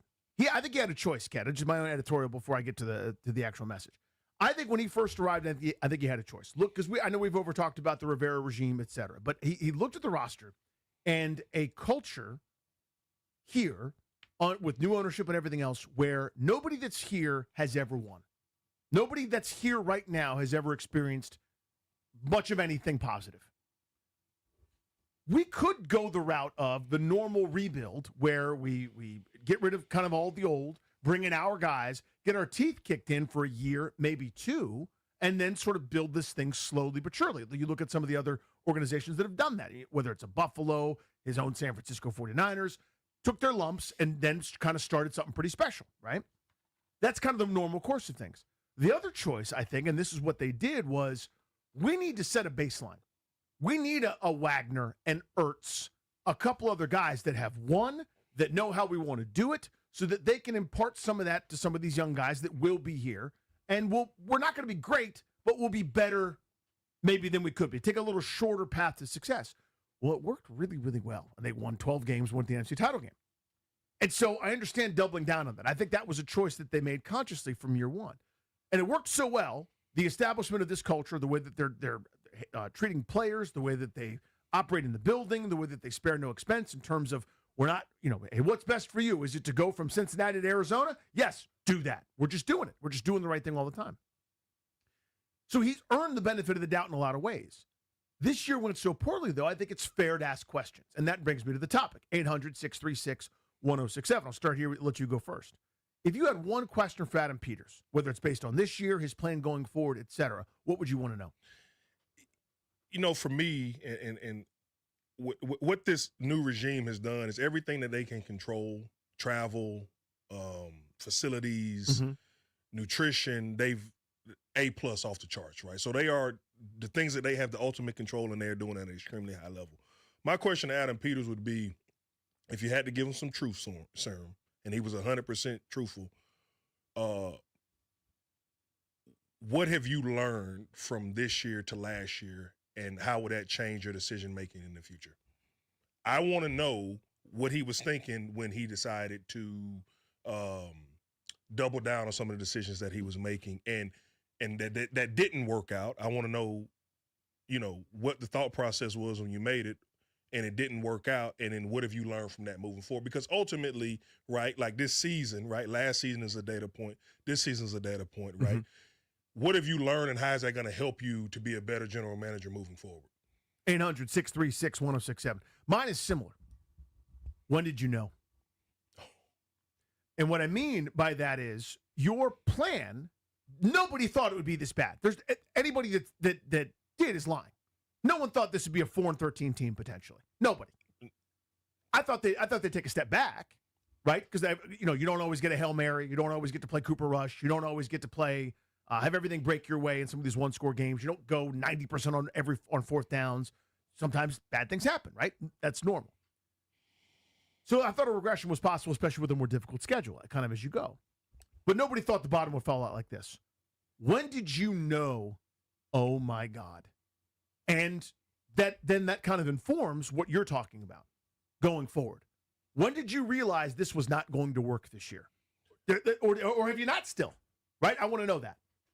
That's a great, you saw my face light up when you said that, right? Like, when did you know that we had all these plans, we had all these meetings, it's not going the way that it should, and we probably don't have enough time to fix it, right? Because as a person, right, like you got to have beliefs in what you're doing, right? Like you spend all offseason on a plan, you believe it's going to work, right? You have a good process, right? So you don't just deviate from your plan immediately. But in fairness to them, right, concerning this organization, it seems like they have been fast to act, right? Whether it was to get rid of Jarman, right, to trade him away because he wasn't going to fit in, right, to put Chris Paul in because he was playing the best, right? Like they've shown that they're going to try to play the best football players, and the best football players isn't who's getting paid the much or who has the best draft pedigree. It's who is going out there performing at the highest level, right? That's what they've proven to us. But to your point, that's great. Like, when did you realize we're not who we were last year, and how do we pivot out of this? This is a poorly drawn analogy, but bear with me. At the height of COVID, I bought a stock, okay? And I go, I'm a genius. What a smart move by me. Incredible foresight. I have seen something that will become, I'm not going to run the company on the bus or anything, and just know that, I gave my thesis to my wife. She goes, well, yeah, that makes perfect sense. I spoke to other smart people, and I go, I love this. Here's why. Yeah, that makes perfect sense. This is my plan. I bought it. Oh, kid, did I buy it? I bought it. You know what I mean? Like I money. Just like, you know those T-shirt guns? Except money shooting out there. And I go, I don't care that it's overvalued right now. This is to the moon. Nothing has been worth less than this stupid stock that I bought. And the time that I had to kind of go, my thesis was incorrect, it took longer than it should have. Because of the conviction I had. I picked this thing. My thesis made perfect sense. It was genius. And when I see you guys in person, you can ask me about the stock, and I'll tell you what it is. But I go. This is. I'm too right about this. I'm right. And then finally, the moment I had to go, you know what? I'm not right. Was probably longer than it should have been, and I lost a boatload, frankly, on that. That reminds me of this, where you go, this plan makes perfect sense. We were in the NFC title game last year. I'll just do this and this and this and this. When did you know? I think that's important. 800-636-1067. Mark in Falls Church. One question for Adam Peters. What would it be? My question is, first off, Ken and Danny, thank you for taking my call. I'm going to have to go with our tight end position. Is Sinnott going to be a part of the long-term plan? Are we going to go out in free agency? Are we going to go to the draft? And kind of that leeway into that is, are we going to trade back? Are we just going to go best available? And I think the big part of it is that Truth Serum key is going to be a big part of it because no GM is going to give away their hand right now. I know, of course. Yeah. So I'm assuming he's got to answer your question. He can't just give you the runaround when you ask it. Let's go to Trey in Boston. Trey, what's up, man? You're on the fan. Hey, appreciate you taking my call, guys. Sir. My question would be, if no one had gotten injured at the beginning of this season, what would have been the plan as far as scouting the young guys that we have on the roster? You know, would Johnny Newton still have been able to have the game that he had this past week? You know, would Ben Sinnott be getting some of the targets that he's getting now? Assuming that nobody got hurt, what did he really envision as far as that future moving forward? That's a great question. That kind of goes to what you and I both asked to a degree, Ked, is I wonder in his heart of hearts, was he like, yeah, we'll be right back where we were last year? Or do you think that he thought, okay, maybe a slightly lower floor? Like, I wonder what he envisioned about this roster, this team in the preseason. Again, you don't envision Jaden Daniels missing multiple games, multiple times over the year. That's probably impossible to predict to a degree. But I wonder what his roster envision and his season envision sort of looked like before they got started. Yeah, that's 100% right. You know, I think as far as the question that the caller had about evaluating younger talent, right? Like, we see y'all, you know, the general public sees 17 essentially evaluations, right? But these coaches have off-season workouts, they have OTAs, they watch them in practice, right? They are evaluating the roster in practice and staff meetings, video, all that kind of stuff, right, to put players in position to have success, right? So with Sinnott, right, like you drafted him high, right, like, and sometimes it just takes players a little bit longer, right? Newton, for instance, when we drafted him, he had a Liz Frank. You're talking about a big man, right? A big, powerful man that his feet are very important to him, right? Like, it takes time not only to recover, to heal, to rehab. Now, how are you going to become an NFL defensive lineman, right? What does that look like week in and week out from a preparation standpoint? So the evaluation and the development is always happening, right? But also when you look at Ertz, right, and what he means to the offense, what he means to developing championship caliber work ethic, right? And that's what I kind of liked about this group, right, is they kept some of the older guys around that, you know, might be a step slower, right? They're still playing at a high level, but to me, those guys were kept around because they were able to show the younger guys a formula of what it looks like to really be a pro's pro and what it takes both on and off the field to compete at a high level. 800-636-1067. Let's go to Bill in Alexandria. One question for Adam Peters. What would it be? Hey, thanks for taking my call. I guess the one question I would have is how committed is he to this current coaching staff?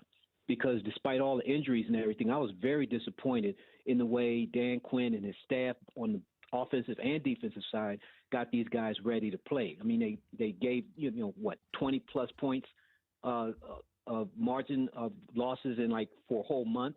The guys can't tackle. They play with no sense of pride, and to me, that goes to coaching. So I would ask Peters, how, is he going to be quick or willing to pull the plug on this coaching staff? And I know that's an unpopular sentiment right now. But Bill, it's not crazy. I appreciate the phone call. We're up against it, given what's happened this year. Let's say, for the sake of argument, Ken, that they had a regular season last year, not the best season this organization has had in 30-plus years. Let's say they went 8-9, which no one would have been mad about, honestly. The first year, Jaden Daniels would have showed some promise, etc. If the bottom falls out like this, and the point that he referenced, you lose by 22 to Dallas, 21 to the Chiefs, 24 to the Seahawks, 22 to the Lions. In 4 consecutive weeks, you're not competitive. On your way to losing 11 of your final 12, possibly 12 of your final 13, that's on the table in this league, whether it's fair or not. But the deposit of last year did happen. And so that's kind of where the balance sheet is. If this was last year was a regular year, that conversation would be far more towards the front of mind. Definitely in the mainstream media, if you're being right. And nobody's being honest if we don't factor in the 12-4 record last year. Of course. Right? And understanding like, hey, those guys were just as much a part of that success as they are this failure, right? And so if you view it through the lens of a 9-8 or whatever, a 500 type season, and then this happens, that does change, right, the trajectory or the perspective that we have as fans of this football team. And I view it like this, right? You hire people to do a job, right? And you like, when Dan came in here and interviewed, right? You like what he was selling, right? He came out there, he won 12 football games, right? Is it what he is doing, and obviously what he does as a coach and what the staff does is to get players to prepare, but there's so many moving parts, right? It's there's so many like, hey, this guy's being coached one way to do this. We can't get him to do it. We can't pivot right now because nobody's better. So it's so nuanced that I believe, and I truly believe that this organization, this coaching staff, right, is always trying to improve, not only from a player standpoint, but from a coaching standpoint and a culture standpoint, right? So I have to let them come back, right, to take all this information of why didn't it work this year and to try to respond, because it's just as much as we're trying to develop players, we still need to develop coaching as coaches, right? Because then once the coaches know what they're doing, and obviously they're NFL coaches, right, but can learn from this year, now you all are underneath the same roof. You have had some success, right? So now you can grow from that. And you have two opposite end data points. To as you said, exactly. to figure out, what the difference between the two is. So that's why I'm not making any moves this offseason in that regard. But I guess my only point is, like, that's not a crazy conversation to have after the way the bottom fell out this year. I'm not having it. I'm not doing it, but it's also not out of the realm. Let's do Double Play next. What's going on in our lives, nothing to do with sports. I got a little story, a little TV show that has swept the nation we got to talk about. And we'll do a little Beltway Blitz at 4 p.m. That's Kendrick Olson. I'm Danny Rouillet. This is Grant and Danny here on The Fan.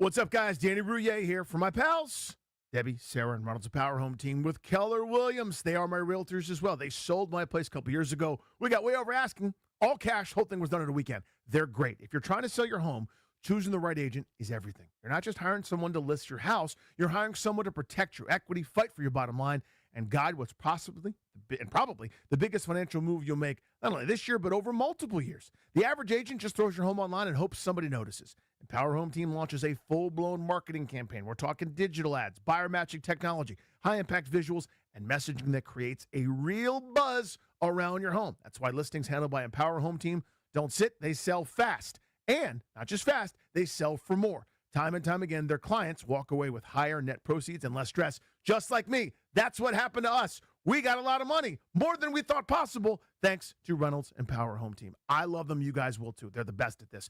844-654-SOLD. That's 844-654-SOLD, or go to DebbieHasTheBuyers.com.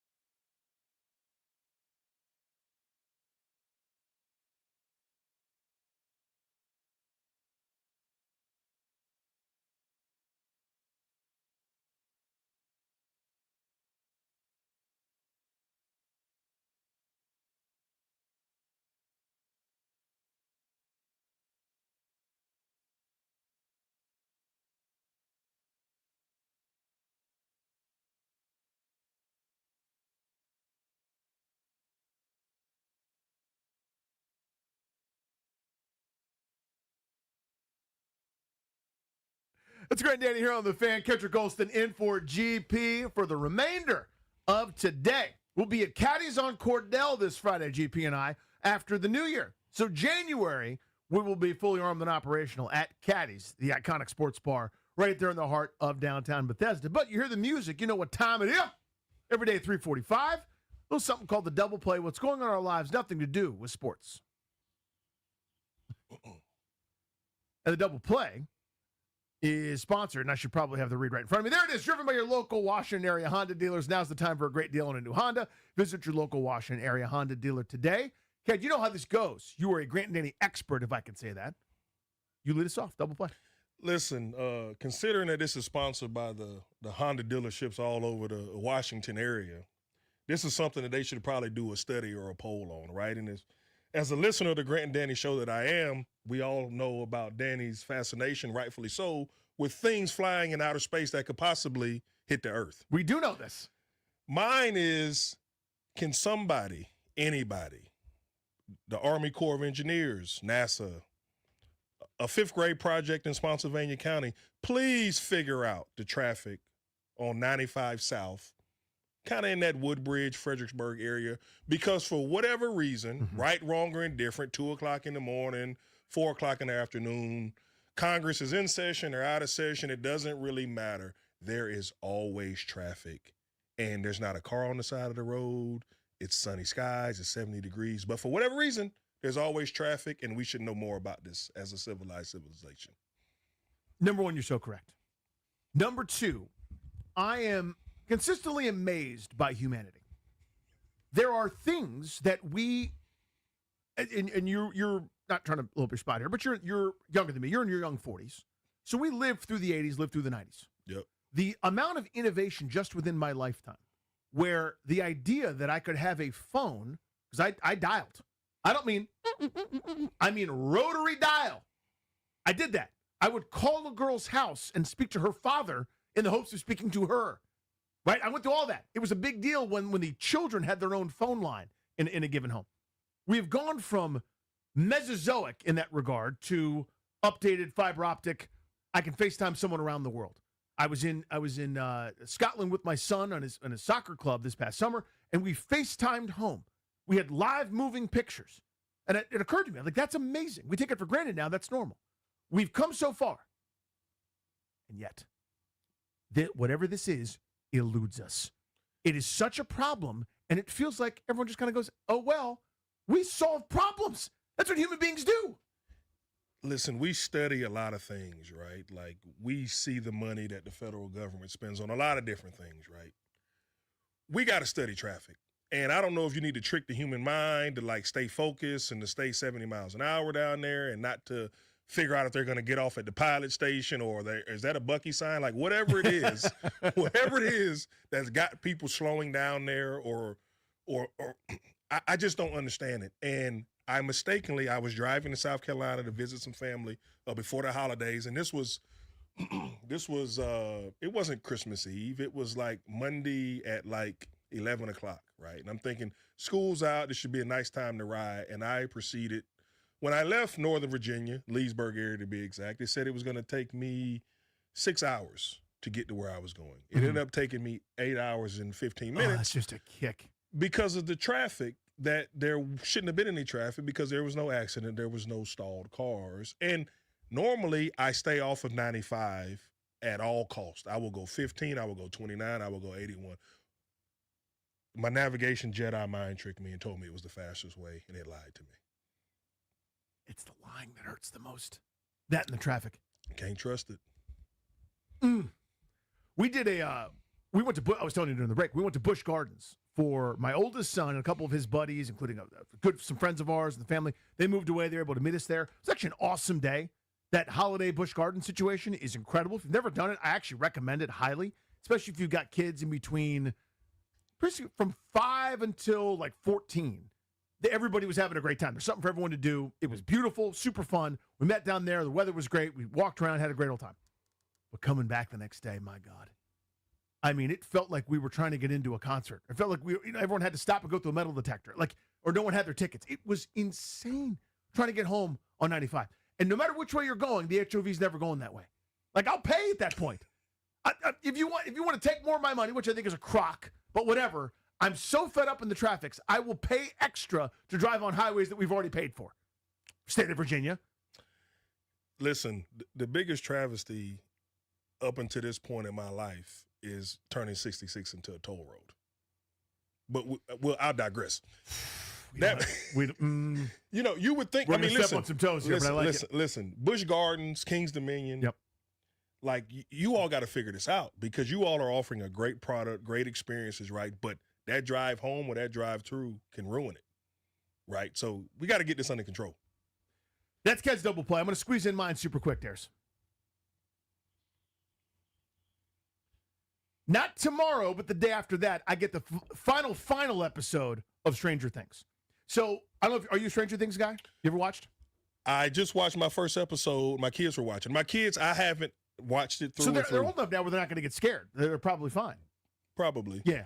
But I found out. I was scared off the episode I just watched. Yeah, it's no joke. Poor Will Byers out alone in the woods, and next thing you know, there's somebody coming to get him. It's pretty terrifying. My 12-year-old behind the scene, I didn't even realize this, but he was just sort of ripping through episodes on his computer. And I'm like, "Are you scared at all?" He goes, starts laughing at me. Like, no. I'm like, "Okay, I was pretty scared, but whatever, that's fine." We're careening towards the finale, and it's so interesting. I didn't love these final, and I'm not spoiling anything for anybody. I didn't love these couple episodes that they put out here in this final season. They split up 8 episodes into 3 separate installments. A 4, a 3, and then the final one is basically like a movie with setting up the final showdown. Some of the reasons people don't like it, I'm not going to go into. I will say that it's so hard once you've built something so amazing. We saw a lot of shows suffer from this when you get prestige TV shows that start out a certain way, prove that you can do it, and then you get more budget thrown at you. More budget means more toys, means more different things, and you lose maybe the heart of the show. We saw, I don't know if you're a Game of Thrones guy, Ked. Absolutely. But we saw that, right, where they basically had to have 9 episodes out of 10 per season. It's just people drinking wine in a room. That was great. But that's a lot of what it was because they couldn't afford some of the huge things, right? So episode 9 of the first couple seasons, that's where you had all your budget for the big battle, for the big sequences, for the big whatever. It was a major CGI thing when, like, the Mother of Dragons gets her dragons, right? I'm not trying to spoil anything, but it's been out for a while. Catch up, please. It's excellent. Well, by season 4, they're like, oh, my God, I need $50, $60, $100 million an episode. And so you don't care about being thrifty and smart, and you lose a little bit of that heart kind of as you go. So I understand that happens. I get that. But a little bit frustrated, I think, with some of these. At the same time, I'm willing to give the benefit of the doubt because these guys have created something so special, so cool, so dripping with nostalgia, for Gen Xers, late elder millennials, I would say, that you're never going to keep everybody satisfied because you've got to have these characters do something else. You got to keep having them grow, having them giving them stuff to do. So, for example, Mike, one of the main characters that you've met now, if you've watched episode 1 of Stranger Things. There's not much for Mike to do right now. Mike is kind of like a cheerleader. Mike did his things. Mike was awesome. Mike did a lot of stuff. But now Mike just kind of gives the occasional pep talk, and he's just sort of in the room when other people are going through things. You got so many people. It's so busy. There's not that much for some of the folks to do, if that makes any sense. So they're trying to keep everybody growing, trying to keep everybody adjusting and improving and changing and morphing along as they kind of give you more and more into this universe, into the big bad. I thought these last couple episodes sort of swung and missed a little bit. Still overall, well worth your time. Well worth it, especially if you're in between 34 and 54. All of the references are smacking you right in the face, and it's awesome in terms of the nostalgia. But this edition, these 3 episodes that they released around, whatever it was, I guess it was right around Christmas. Probably 6 out of 10s for me when their normal bar is a casual 8, where they get out of bed at an 8 and change. No, you're 100% correct, and I'm going to watch it right before I come over to play pickleball. I'm going to start Stranger Things. But you said something that really struck a chord with me. As consumers of this content, right, we fall in love with the story. We fall in love with the dialogue, right? It's not all the crazy CGI and all the special toys that we have, right? It's the human beings. Like, I think of Breaking Bad, right? You talked about the Game of Thrones. There's so many other ones. Peaky Blinders, right? Like, Peaky Blinders movie, by the way, coming out. Looking forward to it. I can't wait. it's the people, the emotion, the raw emotion in which we connect with that makes the shows impact us and why it's much watch TV, right? Like all the little gadgets and the creative stuff, that's great, but to your point, don't lose that feeling of making us feel a part of it all because it's real life in terms of the universe that you created. Very well said. That's Kendrick Golston. I'm Danny Rouhier. Great Danny on the Fan. We're talking Caps. We're talking Wizards. By the way, we're the best team in basketball right now. Sorry about it. All they do is win games, Cat. Talking about the Wizards. We'll do some Caps, Wizards, and the Local 53 on the Beltway Blitz next.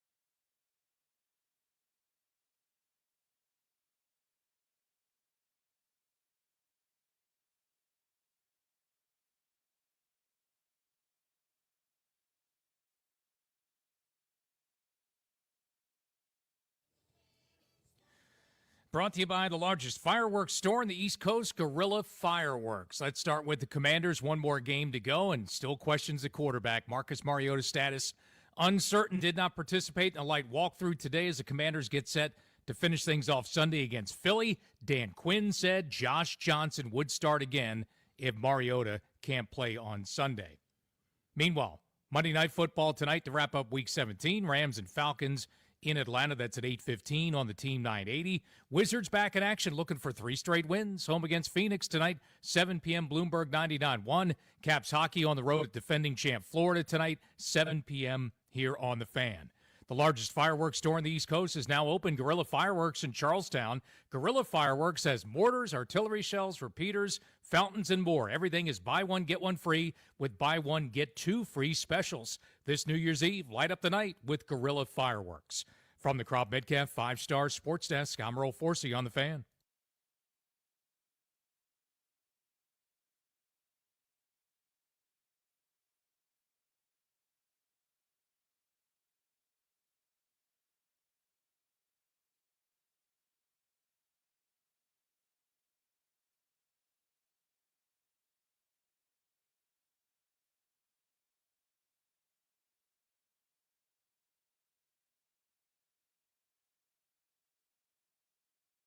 Beltway Blitz time here on G&D, brought to you by Window Nation. So where we spin you around the Beltway. What's going on in the world of DC sports? Kendrick Olson sitting in for GP. I'm Danny Rouillet. This is Grant and Danny on The Fan. Remember, Jay Gruden will join us at 5. Let's get started here on the ice. Our pal Sammy Silver from the Hockey News joins us to talk Caps. Sammy, this condensed schedule is kind of wild. It's a lot of weird travel, etc., but they get the defending champs tonight in Florida. No, I mean, it's a crazy slate. You know, they come out of the holiday break. I think it's in total like 22 games, 41 days. So not a lot of time to really rest. You know, it's one game and then you're back to work the next 48 hours, right? So, yeah, big game tonight against the defending Cup champs. You know, it's going to be a fast one. It's going to be a different style of play than what they saw Saturday. And, you know, it's going to come down to consistency and, you know, continuing to just find their game and find out what they're about. What do you think the ceiling is of this Caps hockey team? It's a good question. I mean, I think that we've seen flashes of, you know, what they can do, and that, you know, when they are playing their best hockey, they're a team that's, you know, making offense happen, you know, playing well on its own end, getting the most out of Logan Thompson and Charlie Lindgren and the Nets. And, you know, I think the ceiling's high. You know, I think that they do a lot of the right things and they play the right way and they trust in the process. It's just a matter of sticking with it and, you know, finding the consistency and getting the results on paper. You know, the analytics and underlying numbers can look good, but may not necessarily translate to the score sheet, you know? So I think that's where, you know, it comes down to just bearing down, finishing those chances and switching it out there. And when that happens, you know, success should come easier. Sammy, it's not, you don't apologize for having Jacob Chikrin have an unbelievable season. He's, you know, Kevin Hatcher's goal record for defensemen is in jeopardy. He's been unbelievable. Mm-hmm. But is it an issue in general that he's tied for second on the team in goals? Is it kind of reflective of how they're playing and maybe, you know, where offense is coming from or maybe isn't in certain cases? I mean, I wouldn't call it an issue. I think it's interesting, right? I mean, I think you look at the Cavs blue line; they're contributing a lot of offense. I think they lead the league in, you know, goals by the blue line. Which, you know, if you look back a few years ago, you know, the Caps desperately needed more offense from the blue line, right? So, you know, it's obviously a good problem to have when your defense is producing and maybe stepping up when your offense isn't necessarily clicking. You know, that being said, I do think, you know, there's opportunities for, you know, the forward lines to maybe find a little bit more chemistry and find their sparks, which is why you're, you know, kind of seeing Carberry, you know, mix up the lines, put them in a blender, you know, see what works. And you know, it's not like the chances aren't there, you know, which is encouraging. You see the scoring chances and you see, you know, the opportunities. It's just a matter of finishing. And, you know, when it comes down to it, you know, the best that they can do is continue to stick to it and bear down a little bit better. So not, you know, a problem, but it definitely is, you know, interesting to see the defense, you know, contributing more, and you definitely need some more offense for sure. Yeah, I think that's well put. Why has this group been so streaky, both in the good and bad direction? I mean, that's whatever it was, winning 10 of 11. Then it's all of a sudden we're losing 6 out of 7. Why has this group kind of been so streaky? Or is it just kind of you're getting to average or pretty good, just kind of in a strange path? Why do you think they've been so streaky in both directions? Yeah, I mean, it's interesting, right? I know, because I think you can look at the problem from multiple sides, and you can kind of look at the team and you see, okay, in November, you go on this really hot run and everything's clicking for you, and maybe before that things weren't going so hot, and you're kind of sticking with the process, but the process isn't really paying off, and that starts to pay off, and then things go downhill again, and then you have, Pierre-Luc Dubois, has been out, and he's one of your biggest, guys on the top 6, and then you lose Ryan Leonard for a good chunk of games, and the power play, which picked up and ran through him, leading up to the injury, and then it dips over that span without him, and I think it's normal ebbs and flows of the season, but you also have to remember that this is a team that's been through some stuff. They lost one of their top centers, and lost one of their promising young rookies, and for a bit, and now he's back, and now it's just about finding the chemistry again. And teams go through ups and downs in a season. It's just a matter of sticking with it and seeing where you balance out. But, I think a lot of the streakiness just comes from, the beauty of the sport, but at the same time, the injuries don't help either. So DC's been through a lot. Sammy, great convo as always. Happy New Year to you. Appreciate the time. Happy New Year. See you guys next year. Thank you, Sammy. Appreciate it. Hit that Wizard sounder, please. Our guy Josh Robbins covers the Wizards for The Athletic. Joins us here on G&D. Josh, at this rate, they're 2-0 in their last 2 games. They would have the best record of all time at 82-0 if this pace continued. Shtick aside, what's been different here these last couple outings? I think it's amazing what you can accomplish when the coach finally holds people accountable by taking minutes away. Makes everybody play harder. And I think the decision to bench Cam Whitmore, while that was probably not the intention to get everybody's attention, it certainly paved the way for people who are playing like their careers are on the line to get more minutes. And I think the whole team has followed suit. So Brian Keefe used the one quiver in one arrow in his arsenal that he hadn't used yet, denying minutes, and I think it made a big difference. Why do you think it took him so long to actually take the one thing that players care about is playing time, which gives them the ability to make more money, to provide for their families? What took them so long, given the season that the Wizards are having, to make that call? That seems pretty like one of the first things that you do. It does, and it's not only this year, it's also last year, where I don't think that he did that enough, if at all. I think part of it is that the people – a whole bunch of people were guaranteed minutes, particularly last year. All the incoming rookies, where their minutes were never negatively impacted after lackadaisical performances, although there weren't that many of those on there. And then he couldn't bench Kuzma. He couldn't bench Poole. This year, Cam Whitmore's effort in that Boston game and the way he was playing before that in terms of having tunnel vision and not passing, it was so obvious that he had to make a move. And it's a lot easier to bench Cam Whitmore than it would have been one of the other young starters. And the other young starters were actually playing pretty hard, but perhaps not hard enough. And I think that Whitmore move has paid some dividends here. Josh, what are we seeing from Alex Sarr? I mean, a 6-block game. He's grabbing rebounds. He's running the floor. The shot selection just seems better. Just a more confident player. And at 7 feet tall, north of 200 pounds. Are we watching a star develop before our eyes here? Maybe. And I don't mean to be all wishy-washy about it, but he's only 20 years old. He's not even. And it's very. I wouldn't use the word dangerous, but it's a fool's errand for any of us to say, well, a 20-year-old is going to be this, particularly if he's a long, lanky big whose body has not filled out yet. You can start to see star potential when we keep in mind that his body hasn't filled out yet. He's still only 20. And he's got many more years to go before he gets to whatever level of strength he's eventually going to get to. All these NBA players, they call it grown man strength. And all the centers who I've ever covered have told me, with the exception maybe of Bam Adebayo, who's special, it takes a long time to get to that full level of strength. So maybe so.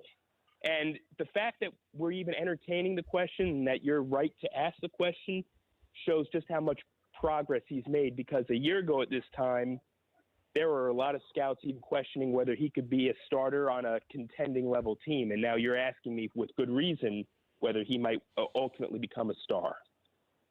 So to kind of piggyback on the star conversation, who is the guy in the organization that's going to help him to reach his full potential? Earlier on, you talked about a lack of effort, right? And effort speaks to culture and not being accountable to the task at hand, right? Who is going to help him in the process to develop to the potential that he has? Is there somebody that they can trade for that might not be actually going to help on the basketball court, but to develop a young, talented big man? I think that he's been making strides. For him, the effort and the motor had been much better last year and much better this year. And one of the reasons is he's just came in better shape. When he was coming in from Australia, he was a bench player. And so in his workout prior to the draft for the Wizards, he wasn't even he didn't really have a whole bunch of wind. His conditioning was not great because he wasn't playing much in Australia. He was playing, but not to a heavy degree. And so I think a lot of his improvement stems from him within himself. I do think that they are developing him well. But at some point, maybe this offseason, they bring in an additional big who can complement him in ways where he's a little bit weak. I mean, it might be someone who's more of a bruiser, who he might be able to play alongside. Certainly, I think it helps. A lot of people are down on C.J. McCollum for some reason. I think it helps to have veteran players who you're playing beside instead of all young guys. And so simply having someone like McCollum or Chris Middleton on the floor, that helps. But I do think he's on the right track, and just the level of improvement does seem to indicate that they are developing him well, and he's developing himself well. Josh, really appreciate you, bud. Have a happy New Year. All right, you too. Happy New Year, guys. Thank you, my friend. There he goes. Let's talk about the Local 53, please. Our guy, Tashawn Reed, Washington Post, who covers the Washington Football Gentleman. Tashawn, anything we gleaned from Dan Quinn speaking today? Well, it sounds like it'd be a little bit of a stretch for Marcus Mariota to play this week, so that's the biggest news. Looks like Josh Johnson is pretty likely to get his second straight start this week. He had a litany of other injury updates, but I think what became clear was they're not going to have a situation where they're resting guys just to rest guys. For example, Daron Payne, after missing last week, he was able to participate in the walkthrough today, and it looks like he's going to play. And so it's not a unilateral, decision being made that if you have any sort of, injury or nagging thing that you're just going to automatically sit out. So they aren't shutting everybody down or anything like that, but it does look like Mariota, this is going to be a bit of a stretch. That was a specific word that Quinn used for him to play this week. My question is, why isn't Sam Hartman playing? Like, I just don't understand. Obviously, huge fan of Josh Johnson and what he's doing and what he's done in his career, but why isn't this guy playing? Well, I know I wasn't around then, but in the preseason, I know it was pretty rough for Hartman. I'm sure that's factoring into it. Obviously you need experience in order to work through those struggles, but my only guess there is that they haven't seen enough progress from him between then and now to expect him to play better, particularly given that was in the preseason going against mostly backups, whereas now to be against, a full starting defense and going against that Philadelphia Eagles defense. I think that'd be kind of rough for Sam Hartman, most likely. So that would be my, kind of read on it. I know some fans probably are frustrated by that, with him being a second-year quarterback and not getting to see more out of him compared to, 39-year-old, Josh Johnson. But, I think you can do some damage to a young player if they aren't ready to be out there and you kind of just throw them to the wolves. And so just kind of reading between the tea leaves, that seems to be where they're at with Hartman. Deshaun, Ja'Cory Cross-Merritt, a.k.a. Bill, heck of a day, 105 yards, couple of touchdowns. Really, the day was about that really long run. Other than that, I thought he was pretty bottled up. But it's still not a ton of the passing game. And I noticed he was on the field for more passing downs, whether executing in pass pro. Thought he did a pretty good job there to my rudimentary eyes just watching on TV. But it doesn't feel like they trust him in the receiving game just yet. I'd love to see that going in the next year against Philadelphia, maybe a couple of times, whether it's a screen or just a swing pass or something. Where are we at with him in the pass games? I think that could be a real asset to get him the ball in space. Yeah, like you said, I think they've seen growth from him when it comes to pass protection, but when it comes to his receiving ability, it's still a work in progress. And at this point, Jeremy McNichols is much further along in that area. He's going to be a free agent this offseason, so we'll see if they bring McNichols back or not. But that is the next step for Krosky Merritt is, in addition to becoming a more consistent runner as well. But if his snaps count is going to go up consistently, he has to become a better pass protector, and he also has to be a threat in the pass game. And we've seen him work on that throughout the season. He also often spends a lot of time with Anthony Lynn during practice, focusing specifically on those areas. But he's a rookie, and it's going to take some time. He is an older rookie, but, small school guy. He's going to take some more development to come along in those areas. And so I think that'll be the biggest focus for him going into the offseason if he's going to become somebody that has a shot at being an every down back one day. Playing the Philadelphia Eagles for the season finale, if the Commanders are going to win this football game, what is it that they're going to have to do? I guess they need to Jalen Hurts that didn't complete a pass in the second half. They have that guy play. Yeah, their offense has been weird this season, and I thought they were fairly competitive in terms of bottling them up into that fourth quarter when they played the Eagles just a couple weeks ago. So I think the defense might actually have a solid shot of keeping them in this one. It's just a matter of offensively, are they going to have enough? And it's going to be tough. I think you're going to have a big day from guys like Bill. I just don't think the passing offense with Josh Johnson being back there is going to be enough to carry you to victory in this one. I think they're going to need a big day from Bill and have the defense put forth a similar performance that they did against the Eagles last time. Because I thought that game was in range up until Mariota got hurt and then it started to slip away from them. But if they would have gotten more production from the offense, they could have potentially won that one. So we'll see, how much the Eagles have left to play for in that game. It's going to depend on the other results that weekend and in an earlier window on Sunday. But, if they do have their guys out there, I still think there's a way for the Commanders to come out with a win in this one. Deshaun, great to catch up as always, buddy. Happy New Year to you. Happy New Year. Appreciate y'all having me. Really appreciate it, buddy. There he goes. That is Deshaun Reed, and that is how we Beltway Blitz. Coming up, Jay Gruden at 5 p.m. joins us for his weekly spot here on Grant and Andy. Kedrick Olson sitting in for GP. I want to take advantage of having Ked sitting in here. You've got a much more qualified set of credentials to weigh in and give opinions on this kind of the state of college football as a guy that obviously played in college at a high level at a major university that's competing for a national title this year. Then in the NFL, now coaching high school kids where you get a lot of guys that are going to the Division I level, including your own son. I want to talk kind of the state of union with college football with you next and also kind of inquire to you folks out there how into this new playoff format, to these games, the staggered times, the fact that I had to remind myself that they're playing on Wednesday night, that a huge, mega, massive national semifinal kind of wasn't really on my radar, just sort of the irregularity of it all and how new it is. Want to get into the state of college football with Ked next.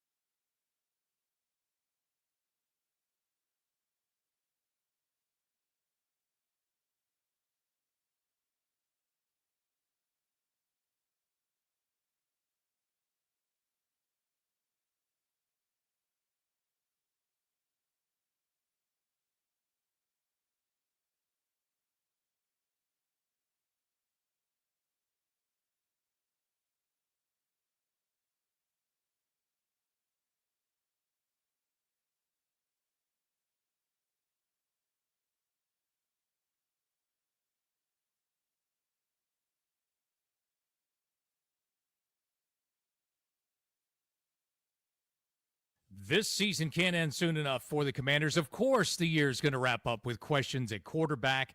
According to Dan Quinn, Marcus Mariota's status still unknown for Sunday's season finale in Philly. Mariota did not participate in a light walkthrough today. Quinn said Josh Johnson would start again if Mariota can't play on Sunday. 4:25 kick to wrap things up against the Eagles on Sunday afternoon. Philly an 8.5-point favorite. One of the top candidates for an NFL coaching job is off the market. Marcus Freeman says he'll stay put in South Bend as a head coach at Notre Dame. Andy Reid's not going anywhere. He said today he plans to return as Chiefs head coach next season. Would be his 14th year in Kansas City. Hockey, Capitals on the road at Florida tonight to take on the defending Stanley Cup champs. 7 p.m. for the Caps here on the Fan. Wizards looking for 3 wins in a row. Home against the Phoenix Suns tonight, 7 p.m., Bloomberg 99.1. From the Crop Metcalf 5-Star Sports Desk, I'm Earl Forsey on the Fan.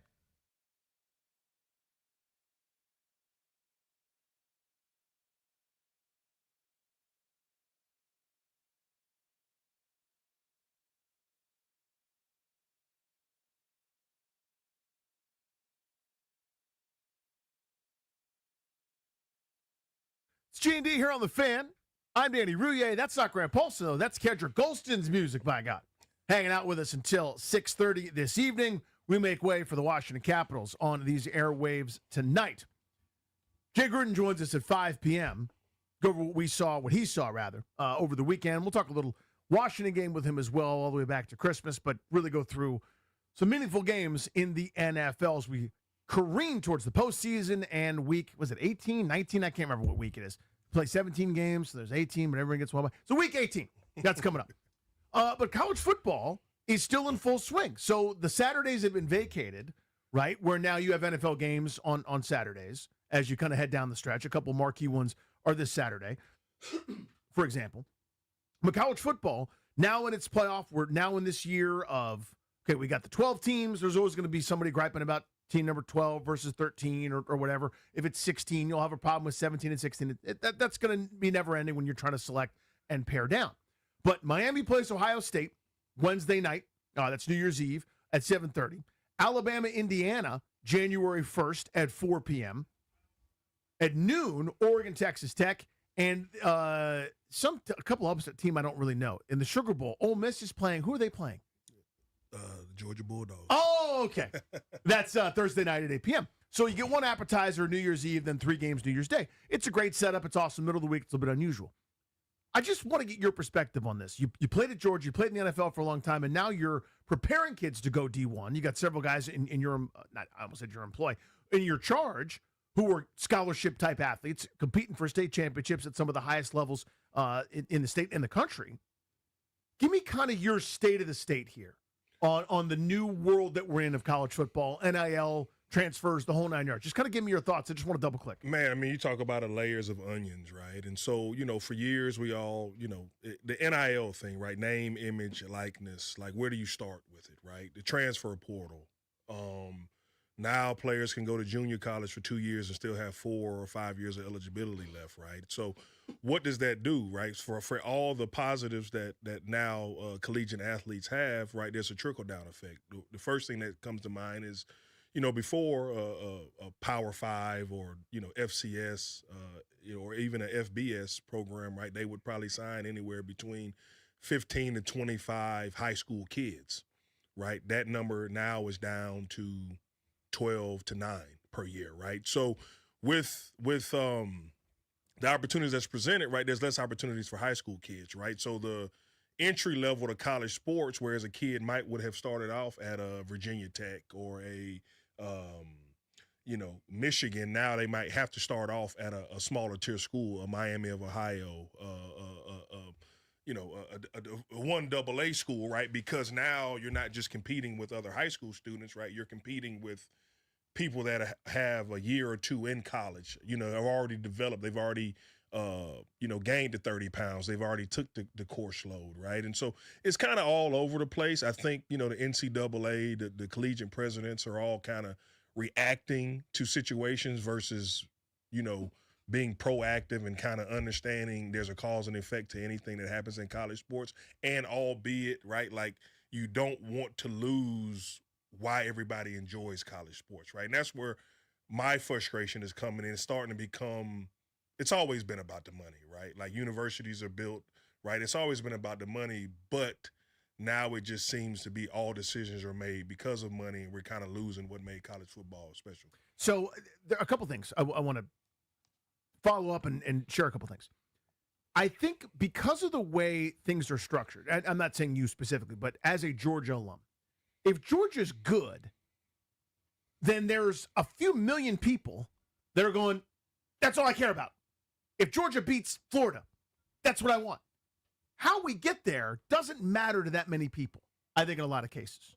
Right? Like the guy with the fun accent, the foghorn leg on top guy that's going to donate a couple $1 million to Georgia because they're going to beat Alabama. I'll tell you what, if they do that, that's great, and they don't care. And I think there's enough of that with the big programs that they're not that interested in, quote-unquote, the health of college football. Any system that keeps Wesley's an Ohio State guy, for example. Ohio State's at the top. Why would he want to change anything? You know what I mean? Like, they're awesome every year. They're defending national championships, got a great chance to win it again this year. Georgia's really good. So people aren't at the highest levels that would need to change, aren't really incentivized. Just kind of my first thought there. React to that. I mean, to be quite honest, right, and this is not a shot at anybody, right? Underneath the old format, Ohio State's not even playing for a national championship, right? And Ryan Day, for as great as he is, right, coming up until last year, there were talks about letting him go. Was he the guy to win a national championship? Funny to think, right? At Ohio State, right? So all you've essentially did, right, is like there's always going to be the Ohio States, the Georgias, the Alabamas, you name kind of that blue blood of college football. They're always going to be in the top 12.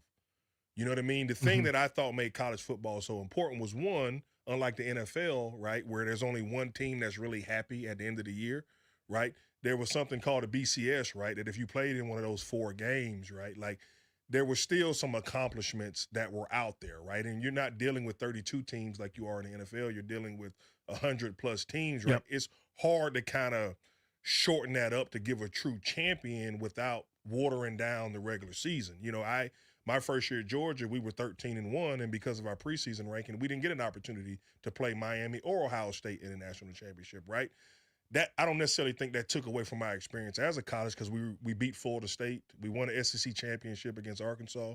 We beat Florida State in the Sugar Bowl, and that was a really successful year for us and memories that I cherish forever. What I'm saying is that the thing that you love, if you change it too much, it's not going to be that thing anymore, right? And at a certain point, these millionaires, these billionaires, right, like how much money year in and year out are they going to continually put into college athletics when for a lot of them, the games aren't winning? Michigan, for instance, right? Scandals aside, that they paid their quarterback a lot of money, and he's a young guy, but the wins aren't necessarily equating to the money that's being spent on some of these rosters. So the pendulum has swung. And here's the example I always use. In fact, I got to hang out with her last week.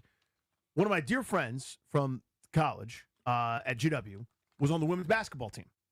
And she was minding her business. Someone asked if they could take her picture.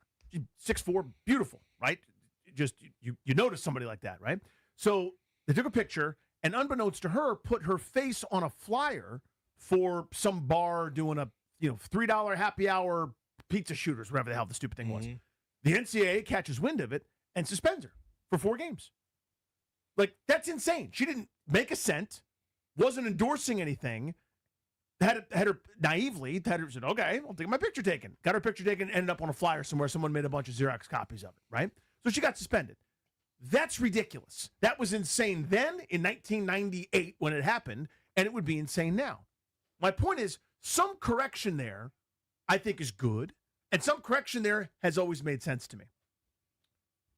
That, to me, is what NIL was supposed to be, right? Where if they want to give her $100 to get her picture taken to come to the Exchange nightclub or whatever, then that's fine. That should be okay. That's not because she was a UW basketball player or at any university. It's because she's tall, blonde, and beautiful. No problem. You should be able to do that.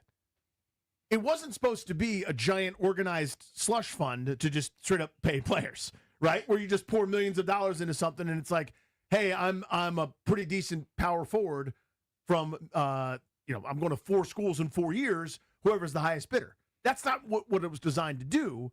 And we're now at a place where the toothpaste is out of the tube to me, and you can't put it back in because how are you going to tell kids that are now getting life-changing money that we'd like you to do that, but maybe a little bit less? Like, I don't know where you go from here. Yeah, so they're already starting. So, like before, right, like it was, NIL, right? And so a collective could raise as much money, right? Like the schools technically prior to the Supreme Court ruling that happened over the summer, right, could raise as much money as possible and pay it out, right? And you could go to, hey, do an appearance at Joe's Car Wash, and they give you X number of thousands of dollars, and you do that 6 times a year, and you end up with a pretty decent chunk of change, right? With revenue sharing, right, everybody's heard the number, the $20.5 million, right? The $20.5 million that gets spread out over all collegiate athletes, all scholarship athletes are eligible for that money, right?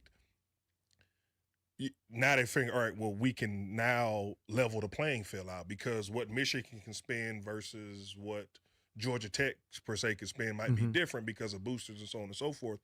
Now you got this $20 million.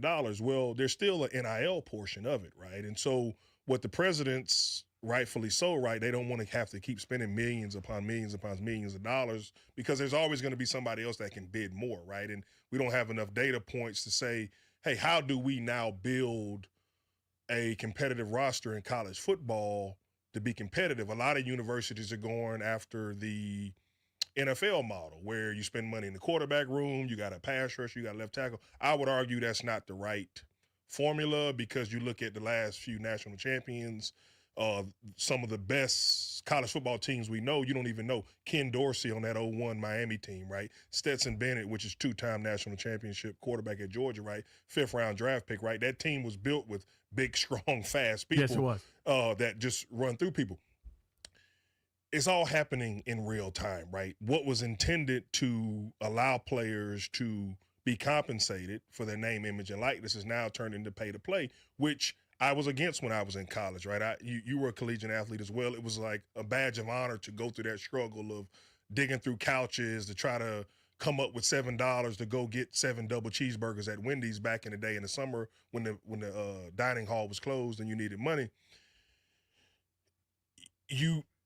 I struggle with trying to put restraints on people earning money. Right. And that's kind of where it is, right? Because from a free market standpoint, right, the market tells you what you're worth, right? And whatever the market bears is what it bears, and it'll kind of figure itself out. The thing that I wish that I would want the NCAA to do something about is let's continue to tie it to percentage of graduation, right? Instead of just handing kids money, right? And I'm going to kind of contradict myself, right? But a college kid that's on scholarship, that's on a scholarship check, that all the room and board and everything's paid for. Everything's right? paid. Do they really need $30,000 a month? Right? Could you put some of that money in an escrow, right? That's put off to the side for them that, once they complete a certain percentage of their degree, that money they have access to it, and so on and so forth, so that you stagger it out like any other company, right? You have severance pay, you have an annuity plan, right? You have a quote unquote a 401k where that's not really applicable in a 4-year, 5-year period, but you can still use some of those tools to actually help the collegiate athlete that is having all this money thrown at them, because we've seen this, right? We've seen the NFL average career 3 years, right? Now you're giving more money, right? Like you have college athletes that are making more money as collegiate athletes than I made and a lot of people made in their first contract in the NFL, right? Well, what is the unintended consequences for that, right? Like what about taxes, right? Like what lifestyle have they created that now when football is over with, because some of these guys, and I won't say teams or names, right? But there was a kid that was making $350,000 defensive lineman at a major university. He didn't get invited to an NFL camp. He won't play one down of football in the NFL, right? So the university got him a job making $90,000 a year. He told the coach, I can't live off that, because he had a lifestyle of $300,000+ a year, right? And so it's better to have never had than to have had and lost. You see what I'm saying? I do. And that's tough to a young man, or really any person, to be introduced to that type of lifestyle. And yes, and everybody's going to say, well, what about their parents? And if they make that much money, then they should manage it. I would caution anybody that if somebody handed you $200,000 as a 17, 18-year-old, I might not have made the best calls. How responsible are you going to be with that money? That's Kendrick Colston. I'm Danny Rouhier. I want to follow up and have a couple more things for you to weigh in on when it comes to college football, the playoffs. It's exciting to a degree. Once we get here, it's cool, but there's a lot of it that I just can't. I find myself not as excited or into the sport as I maybe would have been. I know I didn't go to a football school. We didn't have college football, so maybe I'd have felt differently if I was at UVA or Virginia Tech or somewhere else. But it's interesting. I want to touch more on that when we come back. Plus, Jay Gruden joins us at 5. It's Grant and Danny here on The Fan.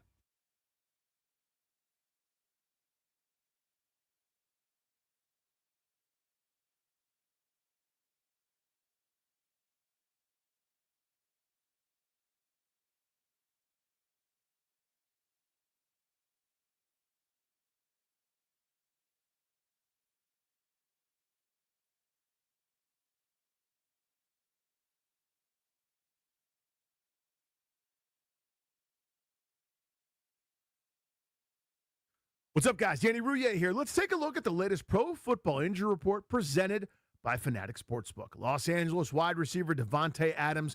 He's going to be a game-time decision. The star wide receiver missed last week's game with a hamstring injury, but he could be ready to play after some extended rest. It's been another injury-plagued season for tight end Tyler Higbee, who's been rehabbing an ankle injury. He's out for tonight's game, but the team is hopeful he'll be ready to go come playoff time. On the other side of the foosball, Kirk Cousins will be starting at QB again for the injured Michael Penix.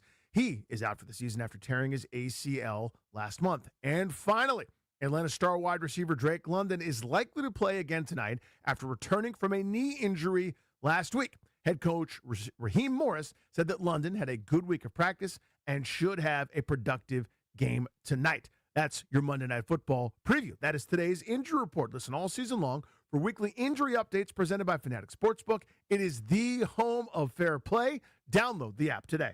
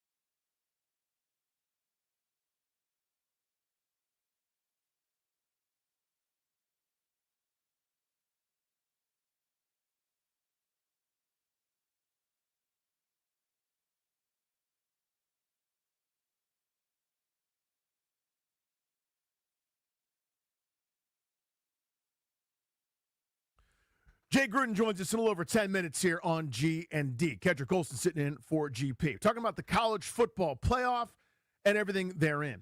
So a couple of the things on college football. The NFL works to such a high degree, and pro sports works to such a high degree, because unfortunately, and I'm going to piggyback on something you said last segment, they do limit earnings. And I don't love that in principle. Like, LeBron James could be paid 10 times what he gets paid, roughly. Because that's how much he's worth. That's the eyeballs he brings on, the attention that he gets, et cetera. He's doing just fine financially. I'm not concerned about his pockets. But someone who's that good, who's that much of a star, is underpaid when it comes to it. But the salary cap, et cetera, the high tide raises all boats. You get the middling veteran, the guy that's just okay, making crazy, stupid money because of some of these superstars.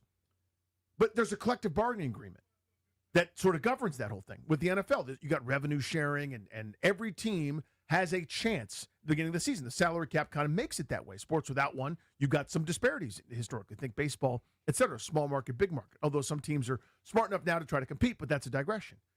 With college football, you already kind of had an arms race where money may have been illegally funded or funneled, or great facilities, et cetera. But there's always been kind of that arms race where there's the haves and the have-nots. There's even less parity now, it would seem, with a brand new system of whoever's got the most money and the best players wins, or the most money, the best players that money can buy is going to win. And that seems to be alarming to me. But for those that benefit from it, who you would need to change, that doesn't seem to be going anywhere. Yeah, I mean, listen, so I think, when you're dealing with college football, when you're dealing with anything with what's at stake, right? Whether it's to say you're a champion or to, I think enrollment at the University of Georgia went up 25% after their national championship, right? Yeah. Like, if a player's getting $10,000 that's reported, right, what's to say another booster comes in and say, hey, we're going to put another 5 on top of that, right? All right, but just to deal with kind of the numbers at hand, right, because you talked about a salary cap. And when the $20.5 million number came out, I actually laughed. And I was having a conversation with somebody who is in charge of the NIL at a university. And I said, if you took Coca-Cola and you took their top 175 employees, which that's how many people are in college athletics, I said, their payroll would be way more than $20 million. So, one, where did you get this number from, of $20 million, based off of all the money that you all make, right? And so, somebody said, it's college athletes and they're getting the education and so on and so forth. You could do a salary cap, but it's probably going to look more like the $220 million or $260 million that the NFL looks like, because these, for one, I don't know what the TV deals are, right? I don't know. I know a few years ago they did a study, and I think the University of Michigan cleared $500 million from football. Sounds right. Yeah. Right. So, and that was before you could sell beer in college stadiums. Now some universities allow that, right? So what do those numbers look like? And people are always going to complain. People are always going to gripe, right? And so there probably should be something collectively bargained, not only to protect the student athlete, but to protect the coaches that now, and nobody's crying for anybody because we all choose what it is we want to do, but sure, they work 365 days out the year with the transfer portal, right? And the window opening up. So not only do you have to recruit people to come, you got to recruit people to stay. And then what does that look like? It's the two people that went through it. And probably at times, I started as a true freshman at Georgia. There was times I still didn't like it there because somebody was developing me and challenging me to reach my potential as a player, right? I'm sure the same thing with you, right? Like, how do you develop young people the way that they need to be developed when they can just run wherever they want to run and they can find a soft landing spot? Leads me to this. It's so hard to put the toothpaste back in the tube because we started this way. Instead of starting with restrictions and then loosening them as we go, it's as loose as it could possibly be now. Should there be restrictions on transfers? Absolutely. I think that you should have to complete a full year of college, right? And you should be limited to outside of either your position coach leaving or the head coach leaving, right? Because that's a huge part of it. One transfer. And if you want an additional one, it should be after you graduate from that university and you do a grad year someplace else.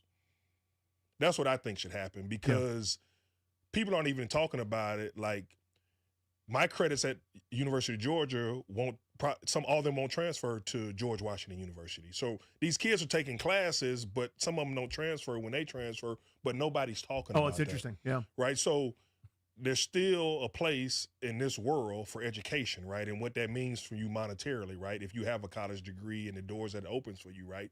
And every kid that goes to the University of Georgia, Alabama, USC thinks that they're going to be the next 10-year career that makes hundreds of millions of dollars. Well, we know that's not the reality, right? And so it's up to us as the adults in the room to say, hey, I know you don't think this is important now, but I'm going to set it up the way that you have it because you're here, you're in school, you have the opportunity to do it now, that you have it when you will see the value in it. So the transfer thing is interesting to me for several reasons. One, because there were no protections for players before. It was all coaches and convenience. So talking about, again, the way it used to be. Coach could just leave, up and leave. Didn't matter. There's no punishment for him. There was no gray area. I learned that the hard way when the guy that recruited me just gone after a year. Like, he got a better job. I don't blame him for getting a better job. Now, especially as an adult, I understand that. But that was, whoa, I wasn't ready for that. Talking about this assistant coach that I loved. He went somewhere else. But if I wanted to go somewhere else, even if it was a legitimate reason, like if I go, my grandma's sick or my whatever isn't doing well, that's awesome. Sit out of here. Right? It was all set up for coaches and their convenience. I love, again, the pendulum kind of swinging, but it swung so far where now I'm a free agent every year, and there's no continuity. There's nothing that, as you said previously, that kind of made college football or college sports in general special. Where, again, I grew up in an era where you knew every player on North Carolina's basketball team because you saw them twice a week for 4 years. It felt like Eric Montross played for 17 years down there. Name that irritating Duke center. You saw that guy a million times over because they were always on television. Now it's like by the time you get to know them, they're already a lottery pick and kind of that's it. Yeah, it's basketball with the one and dones, football with a guy isn't playing as much as he thinks he should based off of his 5-star or 4-star rating, right? Not realizing that he's not ready to play yet and that he's being developed. And at the end of the day, I played with a lot of good football players that didn't play as freshmen. They were redshirted. These ended up being, guys that played 10, 11 years in the NFL, all SEC, all American, type players. You can't put toothpaste back in the tube. I've tried. It's not going to work. Yeah. But at the same token, it doesn't mean that you don't try to not put restrictions, but put guidelines in place to help the student athlete. Because I still think as a coach and as a man, as an adult that has 2 boys, 4 kids total, right? Kids that will play college football.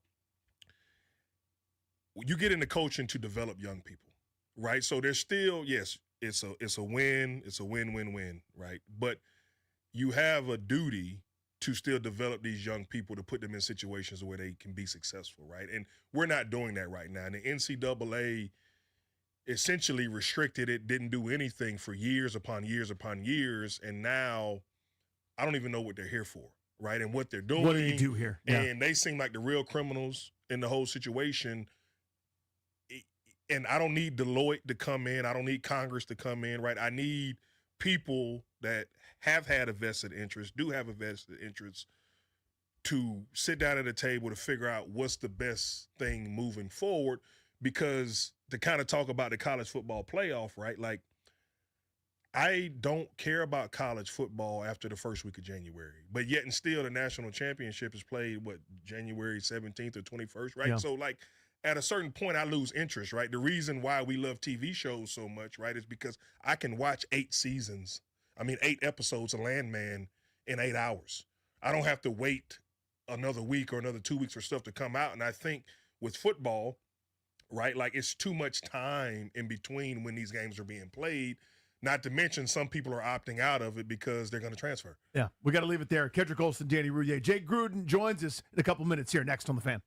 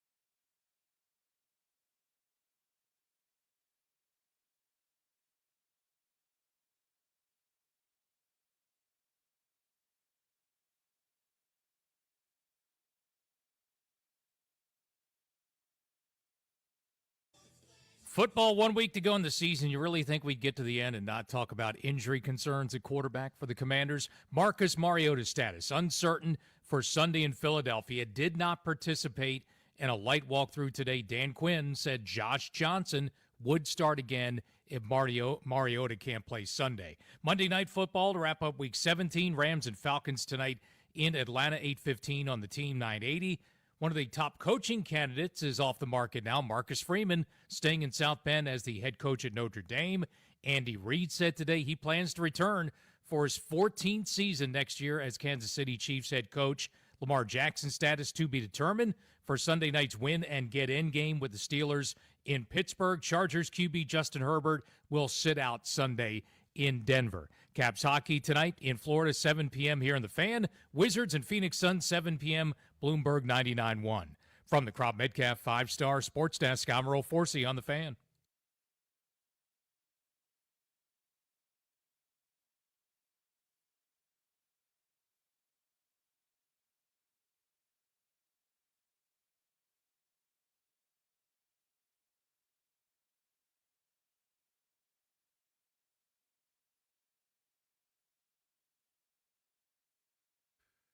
It's Grant and Danny here on the Fan. Kendrick Golston sitting in for GP. It's time to jump to the Ruud guest hotline. Ruud, the most reliable heating and air conditioning products in the DMV. Welcome on our pal for his weekly appearance, Jay Gruden, on air and on the road. Jay Gruden is driven by the Tebret Automotive Group, Tebret Ford and Chantilly in Fairfax, your F-150 headquarters, Tebret Lincoln and Chantilly, and Tebret Chevrolet in Sterling, all home to Tebret for life, lifetime vehicle coverage. See and shop them all at Tebret.com. Jay, good afternoon. How are you? I'm doing good. How you guys doing? We're great, man. Did you actually ever, in the years that you coached Kendrick Golston, did you actually ever talk to him? Because he was on the defensive side. Did you guys ever interact? Yeah, he would say, hey, man, why didn't you tackle that guy? Why didn't y'all tackle that guy? He's one of my all-time favorite Redskins, man. A great guy, great player, hell of a teammate, great leader. Yes, he's coaching now, really good. His kids are doing great. Love it. Very, very cool. It's cool to have you guys reunite here on our airwaves.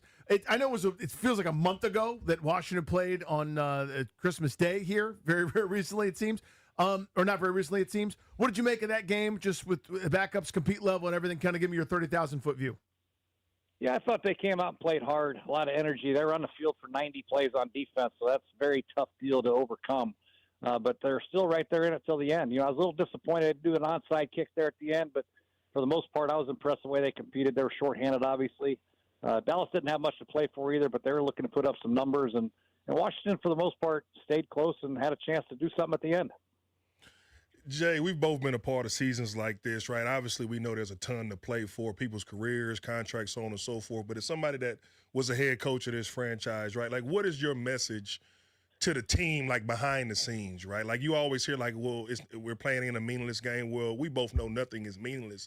Could you please just kind of explain to the fan base, like kind of the process of one, like everybody still being evaluated, two, like going into the season, even though it's lost, kind of with some momentum so that you can kind of springboard for success in the future? Yeah, I think you're exactly right. I think you're looking for players that compete under any circumstance. That's what you want on your football team moving forward. Every game and every situation is not going to be for a world title. I mean, I want guys that are going to compete no matter what the situation, where it's at, when it's played. That's what you're looking for, the type of player that you can build your team around and moving forward. And you want to surround yourself with players that just love to play football, love to compete, love to prepare, and that's what you're trying to do. And you're trying to continue to preach the same message, whether you're playing for a division title or you're playing for your fourth win at Philadelphia. I mean, it's important to a lot of people. I mean, people show up to these games. You know the competition, Cat. I mean, you're playing against another man across from you. You're not going to go in there and lay an egg. You got to compete and want to beat his ass, right? I mean, that's just what I don't want to go out there as a football coach for an NFL team and get my ass whipped by another head coach on another team, especially in Philadelphia. So I'm trying to put my best foot forward. I'm trying to get guys with me that are going to put their best foot forward and compete and go get a win. Jay, Ja'Cory Cross-Kamara, 11 for 105, a couple of touchdowns. So the long 72-yarder, obviously the highlight. Outside of that, 10 for 33, again, with the touchdown there. I thought mostly he was bottled up until kind of that big explosive one. But, A, just what you see from him running the football in this run game, and B, pass game type stuff. No receptions, no targets there, but I thought pass pro, he held up pretty decently. Just kind of give me your thoughts on his game. Yeah, he's continuing to grow. And this guy only played one game last year as a college player at where was it, Arizona, where he only played one game because of eligibility issues. So this guy's learning and growing every day that we see him play, and I think he's getting better and better. And it takes some time for running back. People don't understand how important, how hard it is for running back, not only finding the run lanes and reading blocks, reading double teams, but also picking up blitzes and learning the pass routes and the pass protections. It's very difficult, especially for a guy who hasn't played a whole lot. So I've been impressed with his progress, and I think that's what Dan Quinn and Adam Peters are looking for. They want guys to see them progress from week one to the final game of the season. Are they getting better? Are they staying the same? Are they getting worse? We want guys that are getting better and continue to grow, and I think he's showing that he has been. Coach, obviously you did a great job with some young quarterbacks that you had to develop. Like, what's one thing that's like a must when developing a young quarterback, right? And everybody says, well, you want to have a great defense, a good running game, but like from a scheme standpoint, right? Like, what is a must when you're still – Jaden's a young quarterback. He's had a ton of success, uber talented, right? But what is it something from a head coaching, offensive play caller standpoint that you want to do for a young quarterback to make it easy for him so that he can continue to grow and to develop in the league? Yeah, that's tough because you always want to work on his fundamentals. That's always a mainstay. That never changes. You're working on his fundamentals and his work ethic. That is what Jaden has. I think moving forward, I think you got to continue to challenge him mentally.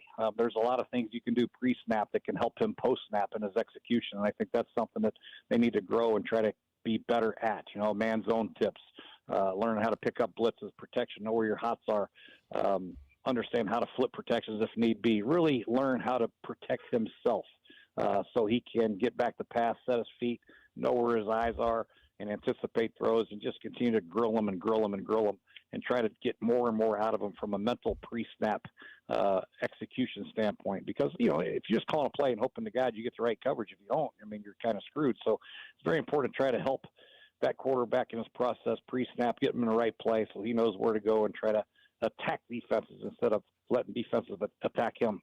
Jay Gruden with us here on G&D. I want to go to around the league with you a little bit here, Jay. Start with Washington's opponent this coming weekend. Eagles won a strange one, 13-12. That was a grown man football game. A lot of pushing, a lot of kind of old school sort of NFC North type football right there. Bills go for two at the end, don't get it. Eagles offensively, especially in the second half, not much doing. But again, you've got to tip your hat to the defense. They're 11-5, but it just doesn't feel like they're the same great team, and yet they're in a pretty damn good spot here with a chance to finish with the second seed in the conference. Give me your kind of state of the union here on the Eagles. Yeah, I think offensively they've been disappointing all year. Not many big hits from Saquon like they had a year ago. The explosive plays aren't there, and they're not doing a very good job of maintaining drives on third down when they have to throw it. So they've been disappointed a little bit, but still they're in position to get a home playoff game and obviously do some damage on in the playoffs because they can always win when you have a great defense. Cooper DeJean, and he's playing unbelievable. The front, we already know about the front seven. They're very, very good. So they're going to be able to compete with anybody that they play. It's just a matter they got to get some explosive plays somehow. They got to get Saquon back to hitting a couple homers throughout the game. They got to get A.J. Brown going. Devontae, he's a big play waiting to happen. So they'll figure it out, I think. I still think they're probably, in my mind, one of the most dangerous teams coming out of the NFC just because of their defense and their experience. Coach, from an offensive perspective, right, like you see the ebbs and flows, and we all joke on the defensive side of the ball, like it's like offensive guys are like the Mickey Mouse Club. But all jokes aside, right, like, it seems like 5, 6, 7 years ago, right, everybody wanted to spread each other out, right, and trying to create those one-on-one matchups and isolate it. Now you see a lot more condensed formations, right? Is that something that you picked up on? And what do you think the pros and cons of both, right, where it was spread out, get some speed, where now things are getting back tight, right, a lot more blocking from the receivers kind of really in that front seven? Like, what's your kind of viewpoint of, like, kind of where offenses is now versus where it was maybe 5, 6 years ago? I've always liked condensed formations and bunch formations and that type of thing just because you can always spread them out with wide departures and all that stuff, but you also have the ability to run the ball in those formations and able to dig out safeties if need be. If you're spread out, safety walks down, it's hard to get them, so you got to motion guys in there, but you're in condensed splits, they can dig out safeties. And you can also help out with the tackles. You can chip defensive ends. Myles Garrett's become non-factors when you're banging them with a tight end or a receiver, whatever it is, trying to get four hands on the really good pass rushers to slow them down. There's a lot of things you can do in the run game with guys going across the formation, guys digging out safeties, inserting into the line of scrimmage. So I've always liked condensed formations and bunch formations. I think they're very beneficial to the offense and give problems to the defense because now they got to figure out how they're going to play man. One guy's got to be pressed, one guy's got to be off. They get in and out. There's a lot of areas where it gives defenses problems. I think it's a big part of football right now. Jay, give me your Seattle Seahawks assessment. They were tight with Carolina, then you looked up, and all of a sudden they won by 3 scores again. Just like a vice grip, this team. They're really, really impressive defensively. But what makes them go on offense? It seems like there aren't too many things you'd have to worry about, and yet all of a sudden, you're down by 20-some points. Well, they have 2 pretty good backs. I like Walker and Charbonnet. They're very good. Sam Darnold, say what you want about him. He won 15 or 14 games last year at Minnesota. He's in a position to be a number 1 seed in the NFC this year at Seattle. Smith and Jigba's emerged as one of the top receivers in pro football. So they have a top wideout on the outside. They have 2 very good backs and a quarterback that's executing pretty good at a high level. You just got to eliminate the turnovers. We all know that. And they're going to be a dangerous football team moving forward. Coach McDonald has always been an outstanding defensive coach. They're very sound in what they do. They have great pressures when need be. And they are a good tackling, fundamentally sound team. I mean, they're just a good football team all the way around. But it's going to be up to Sam Darnold as the playoffs start. Can he protect the football in critical situations? What makes JSN so special to you? It feels like he's, I hate to evoke some of the greatest of all time, but it sort of feels like that, where it doesn't look like he's moving all that quick or fast, but he's got separation on everybody. It's just so smooth. What makes him so good? Yeah, he runs every route the same. It's hard to gauge his speed because he's right up on you, and he knows how to run routes, get up on defensive backs' toes, and from there, he's a nightmare. He can run by you. He can set it down. He can run the basic crosses. They do a good job with this route tree, too. They move him around a little bit. They put him in a slot from time to time, so it's hard to really identify where he's at, where if he's just an outside guy, let's just put a safety over the top and double him. Now he's inside. Now he's motioning across. So they do a really good job with him, getting him the ball in unique situations and spaces. So, yeah, he's a great player. He can do it all from anywhere on the field. That's what makes him special. Coach, kind of going to the off season and thinking about next training camp, right? Like the topic always comes up, right? Should starters play? Should they not play?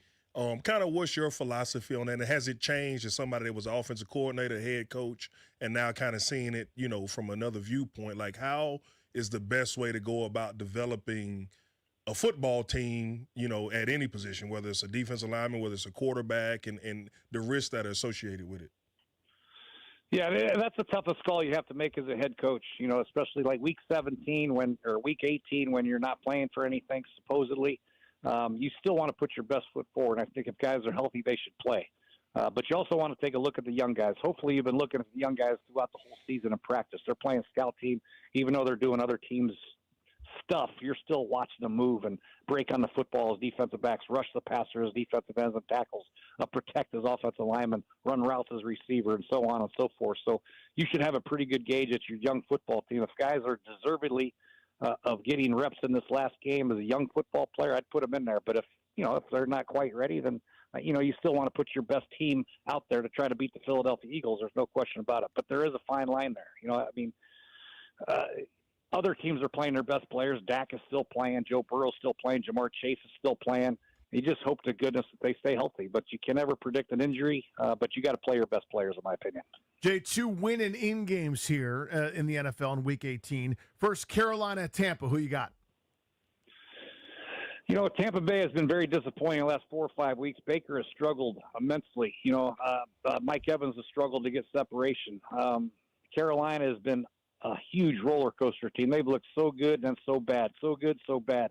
They've been opportunistic on offense, on defense. They've gotten turnovers. I'm taking Carolina. I just think I'm going to play the more steady defensive football team. I think Tampa's leaking oil on defense. They're giving up too many big plays. And I think offensively, if Bryce Young can protect the ball, get the ball to Ted McMillan, and the strong running game that they have with Rico Dowdle and Hubbard, I think they'll get the win. And then Baltimore, Pittsburgh. Man, Huntley's playing. It looks like Huntley's playing, but he's played pretty damn good. I'm taking Baltimore. Pittsburgh has nothing at all on the outside that scares you. Nothing at wide receiver. So they can stack up against the run and stop Warren and Gainwell. And I think, and Aaron Rodgers can't run at all. So I think as long as they stop the run and make Aaron Rodgers throw it, they're going to have to throw the ball to Freiermuth and Gainwell out of the backfield is the only weapons that they have. And I think Baltimore gets it done. Jay, awesome as always, brother. Appreciate your time. Happy holidays, too, and Happy New Year. You got a kid. Good talking to you, man. Happy holidays. You too, Coach. Have a good one. There he goes. That is Jay Gruden on air and on the road. Jay Gruden is driven by the Ted Britt Automotive Group, Ted Britt Ford and Chantilly in Fairfax, your F-150 headquarters, Ted Britt Lincoln and Chantilly, and Ted Britt Chevrolet in Sterling, all home to Ted Britt for life. Lifetime vehicle coverage. Shop them all at tedbritt.com. About an hour left in the show. Grant Nanny here on The Fan. Kendrick Olson is sitting in for GP. We touched on this a little bit earlier. I want to circle back to it, Ken. I want to be very clear. I am not firing anybody at this point. Okay, I know it's sports radio. We're built on hot takes. Everyone likes to yell and shout the reactions or whatever, etc. This season to me is bad enough, though, that I'm arguing it's perfectly reasonable to have a discussion. We'll discuss if it's okay to have a discussion about Dan Quinn and his staff next. Grant Nanny on The Fan.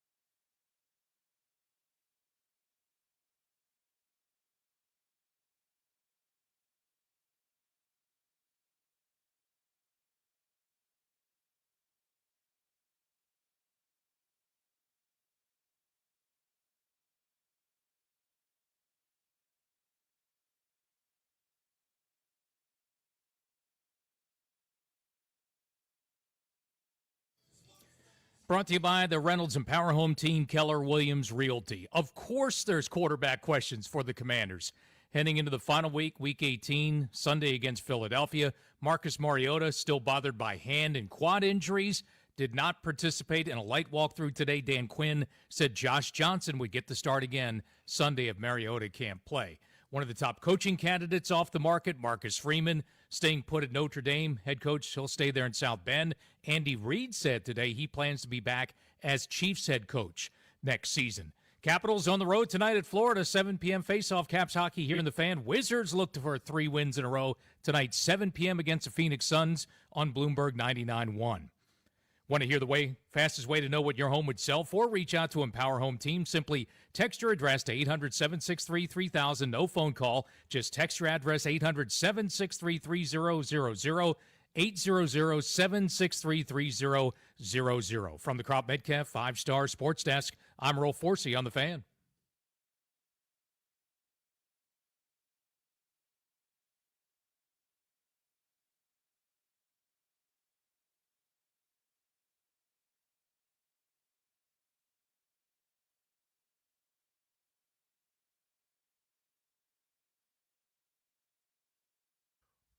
Before the Capitals take over these airwaves, we'll do a little holiday recap.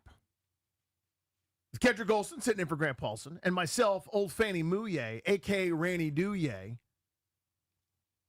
We'll talk about what makes the holiday the holiday. In other words, there's a great Louis C.K. joke where he talks about what his vacation is, Ked, where the vacation isn't the actual tropical destination or whatever. It's once the kids are packed, his wife's in the car, he shuts the door on her side, and he walks around to my side of the car. That's his vacation. That's kind of what we're talking about here. What moment where you go, okay, it's Christmas now, right? We'll get into that, talk about the best things you ate and the like to round out the program. But half an hour of discussion right now that I want to have with you is here. Last year for this Washington foosball team was so great, right? We all got swept up in it. It was a blast. It was awesome. I cannot remember having that much fun. It was more fun than 2012, which was incredible. It was the most fun I'd had as a fan of this organization since the early 90s, since 1991 or even 92. The 91 teams, as far as I'm concerned, one of the 2 or 3 greatest football teams ever assembled. They were incredible. That joy was perfect. And even in 92, it still felt like we'd be here again pretty soon. Little did we know what was coming, right? That was so joyous. This year has kind of been its negative. It's been the upside down to the Hawkins, Indiana, and Stranger Things, right? Where you were outscored by more than 100 points with still a game to go. You're in the dregs now. You're in the bottom of the league type conversation now in a lot of metrics in a lot of different ways. Losing 4 games by almost 100 points total, again, that's happened twice since the year 2000. This has been so bad that I said this earlier in the show, and I want to get your thoughts. If last year wasn't so great, if it was just okay, this would be far more on the table, what I'm about to say, than the reality. Again, I want to be very clear. I would not fire Dan Quinn. I would not fire anybody. I would ask him, hey, we should probably make a change or two maybe on the defensive staff. Message isn't getting through. Your guy Al Harris, everywhere he goes, they lead the league in interceptions. There's a correlation there. Dallas, now Chicago, et cetera. I'd probably make a change or two. I'd ask you to. But I'm not going to fire Dan Quinn. My only point here is, or my question is it reasonable to have the discussion after as bad as this season is, even as good as last season was? Is that reasonable just to even have a convo? You know, you need content, right? So it's reasonable to talk about having the conversation, but I think it's a waste of time to actually consider it, right? Because I think any second, any moment taken away for what happened this year, where did we go wrong, right? So some self-reflection, some self-scouting by Coach Quinn, Adam Peters, and the staff, right? Like, obviously Dan Quinn is known. He cut his teeth in this league, right, defensively, right? The Legion of Boom, he architected that defense, right? Like, he built that defense with not a ton of star power if you really look at it. Those guys are household names now, based off of how they play. These are 3rd, 4th, 5th rounders, et cetera. Yeah. You know, so we know he can, you know, he took a no-name Dallas defense before he came here, right? Had that defense playing at a really high level, right? And so it's a guy that knows how to play coach football, right? Kingsbury, right? Like he historically or throughout the league is an offensive-minded coach, right? That puts players in situation, is innovative and creative, right? And then you got the assistants, right? So kind of like we talked about earlier in the show, right? Like when did we all realize this wasn't going to kind of right itself, right? But I say with going into the off season, right? Like now all the emotion is gone out of it, right? Like you don't know that so-and-so was a little banged up and all that kind of stuff. So you can really take the emotion out of it and don't look at it as a team that you're coaching and as a group that you're trying to motivate and train and develop. Now you can look at it just for what it is, right? Take the emotion out of it, figure out things that you did well, things you need to improve on, players, spots on the team, on the roster that you need to upgrade, people that you need more out of, people that actually did a good job, and come up with a plan on how to approach it next year, right? Because for me, don't tell me what you did, show me what you're doing now, right? And I think that's ever more so true in football, right? Like we just all assume, me included, when I was watching them early in the year, I think the game against Green Bay stands out, right, where they did not play well offensively or defensively. I'm like, oh, they're going to figure it out, right? And that was based off of what I saw last year and my belief in the players. We all thought that, yeah. I still believe in the players, but you have to show me now, right? And so they didn't just come out there and play the way they played in those games, right? There were some things that were happening at practice that probably should have been more attention should have been put to it earlier on so that you did have time to make those corrections, right? And so that's where I think the injury part maybe had a little bit more to do with this season, because if you can't practice, that's an opportunity for you not to get better. And if you can't get better and the timing of the offense and so on and so forth. So I give them a little bit of slack into that. But at the end of the day, you have to really be able to, and I believe as an athlete, as a coach, right, to really be critical of yourself so that you know in areas you need to improve in. I generally, and I think it's very well said, I generally am whatever decision, because these are major decisions. This is why you get paid a lot of money to make those calls. Whatever call you make, be it the quarterback, be it the fullback, be it the guy that keeps the coffee hot, whatever you do needs time. And I know this is a microwave society and a microwave league to a degree where there's so much parity, but I need you to be able to see it through. And I generally give a longer leash, I think, than a lot of people. I know nobody believes me on that front, but I generally am it's to be too reactionary, it leads you on a vicious cycle where that never ends. Here's my asterisk or my caveat. Sometimes you just know. I don't know. I'm not in the building, but sometimes you just know. And I'll give you an example. With the Washington Capitals, okay, they generally are a pretty stable franchise. You think of them as such, right? They go to the playoffs, an overwhelming percentage of the time. Now, they don't win all that much in the playoffs, but they get there all the time, okay? And you let guys see it through. A couple of times, though, over the last 2 decades, they've only given a coach 2 years. I say younger in terms of head coaching experience, kind of a more neophyte guy, and Todd Reirden and Adam Oates. And they both those times went, we're not doing the full 4 years. We're not doing a 5-year thing. We just know. The results haven't been disastrous. Haven't been very good. It's not kind of what we're used to. We're just going to move on. And those, I think, in both cases were the right calls. Now, that leads me back to the Houston Texans, for example. DeMeco Ryans, they got one. They found the dude. But it wasn't because they were stable before then. Post Bill O'Brien, Romeo Crennel for almost an hour. I think it was David Culley, and I can't even remember what Smith. Lovie Smith. It was Lovie Smith was the head coach there. Yeah, I was trying to remember. Like, I'm looking at the line. And, Lovie Smith, a lot of pelts on the wall, great career, but nobody was beating down his door to be the head coach anywhere. And they were one and done. They found DeMeco Ryans, and they settled it. I guess my point is, the way I'm coming at this question, again, this is all with the backdrop. I'm not firing anybody. I guess my argument is, this year is so bad, everything should be on the table for discussion. And if everything's on the table for discussion, that's one of my items. It can be a quick one. Go, you don't think so, right? No.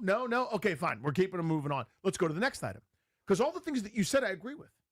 Everything you said makes 100% sense to me in terms of what are we doing going forward? What are our lessons learned? What's our pivot? What's our adjustment? How are we going to change? Let's have a deep dive introspection where we have a lot of time making eye contact with each other and being able to say, hey, here's what I did wrong, here's what you did wrong. We need a deep dive here because it went really, really, really bad. But the idea that that's out of the realm of possibility to me, I think forgives. I'm not saying for you, but if you're not having that conversation, it's too forgiving to how bad this year was. Yeah, no doubt about it. When you talk about the Capitals, you're talking about somebody for the last, 15, 20 years has been one of the better teams in the NHL, right? And so that front office, that organization knows what it looks like, and right, so they're able to make those quick changes. Say, I think that's fair. That's fair. I see some limitations with this guy. I know I've seen this movie, right? Like we're gonna move on and go to the next theater. This is, Josh is new to ownership. Josh Harris, right? The NFL, right? Adam Peters, where he's been in a ton of different spots, right? This is his show. This is his organization now, right? Coach Quinn, Coach Kingsbury, obviously they're going to, get another defensive coordinator, right? Like sometimes you have those debrief moments as you talk about that, right? Like they're all going to sit in a room, right? And you need to have those conversations of what went wrong, why they went wrong, and accountability has to be the forefront of this, right? And I believe that these guys are ones that take accountability. And the reason I say that is that they're not winning football games, and that's, as fans, we want to see, and that's what this is all about. But in a lost year, quote unquote, right? Von Miller, Hall of Famer, still out there playing. Before Larry Tunsil got hurt, right? These are guys that could easily say, hey, you know what? I'm kind of on to the next. So that says to me that you're not getting the W's on the field, but culturally there's still something going on in that building that you can build off of, right? Now, that doesn't mean you just double down and say, oh, we got it all figured out. And that's my case, Ken. I'll take you back in as to why I'm not firing anybody. There is something very positive happening, and I know no fan wants to hear it, when you tune in on Sunday and they lose by 22 points. I'm with you. I'm pissed off too. But there's enough in whatever that it's tough to measure, but whatever that is, there are enough deposits in the bank where I look out and see the veteran that doesn't have any allegiance here, that didn't grow up and come up in this organization, fighting his ass off down the stretch. And I know that doesn't matter to a lot of fans, but I get that. Again, I think there's enough cultural positive as to why I'm not firing Dan Quinn. Yeah, and that's really because at the end of the day, it's the stuff that you don't see that ultimately has the greatest impact, right? Like because of parity, because of the salary cap, right? Like pretty much everybody, like you got good teams, you got below average teams, and you got great teams, right? A lot of the great teams, right, they have what? They got a quarterback, right? They got a quarterback that's got a guy that's going to go out there and put the team on their back. We believe we have that guy. Right, in Jaden Daniels. He was banged up. There's still a lot of development that has to go on there, right? And then you create a culture around that quarterback, defensively, offensively, right, to go out there and self-evaluate on what our shortcomings were, right? What our shortcomings was, and how do we move forward in a way that is scalable from not only winning now, but developing a consistent product year in and year out, right? And so, like, everybody, there was kind of a different taste in our mouth after the Denver Broncos game, right? They lost, they went for two, they didn't get it, right? We're like, oh, you know what? This is a better team in the league. But then to come back and lay an egg, right? It's what is with the inconsistencies, right? That's a question that if we both knew the answer to, we probably wouldn't be sitting here on the radio, right? That's right. We'd have some type of superpower. This season is kind of going to be whatever narrative we're going to say after this year is going to be what it is based off of what happens next year. Yes. And the reason I say that is that they had the great year, they have an awful year, right? What does year 3 look like? So I think it's fair to say that this is a really, really important offseason in training camp for Adam Peters, from Coach Quinn, and this football team, because you have all the information now. Right? This is the 3rd year. More times than not, this is like, hey, when you're rebuilding, it's that 3rd and 4th year where you see the fruits of your labor. We can all agree that, you know what? We had the hot hand last year.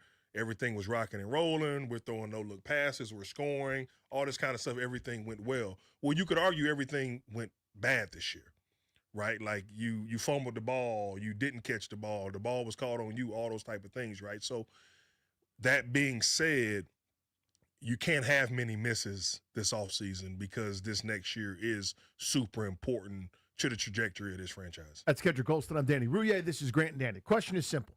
800-636-1067. 800-636-1067. Here's my baseline. I am not firing Dan Quinn. But my question is it fair, is it valid to have that discussion? As bad as this year has been, I am arguing, I guess, that it more than cancels out how positive last year was. Again, I'm not making any moves. I'm saying this shouldn't be off the table. This should be a conversation we're all having. 800-636-1067. Maybe don't fire him, but is it okay to have that conversation? That's next on Grant and Danny.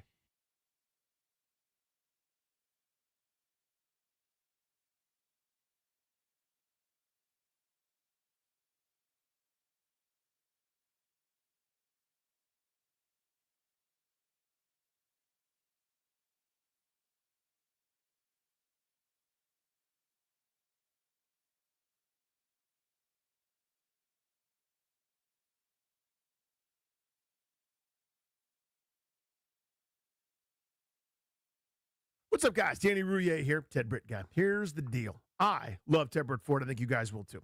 Years ago, I think it was maybe 2014, I was driving around with the wife. We decided we were going to test drive a couple different rides from Ted Britt Ford. I think we're looking at the Explorer and Escape, the Edge, ended up settling on the Edge. It was right for us, the growing family. I kind of braced myself for that buying experience. You know what I'm talking about? Not very pleasant, takes forever, they wear you down, you just get salesed. You know what I mean? Didn't happen.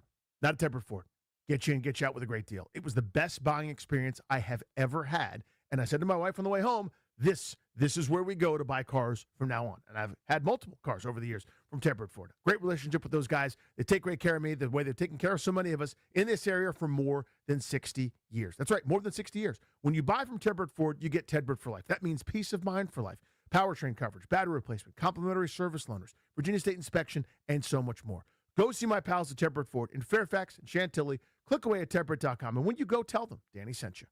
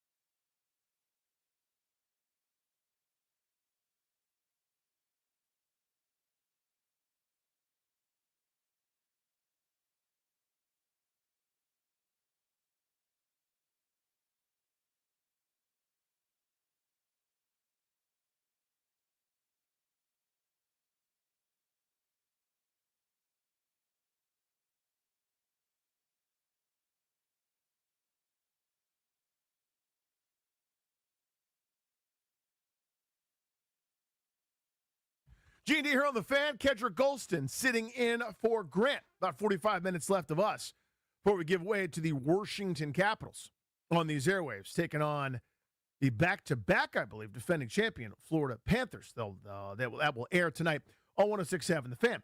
Discussion of the moment is, this is one of those things, like I never like doing this exactly, because I'm not saying I would, but I'm saying, is it okay to have the conversation, which I think is kind of a cheap way out.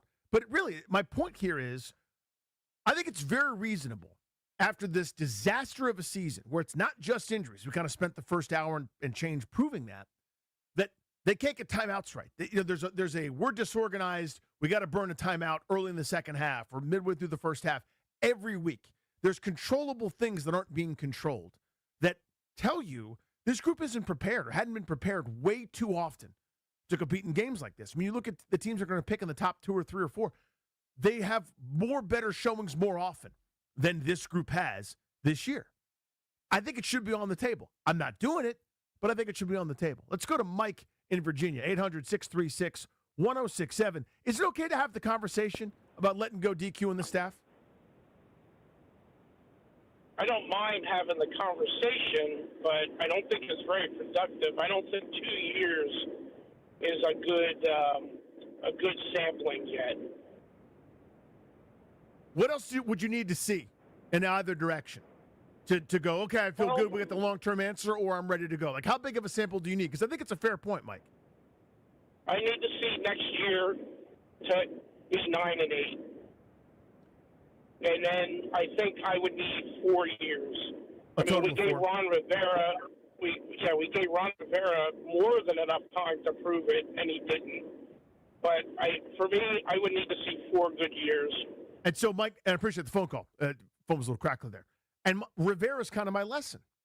So now, his initial year of success, I'm putting that in quotation marks, you're 7-9, you win the worst division maybe in the history of the sport, but there's success in year one. That maybe bought him extra leeway.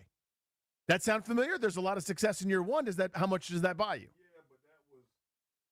Yeah, but that was I made it all the way through the show and I know. Had my mic on. That being said, Ron Rivera, right? Like, it's not fair to Dan Quinn or this staff to compare the 12-4 to the 7-9 because that was just a really bad NFC East where somebody had to win it, right? And you can go back to parts of that season and all due respect to the situation, Ron Rivera was going through a really personal thing with cancer and so on and so forth, right? To just it not looking right, right? And the guys rallied around them and so on and so forth. That being said, this last year at 12-4, it was different in 2012 because this was a bunch that was competitive throughout the whole year. It wasn't like, we got hot and won the last 7 games of the year and what is this really? Is it scalable? And nobody knows in actual time. But what I saw out of the 12-4 was a young quarterback, right? 2012, you had a young quarterback, right? The difference that I see is people want to come play for Dan Quinn. Yeah. You know what I mean? You getting guys that have opportunities to go to quote-unquote contenders that are coming here because they believe in what he's building and what he wants to be a part of. But that being said, you cannot have a repeat year of this year, right? Because that's not progress, right? So it's not about the record per se. It's about, one, there's no moral victories in the NFL, but how you win and how you lose says a lot about the total overall product, right? And like you talked about earlier, with who was that had all those tough losses early on? The Texans, right? Texans, yeah. The Texans, right? They were tooth and nail with what we know now to be some of the better teams in the NFL, right? They lost those games, but now they've won the games they're supposed to win, and they got a good thing going. Say goodbye to our Richmond audience. 800-636-1067 is the phone number. I think it's fair to have the conversation. And the previous caller brought up my general axiom or philosophy, which is, you guys need time. And absolutely they do. You're bringing in your guys, your coaches, your schemes, your ups and downs, etc. But Ron Rivera shouldn't be a point in that column.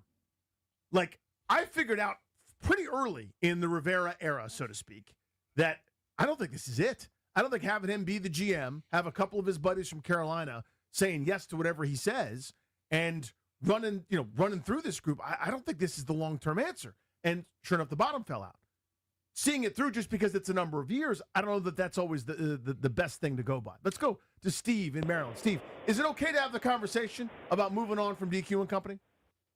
Hey, fellas, how's it going? Good. Good, man. Real quick, Danny. Yeah. You deprived me of my Danny Ruhe special for Christmas. I hope you make that up for New Year's.